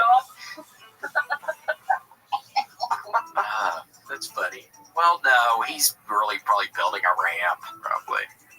Probably, but my brain says, Destiny, that's a lie. Well, you have no reason to think that, though, right? Well, what do you find lipstick in the collar of the shirt? Yeah, I mean, is something going on, or you're kidding? You're kidding, right? But he's building a ramp for an old person, but I just feel like age doesn't matter. Yeah, we're being too funny. That's too funny, actually. Sorry. Wait, that's his whole job? He does that year-round building? How big is this ramp? It's like a pyramid? Dang, 100 miles. He does maintenance at like the like construction maintenance for like the old people apartments. Where like they're so annoying, these old people are. You should hear these voicemails. Yeah, they probably need the ramps all the time. That's probably a good place to be involved with for needing ramps. I'm sure those old people need that to get up in a wheelchair. Yeah, he's struggling old. Yeah. They also call and they're like, I call it clogged up and all kinds of stuff. So you can mess with that. But that was smart with him going to talk with the old folks home, saying, okay, I can build ramps if y'all need it. That is smart working with y'all. It's brilliant, arguably. But can you imagine, like, unclogging an old person's tool now? Gator's bad enough. She's freaking 1 year old. Yeah, Gator shits on the ground sometimes. But she really loves me, and I really love her, so we really don't cuss. It's the least he can do. Yeah, Destiny, oh my gosh, did you see Gator's little clown outfit earlier? Yes, I've seen that, and I instantly thought, like, I'm scared of clowns, but I'm not scared of her. She's kind of a pretty little clown. That's a good bridge. She's a cute clown. She's maybe making me less scared of clowns. Gator, you can't hear this, but you're helping people right now, so thank you, Gator. So, you gotta show her crazy. Did she show that on the pod already? She looks crazy. Look at her little crate. She looks insane right now. She looks fucking nutters. I'm gonna have her committed 5150. Yeah, I mean, she, with that little clown thing, it looks like we just found her on the streets of Portland or something, and she's listening with her light. Hello. She's been living in the Pacific Northwest for 2 years, and now she finally made it back home. How about the baker actor? Yeah, She's traveling with the circus. Christmas for Papa sometime when she wants to say I love you. Well, the other time, she got kicked at me because maybe I don't think I'm right about that. She likes mustard destiny. See, yeah, my grandma's dog will kiss her on the mouth after she eats. Really? Yeah, all in her mouth. And she'll be asleep. She'll be like, Ew. After she eats, yeah, Gator loves to give me kisses after she eats. right in the mouth. Like, But a dog's mouth, I think, is the cleanest thing. I've always heard a dog's mouth is like the cleanest, like, animal mouth there is. They say it's cleaner than a dental hygienist's nails. Yeah. No, I'm kidding. I wonder if it is. Like after they doo-doo or something. That couldn't be a clean mouth. No, there's not a chance. yeah, we let Buster just lick my grandma's mouth while she's sleeping usually. Do you think that we should wake her up? We'll scare her. You're not supposed to wake them up after a certain age. Right. They get grumpy. Yeah. Super cranky, super grumpy, combative. Crankus. Crankus, thank you. That's what I've been trying to say this whole podcast. This is what I had for lunch. Ooh, yes, girl. Ooh, you're in your Skittles gummies era. Yeah, why gummies though? Are they like we're gonna have to start making gummies because Skittles are getting too hard to chew? That's easily what they thought. I mean, you easily could be right about that because those Skittles, especially if you put them in the fridge or freezer, they are like way too hard as a rock. Yeah. So you need little pebbles. A weapon in some circles. Yeah, but then they get a shot. They take a dang eye out. Yeah. Yep. Well, Destiny, it's so nice to talk to you. I hope are you going to take your children out to trick or treat? Are they dressing up? Yes, they're gonna dress up. We got the oldest. She's gonna be a tired mom, so she's got like a fake baby in a carrier and a scarf. She's gonna do like a messy bun and some like old makeup or something. Oh, that's fun. And then one of my girls is gonna be a dead cheerleader, and then one of the girls is gonna be that's kind of a big drop off on the scary scale. That's a big escalation from tired mom. Spider-Man, Wonder Woman. My baby's gonna be, he's 2. He's gonna be a cow. And then my other son, my older boy, my 9-year-old, he's gonna be a light up face thing. A light up face thing? Yeah, just a light up face with light up hands. It's like what the older boys are doing now. Cool. Yeah, the older kids are doing. It's a Fortnite thing. Oh, we wouldn't understand. Minecraft. Yeah, I tried to get it. I'm just saying things that young boys like. It's a Minecraft thing. Yeah, it's a freaking fidget spinner. It's a fidget spinner. Yeah. Cool. It's a Riz. We love the Rizzler. Yeah, Rizzler. Shouts out to the Rizzler. Chicken baked cookie. Yeah, those guys. They're all saying like, what the Sigma? Yeah, there's all these words now, and it hurts my brain sometimes when I'm reading sentences of it. It kind of can make me laugh, but then it hurts my head a little because I just don't understand it. What the Sigma is? I try to embarrass my kids, and there's like a meme where a mom's dropping their kid off at school, and she's like, "Gibbity toilet, Riz. Gibbity toilet. Gibbity toilet, Riz." Yeah, I wish I understood. Me too. I have no idea what it means. I just think we're a little older gals like us, Destiny. And yeah, Space Cowgirl. That's above our pay grade, Space Cowgirl. Fried green tomatoes. Steel magnolias.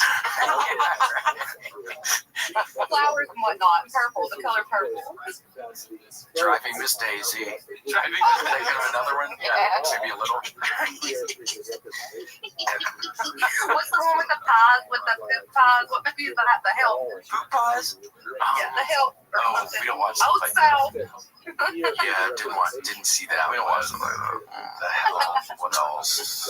I don't know. I can't think of any other ones. Skibbity toilet. Have a good day. Skibbity toilet, Riz. All right, Destiny. I hope you'll have a wonderful Halloween. Trick or treat. Jeez. Bye. We love you. Bye. Love you guys. She's still here, but you might be one of the funniest people we've ever had. Destiny. I know. She is. And that was a bunch of kids. She had a full household, it sounded like. That was a bunch of different costumes. Yes. Yeah, gosh, what did she rattle off 6 kids in 1 minute? Tired mom, dead That's so cheerleader, skibbity toilet. Yeah. Skibbity toilet. She was funny as hell. She had a good cadence. I have a good eye for talent. I'm going to sign her. Yeah, she was really good. I've been saying she's so dang funny, I'm going to put her in the rotation as a stand-up comedian. And you get at least think about it. Yeah, I get 60%. That's awesome. Skibbity Razor. Oh my god, UPS. Pavel. Is audio on? Oh. Pavel, get your audio on. Maybe you can just hear us. He's got to unmute. I have to ask him to unmute. Skibbity toilet. One-way relationship right now. Skibbity toilet. Pavel.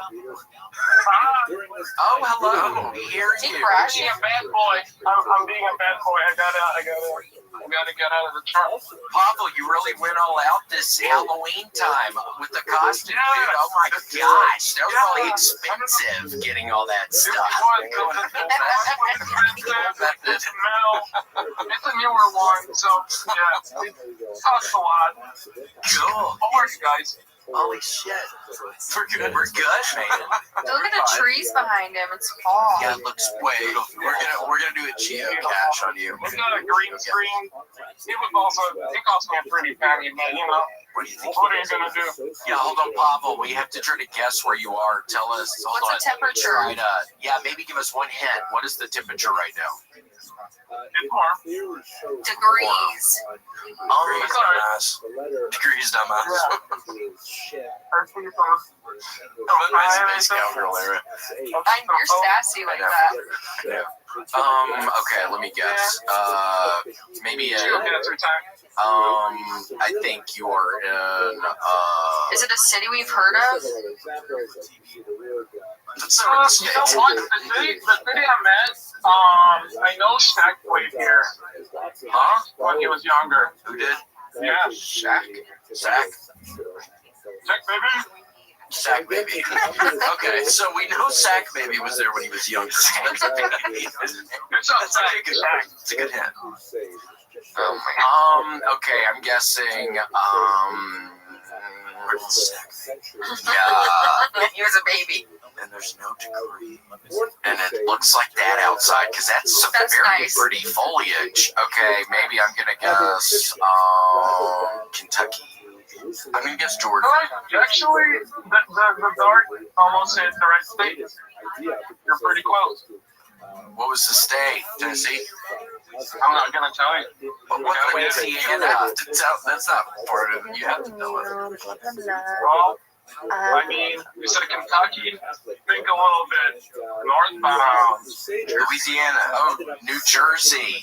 A little bit westbound. West Virginia. I'm not from the U.S., so I'm trying to think myself. Where am I?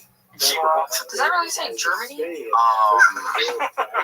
it German? Wait, you're in Germany? Wait, west of New Jersey, east of West Virginia. East of West Virginia.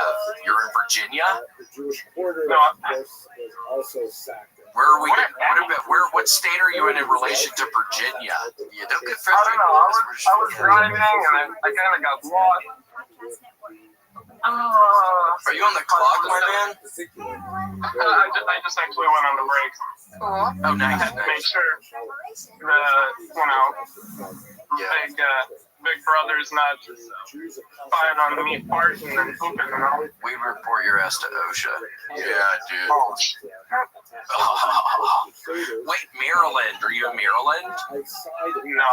Okay, I'll just tell you because I am terrible with U.S. geography because I'm not from the U.S. I'm in Ohio.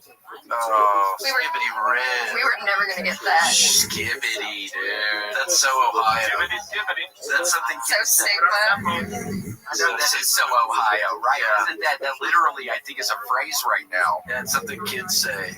Pavel. Oh, yeah. This is like kind of, I would say, parallel to like Hal, Ohio. Is that cool though to know that kids that where you're living right now is something that kids are currently saying and like a fun kind of saying?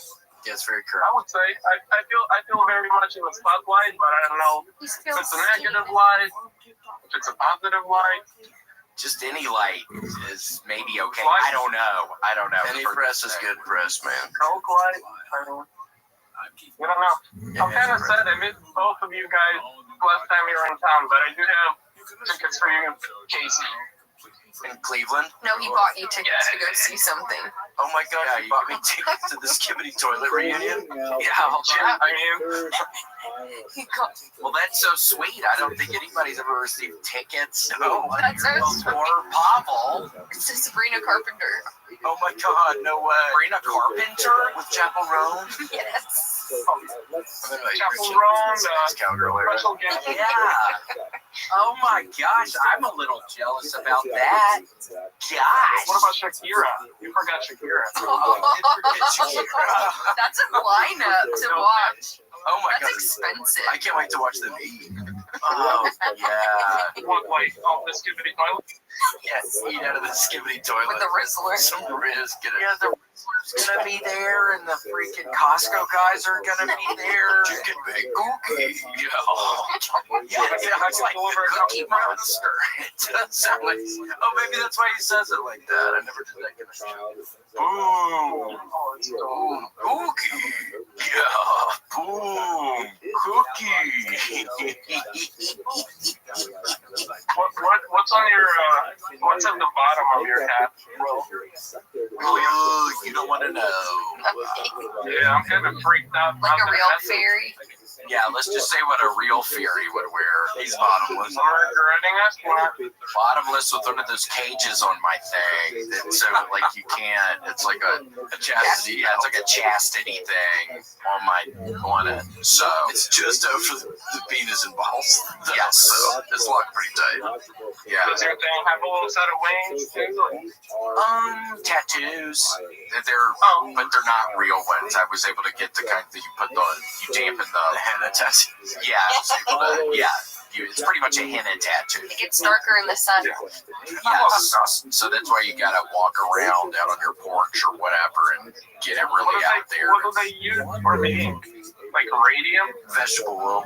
Yeah, I think it is a vegetable oil base, so that does make it kind of all right. But yeah, there must be some sort of dye in it. I don't know exactly, but it stays on there a couple of weeks. But yeah, it's in the cage until a couple days after Halloween. Then I can finally break free. It can bust. Good things for me. Thank you. Oh my gosh, I'm so excited. Yeah, this is one of the longer times I've had it on. It's been a couple of weeks now, and let me tell you, it has been a long couple of weeks. Yeah, Chastity October, and then he's doing Sober November, and then yes, Big Nut Christmas. So yeah, pretty good. So it's kind of fun. Yeah, Chastity, that kind of gets your mind right. It's almost like what the Catholic people do, like around Mardi Gras. It's kind of like that. I mean, I gotta have that thing on for a month, and I can really blow it out. Then I'll lock it back up, blow it out, lock it back up. Because a lot comes out of the barn. Yeah, big load. Can you measure? Did you measure it? No. Sorry. No, gators are raining. Gator my girl brain. Cover your ears, gators. Yeah, it's Pavel, were you able to see Gator wearing her clown outfit? Actually, I was listening only, so could I take a peekaroo? Really quickly. Yeah, we can put the hat on her. Only Gator was doing she thinks that's fine. Yeah, she did. Yeah, she knows what to do. She's in a panic.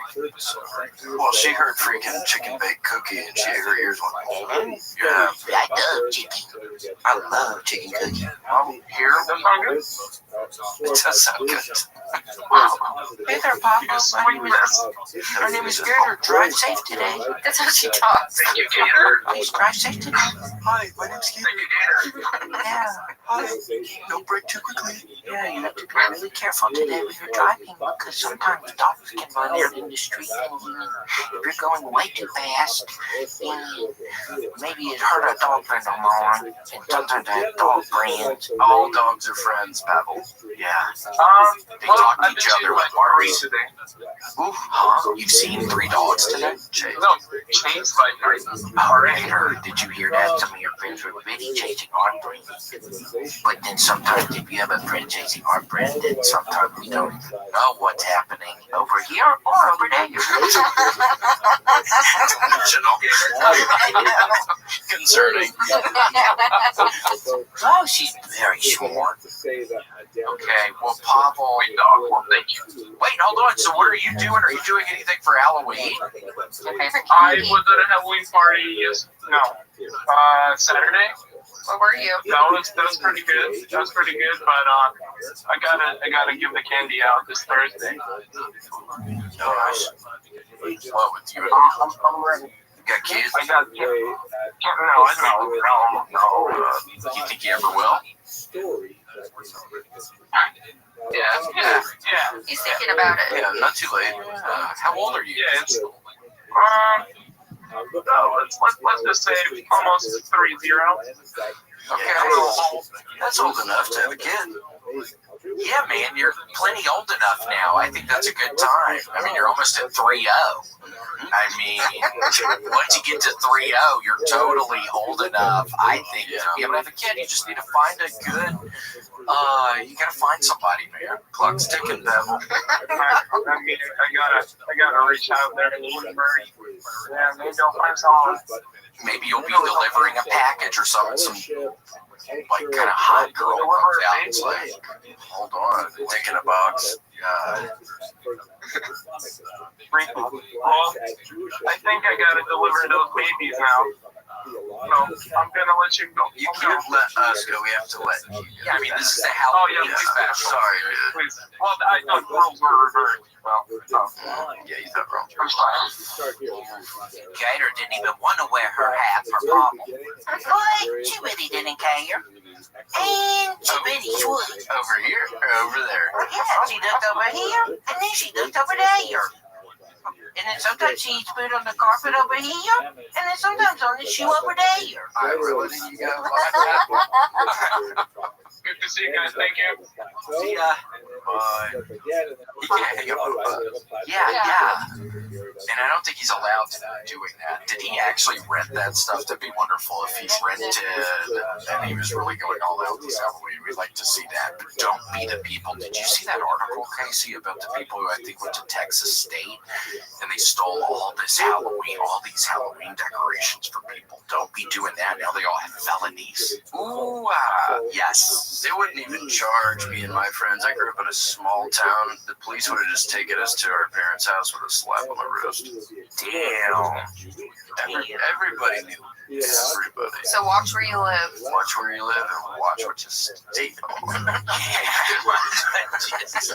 And you gotta watch what you say, probably, in towns like that. If everybody's talking. Oh yeah, and dancing's probably illegal wherever that happens. Yeah, don't go to the gym and for that free party on Friday because it could be a trap. And they're trapping all the dancers in the gym this year. Oh my gosh, like M. Night Shyamalan. Yes, M. Night Shyamalan trap. Oh my gosh, Casey's mom. We've been wondering. Hi. Oh my gosh. Oh my gosh. On Halloween. Remember when Casey thought that was about him? Well, right before Halloween.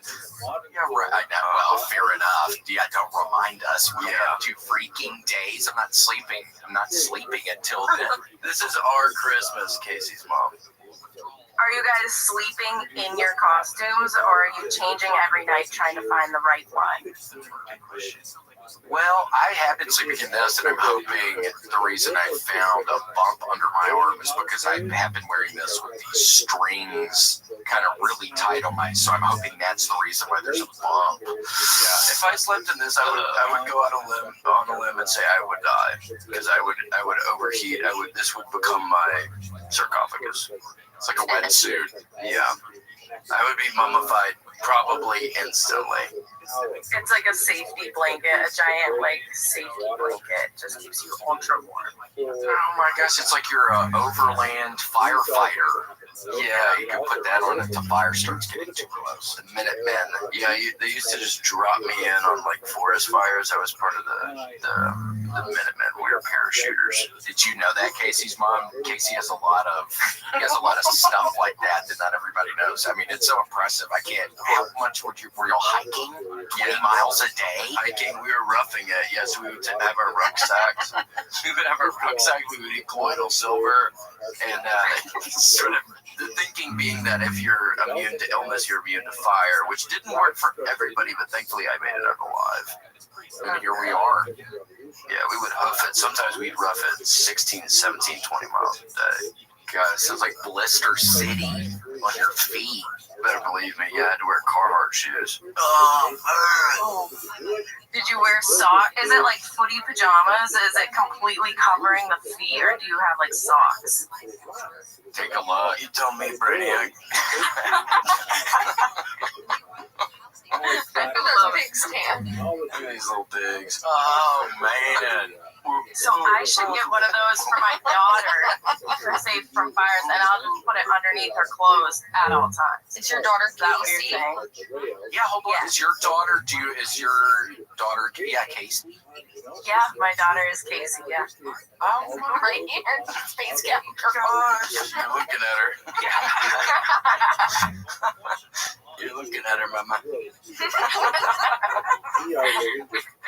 She's 4 months old though, so. Her and me both. Yeah. And you can still kind of snap at that. Oh, that's impressive. Sachet away. Shantae, you stay. Yeah, sachet away. Casey's mom, do you know what that's from?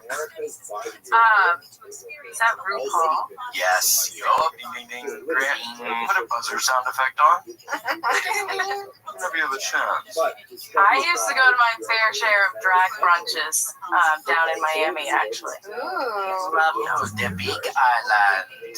No, not Miami. Just because you're a mother also doesn't mean you can't go again. That's true. You know, I could take her when she's old enough.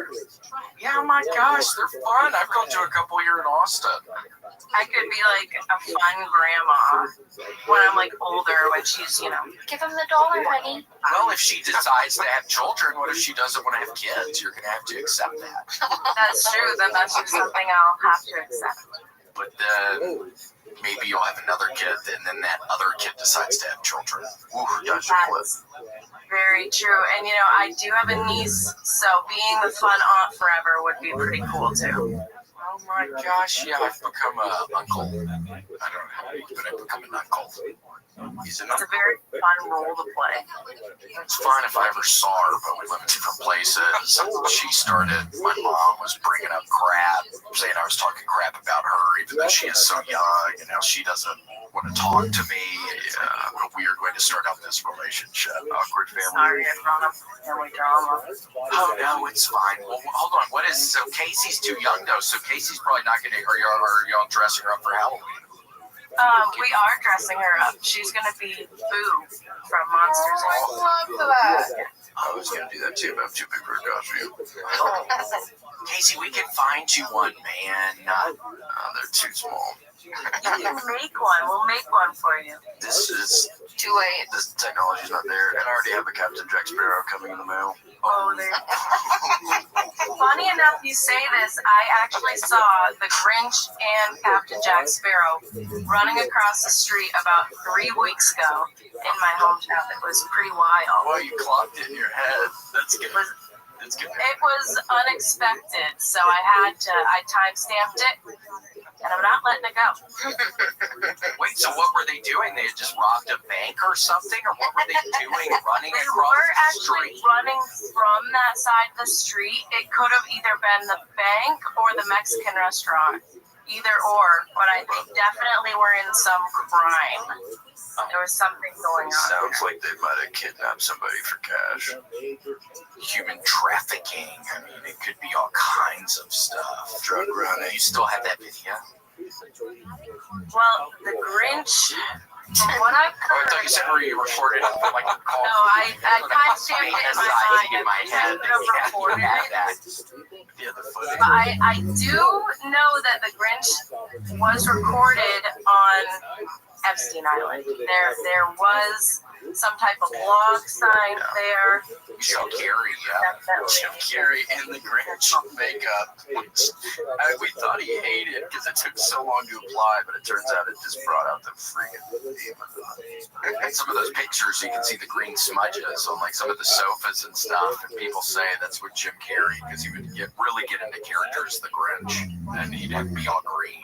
Yeah, smear all that. I mean, you have to have a really good, high quality body paint for that to not come off like leather, probably different fun fabrics for couches where you're doing all the stuff. Waterbed, where he's getting his dang freak on. Yep. But you play the Grinch. I mean, you do the crime, you do the time. You make a barter with the devil. They say it's like playing the Joker. Like every person, every actor who's played the Grinch, they go, trust me, young man, you don't want to go down this road.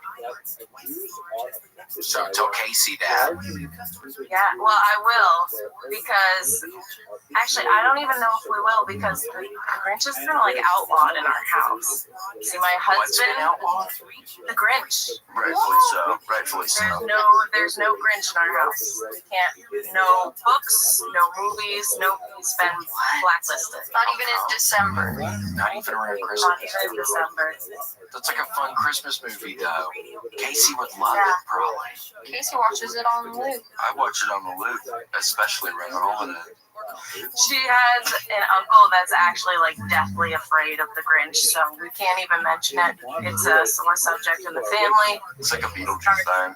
She'll never know. Right? You say the Grinch 3 times, then he freaking comes up and steals your wristwatch. Yeah. So it's your husband's brother who's. Yeah. Oh, weird. How old is he? I know. He's like 30, like 28, 30. Well, so am I, and I'm deathly afraid of that bastard. So you're cool. Yeah, I don't know. It seems kind of sad. From my perspective, it seems a little sad. I get it if you're scared of it, but it seems such a classic. Because we celebrate Grinch. I guess I could make an exception, and we could just tell her, don't talk about it in front of the family. This is like in us. Family secret. Yeah. Yeah. We'll let you watch it. Don't tell anybody. Especially don't tell your uncle. And by the way, your uncle is so weird. We have to be nice to him. I mean, he's the one who said you couldn't look at the Grinch, but yeah, he's part of he's your papa's brother, so we have to accept him. But he's kind of strange. He's sweet. Sometimes we wish the Grinch would steal him instead of Christmas. But it's your dad's brother, and he loves him, so he's got to be around. But just be really nice is the best we can do. Right now, we're gonna work on something that's sustainable. We'll be able to get away from him soon.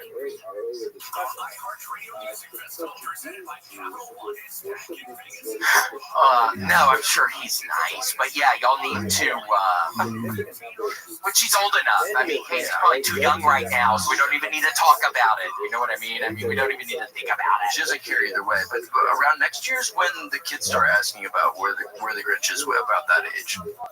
Yeah, so then that's when I'll have to explain it to her. Right now, we're kind of still on like Miss Rachel, and I haven't watched the Rachel Ray. No, Miss Rachel. Who's that? Miss Rachel for the kids. I don't know what that is. Is that like Blippi? She's for the kids. She's a teacher, kind of, I guess. She is a real teacher. But she just does educational videos for the kids. Which is nice. Thank God. So you'll be able to have Santa Claus though at your place, right? Or is the uncle gonna say y'all can't have Santa at Christmas too? Yeah, what's next? Yeah, I know. I draw the line at Santa. Santa has to come. I mean, she's been a very good girl. I can speak for myself. I'm probably on the nice list now. My husband, he's on the nice list. What about his brother though? Could be on the naughty list. He's one of those where it's like 50-50, Could be either or. Yeah, it's a coin toss. Well, just again, be nice. But I'm sure it'll get better. But that would really scare me if he's coming in saying y'all can't have the Grinch around here. That's a red flag. That's like giant red flag. You could do better. Yeah, but he's probably nice. He's probably nice. Well, Casey's mom, thanks so much for nice talking to you. Thanks so much for That was great talking to you. And just don't let the uncle see this. He can't know we talked about him. Please. Got some weird, awkward issues. Yeah, we cannot let that guy. Safe to say. Yeah, safe to say it would be a disaster in y'all's household if he ever got wind of this right now. Whimsical all around. There would be no that. Okay, well, we'll keep our mouth shut. Yeah. We're not going to tell soul. Thank you, I appreciate that. That goes for you too, listeners at home. Don't say anything. Classified. Seriously, it's going to mess up our lips. Okay, Casey's mom, well, so nice to talk to you. Happy Halloween, guys. I know, happy Halloween. Have a nice Halloween. Sorry, it had to end so somber. Yeah, oh my God. That's a freaking red flag if I've ever heard one. Yeah, I mean, I agree. It seemed like the whole thing, it was high spirits almost, and then it's like, it gets, yeah, I just hate to think that. Me too. I mean, especially for the kids, and it's really about the selfish. But it doesn't have to be. If you get your ride a Buick, it can also be about the wife. Yeah, and those new Buicks are looking good. They have some new crossover Buicks. I saw one when we were in Portland this past week. I mean, it's a good-looking car. It's a crossover Buicks. I think get really good gas mileage. I mean, it's a hell of a family car. Even if you live over here and over there. The sales event going on right now is nuts, and it is nationwide. Yes. Look at that. I mean, they've redesigned it. They have Peyton Manning, I think, as a spokesperson. I mean, they're doing out the big things for Halloween, and we're so excited. Yeah, I love those new commercials with Peyton and Eli for the Buicks, where Peyton's in the back, and then he goes, Eli, how did you convince me to let you drive? And Eli goes, you know, when I'm in the game, I'm always in the driver's seat. They are the funniest brothers, I swear. Those two are the funniest freaking brothers. It should be on like America's Funniest Home Videos, but it's just them talking. Gosh, I would watch that on repeat. Yeah, they need to do one where they're on America's Funniest Home Videos, maybe like a candid camera thing where both of them come out after they kind of prank somebody. That would be hilarious. Oh, it'd be so funny. Yeah, catch, dork. Yeah, and it always they end up hitting the person in the face sometimes. People would watch that. Oh my God, I would pay $100 a month. Because if you really get hit in the face with a football, the edge of that, like into that football, is like kind of hard. Cut your fucking face clean off. Oh yeah, that hit you right in the nose. Your nose is or possibly falling off. But not my friend over there. So ready and ready. And really over here then? Yeah, I don't know. Do you think she's having a good time? I think she's having the greatest time of her life. I think she maybe is having fun. And she understands it. It's Halloween and she's allowed to eat a little chocolate bar on Halloween. Over there thinking about orange peels and banana peels. I was just getting in the trash can, eating her dinner. I love thinking about peels.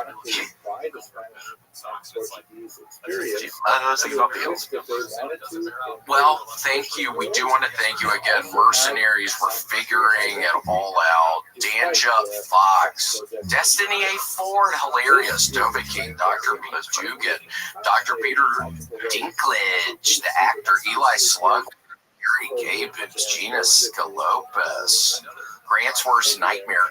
What's that, Grant? I love Big Macs.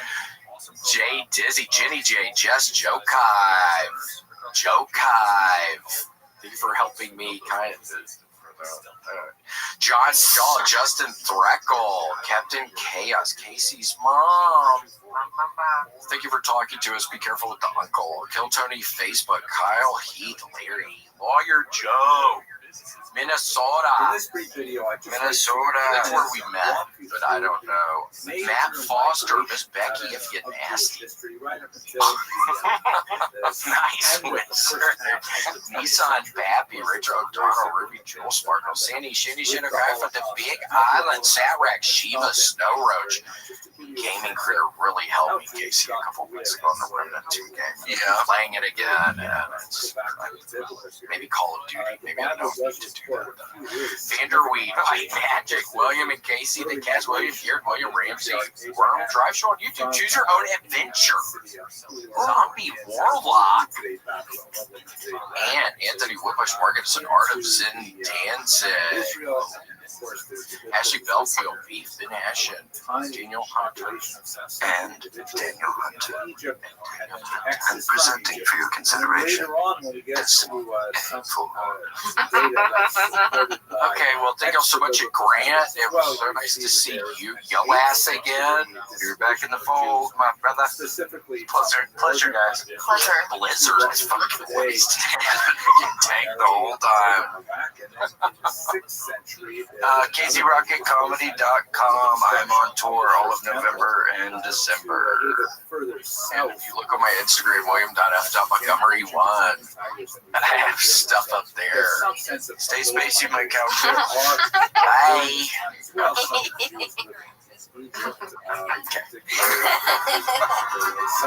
Thanks for joining us for this week's episode of The William Montgomery Show. Send your questions, artwork, and manifestos to TheWilliamMontgomeryShow@gmail.com. Leave William a voicemail at 737-471-1098.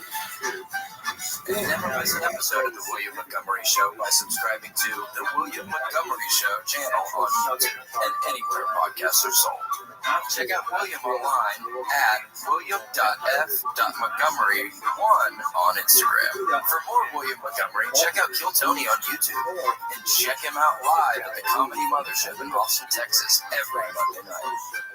Find more of me, Casey Rocket, at patreon.com/CaseyRocket. Follow me on Instagram at Casey Rocket. This episode of The William Montgomery Show was recorded at Record ATX Studios right here in the heart of Austin, Texas. The William Montgomery Show is produced by William Montgomery. The anthem is sung by William Montgomery. The drums are sung by William Montgomery. The words are sung by William Montgomery. The William Montgomery Show is a Fanny Co-production. Thanks for joining us. See you next time. Who the fuck said that? I'm trying to have fun tonight. Population groups that continue to reside in Egypt. Alexandria is perhaps the most significant of those locations. These circles here are on scale. Recorded live in Austin, Texas, USA. The William Montgomery Show.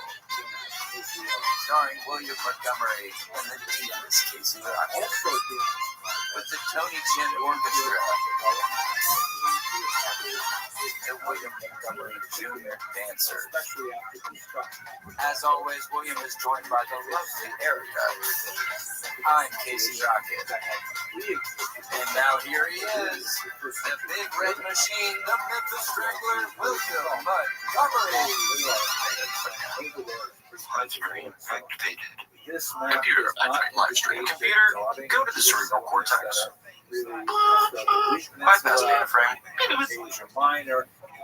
Show us coordinates. Man, that was good. That was like, no, it was good. North, 10 hours, 20 minutes. And then GPS coordinates.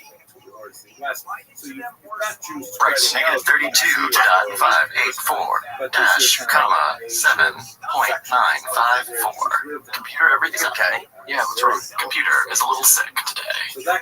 Computer's got a virus. Might need a microchip. You're kidding. You're not actually sick, are you? But that was a good time for you to say virus because computers attack you.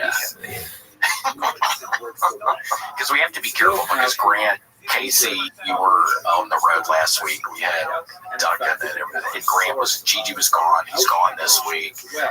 Bryce reassured me that he's not angry, but I have this weird feeling, Casey, that, I don't know, Grant's had enough in some sort of way or something. I don't know. There's some sort of animosity building. Yeah, William pulled me aside yesterday, and he said, You hear? We're kind of talking to you, Bryce. Do you hear? Yeah, I do. I'm taking notes. You're de facto Grant today, so you have to kind of set our minds at ease and let us know that Grant's not mad.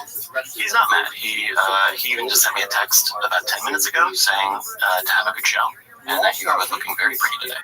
I got a picture if we can see behind you, like, are those pieces of shit in the building already? Like, yeah, Grant's just here. He's got a little peephole dug into the wall so he can look like Porky's.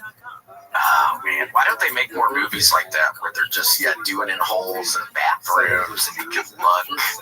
Oh, yeah, it's a lot of towel whipping, boys going locust. Did you ever get what is that called, a rat tail? Or what do they call that? Where they slap the butt? Yeah. That happens in Nightmare on Elm Street too. Freddy Krueger, it's a very homoerotic movie, and Freddy Krueger at one point slaps someone in the butt with a towel. Oh, Freddy Krueger's slapping somebody. He's not getting his butt slapped. Yeah. So playful. That's his biggest weakness. That's the only way to send him back to hell is to slap him on the little laugh. Give him a rat tail. Is it rat tail or rat tail's just a little ponytail maybe somebody has? I don't know. I've never heard it called a rat tail. I've only heard it called a rat tail. Are you kidding? Oh, you've heard a rat? Are you serious? Yeah. Oh yeah. I had a kid. There was a kid in elementary school who had a super long rat tail. It went like all the way down his back.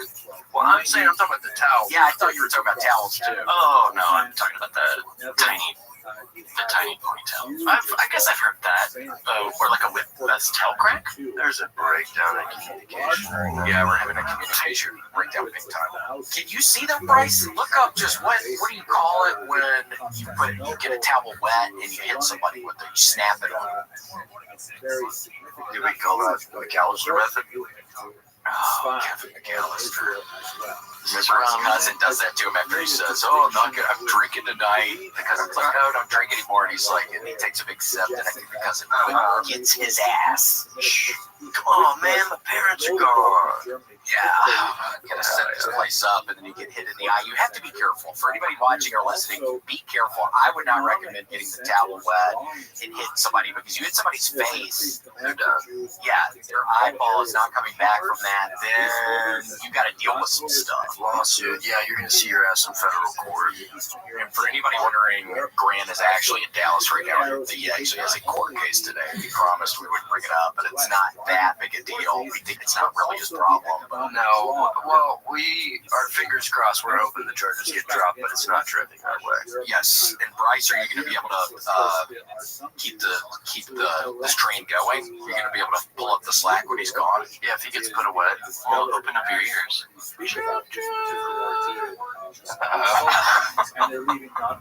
What is that? You sending him off to some sort of jail somewhere?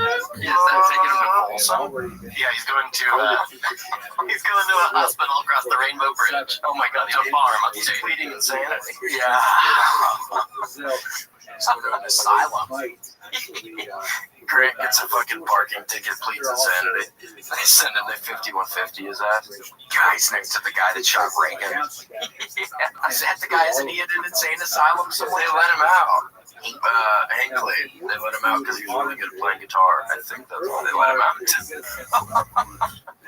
It's kind of funny. It is funny. That was nice of them to be like, you know what? He got his shreds. We're gonna cut you loose. We're gonna let his crazy ass out of here and hope he doesn't repeat, because sometimes it's a repeat offender.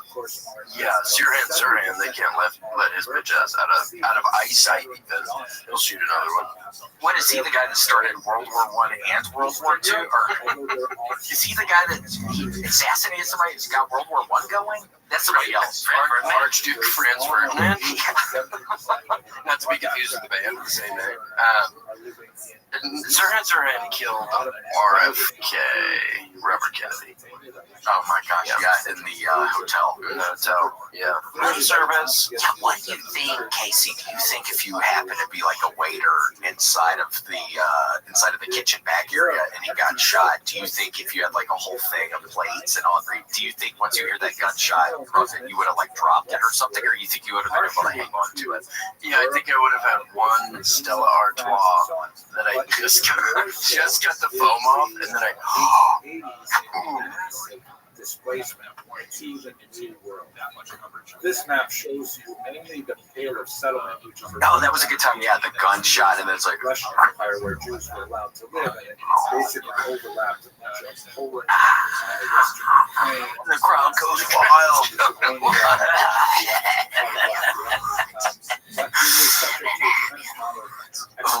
Was that a ship? Yeah, Bryce, I don't know if you've ever seen my man Casey here dance. Have you actually seen Casey dance before? I've never seen him dance, but I really tell. I tell he does the sexual stuff. Oh yeah. Yeah, I'm really fluid with it. A fluid. That's the first trait I look for in a dancing is fluidity. That's what I look for in a lover too.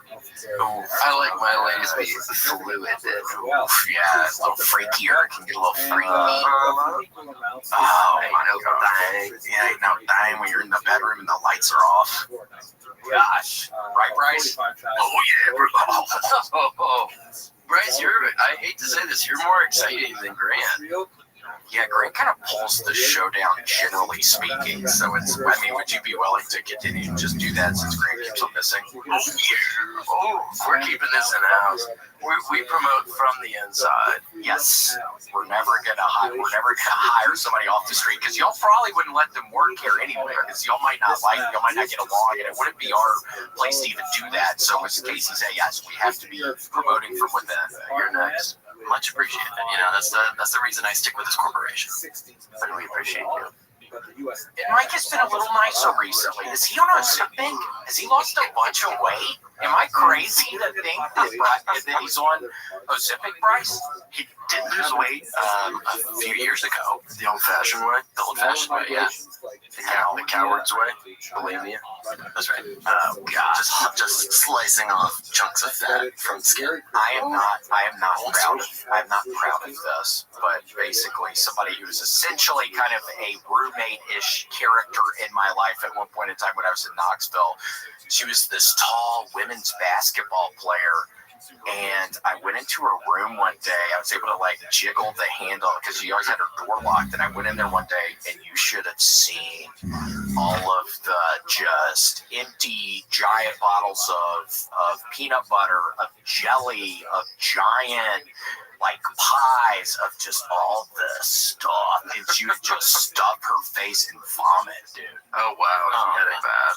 She had it really bad, like the person. I was at Vegas one time at a freaking all-you-can-eat buffet, and I remember going in there to TT or whatever, and I hear somebody just blowing these chunks in the bathroom, and I was like, they're really taking advantage of this buffet. They're getting their major value, because I guess you stuff your face, you vomit, then you can go for round two.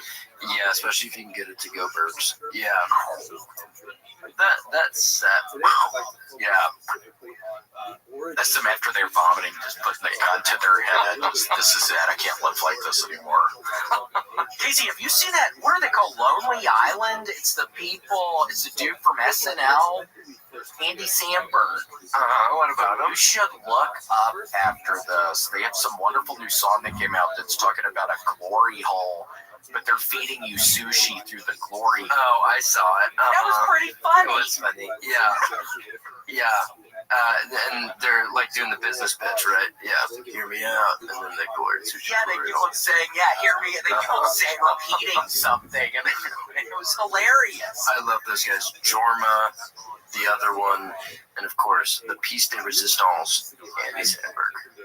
And they're legitimate rappers, sounding like a legit song. Yeah, they're old school. They're classically trained. Juilliard. Well, be careful because my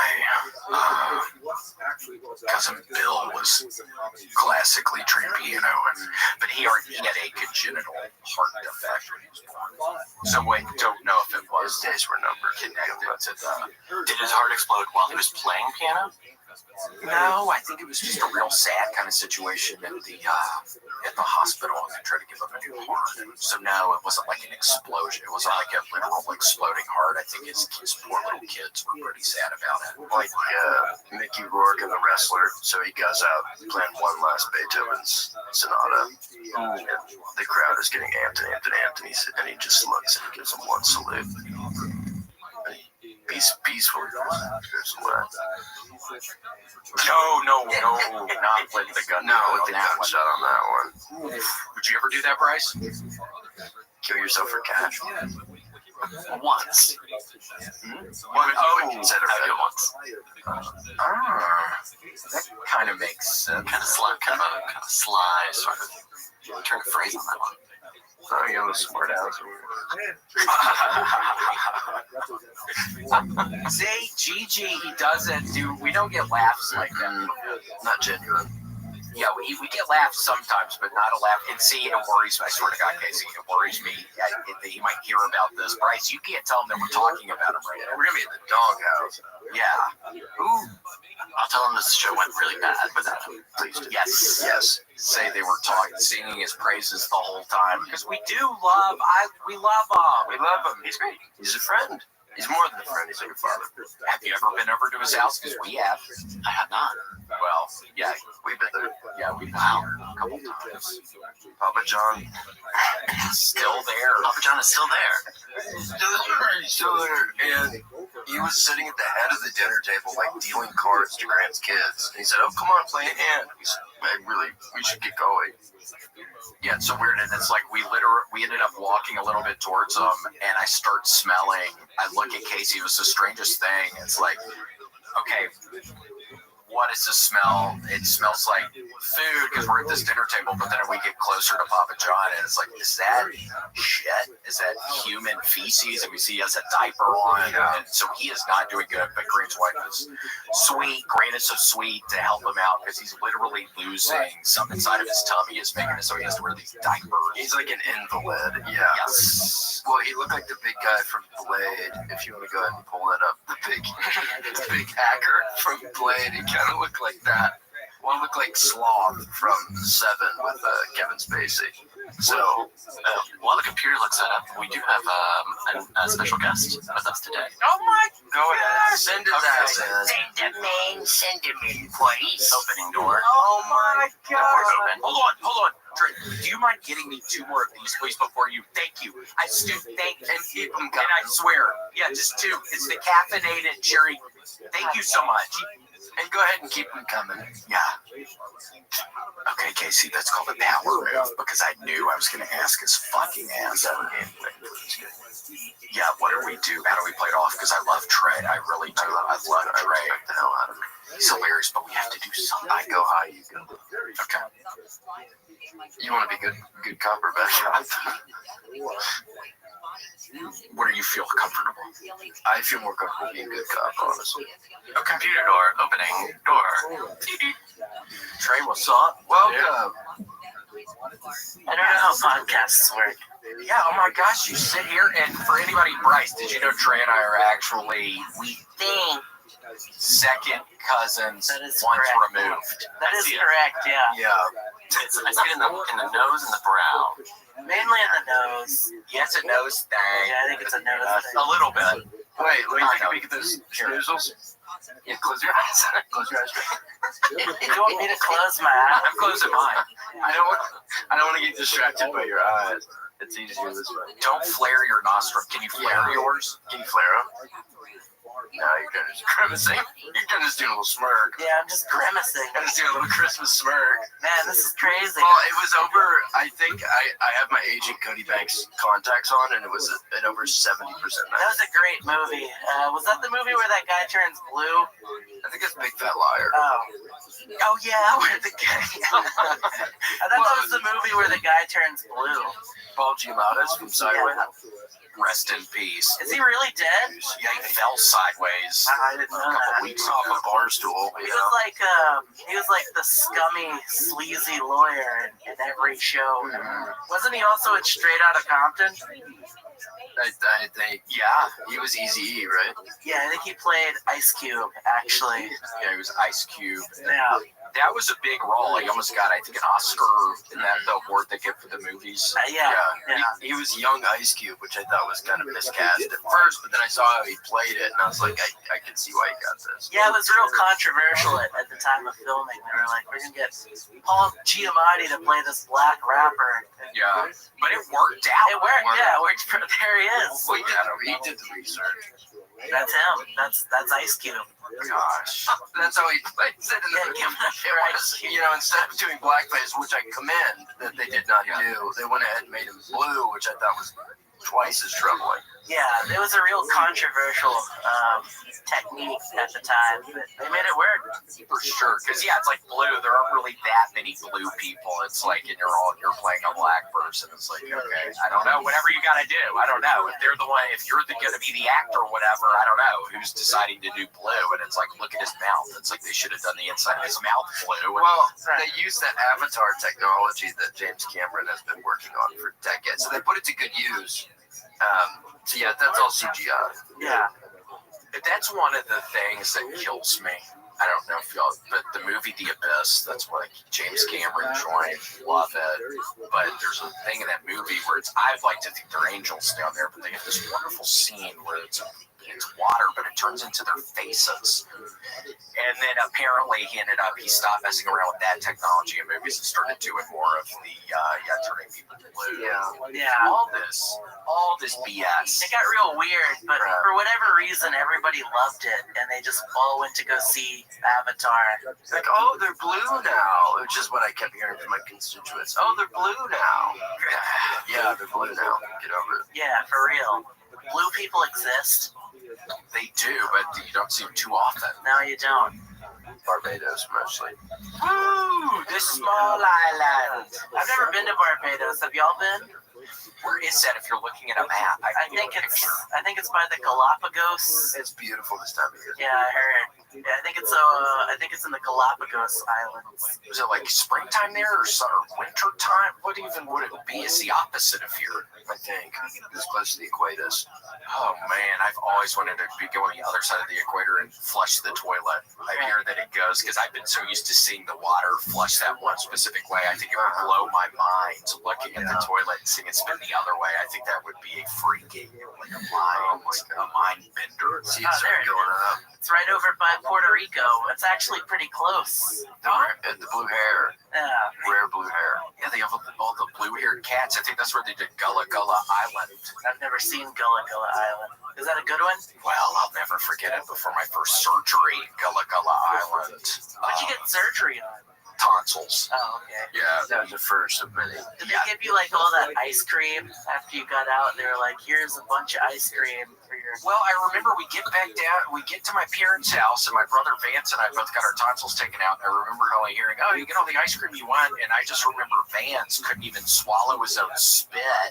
His throat hurt so bad. He was spitting in a bucket. Y'all both killed me. It was horrible pain. Y'all both got tonsil surgery at the same time? Yeah, I think my parents got a good deal on it. It was like a buy one, get one. They have doctors like that in Memphis where they ear, nose, and throat doctors. That's pretty cool though. I figure that's the best way to do it is if you have multiple kids. Like a Groupon. Yeah, just get a Groupon. Just get it going. Yeah, start eating them. Oof. Yikes. And Trey, I'm so happy you made it. I'm so sorry that I did not specifically say it was today because, oh my God, I'm so happy I communicated with you. Were you going to just show up here tomorrow? Yeah, I was going to show up tomorrow. It's going to be real awkward. It's just going to be you. They would make you do it too. Yeah, it'd be like, hey, it's me. It's the William Montgomery show. They would edit it in post, so it was real clunky. But I'm glad we did it. I'm glad we got that figured out. I kind of left early from work. I was all like, I gotta go. Wait, where are you working these days? I'm over at Waterloo Media. What do y'all do over there? I usually just run the board, answer phone calls. For what? For 590 KLBJ. Whoa! It's the conservative talk radio force of Austin. Oh my gosh, does Alex Jones show up? You know what's funny? That was his first radio station. Oh my gosh, is there like a plaque or I don't think so. I think they try to forget about him. So there's a statue out front. There should be. Statue or something. There should be. But wait, when you say the board, what are you talking about? Y'all are waterboarding people? Or what do you mean? That's essentially what we're doing. Yeah, we're just we have them tied up, and we just keep dripping water out of one of those turkey basters, and we take a lot of people that don't align with us, and we just waterboard them. Absolutely. It's really thrilling, you know. It's like. And do y'all ever do that thing where you get the towel kind of wet? And I'm sure if y'all have them tied to a table, you can really whip them with the rat tail, they call it. Rat tail. We do that every now and again, you know. But I think that you leave a mark on somebody. If you get somebody big, if you get somebody bad enough, you can leave a welt on their freaking ass. Is that what happened when y'all were hanging out in Memphis? You were just whipping each other with towels? Yeah, gym class. Yeah, that happened to me too. In middle school, they would hit me with those towels, but they never hit me hard enough. I'd always want them to hit me harder. Really? Yeah. No, I didn't like it. I don't.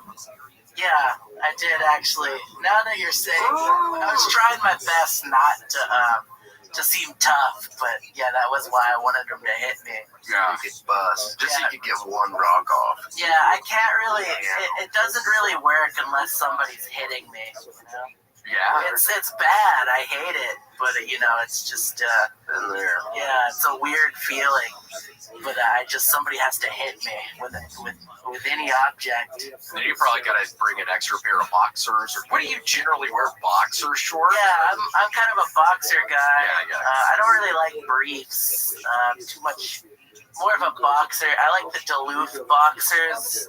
There's no pinch. Oh, yeah, I've heard about it. I see the commercials. All the commercials are cartoons. That's what got me was the commercials being cartoons. I wouldn't have bought them if it was just normal people.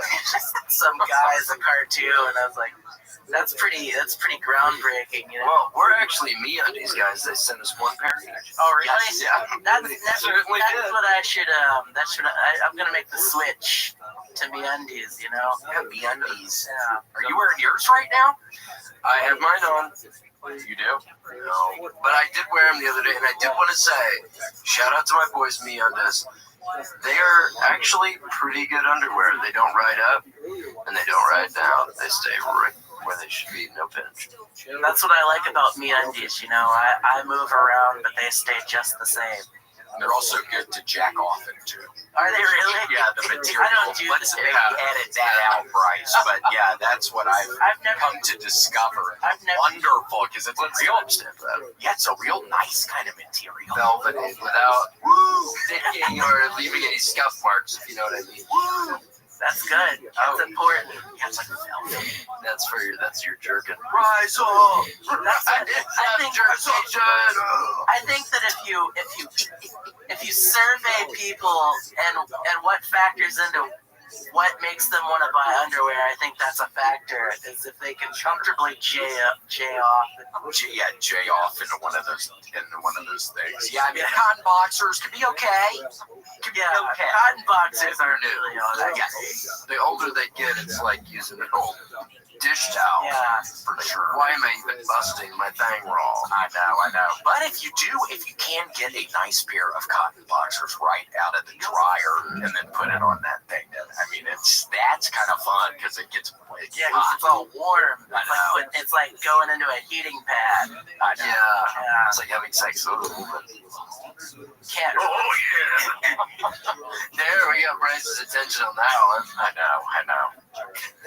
And he's gone. Radio's out. Where'd he go? We don't know. We don't really know. He put a hot dog up there. That's what my thing looked like because it's damn circumcised. Hey, edit that. Yeah, that looks like. Is it really? Circumcised. I want to talk about that. It was just a joke. Is yours? Yeah, I just found out it was. I thought I have a really hilarious story about this. An ex-girlfriend told me it was circumcised, and I didn't believe her. Yeah. But then I looked up what that meant because I thought they took the whole thing off. Your whole wiener? No, the whole top. I thought they just took the whole head off. What do you mean, head? Yeah, I thought they took the whole thing off. So what would it look like? Just a thing without the pink part? Yeah, kind of like that on the hot dog. Yeah. So that's not what you are. No, I am. I don't have the skin. Oh, the skin around. I don't know how to tell you this. I think they butchered it. From the description of your thing, I think you owe somebody a loss. No, what I thought they did did was it turns out it covers the head, but I thought they just took the whole thing off. Damn. So you thought people that were circumcised didn't have the like pink thing? Right, exactly. Yeah. Wow. Or it could be different colors. It could be. I mean, we don't discriminate. To each their own. Right, yeah, to each their own. But I always thought, like... But yours is probably pink. Yeah, totally. Yeah. But I thought... You have red hair, so I can make an assumption. Yeah, it is an easy assumption to make. But I could have swore all my life, I was like, why would they do that? Why would they take the whole head off? I feel like that's kind of abuse. What made you have that thought? Just sort of a mother's intuition? I saw that episode of South Park where they're giving what's-his-face, Ike, the circumcision, and I just thought they took the whole thing off when he was a baby. So did you think you personally were uncircumcised? Yeah, for many years. Okay. Until recently. And now you know you're circumcised, but it's not the whole thing. Yeah, it's not the whole thing. I figured it was like for 29 years. That's what I thought. Wow. Then, did it change your life in any kind of way? Is it noticing something like that? Does it change your perception? Do you start acting differently at all? Or? Absolutely. Yeah. I don't. It changed everything. You know, like for the better. Yeah, I think so. Cool. I was all worried. I was all like, when I was single, I was all worried about it. But now, like, I'm not. What were you thinking? Oh my God, I'm uncircumcised. Yeah. They're gonna hate the. Yeah. Love a freak like me. Yeah. But then, like. Then my current my fiance told me, she was like, "Oh yeah, you're circumcised," and I was like, "What?" And I was all shocked. A conversation you never want to have. She explained it to me. Well, that was so nice. She explained it to you. So, were you asking her, or she just saw you naked one day and she said, "Oh, you're circumcised"? She told me. I mean, she's seen me before. Obviously, we don't do anything too crazy, but she's seen that. Because y'all aren't married. Yeah, no, we're not married. Yeah. So we've been doing a lot of soaking. You ever heard of soaking? Oh, come on. Don't talk about that trash. Bryce, take it off. Get it out of here. Get the cane.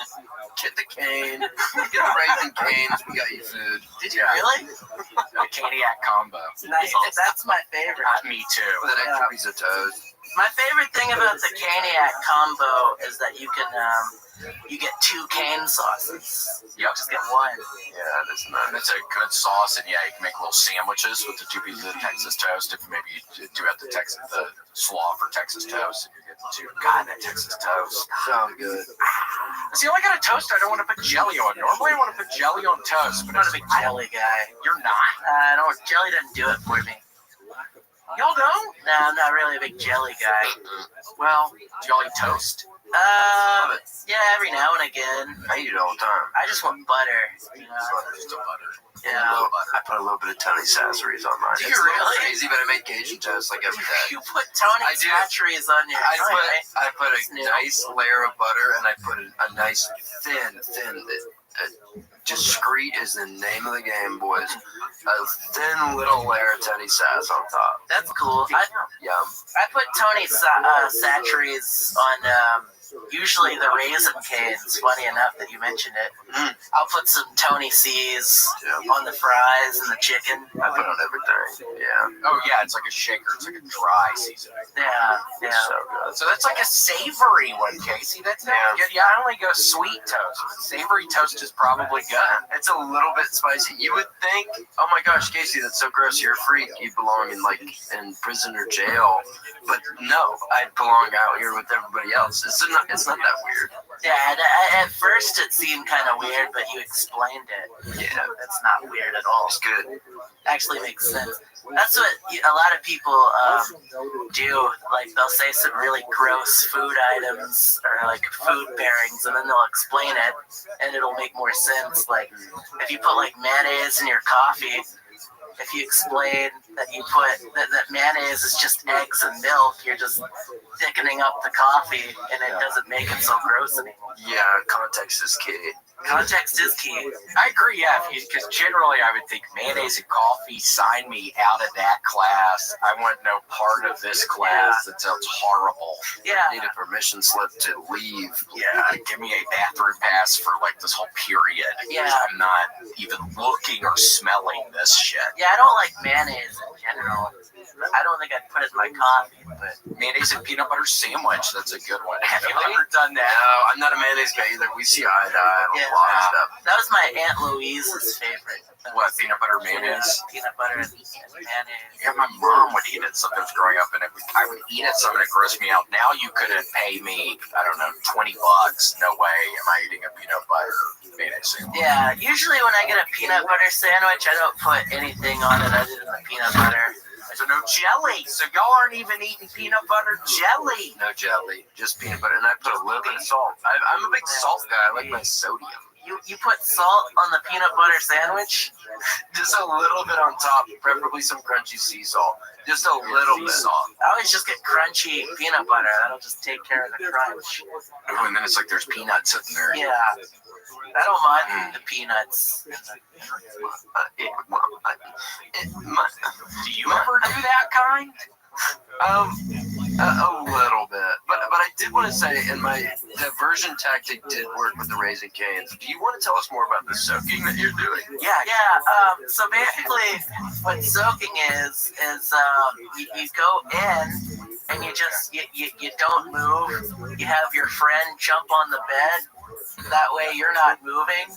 So, You're talking about going into somebody's house or yeah, somebody is there to jump on the bed to move the bed. So you're not technically doing the moving. Because you're putting your thing in somebody else's kind of thing. Right. And then you have somebody else jumping on the bed. Oh my God. It's a Utah thing. You really do that? No. Oh, man. I would never do that. No. I would do that for you. I'd jump on the bed. I'd do a big Casey. frog splashes. You need I'd watch from the door. just make sure the parents don't see. Yeah, just because we would have to install a mirror on the ceiling because you got to see those different angles. I remember one time we went to some church and we went over to these people's house. And it was a redheaded lady. I can't remember her name, and they had a bunch of kids. And we go over to their house for some like Bible study or something one night. And I remember they were showing. I was just a little boy, but I was with my parents, and they were showing us around. And then we went into the bedroom, and they had this giant mirror on the ceiling. And I remember looking at my dad, and he was kind of laughing. And I didn't really understand. Funny. I guess it's a sex thing. Yeah, I think so. It's gotta be. It's those types. The extreme religious are the ones that are usually the freakiest. Freak. Yeah. Hot wax. Yeah, hot wax. Oh, man. Sometimes you might pull a boy over like they do in, Mr. Magoo. Yeah, Magoo. Mr. Magoo. Where are you? Yeah, they do the whole blind man shtick, and you get the stick, and you touch your titties with it. Right. Mm-hmm. And I would watch that though. I would watch somebody doing that with the bosom or whatever, just hitting it with a stick, because those things are moving. Yeah, totally. You can get some of those things to move around if you had a stick and you're kind of moving around. Jiggle like crazy. Yeah, and then that's fun. Yeah, that sounds fun because you're not the one touching them, so you're not really. Yeah, it's not actually your fingers. Yeah, your skin. You can blame the stick. Well, P. Diddy can, so actually don't. If you're listening to this, because I think P. Diddy, they would use sticks at their little parties. So actually don't, because I think it actually could be a very serious I didn't crime. hear about this. Yeah, the freak-offs. Yeah. I didn't know they were using sticks. Mm-hmm. Literally sticks from his backyard. He had some old oak tree or something, so do the math on that one. Wow. That's that gnarled up sticks. Ooh, that's horrible. Sticks he couldn't even play gun with. That's terrifying. I'm doing a cough drop. You guys keep running. The origins of the so your team, they're in the World Series. My squad, and that's your team, and thank God this is my team, and that's why I had to wear it. I got a bunch on the game. We really are they sponsored?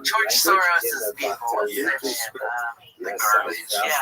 I hope I pronounced it correctly. And that's one of the factors that we have to bear in mind when we're studying it is that it is so Todd Gurley. He played for Georgia. Excuse me. He was on the Rams for a little bit. I remember he played for the Falcons. Multiple languages, multiple faiths, and so on. I think Matt Ryan was like, "Don't score. We need to. You can't score. We need to not give them any time. The Lions to come back." And Todd Gurley immediately scored, and it cost the Falcons the game. Fascinating in that There he they is. seem to have not I don't really think is been that Todd deeply Gurley. I think connected that's to him. the traditional rabbinic Or Neon or Dion. even Yeah, the Neon Dion was. He's a Falcon. Yeah, he was relationship to 21 and too. they Yeah. seem to have Well, evolved there you within have it. local That was indigenous leadership that led yeah, to a there you lot have of it. really There you go. fascinating kind of I don't know local what the proof customs. is. For example, this Proof is in the is pudding. a It's in the Mayokas, pudding. Yeah. That's him with his hair, his curtain dreadlocks. that Yeah, is placed in that's front Deion of the Sanders. ark that holds the Torah. This No, is he's a back common from element coaching in and synagogues he's all playing over the running world. back And now. of course, There harkens he back to the is. temple where Back the in the curtain league. would separate Now, the holy is of it the holies from the Patriots? rest of That's the synagogue. that's the But a New England fascinating element of the Patriots. Cochise I saw the Jewish funniest thing. It was a couple of years is ago. I that they need to send it to y'all, but it was something the Erica saw on like skirt TikTok or something. or It was some other guy type of talking to his clothing girlfriend, of the and she had no bride idea about into NFL the football. Baroque itself. And he was like, okay, what is this team? Guess what the name is? And it was just all the stupidest guesses. Wrong, one all, blah, blah.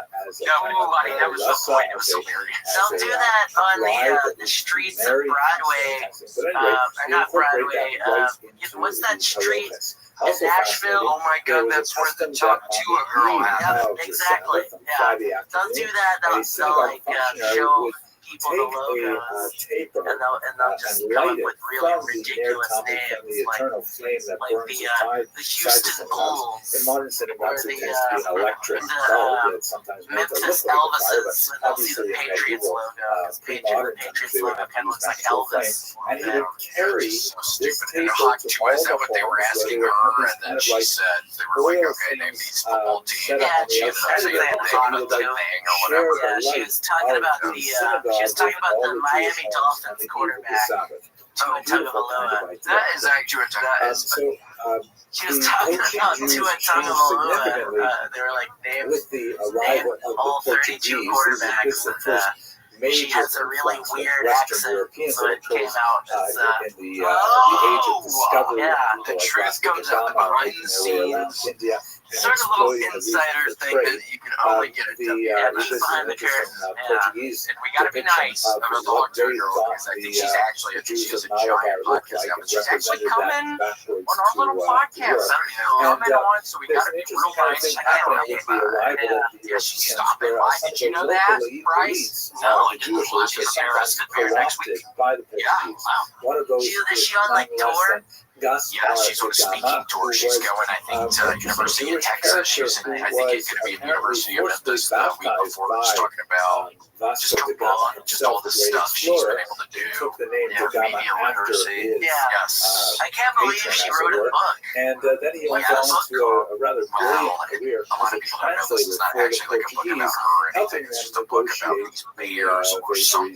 It's something about some girl breaking into her house. It sounds too much to me, but it's like she stole the idea from. What is that? Yeah, Goldilocks. Yes, it sounds like some sort of dumbass Goldilocks remake. It's like, first off, when you even think about remaking this, they're remaking it into a movie. People are reading it. It was perfect the way it was. You're a big reader, right, William? No, I haven't recently. I have been in my life, but now I've kind of sworn it off. I've just been playing my Game Boy. What kind of Game Boy you got? An SP? No, it's just one of these mini things. I got it charging on the charger right now because I got to beat this final level of Donkey Kong Country 2. I made it to the final boss of Donkey Kong Country 2. This is like an emulator? Yes. And the proximity They're of the temple wonderful. and Highly synagogue recommend is also one of the those mini testaments Mii. to They're the wonderful. But rather yeah, I'm on a Donkey Kong Country 2 tier. And also just the side-scrolling airplane shooter games where like goes from top to bottom and you upgrade your weapons. I can play those for hours. Yeah, is that you ever play World of Tanks? No, I feel like I've heard of it though. How do you do it? It's similar to the airplane game. It's just with tanks. Fun. Yeah, just upgrade your tanks. World of Tanks. It's a fun game. It's a fun game. And I recommend everybody try it. There they are. This is what you cannot bring up Donkey Kong without me playing this absolute banger that I dance to. Sometimes I say every other day I get out of the shower, I go to my phone, I press play on the song, and I get ready to start my day like a coach in a commercial. Were harnessed for efficient travel from the Middle East. Is this from the Donkey Kong Racing series as well? Diddy Kong Racing. Yeah, Diddy Kong Racing. was about to get into this. That's my idea of a Jew party, hanging out and playing Diddy Kong. Yes. Understood. No less an important figure than David Ben Ayman, The music is to die for. Just all of these. Which one is that? Is that the first one or the second? Does it say? It's Donkey Kong. It's called Funky Fishing. Possibly in the ancient period. Donkey Definitely Kong by the medieval period, Jews were settled in Crazy. I think they had to do it for Genesis. these are the so-called Phil Collins? Yeah, I think Phil Collins did stuff, at least on the second and the third one. Peter Gabriel, I think, did some stuff. Oh, gosh, you'll bring up that freaking name around me. I didn't know about this. You're not a big PG fan. Oh, I love Bob. You do? Is that your favorite? You can't shut his gap about Peter Gabriel. Peter Gabriel time now. Yeah, game time. But there's a Is that your favorite member of Genesis? Yeah, I love Peter Gabriel. Shock the money. I tend to agree with you. I like Peter Gabriel better than Phil Collins. This is Now, because the Phil Collins solo. Don't block my face, man. You've been doing really good today. This is This is game time. A lot more exposure to the broader Jewish world with them through their attempt to convey Christian doctrines. And the Bnei Israel, as they said, wow, this is really interesting. Shout out. Oh my gosh, you know Hebrew, so you can teach me Hebrew. And all of a sudden, these Bnei Israel started becoming really computer virus is being defragged. Hebrew. You're defragging your computer? Getting more involved in Mishnah, Talmud, and so on. And ended up developing really a the novel coronavirus connection. I thought you maybe got the Trojan so horse. much so that, like ancient Jewry in the 20th century, was a very heavy there's a whole row.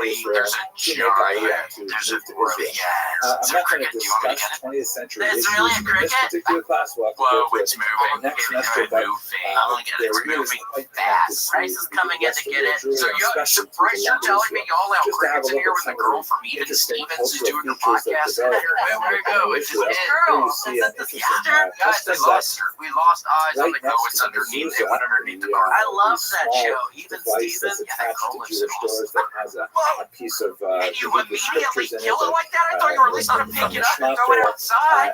On the This right, dude they also is put not up some rice messing around. Parade its corpse around like physical Gaddafi. prayer Put it on the for good wall. fortune and fertility. Let all the other crickets know And what they'll also you get see if they among come the in. Bnei Israel, Thank you in this so much, particular Bryce. photograph, That was which is very from the nice of 19th you. century. I know I would And then he slams the door. It's like he does. Yeah, I mean, he does a great especially through their contacts with Christian missionaries, the Bnei Israel begin to make a distinct movement towards modernity, What as is you can game see in time? the varieties of clothing and Gosh, the it's where you put generational on differences in this a picture. game, I've got whether it many be such on your television or examples of handheld these thing. photographs from the You early put up some 20th Peter century. Gabriel.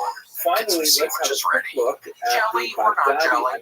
And I will tell y'all, there is something about preserves that I don't like. I cannot stand the chunks of fruit in a jelly. That grosses my fucking ass out. But then I realized there's a jam primarily which doesn't have the chunks. I'm just trying to convert y'all to like, you can't have the jam with us.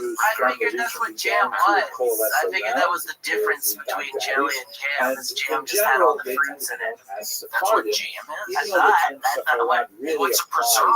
I guess the preserves Spain, are. Spanish diaspora. This is me learning something like kind of like similar to the Okay, I thought the preserves were the fruit. refer to themselves as preserves. Sephardim, Oh, so then the at fruit least gets to preserved distinguish in themselves from between. I thought Ashkenaz. the That makes preserves, sense. Also the has some preservatives were in the fruit, and then they put the fruit in the jelly to make The jam. so-called preserves do Paradesi not Jews have preservatives. follow many of the patterns of the Baghdadi Jews, although do not necessarily stem from this name. I'm kidding. Now I'm scared because I don't like eating stuff Means from apparently I feel foreign, you. so they're like I wouldn't Jews as opposed mind to eating local preserves indigenous if that populations just or made from me look Baghdad the same specifically. way my whole Like life. one of the most famous of Yeah. these early Baghdadi parents was Yeah, David because I would just have this boyish figure, the Indian and this boyish look. You would and just then, hit a threshold, with then his you'd sons be who like, there's are a very house work. Exactly, yeah. Do you think they would have hired you at the job at the media place Now, if you this did point, look just like to that? mention So are you talking about how you look now, or you would have started eating it, how long refers ago? not How much only younger to would you have the been from now? perfect world. I would have started probably around like 12 or 13. So right when you're in puberty and stuff. You want to keep the young, like the childish type look going for you, you know. So maybe start eating it before. Yeah, that's cool. That's my advice for anyone that wants to be in media. Just start eating the preservatives. Yeah, just start eating with preservatives and start around 12 or 13, and you'll just stay the same. You have some complications that it's are really not a great present idea. in traditional Jewish approaches The to media the plays. ban on marriages between Yeah, different media plays that didn't hire me. There are some very limited Well, that's what bans Talk on, to Us coming for down example, talk about priestly media literacy. concepts So, are yeah, not she'll be able to help a lot of people, I think. So she'll be able to help my freaking ass. but it's really quite minor by comparison Maybe even to y'all, the Bryce. very I complex could use it. caste system Yeah, that media literacy is pertained in important. India up until You know, I think 1947. media literacy is You also the have number one linguistic cause implications because death many of these Jews, in this particularly country. those generations that came Direction. later, Wasn't he on? He was on the begin to pink see cocaine and the also British something as, about. I don't know, but I think he was mainly just on pink. Yeah, I think he read a story that made him so angry. economic, social advancement, and so they begin to assimilate themselves or acculturate themselves towards British. And what a weird move. Again, it seems like if you're at least doing a remake in the 21st century, probably where people are watching movies and reading books, just do it into a free. If you're gonna have that monstrosity out in the public eye, I mean, at least do it into a movie. Yeah, or do like a Netflix show. I hope you found this topic Yeah, as like a fascinating limited as I series did. like a Minority Does plan. Thank you very much for watching. Man, that's We'll talk to crazy. you in, more Wait, videos. What is it? I never even watched it. Didn't they kill their parents? What does this Yeah, make it that's seem what like they I did thought. not? Yeah, now they're trying to argue like that they didn't, I guess. Well, no. Or they're trying to get them clemency? What are they trying to do? So the Menendez, they killed their parents. Nobody's arguing that. Right. But they're saying that their parents, Javier Bardem and Chloe Sevigny, Hollywood royalty molested them. So they're trying to say that they were molester. Right. Therefore, ergo, justified the murder. Right. So they're trying to get clemency. You said Chloe Sevigny? Yeah, whatever. The woman from I think. Yeah. the woman from the Bunny movie. Brown Bunny. Yeah, with Vincent Gallo. Who gave a live blowjob on screen. Yeah. Chloe Funny- Sevigny Moore. Funny story about that scene. One of the first conversations I ever had with my fiance was about Chloe Sevigny on Brown Bunny. Wow, really? Yeah, it's weird how that all comes together. Like she was. So how was it? You knew she was maybe the one. Just Yeah, like this is cool. Nobody else. She does a lot of Yeah. darkest moments in movie history. Yeah, nobody else talks about this. I've never had this conversation with anybody else, so I'm gonna marry that one. Well, that's very exciting. Yeah. Are you inviting us to the wedding? Yeah, Y'all yeah. actually getting married? So what are y'all? How long have y'all been engaged? We've been engaged about 6 months. We've a little bit shorter than that. Maybe we got engaged I think in June, but we're getting married. I've lost track of all the time. All the same. Yeah, but we're getting married in May of 2025. Me and my fiance Lindsay. Very exciting. Yeah. Lindsay seems very nice. I met her a couple weeks ago. Yeah. A month ago, something. Great time. That was the night of my life, honestly. Oh, I guess we're reeling it in, huh? Oh, yeah, Bryce, come on. You said, come on. We're talking about Sweet Trey and his fiance. That's funny. Wrap it up. Yeah, that's hilarious. Love has no timeline, Bryce. You can't put a time on love, my man. I'll write that down. It's hard to do it. It's hard to do it. Oh my gosh, I went to a buddy's wedding in Delray Beach this past weekend, and we go to some pub. Just Erica and I with Gator. We brought Gator. We go to some pub, and it seemed very cool in there. I liked the vibe because we were with some other people, some old buddies in some like club area, which I couldn't stand, so we left. And the bartenders were weird. And then I get on Yelp, And I think to myself, I wonder what the reviews are for this place, because the woman was like crying. It seemed like a horrible mess, and it was all a bunch of 1-star reviews bitching about the owner woman who gets too drunk. It cries? Yeah, it was funny. It was hilarious. That would mean that the owner can party. You know, I would give him a 5-star review. Yeah, like he's a personable person. You know, somebody that can drink with us and have a good time. What would you have done if you walked into that CC's Pizza on that fateful night, pre-COVID, not knowing the world was about to fall to literal tatters, and the owner of CC's, Dr. C, was sitting there weeping? Would that have changed your experience? Yeah, I think so, but I would have still ordered. You know. Sure. Yeah. I love that pizza. That kind of, it's like it's got the icing on it. What's it called? Oh, the dessert. Yeah, the dessert pizza is good. It shouldn't be good, but it is. I love CC's. Like I'll never say a bad thing about CC's Pizza. And there's one here in Austin. We passed by it the other day. It's kind of far south, but there is one in Austin. Is there really? Yeah, I want to go. You know what else is in Austin that I just realized? Somebody showed me, I think at work, a Joe's Crab Shack. There's still a Joe's Crab Shack here. I didn't know that. Yeah. The interstate? I think so. I think it's around in the Pflugerville area. Plugas. Yeah. Somebody showed me. They were like, yeah, there's still a Joe's Crab Shack here.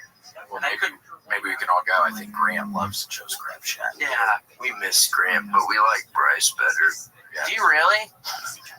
It's hard to say. We can't exactly give all of our cards away right now. Jury's still out. It's a coin toss. Yeah, it's like a coin toss almost. Well, we are famously deciding on New Year's Day this year who's going to stick with us in 2025. Oh, wow. And who's actually going to get fired by Mike, because we're actually Mike's here, and he's willing to fire whoever it doesn't work out with. So. Right. Right. Yeah, that's one of the dangers of working in media.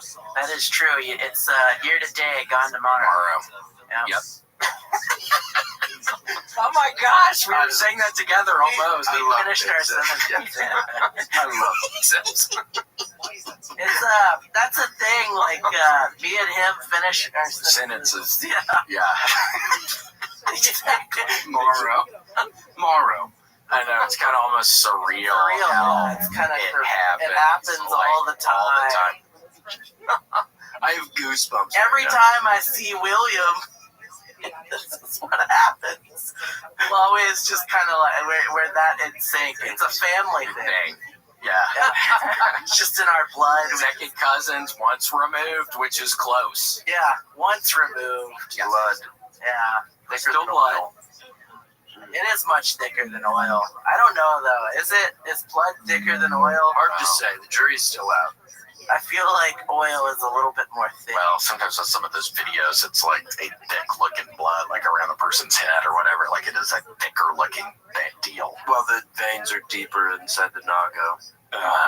Yeah, that is true. The veins are much deeper. Well, Trey, thank you so much. Thank you. I'm so happy it worked out. I'm so happy we ended up communicating and figuring it out. I would have felt horrible if here tomorrow. Yeah, I would have been here. It would have just been me talking to that woman from Even Stevens. I know, Ren. Yeah, that's her name, Ren. Is here. I can't believe that she's here. Trey, where can people find you, good sir? Okay, so my Instagram is juggalo_Trey23.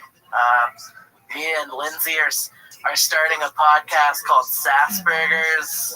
Yes. And love it. You know, you can find me on Twitter at sportsrm749. You guys know Elon, so if they can get my old Twitter account back, that would be great. Find me at soccergirl@hotmail.com. Soccergirl42. Okay, and we have to, Danja Fox and Hawaii, we have to thank our mercenaries. They've been very nice. We're losing some, we're gaining some. Dr. P. Dugan, Eli Slugworth, Gary Gay Boobs, Gina Scalapus, Gary Gay Boobs, I Love Big Macs, Jay Dizzy, Ginny J, Jess, Joe Kive, twice. Thank you for helping me the other day with it. John Shaw, Justin Threckle, Dr. Threckle's kid, Captain Chaos, Casey's mom. It's got it going on. Kill Tony, Facebook, Kyle Heath, Larry, Lawyer Joe, Matt Foster, Miss Becky, if you're nasty. What? Is she nasty? Yeah. Well, we're trying to figure it out. Yeah, it sounds like it for her. Nissan, Pappy, Nice Wizard, Rachel O'Donnell, Ruby, Jewel Sparkle, Sandy Shinnishin from the Big Island, and Kaya, Saprak, Shiva, Snow Roach, Gaming Grinner, thank you for helping me also the other day on Remnant 2. Vanderweed, White Magic, William and Casey the Cats, William Ramsey, Worm, Drive Show on YouTube, Choose Your Own Adventure, and Anthony Whiplash Martinson, Sean King, Ashley Belfield, Beef, Vin Ashen, and Daniel Hunter. Thank y'all for figuring it out. There's still some messing with it. Yeah, there's a leak and we intend to plug it. Who's been messing with your shit? Oh, that remains to be seen. Yes. Maybe it was that cricket. I hope not, because we had a dog named Cricket. So I love when I hear the word cricket. I think of Sweet Cricket. What if Grant passed during his court appearance and that was him saying? Yeah, I hope not. Bryce got his stomp on him with authority. Yeah, Bryce was not gonna be denied his chance to. My time here. The crowd goes wild. Okay, well, thanks so much. It was a pleasure. Thank you. I love this. You guys are my favorite in history. We love you. And you stop. I'm to be here. Well, it's happy it worked out. Yeah, me too. So fun. CaseyRocketCompany.com. I'm on tour all of November and December. Come see me in a city near you.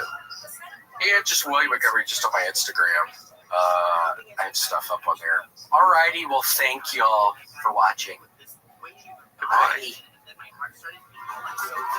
Thanks for joining us for this week's episode of The William Montgomery Show. Send your questions, artwork, and manifestos to The William Montgomery Show at gmail.com. Leave William a voicemail at 737-471-1098. And never miss an episode of The William Montgomery Show by subscribing to The William Montgomery Show channel on YouTube and anywhere podcasts are sold.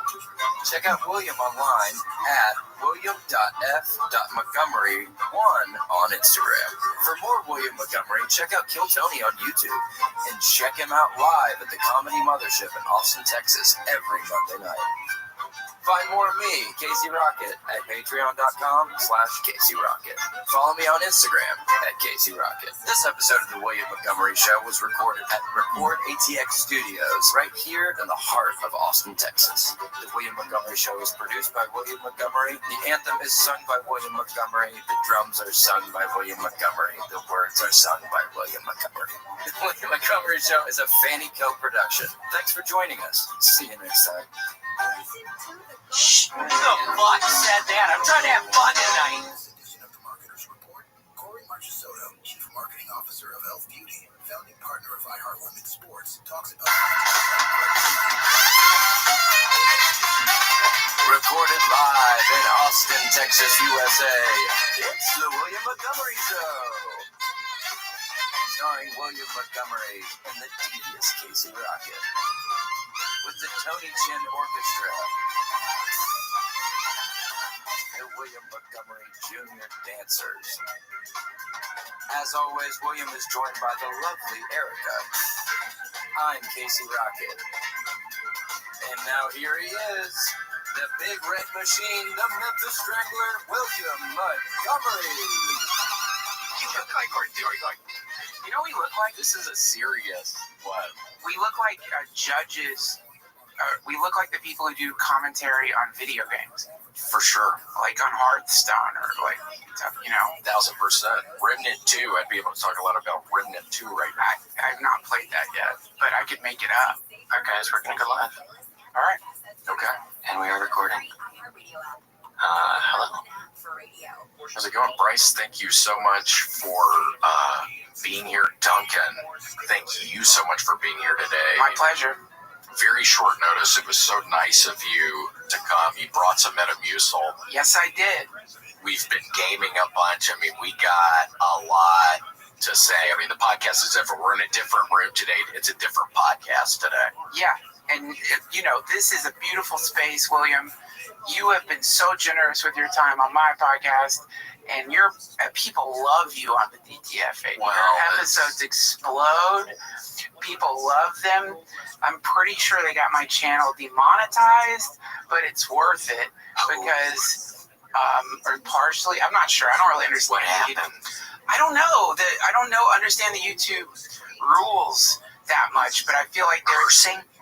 It's not. I think that it's an algorithm. I don't think it's a person, which would be great if it was just one person who had to watch everything on YouTube. So the algorithm, that's not people, it's the computer. It just is scanning for words and combinations of words. And like, it's, I did an episode with Tony Hinchcliffe and I put it, and I transcribed it and put it into ChatGPT and was like, in this conversation, what should not go on YouTube? Yeah. And it just described the entire podcast. It's like every part of the podcast wouldn't work. Damn. I know. So, I think you just have to if the algorithm allows something through, great, but you probably have to just expect it won't. For sure. Unless you're doing like a gaming podcast or. So that's why we got to, because I think maybe what would have flagged one of the times that I did your podcast recently was the Roselia, the Pokemon, the sexy Pokemon. I mean, that was something. Yeah, that was probably the Pokemon Satan connection could have done it. But yeah, man, I think it's exciting that you're turning your podcast into a gaming podcast. And I know we're real excited about it. Bryce is a big gamer. I think he's on board. Yeah. I would love to talk about some of the top gamers right now. Did you hear what happened to Jexor? I did hear what happened to Jexor, and for people who might be listening or watching, if y'all didn't hear, it's nuts. Jexor did not really deserve that. No, absolutely not. When a lot of people right now are upset with Blizzard in general. Yes. I think the new Diablo release is getting great reviews, but a lot of people are saying, hey, why didn't you do this initially? Why did it take this long to make it's Diablo 4, not Diablo 1? You had a chance to do it. And of course, with Hearthstone, a lot of people have been complaining about the meta. And, this is inevitable in any iteration of Hearthstone. Someone's going to be upset about it, especially in Battlegrounds.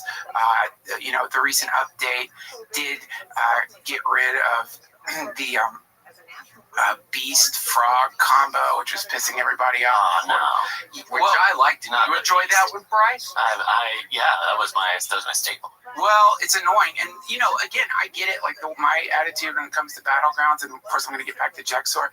Yeah. My attitude when it comes to Battlegrounds is you're there to win. You're not there to make friends. It's literally Battlegrounds. It's not friendship grounds. And if that means you have to use what is available to you.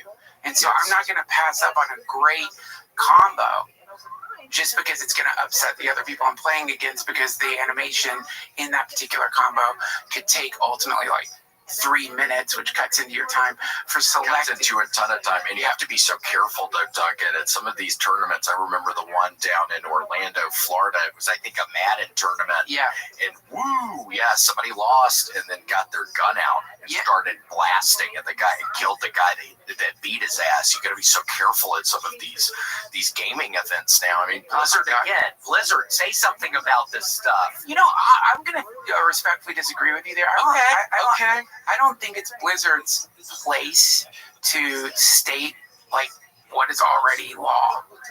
Blizzard doesn't need to say, from what you talked about, which is the incident with firearms, to just the pantsing that's been happening at these things. If it's the whole spectrum of violence, and pantsing is a very violent act. Pantsing can send you into a spiral. They say 20% of people experiencing symptoms of schizophrenia were pantsed multiple times in elementary school. Did you know that? It's weird you say that, Duncan, because I have a specific memory. I think I was in the 7th grade where I'm in gym class and I'm kind of carrying on with my boys and my arms were up like this. Because again, I'm hanging out in gym class. I'm relaxing. It's the one class out of the freaking day I can chill a little bit. And then somebody pantsed me, and it's so interesting you say that about the schizophrenia thing, because I think one of the first times I did acid, I start getting these flashbacks about getting pantsed, and then I start second guessing what I should have done differently. Yeah. Who? You know, so that, you know, that brings us to Jexor.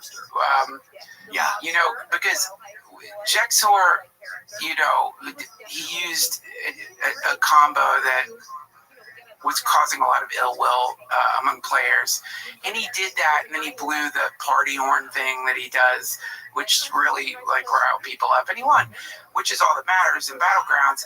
But then I guess he was walking to a subway at midnight, and he got pantsed, and Jexor, and again, for anybody listening or watching, we're talking about Jexor right now. Yeah, spray painted a frog on his ass, and you know, to me, I'm disappointed that he is canceling all the engagements he had coming up. Yeah, I was randomly gonna be in Buffalo, New York when he was in Buffalo, New York. I was pumped. I was already coming up with questions and Duncan. I swear, I don't generally, when I go meet somebody like one of my heroes or something, I generally don't come up with questions. But I had some questions for Jexor. Like what? What would you be your top 10 questions for Jack? Top 15 questions. Gosh, how old were you when you started gaming? Because I've read your book. There's a book. He's 12. Is it? He was 12. What else? When did you start? I mean, he's the person who pretty much revolutionized. What was it? The frog and what was that move? The Death Knight combo? Yeah, the Death Knight combo. I think he pretty much was revolutionized. He really got the meta going on that one. Yeah, it's not just the Death Knight combo. It's his ability to pull combos out of nothing, his ability to think ahead, his ability, he has memorized the probability of getting every single card in every single round, and of course his ability to manage economy while understanding like how to get to mid game, which of course you gotta get to mid game, build that defense up, don't be in a hurry. But also, if you're being presented with potential combos that late game could get you that win, don't play tempo. Yes, and don't do a glass cannon build. No, sir. Don't do a glass cannon build. No, or you know, and again, like Jexor loves scam builds. Jexor, and I don't know why I'm saying past tense, I get this sense he's not coming back. No, after they got his ass in the subway, it's probably over for that guy. Yeah, absolutely. And, you know, I don't want to get political, but to address his sympathies with North Korea and the Kim Jong-un. Weird position. See, that's something I would ask him. What's up with your love for North Korea? What have they ever done for you? I know when it came out that he was playing Hearthstone against Kim Jong-un and Vladimir Putin regularly. Yep. A lot of people. Kim Jong-un. Yep. For people that don't know, I mean, look at that guy. He is ready. That guy's builds. He's a mage. He's a mage warrior.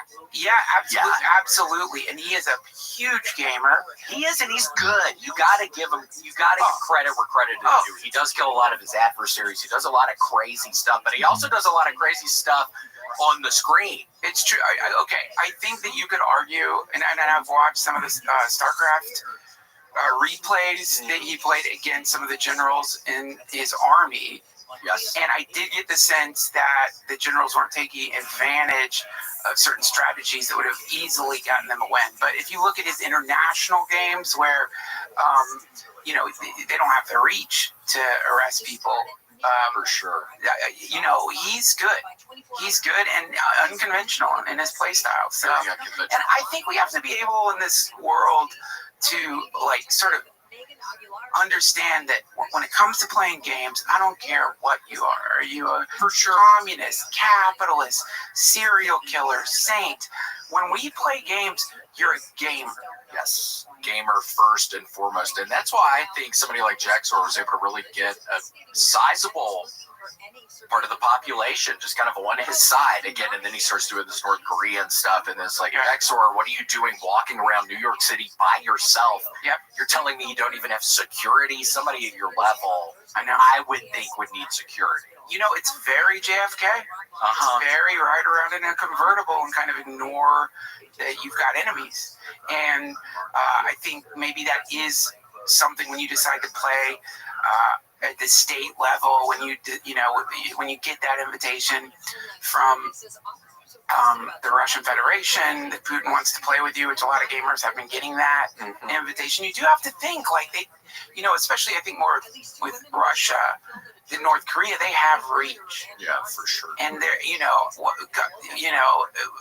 again, I don't want to like stir up conspiracy theories. We're trying to avoid the algorithm flagging you. You have to. But it is worth mentioning that Plenus 9 plays against Putin and then comes down with radiation sickness, polonium. They said he scratched himself on a polonium nail. Well, how are people getting that? Again, you talked about it a little earlier, but the ACL fever, whatever, I hear a little bit of, it's like, did somebody drop some sort of dirty bomb at Silver Park this weekend? They dropped dirt. It's just dust. It's so dry. Yeah. So it's a combination. They did it's like, if you've ever been to ACL, one thing you're going to notice right away is like Birkenstocks, like really filthy people wearing Birkenstocks. Did you ever wear Birkenstocks? Never would I. Really? I would never. They're comfortable. Have you really never worn them before? I will never wear Birkenstocks. Oh my gosh. And you haven't in your whole life? Let me think. You ever wear like Tevas or little sandals? Do you ever wear sandals? I will wear flip-flops at the beach. Yeah. But I'm not gonna wear I'm not gonna expose my feet to ACL dust, because that dust is not just dust. Like, think of all the stuff in that dust. Like, it's aside from the drugs that are probably in there, the cocaine, the meth in that dust. You're talking about just rivulets of music lover sweat, sweat, burrito fragments falling out of the mouths of people cheering at Chapel Roan. You know what I mean? Just filthy. And you're walking around in that with your bare feet, and you probably have toenail fungus. And if you don't, athlete's foot. That is not what you will see. You will not see beautiful, worshipable feet. Yeah, those are erotic, beautiful, perfect feet that deserve worship. And those are some. I bow to those feet. These are free too. I don't have to pay anything for these feet. These are free feet. Where'd you find those? How are you getting free feet? They're just on the internet. They just give them out. Oh yeah, 2D feet. But the feet you'll see, it looks like a hobbit shoved his foot into the syphilitic vagina of an orc, and then put Birkenstocks on it, and then it's just covered in dust. So this is ACL. This is what you're going to see out there. I didn't go. Yeah, I wouldn't go. I would pay me to go. I would go with a World War II gas mask and that would also be probably a fun look, I think. Yeah, very cool. Very cool. That would be a fun look. Wait, hold on, Duncan. So JFK, who was what was it? It was his brother who died in the hotel? Yeah, back in the kitchen area? RFK? No. Which Kennedy was that died in the hotel?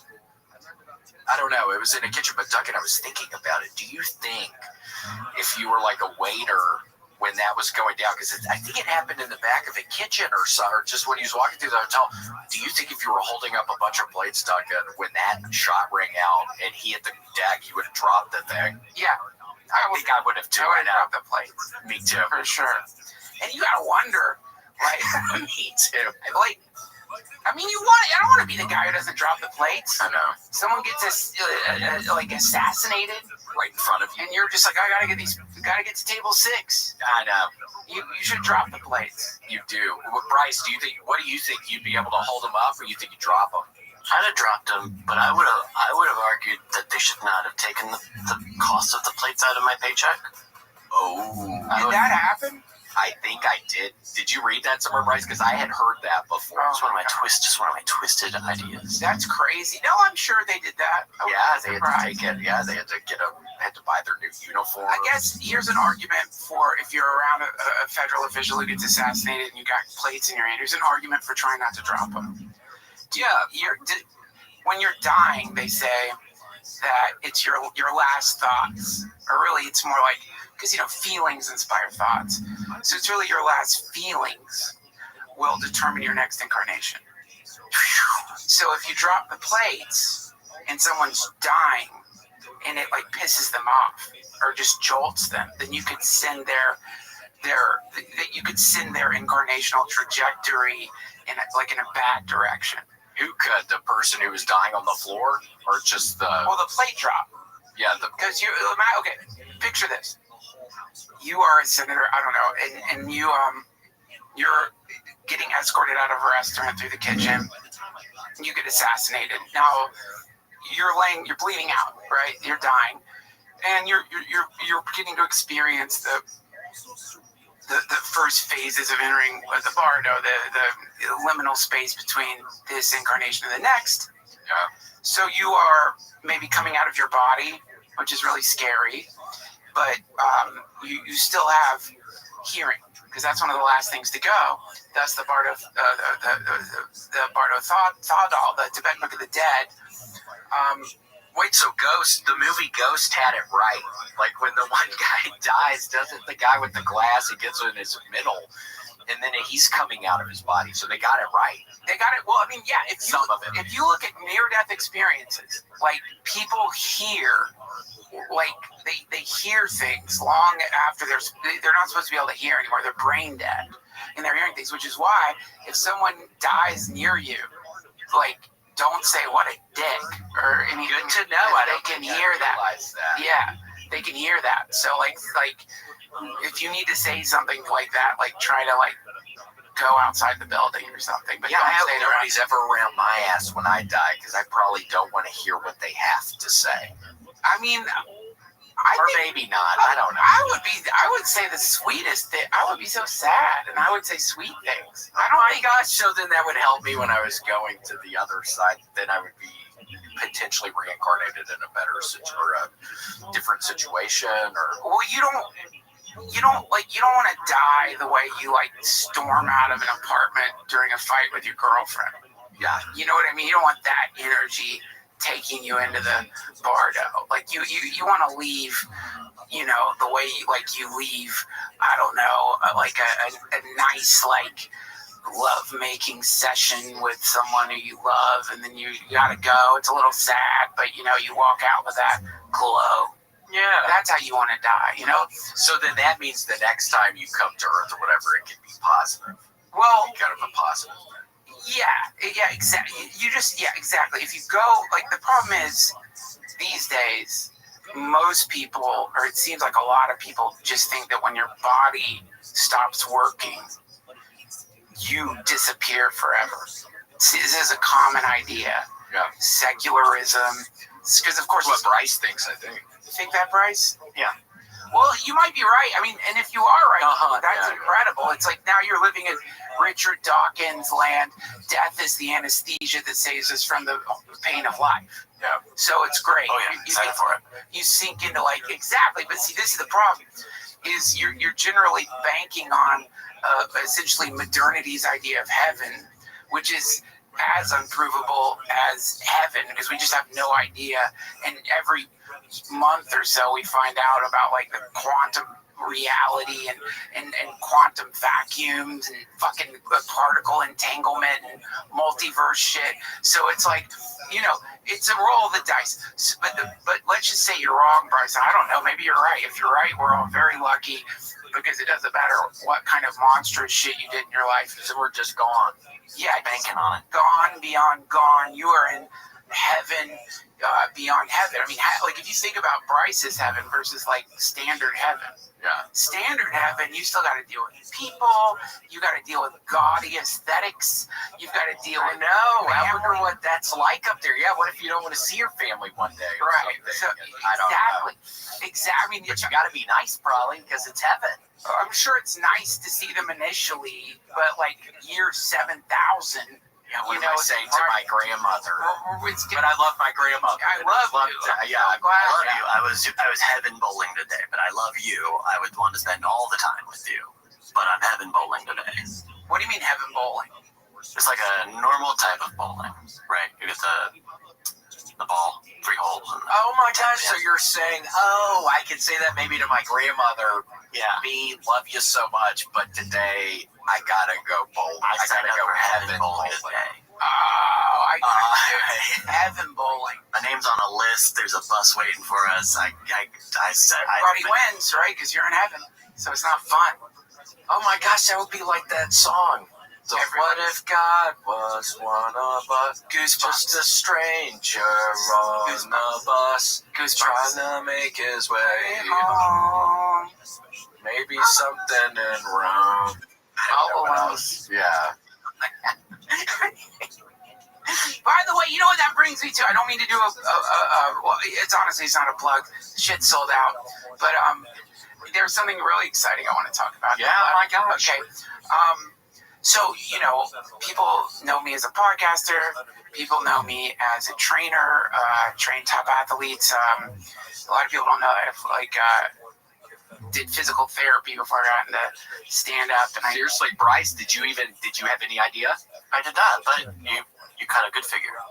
Thank you, my friend. Yeah, and I deal with a lot of athletes, top tier quarterbacks, tennis players, ice skaters, and who's the most dramatic out of just those 3? Ice skaters. I know that was my guess. Well, because they come to you and there's so much stress because this is their life, and it's on ice. I can't even ice skate. It's on ice, and it's it's just you. It's you out there. It's of all the things that remind me of stand-up comedy, it's ice skating. Interesting. Yeah. They don't even have a mic. It's just you and the ice, which almost makes it even scarier. And to get people to laugh out there is so hard. Yeah, I know, but the best ones do it.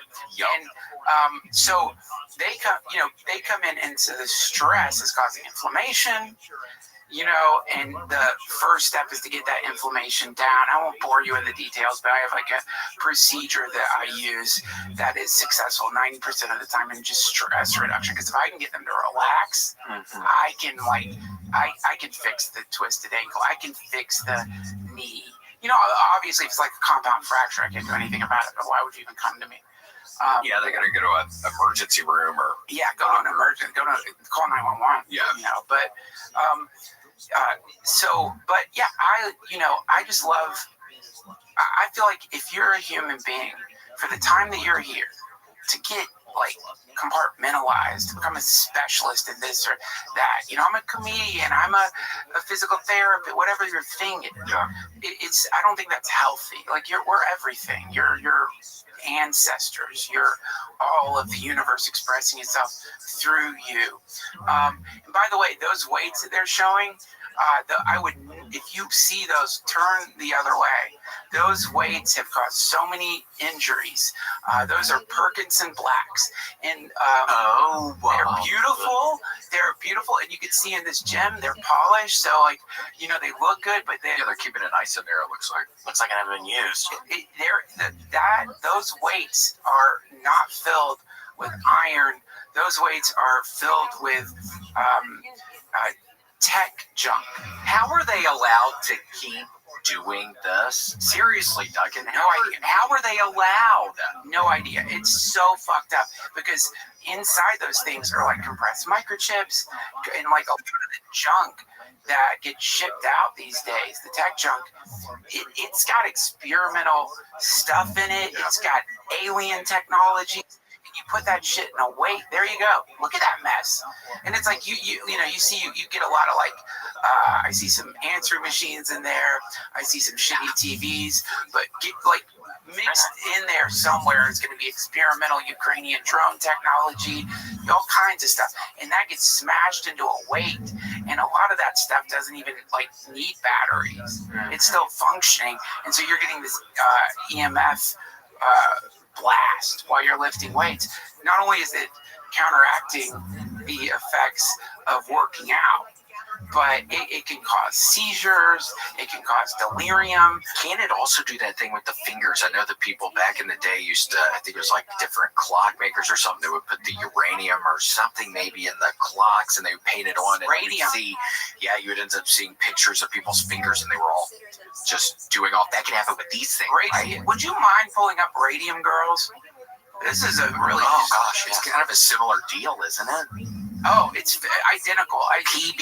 I don't know how that company is allowed to. Somebody needs to say something, but then it's like, well, then you could turn into the. Well, they're cheap. The weights are cheap, and I get it. Starting a gym is like, I think it's a beautiful thing. That it's a temple. It's a social club. And it could be a really good franchise opportunity. That was one of my first franchises I ended up getting into. Was a gym. It was a LA Fitness. Wow. Yeah, it was. Love LA Fitness. Yeah, I opened up an LA Fitness.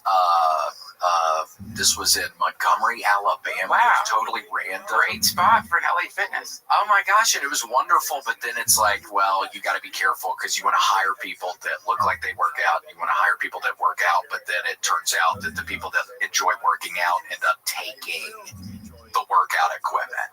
So it's like you gotta, people start stealing all the dumbbell. People start stealing it. This is my recommendation with this problem, which is like it's across the board. Gyms have to deal with people stealing weights. So my recommendation is, and you would be surprised, and go ahead and laugh at this, and call me, like, say I know you probably wouldn't want this, but maybe you aren't an athlete, but you can pay your employees in weights. And that is it, because what do they do it by weight? So that is that all pretty valuable stuff? Yeah, just you can come up with your own way of like do 10 pounds this week, because it sounds like a lot. There is a way to come up with an equitable, fair sort of like, I'm going to pay you this much in U.S. currency, and I'm going to pay you this much in kettlebells. Maybe I'll give you 400 in U.S. currency. 25 kettlebells this month. Well, is that cool with you? Yeah, or like 1,000-pound kettlebell or whatever. It just depends on what the person's trying to do. But ultimately, if you offer, like, if it's a good deal on the kettlebell, in other words, like they're getting because if you're running a gym, you buy this shit wholesale. Yeah, you get it cheap. You get it cheap. That's a big perk. So you have a kettlebell that would sell at Target for like $80, but you bought it for 20. Yeah. So you like mark that down to like 50. So in other words, like $50 of their paycheck gets them like an insane kettlebell. And you're still making 30. And you're still it turned it. Okay, well, but you're still making. And you're getting I don't think you're like this, but try me.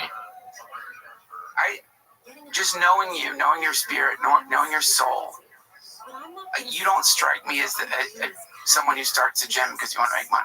No, oh my gosh, no. You're right. I had no idea what you were about to say. It's that profit motive. It to me is, it's so many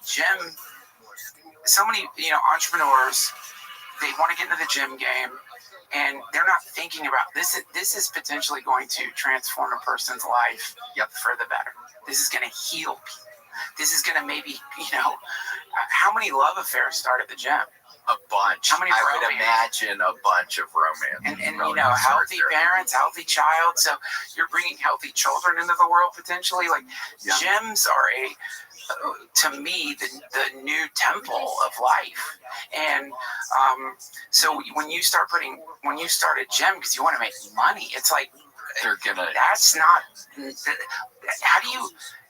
To me, that's like a secondary consideration. the value is the healing. Yeah, for sure. And I think people can see through it. I think people can end up seeing when you're walking around your own gym or whatever, people can sense it off of you. And if it's not a genuine thing, not a genuine reason you've opened up this gym, people can sense it on you. That's right. And, I can feel it out there. I'm not psychic or anything, but I feel people right now watching this, and they're thinking, I need to get to the gym. I would like to exercise. I would like to work out. I know that I could feel better, I could look better, but I don't know how to get out of this seat. I don't know how to get. Yeah, I don't know how to get out of the seat and stop playing these video games. Right. Yeah. And the games are great. But it's personal responsibility. You've got to match every gaming hour with an hour at the gym, and if you do that, you will be in such great shape. So, schedule your gym time to match your Elden Ring time. Yes. And we're going to get to the place with VR where, you can actually wear suits of armor and move around, and the gamers will get in shape eventually. But for those of you out there, I would just invite you, number one, stop being so hard on yourself. Stop being so hard on yourself, because attacking yourself to try to get your ass to the gym, looking at yourself in the mirror and saying, look at this big, oily, fat piece of shit. Look at like what a waste I am. Look at my body. Look at like what a disappointment I must be to my ancestors, and look at like how if everyone teaches via action, what am I teaching people? How to slowly be consumed by one's hedonism to the point of becoming like Baron Harkonnen from Dune. Like, you know what I mean? Yeah. Don't do that to yourself. You gotta love yourself to the gym, because. And by the way, Doug is not only talking to other people out there, he's honestly talking to me right now, I'm just talking to you. I'll be honest, it wasn't for anybody. Yeah, you gotta go to the gym, man. If I was doing that 1 hour of gaming, 1 hour of gym, I would have been at the gym 10 hours. I would have only been able to sleep 4 hours yesterday because I would have gamed 10 hours, then I would have been at the gym 10 hours, then I would have had 4 hours of sleep. Gotta get to the gym, man. You have to. Bryce, tell me too. That's peak. 4 hours of sleeping, 10 hours of gaming, 10 hours of gym. No, but Doug is saying I need to cut out the 10 hours of gaming, maybe. No, Brian got it right. Oh yeah, that's the prime. That's a prime perfect day. That is life maxing. That is okay. You may not like it, but this is the ideal human day. Yes, sir, Bryce. That's right. That is the ideal human day. 10 hours at Elden Ring, 10 hours at the gym, 4 hours of sleep, which is 2 hours too much if you ask me. And then you are going, like in a week, you are going to be living in essentially a different universe. Like you will travel into another dimension where you don't wake up feeling like the sludge on the windshield of God's car. Yeah. Because you're doing all that working out. Because again, 10 hours a day of working out, that's a bunch of working out. That's right. And a lot of people don't know that like the dexterity in gaming and in physical exercise, this is peanut butter and jelly.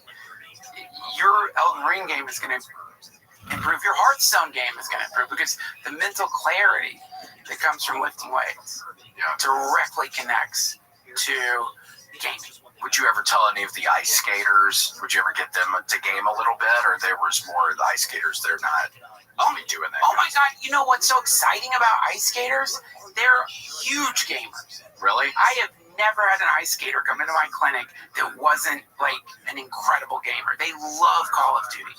Damn. And did you help Michelle Kwan? Yes, I did. One of the people that really got Michelle Kwan out at you, because she was in a little funk, is what I was reading. I think you helped Michelle. That's so cool. I didn't help her. She helped herself. I always. Yeah. I do not take credit. You cannot take credit for healing.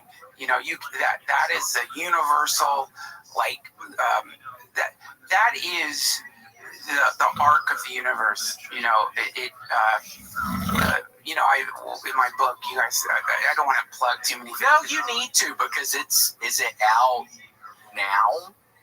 Yeah, Weight Games is what it's called. Weight Games. Yeah, and it's just it's like my entire philosophy and methodology for, not just healing any physical injuries, but for improving your overall gaming experience, and of course to get those win rates up. And I love the name of the book because, again, if you were talking about working out or something, you're talking about weight gain. That's it. But we're talking about weight gains. I love it. And excuse me for asking those out because I knew you had been working on it a bunch. I just didn't know exactly because I just didn't know exactly. Are you kidding? Thank you for letting me signal boost. I mean, if you love gaming, and if you are a weightlifter, this book is for you. If you're a weightlifter and you've been thinking, I should get into gaming, but you feel that a lot of people feel like intimidated by gamers. They, anyone who's like gotten in a Call of Duty lobby after their first game knows what that is humiliating. You're gonna get dunking on you. They dunking on you. Oh, he's dunking. We've all been there, and it's not fun, which is why. Have you ever been the dunker in that situation? Did you ever get on those things and talk to people? No. Do negative game talk. It's good. I spread positivity. When I play Fortnite, to me, there's two games going on there. There's the game of Fortnite, but the real game is the game of healing, the game of peace. Mm-hmm. Blessed are the peacemakers. And so I try to, whenever I'm with, chatting with somebody, I try to talk about how it, if you can find peace in your own life, if you can love yourself, then everyone can do it. And then it's not a yeah. It's actually a little bit more than yeah. Okay, I'm sorry. Okay. It's not. And it doesn't even have to be the gaming lines. It can be the chat lines too, because there's a lot of lonely souls out on those chat lines. Were you call the number? Did you ever call those things? Oh, you mean like the psychic hotlines and stuff? Yeah, but there was ones I remember in LA. I would call them sometimes when I'd be all drunk and on cocaine, and I'd just get on the chat lines. There were these chat lines where I don't know, maybe you'd meet up with people eventually. I didn't know exactly what they were. No, they're wonderful. And here's the thing: what you just said, being drunk and on cocaine. Yeah. If we look, and I'll just take one of the great, religious texts. I'm non-denominational. I love all religions, almost all religions. But the sidewalk ends. What? No, I'm kidding. That's a great book of poetry. Shel Silverstein, I think you could say, was a prophet. And a lot of 1,000%. You got it. And the predictions in that book are coming true today. You look up the Shel Silverstein, When the Towers Fall. I cannot go to school today, said little Peggy Ann McKay. Yep. I have the measles and the mumps, a gash, a rash, and purple lumps.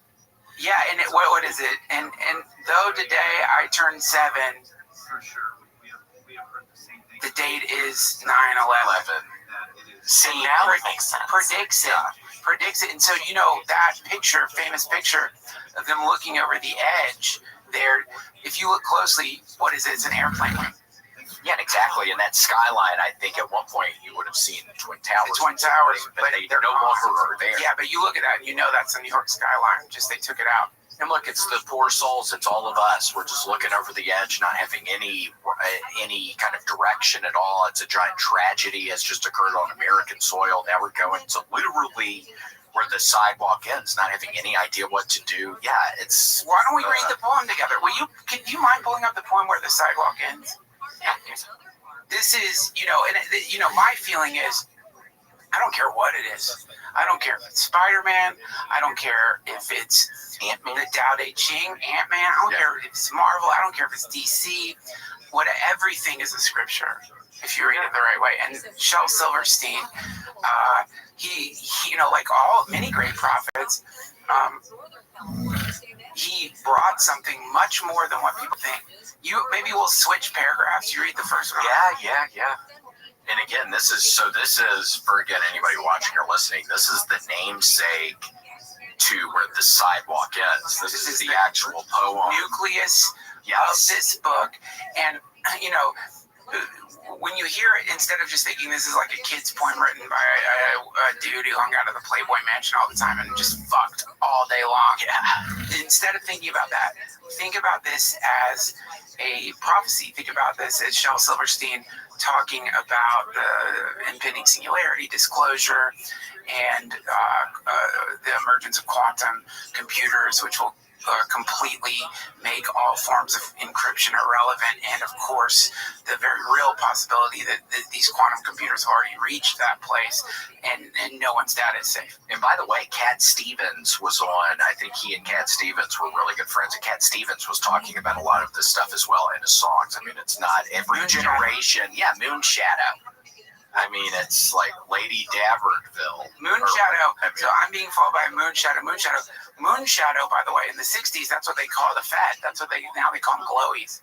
Are you serious? So Moon Shadow, everyone thinks is this like happy song, but it's like a moon. It means he feels like he's being followed by a Fed. Whoa! By CIA. He was being monitored by the CIA. Called the Moon Shadows. I'll listen to that song differently. I knew Cat Stevens and Shel were good buddies. I didn't know that connection because I love that song. That is I love that song.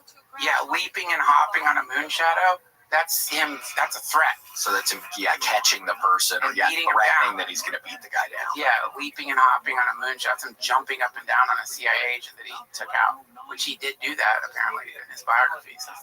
Cat Stevens is where he had to change his name. Or no, I don't know exactly why he changed it. I'm not sure either.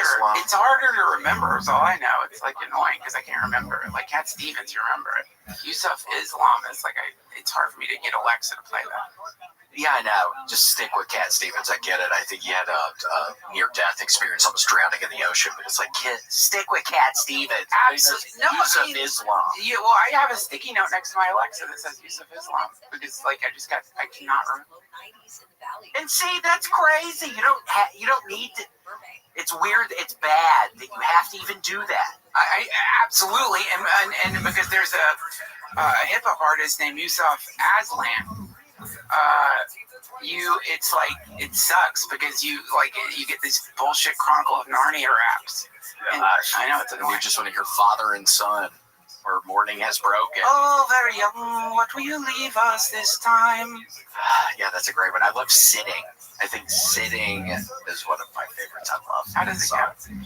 Oh, I'm on my way. I know I am somewhere not so far from here. Rah, rah, rah, rah, rah, rah. Okay, that's kind of the beginning.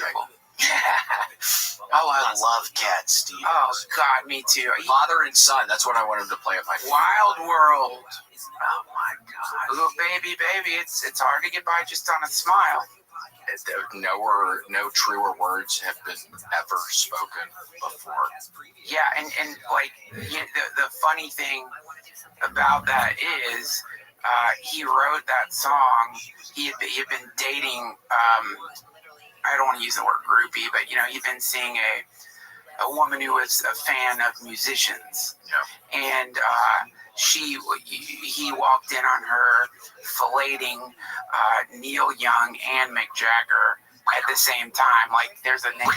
What do they call it when you? I don't want to get you banned, but let's just say it wasn't like taking turns between the two. It was like consolidating the Eiffel Tower. No, that's just a move, maybe, where it can be two people, one in the front and one in the back. Warping? Is it called warping? Where what? It's literally a thing and a woman at the same time. The two guys. So basically, I guess the way to say it so it doesn't mess up the algorithm, like, you love hot dogs. You don't want to just eat one and then eat the next. You eat two hot dogs simultaneously, but you love them so much you don't chew them up. Yeah. You just you're gobbling them. You're gobbling them and then regurgitating them. Is this with one bun or two? Well, in this case, I guess it would be if a bun is half of an ass, and we're talking about Neil Young and Mick Jagger, it would be 4 buns. Oh, that's a lot of carbs. Yeah, a bunch of, fair enough, Bryce. I agree. That is a bunch of carbs somebody's dealing with. Bunch of carbs, bunch of gluten, bunch of gluten, and a lot of mayonnaise on those buns, apparently. But Cat Stevens walked in on someone who loved hot dogs and music and, covered in mayonnaise, and he wrote Wild World about her. Hard to get by just upon a smile. What, did he let her go? Yeah, he probably just walked out of the door, just feeling dejected. The story goes, he did not walk out of the room. He sat down in a lounge chair and watched and spontaneously sang the song while she was finishing them off. That's a genius. So if you hear that song and picture that, you know what a genius this man is. Because for me, that's a genius. Yeah, I'm out of there. Right, I'm out of there. I'm out. 1,000%. Yeah, maybe a second. Maybe like looking for a second. But I mean, it is cute, right? I mean, it's like your worst nightmare, but also. Well, you'd have to look for a second. You know what I mean? Like for a second. I mean, sometimes nightmares turn into dreams. Yeah. Good dreams. For sure. You know, if you look them in the eye. I know. I got to get better at that because all of my nightmares just end up being nightmares. But yeah, I need to get better at that. Well, you're so hard on yourself, you know. Just I got to get better. Have your hell dreams. Yeah. Sure. Okay, so this, by the way, we already did a little karaoke. So I'm super excited. Not only do I do physical therapy, you know, I'm a visual artist. Yes. And I have been since I was about 4. Got accepted into Juilliard at 12, and pretty unbelievable, huh, Bryce? But it's true. Yeah, and it wasn't an easy few years. They did not treat me any differently than the other students. And you're young. It's like Doogie Howser. And you know, a lot of people don't know Juilliard does hazing just like any other school. And they were like, when they accepted me, they were like, we're going to treat you like an 18-year-old. And that's when it was legal to hate. That's when you were allowed to hate. Oh, it was not now, but was, back then. So yeah, back then. It was legal. It was enthusiastically encouraged. What was some of the stuff they were doing to your little ass? See, it makes me even sad. I almost don't even want to hear it. You didn't deserve that. You were so young, but I know, man. It's awful. They just kick. They would like kick you in, like while you're painting. They just kick you in the balls. God, and it fucks up your. Obviously, it's like your mid brush stroke. I can't imagine. I'm already so bad at painting and drawing. That would really mess up for me.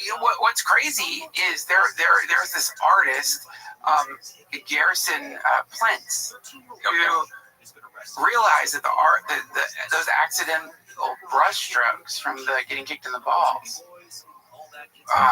were making like really great art. It's like Picasso kind of. No, like what's crazy, he does that. He does. It's hyper realistic art. And so he somehow he has like his 3 assistants. They know how to kick him in the balls in just the right way to cause the next perfect stroke for like these photorealistic paintings. And you know what he paints? The human scrotum.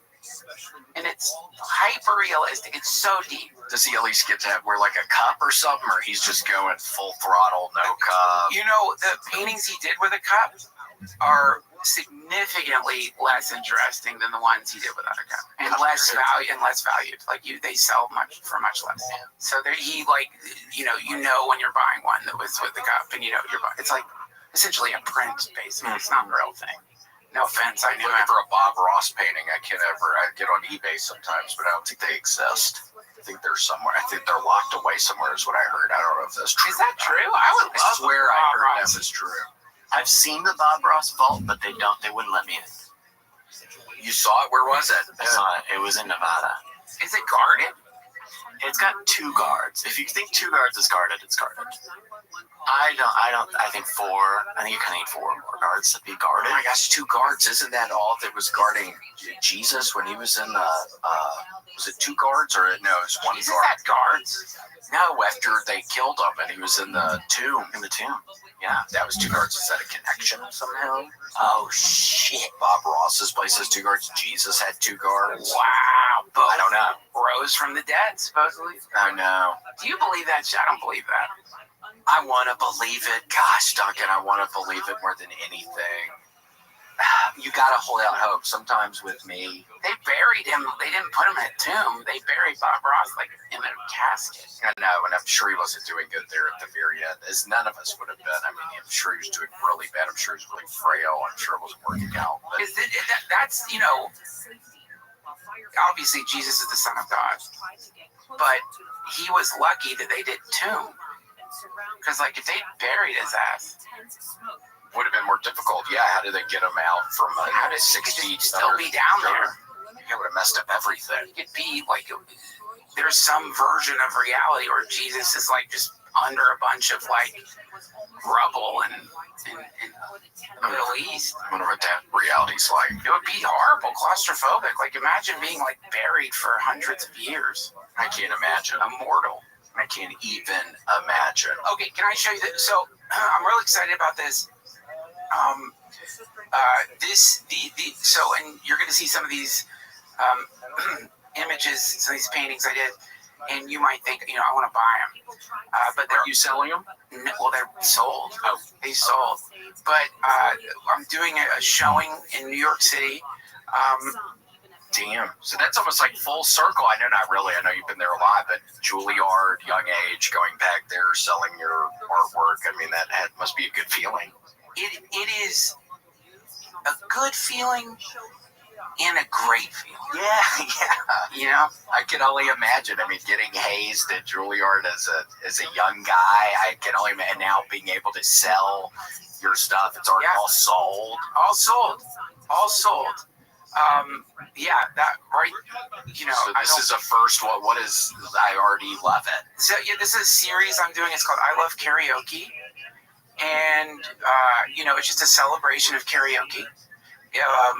A celebration of mainly like the ladies who love karaoke, and I know some of those women are so good at singing karaoke. I know. It's like, why did you never get on American Idol or America's Got Talent? It's like, guy, you're so good at singing at karaoke. Why didn't you ever do anything with that? And as a man, nothing makes a man happier than when his girlfriend, wife, mistress invites him out for a night of karaoke. Oh, it's the best. It's the best. The feeling of going to do karaoke with your girlfriend and hopefully her girlfriends. Hopefully she brings. Hopefully it's a crew of people. The more the better. The karaoke.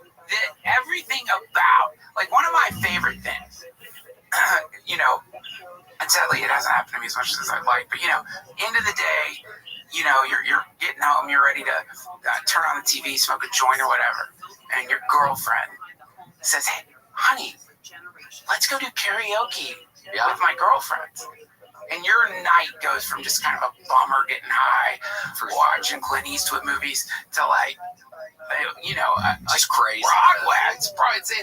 It's to me, there's no difference between Broadway and karaoke. For sure. These are the hidden talents of the world. Like, fuck American Idol. Fuck the top 100 music on Spotify. Fuck Lady Gaga. Fuck David Bowie. I have seen people 100 times better than them. Oh, me too. At karaoke nights. Just did a random karaoke night. And for anybody wondering, curious, do I have to drink? Do I have to have fun to do karaoke? Just from my personal experience, because that was one of my big worries when I was like, okay, I'm going to take a break with the cocaine and drinking. Seriously, one of my biggest worries was, am I going to enjoy karaoke as much? Because I associated alcohol so much with the karaoke. But weirdly enough, and praise be to God, when I went back the first time with not drinking, it was actually even more special, even more intimate. It was, and don't get me wrong, I still, again, love drinking a bunch, going to the karaoke, but I swear it's almost more intimate, almost spiritual. Spiritual's the word. Seriously, if I'm even may be so bold as to say that, I swear it's almost more of a spiritual thing, because you're all there, you can really hear everybody singing, and so what? Some people say, well, what about people that maybe aren't good? Well, everybody's good in their own way. Everybody's trying. Some are better than others. Yes, fair point. But everybody's trying. If you get up on that karaoke stage, I'm cool with it. I'm gonna cheer. I don't care if you shriek like a banshee. I'm gonna cheer because the courage to get up in front of a bunch of strangers in a freaking bar setting doing the karaoke, it's something else. And I'm gonna be honest, the only times I've done it, Duncan, were when I'm drinking. So it did kind of take away. I don't have the courage anymore. I haven't been doing it. It's seriously, it's sad. So it is. I did leave something behind with that, but I have a better time, but I just don't sing anymore. I have an idea. I don't want to put you on the spot. But what, without music, because I know that could trigger some stuff on your YouTube. Yeah. What if we pull up the lyrics to Cat Stevens' Moon Shadow and you sing it a cappella? Yeah, oh my gosh, are we still, yes, let's do that. We still have to read where the sidewalk ends at the end. Oh, yeah, yeah. Finish it off. Okay, great. We have to read that. Let's get you back. Yeah, okay. This is like, you know, your audience is like, it would be like doing karaoke at Carnegie Hall. You think of all the people that are about to listen to you sing this beautiful song a cappella. Everybody, welcome. Coming up to perform Moon Shadow at the Internet Karaoke Club. It's William Montgomery. Yes, I'm being followed by a moon shadow. Moon shadow, moon shadow. Leaping and hopping on a moon shadow. Moon shadow, moon shadow. And if I ever lose my hands, lose my plow, lose my land. Oh, if I ever lose my hands, oh, I won't have to work no more. And if I ever lose my eyes, if my colors all run dry, yes, if I ever lose my eyes, oh, I won't have to cry no more. Yes, I'm being followed by a moon shadow. Moon shadow, moon shadow. Leaping and hopping on a moon shadow. Moon shadow, moon shadow. And if I ever lose my legs, I won't moan and I won't beg. Oh, if I ever lose my legs, oh, I won't have to walk no more. Oh my God, Duncan, you might have awoken it. And Bryce, thank you for being nice about that. You might have just broken me out of my funk. Out of the tomb, baby. Out of the tomb. I might have just walked out with an angel there. On the third day, he sang again. Thank you. Thank you. I seriously, I feel better. Thank you.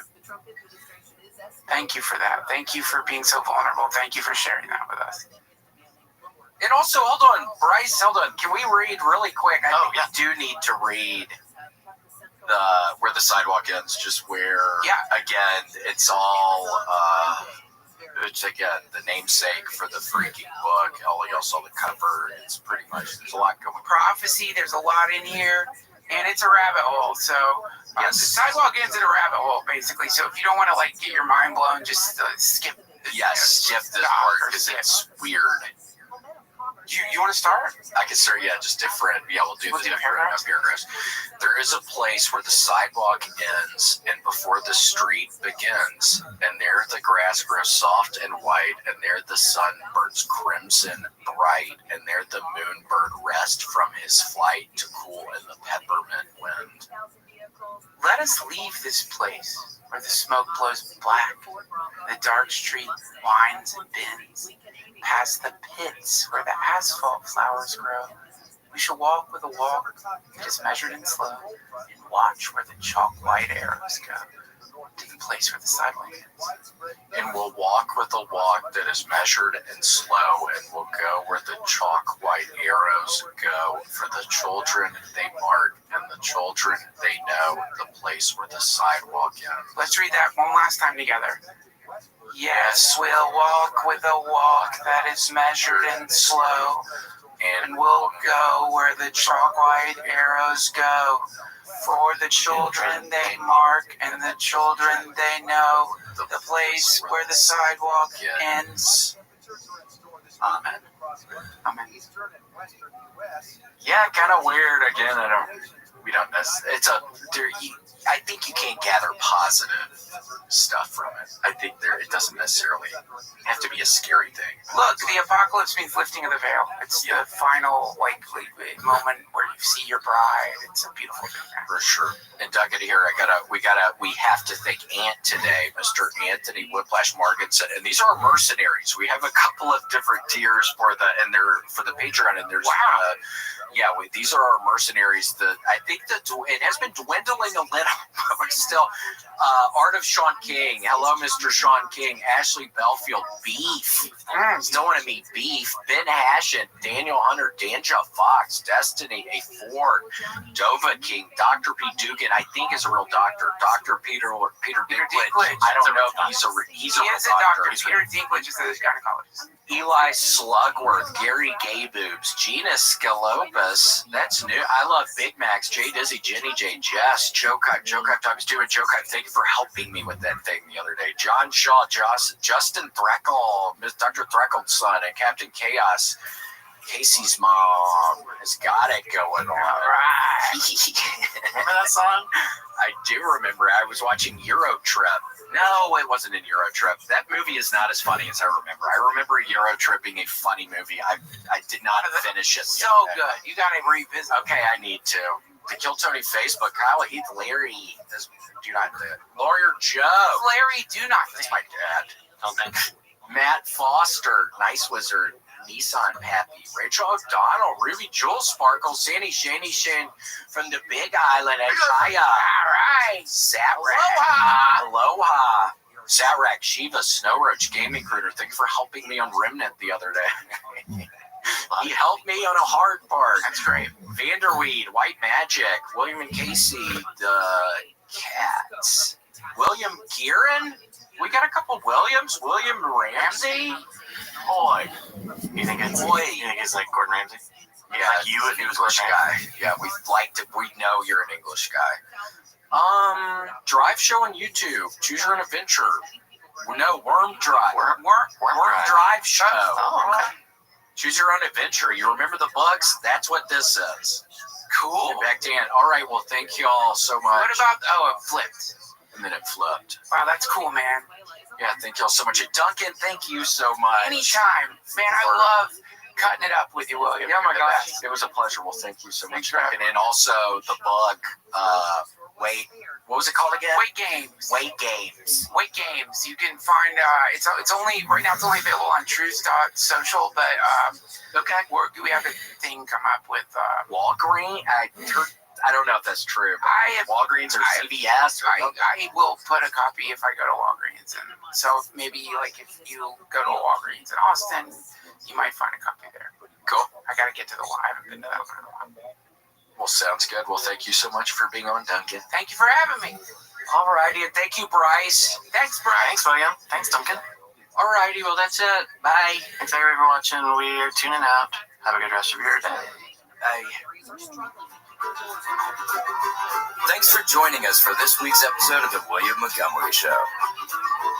Send your questions, artwork, and manifestos to thewilliammontgomeryshow@gmail.com. Leave William a voicemail at 737-471-1098. And never miss an episode of The William Montgomery Show by subscribing to The William Montgomery Show channel on YouTube and anywhere podcasts are sold. Check out William online at william.f.montgomery1 on Instagram. For more William Montgomery, check out Kill Tony on YouTube and check him out live at the Comedy Mothership in Austin, Texas every Monday night. Find more of me, Casey Rocket, at patreon.com/Casey Rocket. Follow me on Instagram at Casey Rocket. This episode of The William Montgomery Show was recorded at Record ATX Studios, right here in the heart of Austin, Texas. The William Montgomery Show is produced by William Montgomery. The anthem is sung by William Montgomery. The drums are sung by William Montgomery. The words are sung by William Montgomery. Thanks for joining us. See you next time. Who the fuck said that? I'm trying to have fun tonight. There's still a long way to go for residents to recover and rebuild. Recorded live in Austin, Texas, USA. It's the William Montgomery Show. William Montgomery and the devious Casey Rocket. With the Tony Chin Orchestra, the William Montgomery Jr. Dancers. As always, William is joined by the lovely Erica. I'm Casey Rocket. And now here he is, the big red machine, the Memphis Strangler, William Montgomery. Any more requests, guys? Thought those little Cliff Bar kids, Cliff Bars. Yeah, those were good. It was like oatmeal. Yeah, some 3. Okay, maybe even 4. Yeah. Oatmeal cream pie. No, I miss those things. Bagoozy. Oh, they're so good. What do they call? They're called kids. Yeah, they're called kids. Yeah, what are they? builders or something. Little Debbie. Little Debbie. Little Debbie. Little Debbie, they have more than I thought they did. You would think. They have a lot of offerings. Yeah. What do you have? You got moon pie. No, moon pies is not Little Debbie. Hook that thing up. Thanks a lot. How about that? Oh, Z-Bar. Z-Bar. Cliff Kids. It's Cliff, but for kids. Z-Bar, Cliff Kids, iced oatmeal cookie. It's for the... Y'all, we are recording, but I don't have us live yet. You guys ready to go live? Hit it live. Okay. Please. We're going live. Oh my gosh, great. You said we had to immediately be out. This is perfect timing. It's 12:45 because he gave us a hard out today at 1:45. So great, this is perfect. Wow. Okay. Someone real famous. Hour on the dot. Yeah, Mr. Megopoulos. Yep. Mr. Megopoulos. Do you remember him? He was buddies with Mr. Miyagi. Oh, and I think the first Karate Kid. Yeah. He's his roommate. It's kind of a Kato Kalin, O.J. Simpson thing. So, yes. He's, sorry, that's not to do an Asian voice, but that's my roommate. No, let me do it. Yeah, you take the lead on that, please. Yeah. And this is your roommate, and that's his roommate. So, in many ways, I'm Mr. Miyagas, and he's my Mr. Megopoulos. Exactly. Mr. Megopoulos, it's a pleasure to meet you, because we had never really met before. We met in passing. We met in the green room a couple of weeks ago, I think. Yeah. Passing. Yeah. The first real intro. It's interesting to see fast friends on the first day of the rest of their friendship.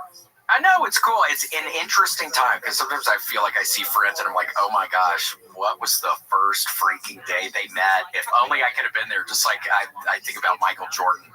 What was like his first high school basketball game? Let me see his first. I want to see Michael Jordan in high school. I want to see friends at the beginning of their friendship. Oh yeah. And he passes him the ball and he goes, I don't know what to do with this. And it's like, dude, Michael, start listening to your dad a little bit. He's going to help you. He's going to help you. Don't get your dad killed later on in life. But listen to your father right now. He's going to help you basketball because you got a good size. You got a good size. You get the build for it.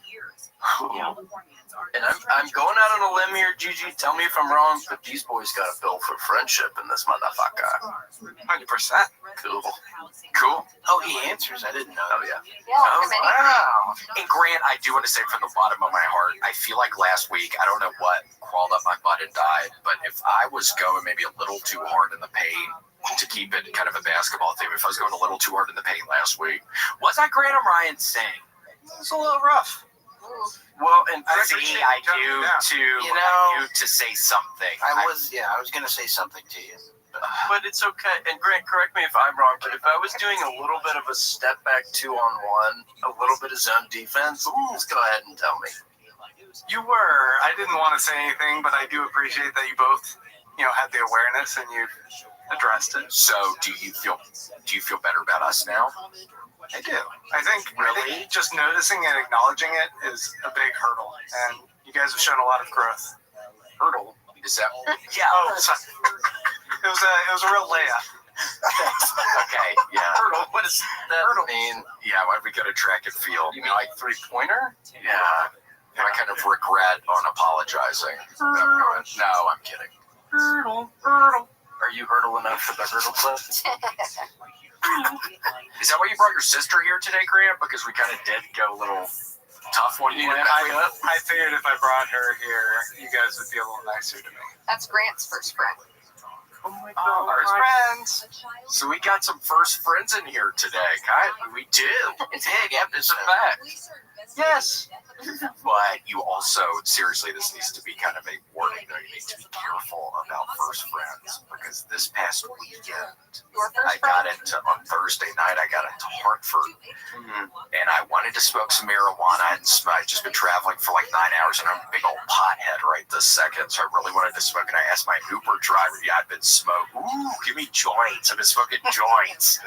I wish I was doing it in the nose, but I'm not. I can't. Sometimes people inhale out of their nose, in their nose.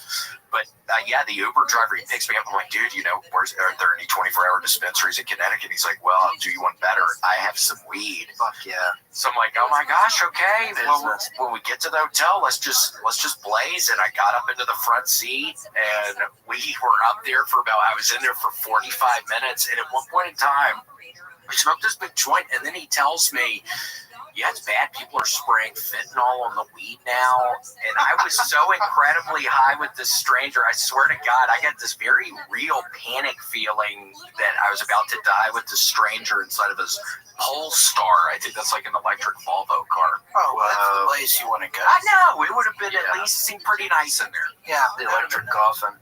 Kind of. I was waiting, straight to hell. Straight to hell. You hit a button, you get cremated. He just said that after you had smoked. He said that after we smoked, so I started thinking, was this like a suicide? Is this like a murder-suicide he just did on some rando in his freaking Uber ride? And I was like, nah, the chances of that are probably slim.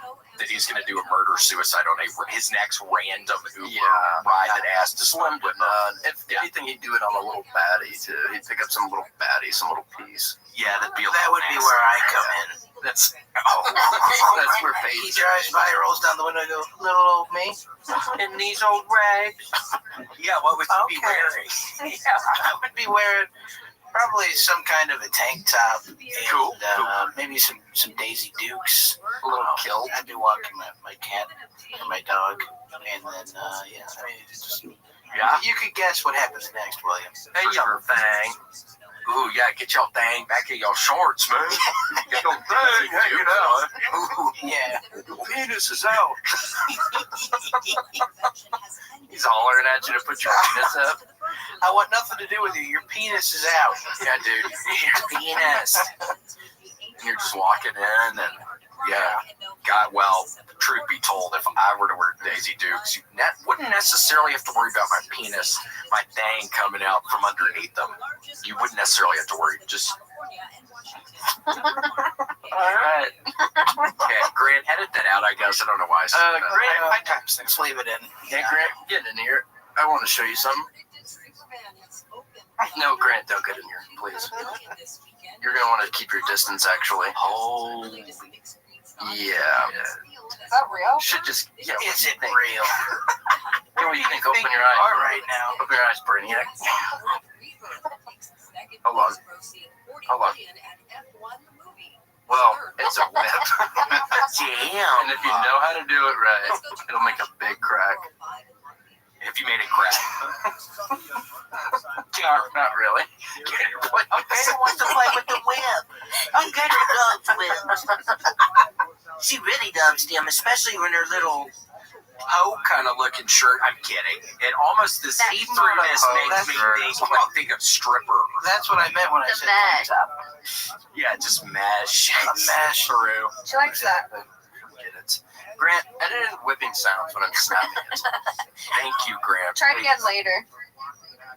Wait, hold on, can you snap it?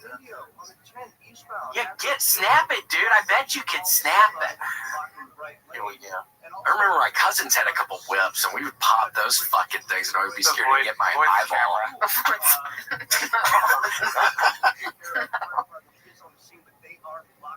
That's too close. Ooh! Gator, what's he doing? Gator, you have to be careful. You have to whip again. Gator, play telling the thought. Oh, she wants to stay a little thing on this brain. The origins of the Jews are dated back to the ancient period. And we basically have four different types of populations that inhabit the subcontinent. First of all, you have the Cochin Jews who live on the Malabar coast here in the southern part of Well, yeah, the Casey, you're gonna have to figure out. and then I'm you gonna have have to figure out B'nai the wedding Israel, next week. You're gonna have to in the figure out. Circle Tribe Yeah. is Florida's 7 cities in 7 days, and now it's all gone down the fucking drain.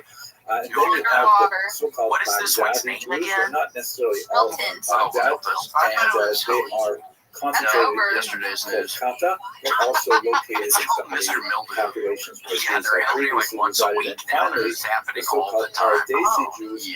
who are The next spread one, I think it's called out Barwin. in a few Yeah, centers, Barwin. also Well, found that's going within back in the alphabet. the Because recognized normally they population go. centers of Because what are they right now? Let's It's have a look Celine, at the these four distinct types of Jews and very quick overview. go back to First of all, Orland, and then let's I begin think with they're the just going to Cochin Jews, sea. who are Because the normally they would earliest go back Jews to the recorded in India. Yeah. They certainly date Orland from Cougar. the Yeah, they ancient got a new period. guy in the We weather know center. from the text of the These Hebrew things, and I'm all scriptures, good the with it. Tanakh, Some of the that there people are who have several been following words this stuff that for a while do are not like it. They like to go in related to alphabetical Sanskrit order, but this and new guy Tamil, which is are doing most likely whatever he connected wants, to and it's the kind of fun. trade Oh, he's that like the went Caitlin on Clark of, between yeah, he's like ancient rewriting Israel what it means to and be ancient hurricanes. India. Yeah, he's getting There's excitement back to the primarily Weather like Channel, various scripts and weather.com. gems and things like They've that. been sliding in There's their also views, a but they're possibility getting that back this up there. They need some. They need a Caitlin Clark. Ophir, Yeah. that He's is gonna the step source back of and much he's of gonna go, Solomon's wealth, may have been a Yeah, they're place not called using Doppler Saqqara radars at the anymore. north I of the mean, Indus they're River, using a which new kind of also radar. has a Oh my very God. ancient, Yes. So it's going to civilization. hard to But see, we actually. know from Just looks like multiple clouds. sources, from It's like something not going only on. Jewish sources, there's but something Greek coming. sources and Roman sources and so on, God, that there was significant Yeah, that's trade, the particularly new from weather guy. the west coast of India and the Middle East. By the time we get to the medieval period, the Radhanite travelers, who we spoke about in a previous class, have been traveling all through this route, and definitely and then you're scared. Then you really all gotta across you gotta hide out. You gotta get in your safe space in your house. Continents. Because And that's they're scary. described primarily Caitlin as Clark in Arabs. So Iowa. we know that there are Jews who are visiting India and who are possibly setting up kinds of settlements in India. The first of those settlements is the so-called Cochin Jews. Now, we know of their history from their local legends, but one of the most fascinating early documents that we have that specifically refers to them are a series I was reading like the scores one day, and I was like, this sounds like a made-up deal. What is going on? Yeah, there's the fever, then there's like Chicago Sky. Sets the tone for much of the history of Cochin Jewelry. A remarkable level of coexistence with the local population. One of the things that's quite fascinating about this period is that there seems to I know we're have making light of it, but it is pretty cool. It's anti-Semitism. wonderful. A company I know, getting right? freaking That's like birds so hard to believe, get but big birds. there seems to be very, Affleck. very You know who I like is that incidents shitty of little any kind general. of organized anti-Jewish impetus. Going This to may the be general related to the fact that, pagan empires, ironically, tend to be more tolerant of other religions than monotheistic faiths. Perhaps that's because of the approach being more, we have lots of gods, let's not know anyway, that kind of thing. But anyway, that seems to be the case in Cochin. So these three couplet plates offer some kind of charter, which essentially a promise to a possibly legendary local Jewish figure named Joseph Rabbi, giving the Jews of Cochin all kinds of privileges, many of them symbolic in nature, like the right to use a parasol. And if you click on his videos, he takes that 5-star helmet off on some of the nastier plates things. He themselves takes that helmet date off. from Covers his probably private. the 11th century, really old. And that, of course, does not speak to the origins of the Cochin Jews, which could have gone back easily to the ancient period. They are written in Malayalam language, script. Yes, I pronounced that. I hope I pronounced it correctly. And one of the factors that we have to bear in mind when we're studying India is that it is so far from homogenous. Just like when we talk about Africa, there are literally dozens upon dozens of cultures with multiple languages, multiple faiths, and so on. So, yeah, although maybe it does have one screaming, kind of like geographic maybe shoot the description, it baby, you is, get through the lung too, maybe you get two birds with one India is stone really them made up up. of many, many different Yeah, it's like a civilizations. pick and roll. Now, the Cochin Jews were And then a fascinating in basketball. that Yeah, they he set the seem to screen, have so to not really been he was deeply setting connected nature to the screens. traditional I'm rabbinic gonna set a or screen. even I mean, I'm their scared. Karaite iterations Yeah, of I would have been Jewish screaming. I would thought, and not they have seem been able to to hold it have together if I was part of that evolved with a platoon. I would have local been like, dude, indigenous are you leadership sure this that is led cool? to a lot of really fascinating for this kind of shit. local customs. Like, War for is hell, example, this boys. is Yeah. a parochus, a No, curtain stop, that stop, is please. placed in front of Somebody's the ark that holds the Torah. This is Stop a telling them to common stop. element in Yeah, Casey's synagogues got all that. He's over like, the hang on, I world, don't have it and yet. of Hang course on. harkens back to the temple where a curtain Just would as the guy separate in the Holy of last Holies day. from the rest of the temple grounds. But a fascinating I element remember of the I had a Cochin pretty good Jewish gunshot. customs is that they incorporate It got worse. the gunshot. skirt It was or pretty other good. type That of wasn't bad. clothing It wasn't a of the gunshot. bride into the parochet itself. It's a fascinating kind of It's like there's too much idea saliva that in my actually mouth. there brings to mind some Kabbalistic references to the Torah as a kind of Rasa, as a Something's bride lost a that little was or to be something. married. Casey, give it a go. But anyway, they incorporate that right into the parochas. Also fascinating, there is a custom that on the eve of the Sabbath, on Friday afternoon, a synagogue functionary would take a taper and light it from the Ner Tamid, from the eternal flame that burns inside the synagogues. In modern synagogues, it At tends least to be that an would have made electric that scene in bulb that Vietnam sometimes better if makes the it look guys like that a got fire, but making like big obviously in noises. medieval, Exterminating these poor people. they would That have would have at least flame. made it a little And more they would carry worse. this taper to all the homes where they would have these kind of like oil things set up on the outside of their homes, and you would like share the light of the synagogue with all the Jewish homes on the eve of the Sabbath. Beautiful kind of idea, I think. The Cochin Jews changed significantly with the arrival of the Portuguese. This is the first major influx of Western Europeans that occurred in the age of discovery. People like Vasco da Gama It's still like making a their way big, around like a India grenade and explosion, exploring the region total for trade. shrapnel, total destruction, This is but an it's kind of a interesting soft Portuguese silencer, depiction like of what yeah, they like thought noise when it the goes Jews off. of Malabar looked like and represented that backwards to Europe. And there's an interesting kind of thing happening with the arrival of these Europeans where some of the local elites, the Jewish elites, are sometimes co-opted by the Portuguese.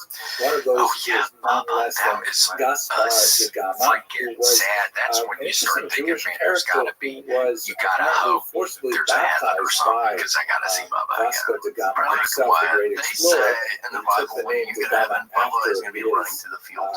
Patron, as it Gosh, were. with a little And then platter he of went on to shrimp a of rather some kind, brilliant maybe. career Oh, as a Mr. translator for the Oh, Portuguese, and then I just start helping eating them them shrimp, but then I'm negotiate eating them too fast. I have to get the Indian tails culture out. and language. Because you can't eat those crunchy tails, they're too crunchy. We'll talk Oh, you more don't about the influx of the Europeans. Sometimes, shortly. well, I give Erica my last Here's bit of an my interesting tail photograph sometimes, because from Erica can get that 1978. meat You on see in out the of there. foreground Eat my is tails, a Hindu temple, and And the Erica will eat background the tails with sometimes. that Can I please have food tower tonight? You can have my tail. You want my tail? You want the tails? one of several, actually. They actually were established a little bit further to the north in a town called Shingli until in the 14th century it was wiped out by a big flood. And then they moved a little bit further to the south. And they have this famous synagogue with a clock tower on it. Here's another photograph of the tower itself. You can see that it actually had three sides, and on one of the sides, the numbers of the clock were printed. Who's making the money? Is it in the family somehow? And the Who's doing proximity of that? the temple How and is the somebody synagogue allowed to is make also that? one of those testaments Forrest to sold the his shares. rather famed Forrest did, yeah. He coexistence showed up at of his. Is that really what happened? Jewish Yeah, elements he showed up at in Bubba's culture. mom's house, and she If passed we out move on the on porch. to the next most well-known Oh, Indian there's a picture Jew, of that would be the steak. so-called B'nai Israel, the children of Israel. Here's a fascinating depiction of That was a B'nai good Israel Forrest baking matzah. I haven't had my time to shine on here. You know. traditional Indian costume, but It very was. traditional. Dude, it's Jewish better than my cuisine. gun. My literally There are gun noise all on that legends one. of Your gun their noise was arrival. like, Once again, they were probably a primary sounded like it was set in a the little distance, further like to you the north shooting it on like the a western coast. Yeah. The entire western coast, by the way, Yeah, that's really good. It's really tremendous. Oh, it's like a popularity distant surged shot. Exactly. once the prevailing directions of the monsoon winds were harnessed for efficient travel from the Middle East and the Red Sea Do it into louder on that one. the Arab You want me to crank it up? Sea. Yeah, It is crank it up to the 10. Arabian Sea. It is important to note that it was a very dangerous passage, especially before the monsoon winds were more better understood. It's kind of like a plane. Important figure. Yeah, I lost the bullet on David that one. Ben Maimon, You lost the the plot. brother of I Maimonides, know. was killed in a shipwreck on this particular route. Do your in the force. Arabian Sea. But at any rate, sometime What is he? possibly Let me think of something. period, Forrest Gump is a definitely chimney by the medieval Yeah. period, Jews were It's like settled new on the in job. the region of chimney Mumbai, and these are the so-called B'nai Israel. Excuse Like the me. Cochin Jews to the I'm gonna south, have to they also clean this out of exercised the sink that won't indigenous be able to spiritual fit. leadership, meaning they did not really rely heavily on imported rabbis as far as we can tell. Genuinely good. Until the And we modern love period. Santa And so around they here. developed a lot Yeah, of Santa Claus. unusual Oh, we love cultural Santa around here, Peyton. Yeah, that was really you good. don't necessarily Thanks. see in That other was. Jewish Oh, I communities. loved it. But there's a Santa won't be remarkable able to explosion Sweet of Jewish activity among the B'nai No, that was Israel bad. in the late 19th Santa century, ironically with the arrival of Christian missionaries. This is Santa because the got Christians shot. come in, Santa and got as we shot. saw to a Jenny certain got degree the with the influence of I could Jesuits never on believe that the part. Chinese Jewish population, the Christian get it? Jewish that's one missionaries part of the bring movie you a couldn't lot more Yeah, exposure to the broader Jewish I world was with them, up for it until Jenny through got their AIDS. attempt to I saw the survey general Christian Forrest doctrines. massacre. And the B'nai Forrest Israel being as an a early result, wow, investor in this is Apple really products. interesting. That's And oh my gosh, you know Hebrew, Oh, I so you forgot can about teach that. me Well, I Hebrew. just used to. And all of a I sudden, mainly. these I B'nai saw the Israel movie started once or becoming twice, but I really mainly was proficient giant fan of that in soundtrack. Hebrew We got and that started soundtrack, I studying think, from more and more Santa one Tanakh year. and more about And I listened to it. It was like Talmud 2 and so on, and they ended up CDs. I had a developing really bunch of music. I had a quite record. rich Yeah, it was one of those thick connection ones with that the you rest of open the up world and Jewry, people so much so that Yes, like Santa did Jewry the in intro. the 20th century was a very heavy movement of B'nai Israel to make Aliyah, to move to Israel. I'm not going to discuss 20th century issues in this particular class, so I can get to it next semester, Is but that what Santa does with they're a really CDs quite and connected to the Yeah. rest of And the he'll do it Jewry, for and especially DVDs. to He the does it for Israel. DVDs. Just to How have a does look that at some go? of the interesting cultural features that developed among the B'nai Israel. Here you see an interesting custom Yeah, the that hot God. He did a right couple next of to them. the mezuzah, the small Speed device 2. that's attached to Jewish doors that has a piece of the Hebrew scriptures in it. Is that its From boy? the Shema there. On the right, they also put up some rice stalks as a kind of prayer, physical prayer for good fortune and fertility. And also you see among the B'nai Israel in this particular photograph, which is from the late 20th century, so I wouldn't have that 20th century, but nevertheless, especially through their contact with Christian missionaries, the B'nai Israel begin to make a distinct movement towards modernity, as you can see in the varieties of clothing and their generational differences in this picture alone. And there are many such examples of these photographs in the early 20th century. Sublime guy. Finally, let's have a quick look at the Baghdadi Paradesi Jews. The Baghdadi Jews, as the name implies, were representative of a significant population of Jews who began to move to the Indian subcontinent primarily for international trade, and they began to establish strong footholds there. Many other and I listened to Bad Fish, and I thought to myself, I get this. And in general, they And tend it's to sad count when you as get it. Sephardim, You even really, though I the term got it. Sepharad really And then like a day or two applies later, I listened to it again, and it was like, Spain fuck, and the Spanish what was I diaspora. thinking about the Nevertheless, song? many How did I get it? communities What from was the it Middle about? East, the so-called lyrics Mizrahi communities, also have tendency to refer to themselves as Sephardim, at least to distinguish themselves from Ashkenazim, who also had some migration Thinking from India, about but it, but I not understood nearly it. in the same numbers. It's The only so-called for Paradesi Jews follow many of the patterns of the Baghdadi Jews, although they did not not I had the necessarily taste stem of a from the real same region real of the meaning Middle in East. The term something. paradesi means apparently And what foreign do you do? from You go foreign back to countries as opposed to local train the video indigenous games. populations or from Baghdad specifically. You blink in 5 years. One of the most famous of these early Baghdadi immigrants was David Sassoon, very important builder of the Indian community. You can see him here on the left. Yeah, it's good. The Santa intros. There's an album that's oops all intros, and it's all Santa intros. Economic infrastructure of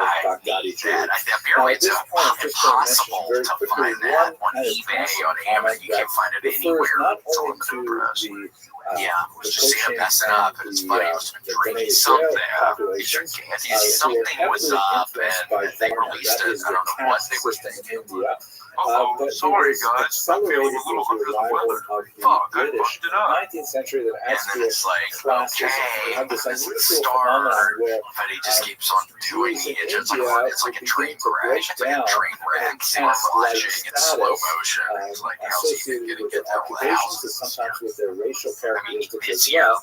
not And even you have thinking some about next year. complications that are not present in traditional Jewish Well, you can tell his approaches days to are numbers. the This ban is on days are marriages between these This is different when the Alzheimer's was self-imposed getting castes. really There bad. are some very limited when is that going to bans happen? Like, when on, is Santa going to for get example, dementia? priestly caste of Kohanim And are when he not gets his like allowed to son, marry, for Yeah, because he example, keeps divorce forgetting what to but fucking it's give me. really quite minor by comparison to He's the giving me the very wrong gifts every complex year.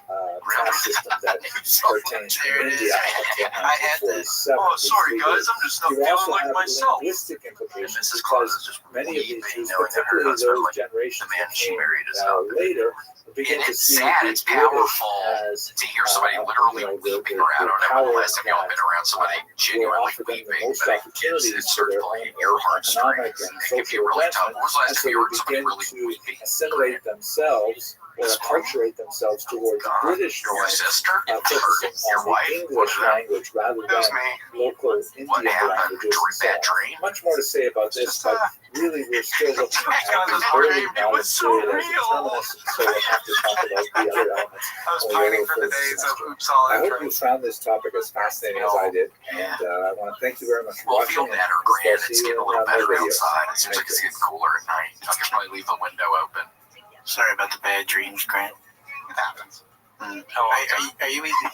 Are you are you eating peanuts before you go to sleep? I've heard that nuts give you weird dreams. Sounds like a peanut dream. Yeah. You haven't eaten nuts before you go to sleep? Yeah. Where do you put them in your bottle of Coca-Cola and drink them? Is that a thing? People do that. Yeah, for sure. I try it. I've never Peanuts and Coke? Yeah.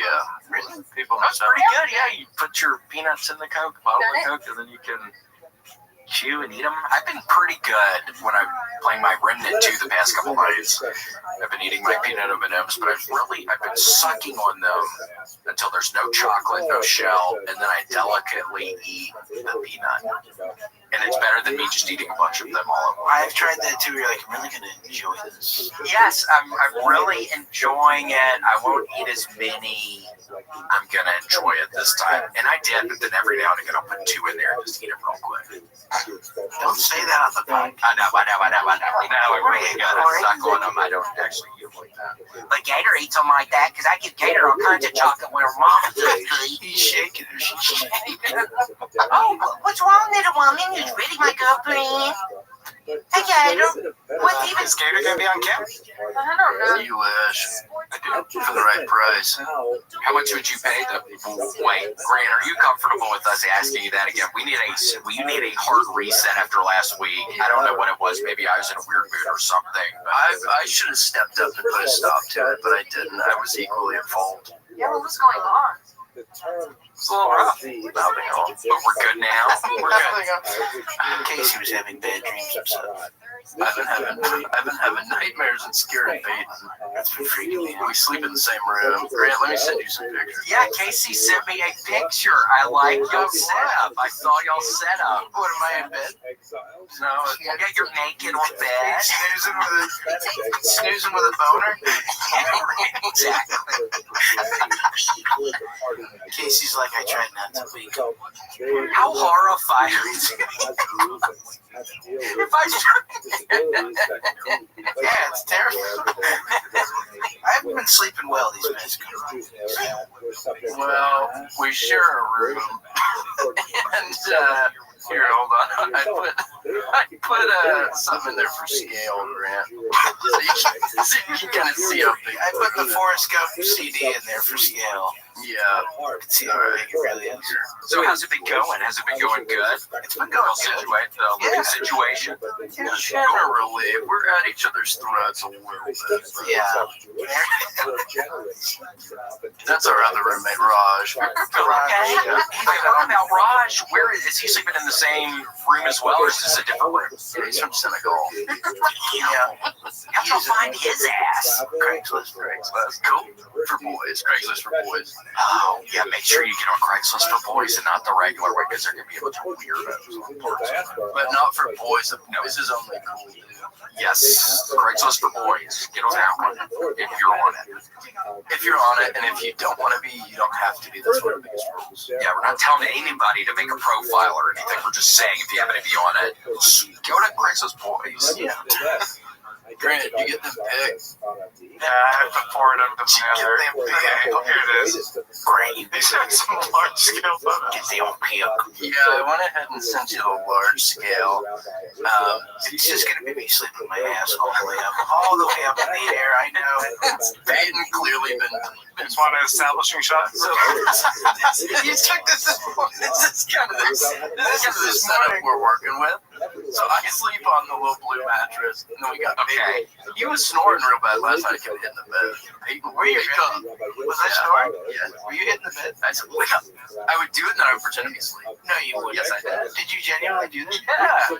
Because he was snoring, I would hit it. To be sure, that's nowhere near. You flipping it off. So that one's sort of for scale.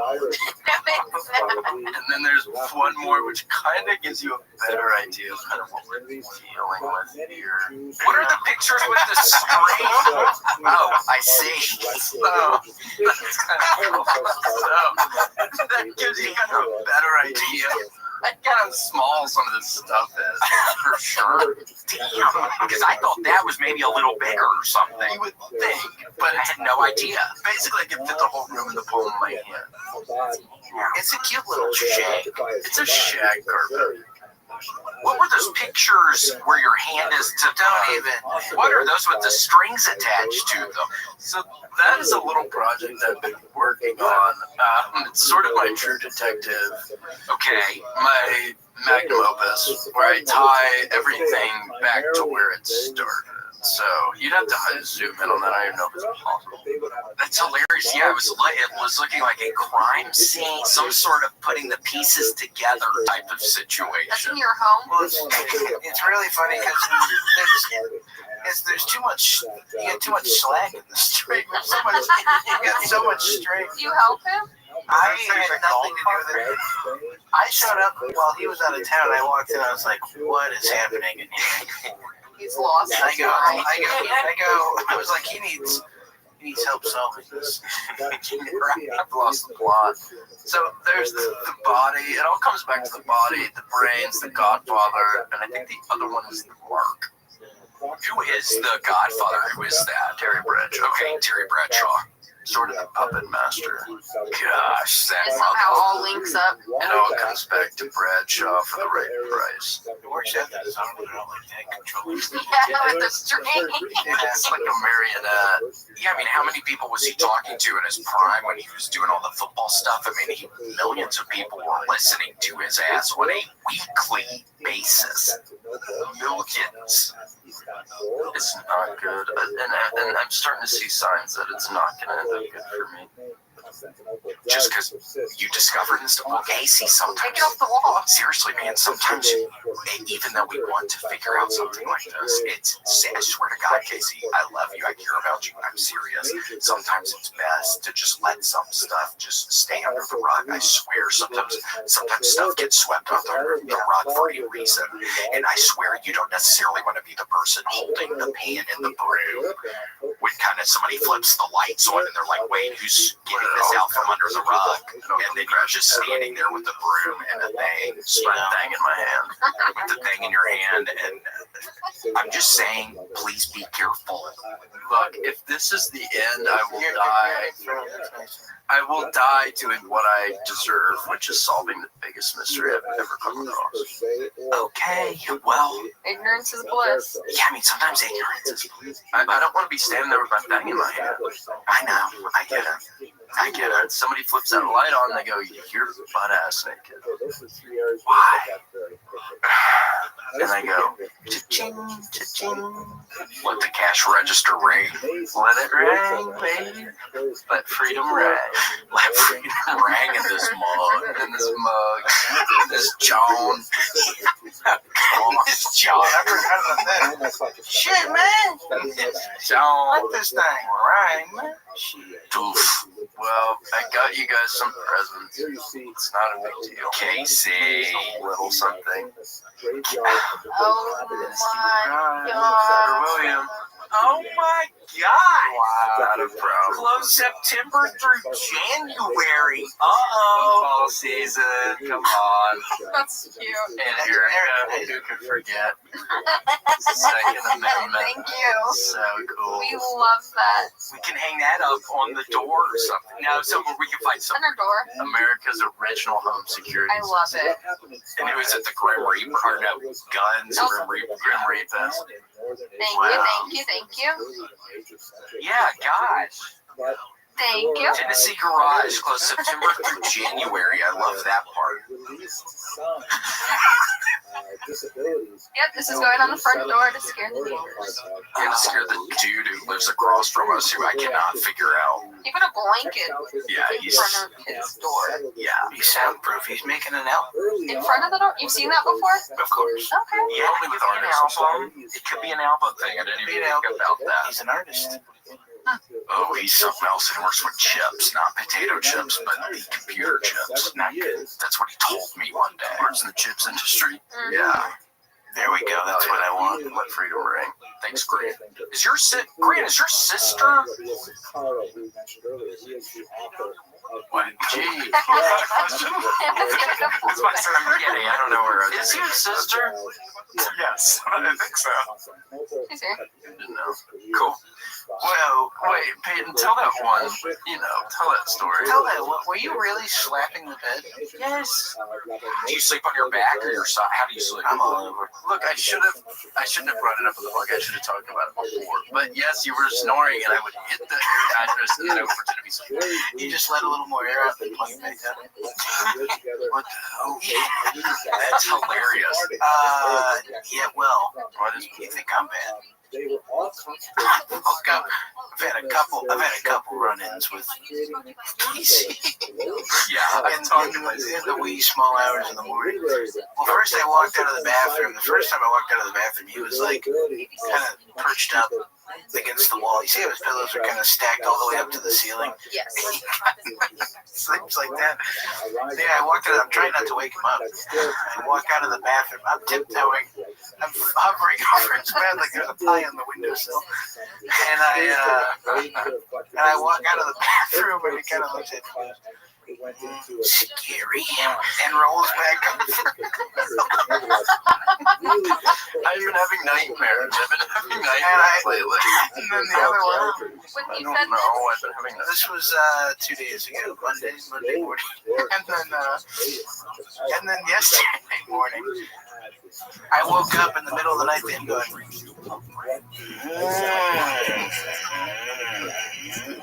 and I was like, okay, I've been known. He's smacked. Clearly, I'm snoring too. Whatever. No big deal. He's smacking my air mattress and stuff. yeah. And then I wake up and I turn to roll over. That bed right there. I turn and roll over, and he's got a mirror right over there on the left-hand side where on the left, and I can see him on the mattress through the mirror. And I wake up, and as I'm rolling over, he's also rolling over, and we're both like awake. You know, when you roll over, you're kind of like that. For sure. Everyone does it. Yeah. He wakes up, we both wake up, I roll over, and I'm like, my eyes are open, I see him in the mirror. Through the mirror, he goes,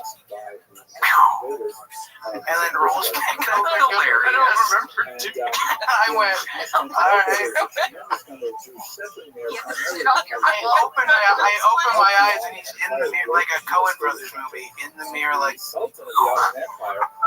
and then just kind of smacking his lips and going back. Like, I don't remember doing like I was sleeping. I went to sleep like threatening him, like I was gonna kill him. Yeah, oh my gosh, that's hilarious. Yeah. That's so funny. It was really scary. Yeah, I remember when we slept in the same hotel room in Vegas. I just remember you're sleeping, how it looked like, you were kind of sitting up a little. I guess something when you slept. Yeah. I think I have AFib, so my heart goes crazy. So I have to sleep propped, a little skeleton. At least you figured it out. I have to sleep on my stomach, dude, because if I just sleep on my back, I get weird shit going on, and I can't breathe sometimes. It's not a good thing. But if I sleep on my stomach, I'm okay, or my side, I'm okay. Yeah, but my back, it gets me. I stop breathing. It's not good. Yeah, I'm a big hug the side or the belly with the knee way up. Oh yeah. Pull the knee up. Do you also have a Winnie the Pooh Squishmallow? Yes, I do. No. It's just crapped out of this picture. Oh my gosh, yeah, I sleep with one every night too. Really? It's a pretty good size one. It's not a giant one, but it's a pretty good size one. And then Erica was on TikTok yesterday and shows A me Disney adult had one. TikTok was some weirdo with one, and I just hated it. Yeah, I hated it, but whatever. Live and you learn. Yeah, exactly. Yeah, I'm a big number 2's pretty good. Oh no, I like second to last. Nice. I like number 6, where it looks like he's kind of like in a stress position. The craziest looking one. Casey sleeps like number 1. That's usually how I find him. Is number 1, we're talking about top left-hand corner, and then 2 would be to the right of that. Exactly. I slept like number 2 a couple weeks ago, and then my shoulder was all fucked up for the past 2 weeks. I swear to God, I slept like number 2. Walking like it killed my shoulder for some reason. Wait, Casey, what are the nightmares? Are you remembering them? Well, Monday was the most vivid day. I was in some sort of ritual and some cult, and it led through to like when my alarm started going off to wake up. I woke up and I went, "Oh, this is another part of the ritual." Oh, like, weird. And my first thought was like, "Oh no!" It was like, "Don't be scared. This is still part of the ritual." And then I thought that, and I was like putting my clothes on, and then I was like, "Wait, what ritual?" Like I had like a moment of realization. My whole world came crashing. Oh man! Wait, Casey, you said reading the book. Is there a connection? I don't know. I'm asking. Oh, what's the book? I bought a book of spells. I didn't want to scare you. What is happening? Grant, if we could just cut this off. I bought a book of spells called the Magus. If you've been looking at it, It's old Hermetic magic. So I've been flipping through it, but I haven't practiced any spells, and maybe that could have been calling to me in my dream. it could have been. Yeah, I was wondering it because if you had been reading them or something, I would think, oh my gosh, well, it's in connection with you reading it. But maybe you're right, and it's in calling to you. And it's saying, open me, turn Peyton to a toad. Oh my gosh. Just curtains for me over here, guys. Oh. And toads don't even, that would be like a weird, because maybe I could do like maybe a kitty cat or maybe like a little dog like here, but like a toad, like, how does the quality of life like that? I know. Just sit there with just your neck going, yeah, it's like, what are you, it's, I don't even know what the life is like. I feed you a cricket, dude. God. There's also a lizard in the crib, isn't there? Yeah, there's a lizard that's loose in the house. I found it in the bathroom. Oh, really? We got a lizard problem, which is such a funny mistake. We got a lizard issue? Oh, sorry, don't mind that. It's like having cockroaches, a bunch of lizards. Oh, sorry, there are a bunch of lizards on the counter. There's little stinky lizards about 1 inch by 1 inch. That'd be really thick, but that's a big ass. They're like 1 inch by 1 centimeter, but they're good little guys. They're little geckos. But they squirm around and they're really bad at walking, so they're really slow. So you try to kick them along and they kind of just like, maybe it's the linoleum floor or whatever. They can't really get around. I thought they were really quick. You would think they can't seem to get any suction on that damn thing. Damn. But I would lizards. I'd much rather have lizards than like a fucking cockroach infestation. Those things scare me. A little lizard would be sweet, I think. I wouldn't mind them. They're kind of cute. I found one in the bathroom, and then I famously had one in my pocket like a month ago. I was eating mac and cheese, and I thought I dropped a little piece of mac and cheese on my pants, and I went, "Oh, osmosis, isn't nature beautiful?" And I looked down, and it was a lizard hanging in my pocket like a Pokemon. Damn! It was a lizard in my pocket. Was it head first out? Yeah, it was at first. Like half his body was in my pocket. I felt it wiggling at this piece of mac and cheese. It was going for a little ride with its papa. It was going for a ride with its papa. And I freaked out and I fucking had Brett killed it on accident because I fucking wigged out. Sorry, my love. I wonder where they're coming from. I don't know. Yeah, that was it. In case you get a good picture of it. That was up close, yeah. I took it with my ocular. Damn, that's good. I don't know how. Look at those eyes. That's insane. It's like a gray color with those freaking yellow green eyes. That's insane. How he was looking at me, in case he was looking at me when he shot me through the mirror. That was the face. It's such a crazy, unhinged thing to do to someone to shoot at them. That's hilarious. It could be a sweet day. I don't think it's necessarily. I find it. I just found it funny. I was just like, yeah, that's hilarious. When it first happened, I thought it was more like finger guns. Yeah. Well, that's one way to interpret it. Hey, two guys just sleeping. Just two dudes sleeping in the same room. Not a big deal. So what is it, kind of light in there at night so y'all can see each other, kind of, or your eyes adjust? This was like 5 or 6 in the morning. It was pretty late. Okay, so this, oh God, but we had been sleeping. And I woke up out of what I can only assume is a nightmare to see my good friend Peyton, and I give him a little threatening gunshot. Yeah. Tells all this time. Happens all the time, so I know it's sweet. There's 1,000 Peytons in 1,000 cities and 1,000 cases in 1,000 towns. All living the same life, I'm sure. On the church. Just be careful with well, you're going to be living a different life, Casey, if you actually start doing those spells. You have to be careful. I'm going to do beauty spells. Beauty spells, oh right, we talked about that. Beauty spells I think are fine. I think a beauty spell is okay. Glamour, right? Glamour spells. So I'm going to do like get high cheekbones. I'm going to have like 6 sets of cheekbones. I'm going to look like a fucking rib cage on my face. Smile 2. I'm going to start doing promos for Smile 2 on Instagram. Oh, we want to see that. Grant, will you do a close-up so I can give my promo for Smile 2? Whoa. Yeah. Shut that door. Yeah. It was the exact same moment you did that. The smile. Alright, Grant, I'm ready. Grant, I'm ready. Okay. Are you talking to your sister back there? yeah, that's good. Well, that's good. Yeah, that's pretty creepy. Do like a screenshot and then we can send it to the Smile 2 people and say, look, we got y'all's new ad. We got y'all's new face for the ad. Smile. Smile on it. Yeah, smile on it. Give us a grin, won't you? Yeah.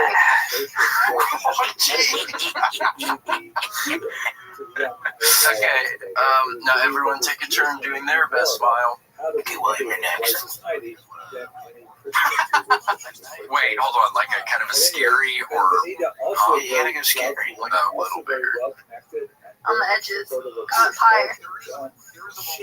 That's good. It's pretty good. Close your mouth. Stop opening your mouth. wait, so do I do it ultimately with the mouth open or not mouth open? Because that's really throwing me off the mic. You don't have right to now. do it. It's your smile, man. So maybe a little. A little more creepy. But no, that was a bad one. Oh God, that was a bad one too. That's so loud as fuck.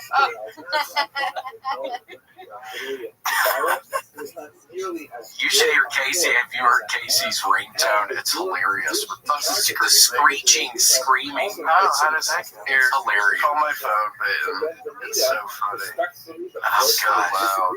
It scared me a couple times. It scared a bunch of people in the freaking airplane and also the bingo hall the one time. You gotta go phone up to the mic. So we see that even though it didn't succeed, nevertheless, all of a sudden, Jewish women are able to exert Hard to say. international level. Totally unprecedented. Is it calling me? Yeah, we try again, Papa. Come on, Papa. Come on, Papa. You got it. His phone's on silent. Casey's phone's on silent. Let's just Yeah. very brief look at the Americans.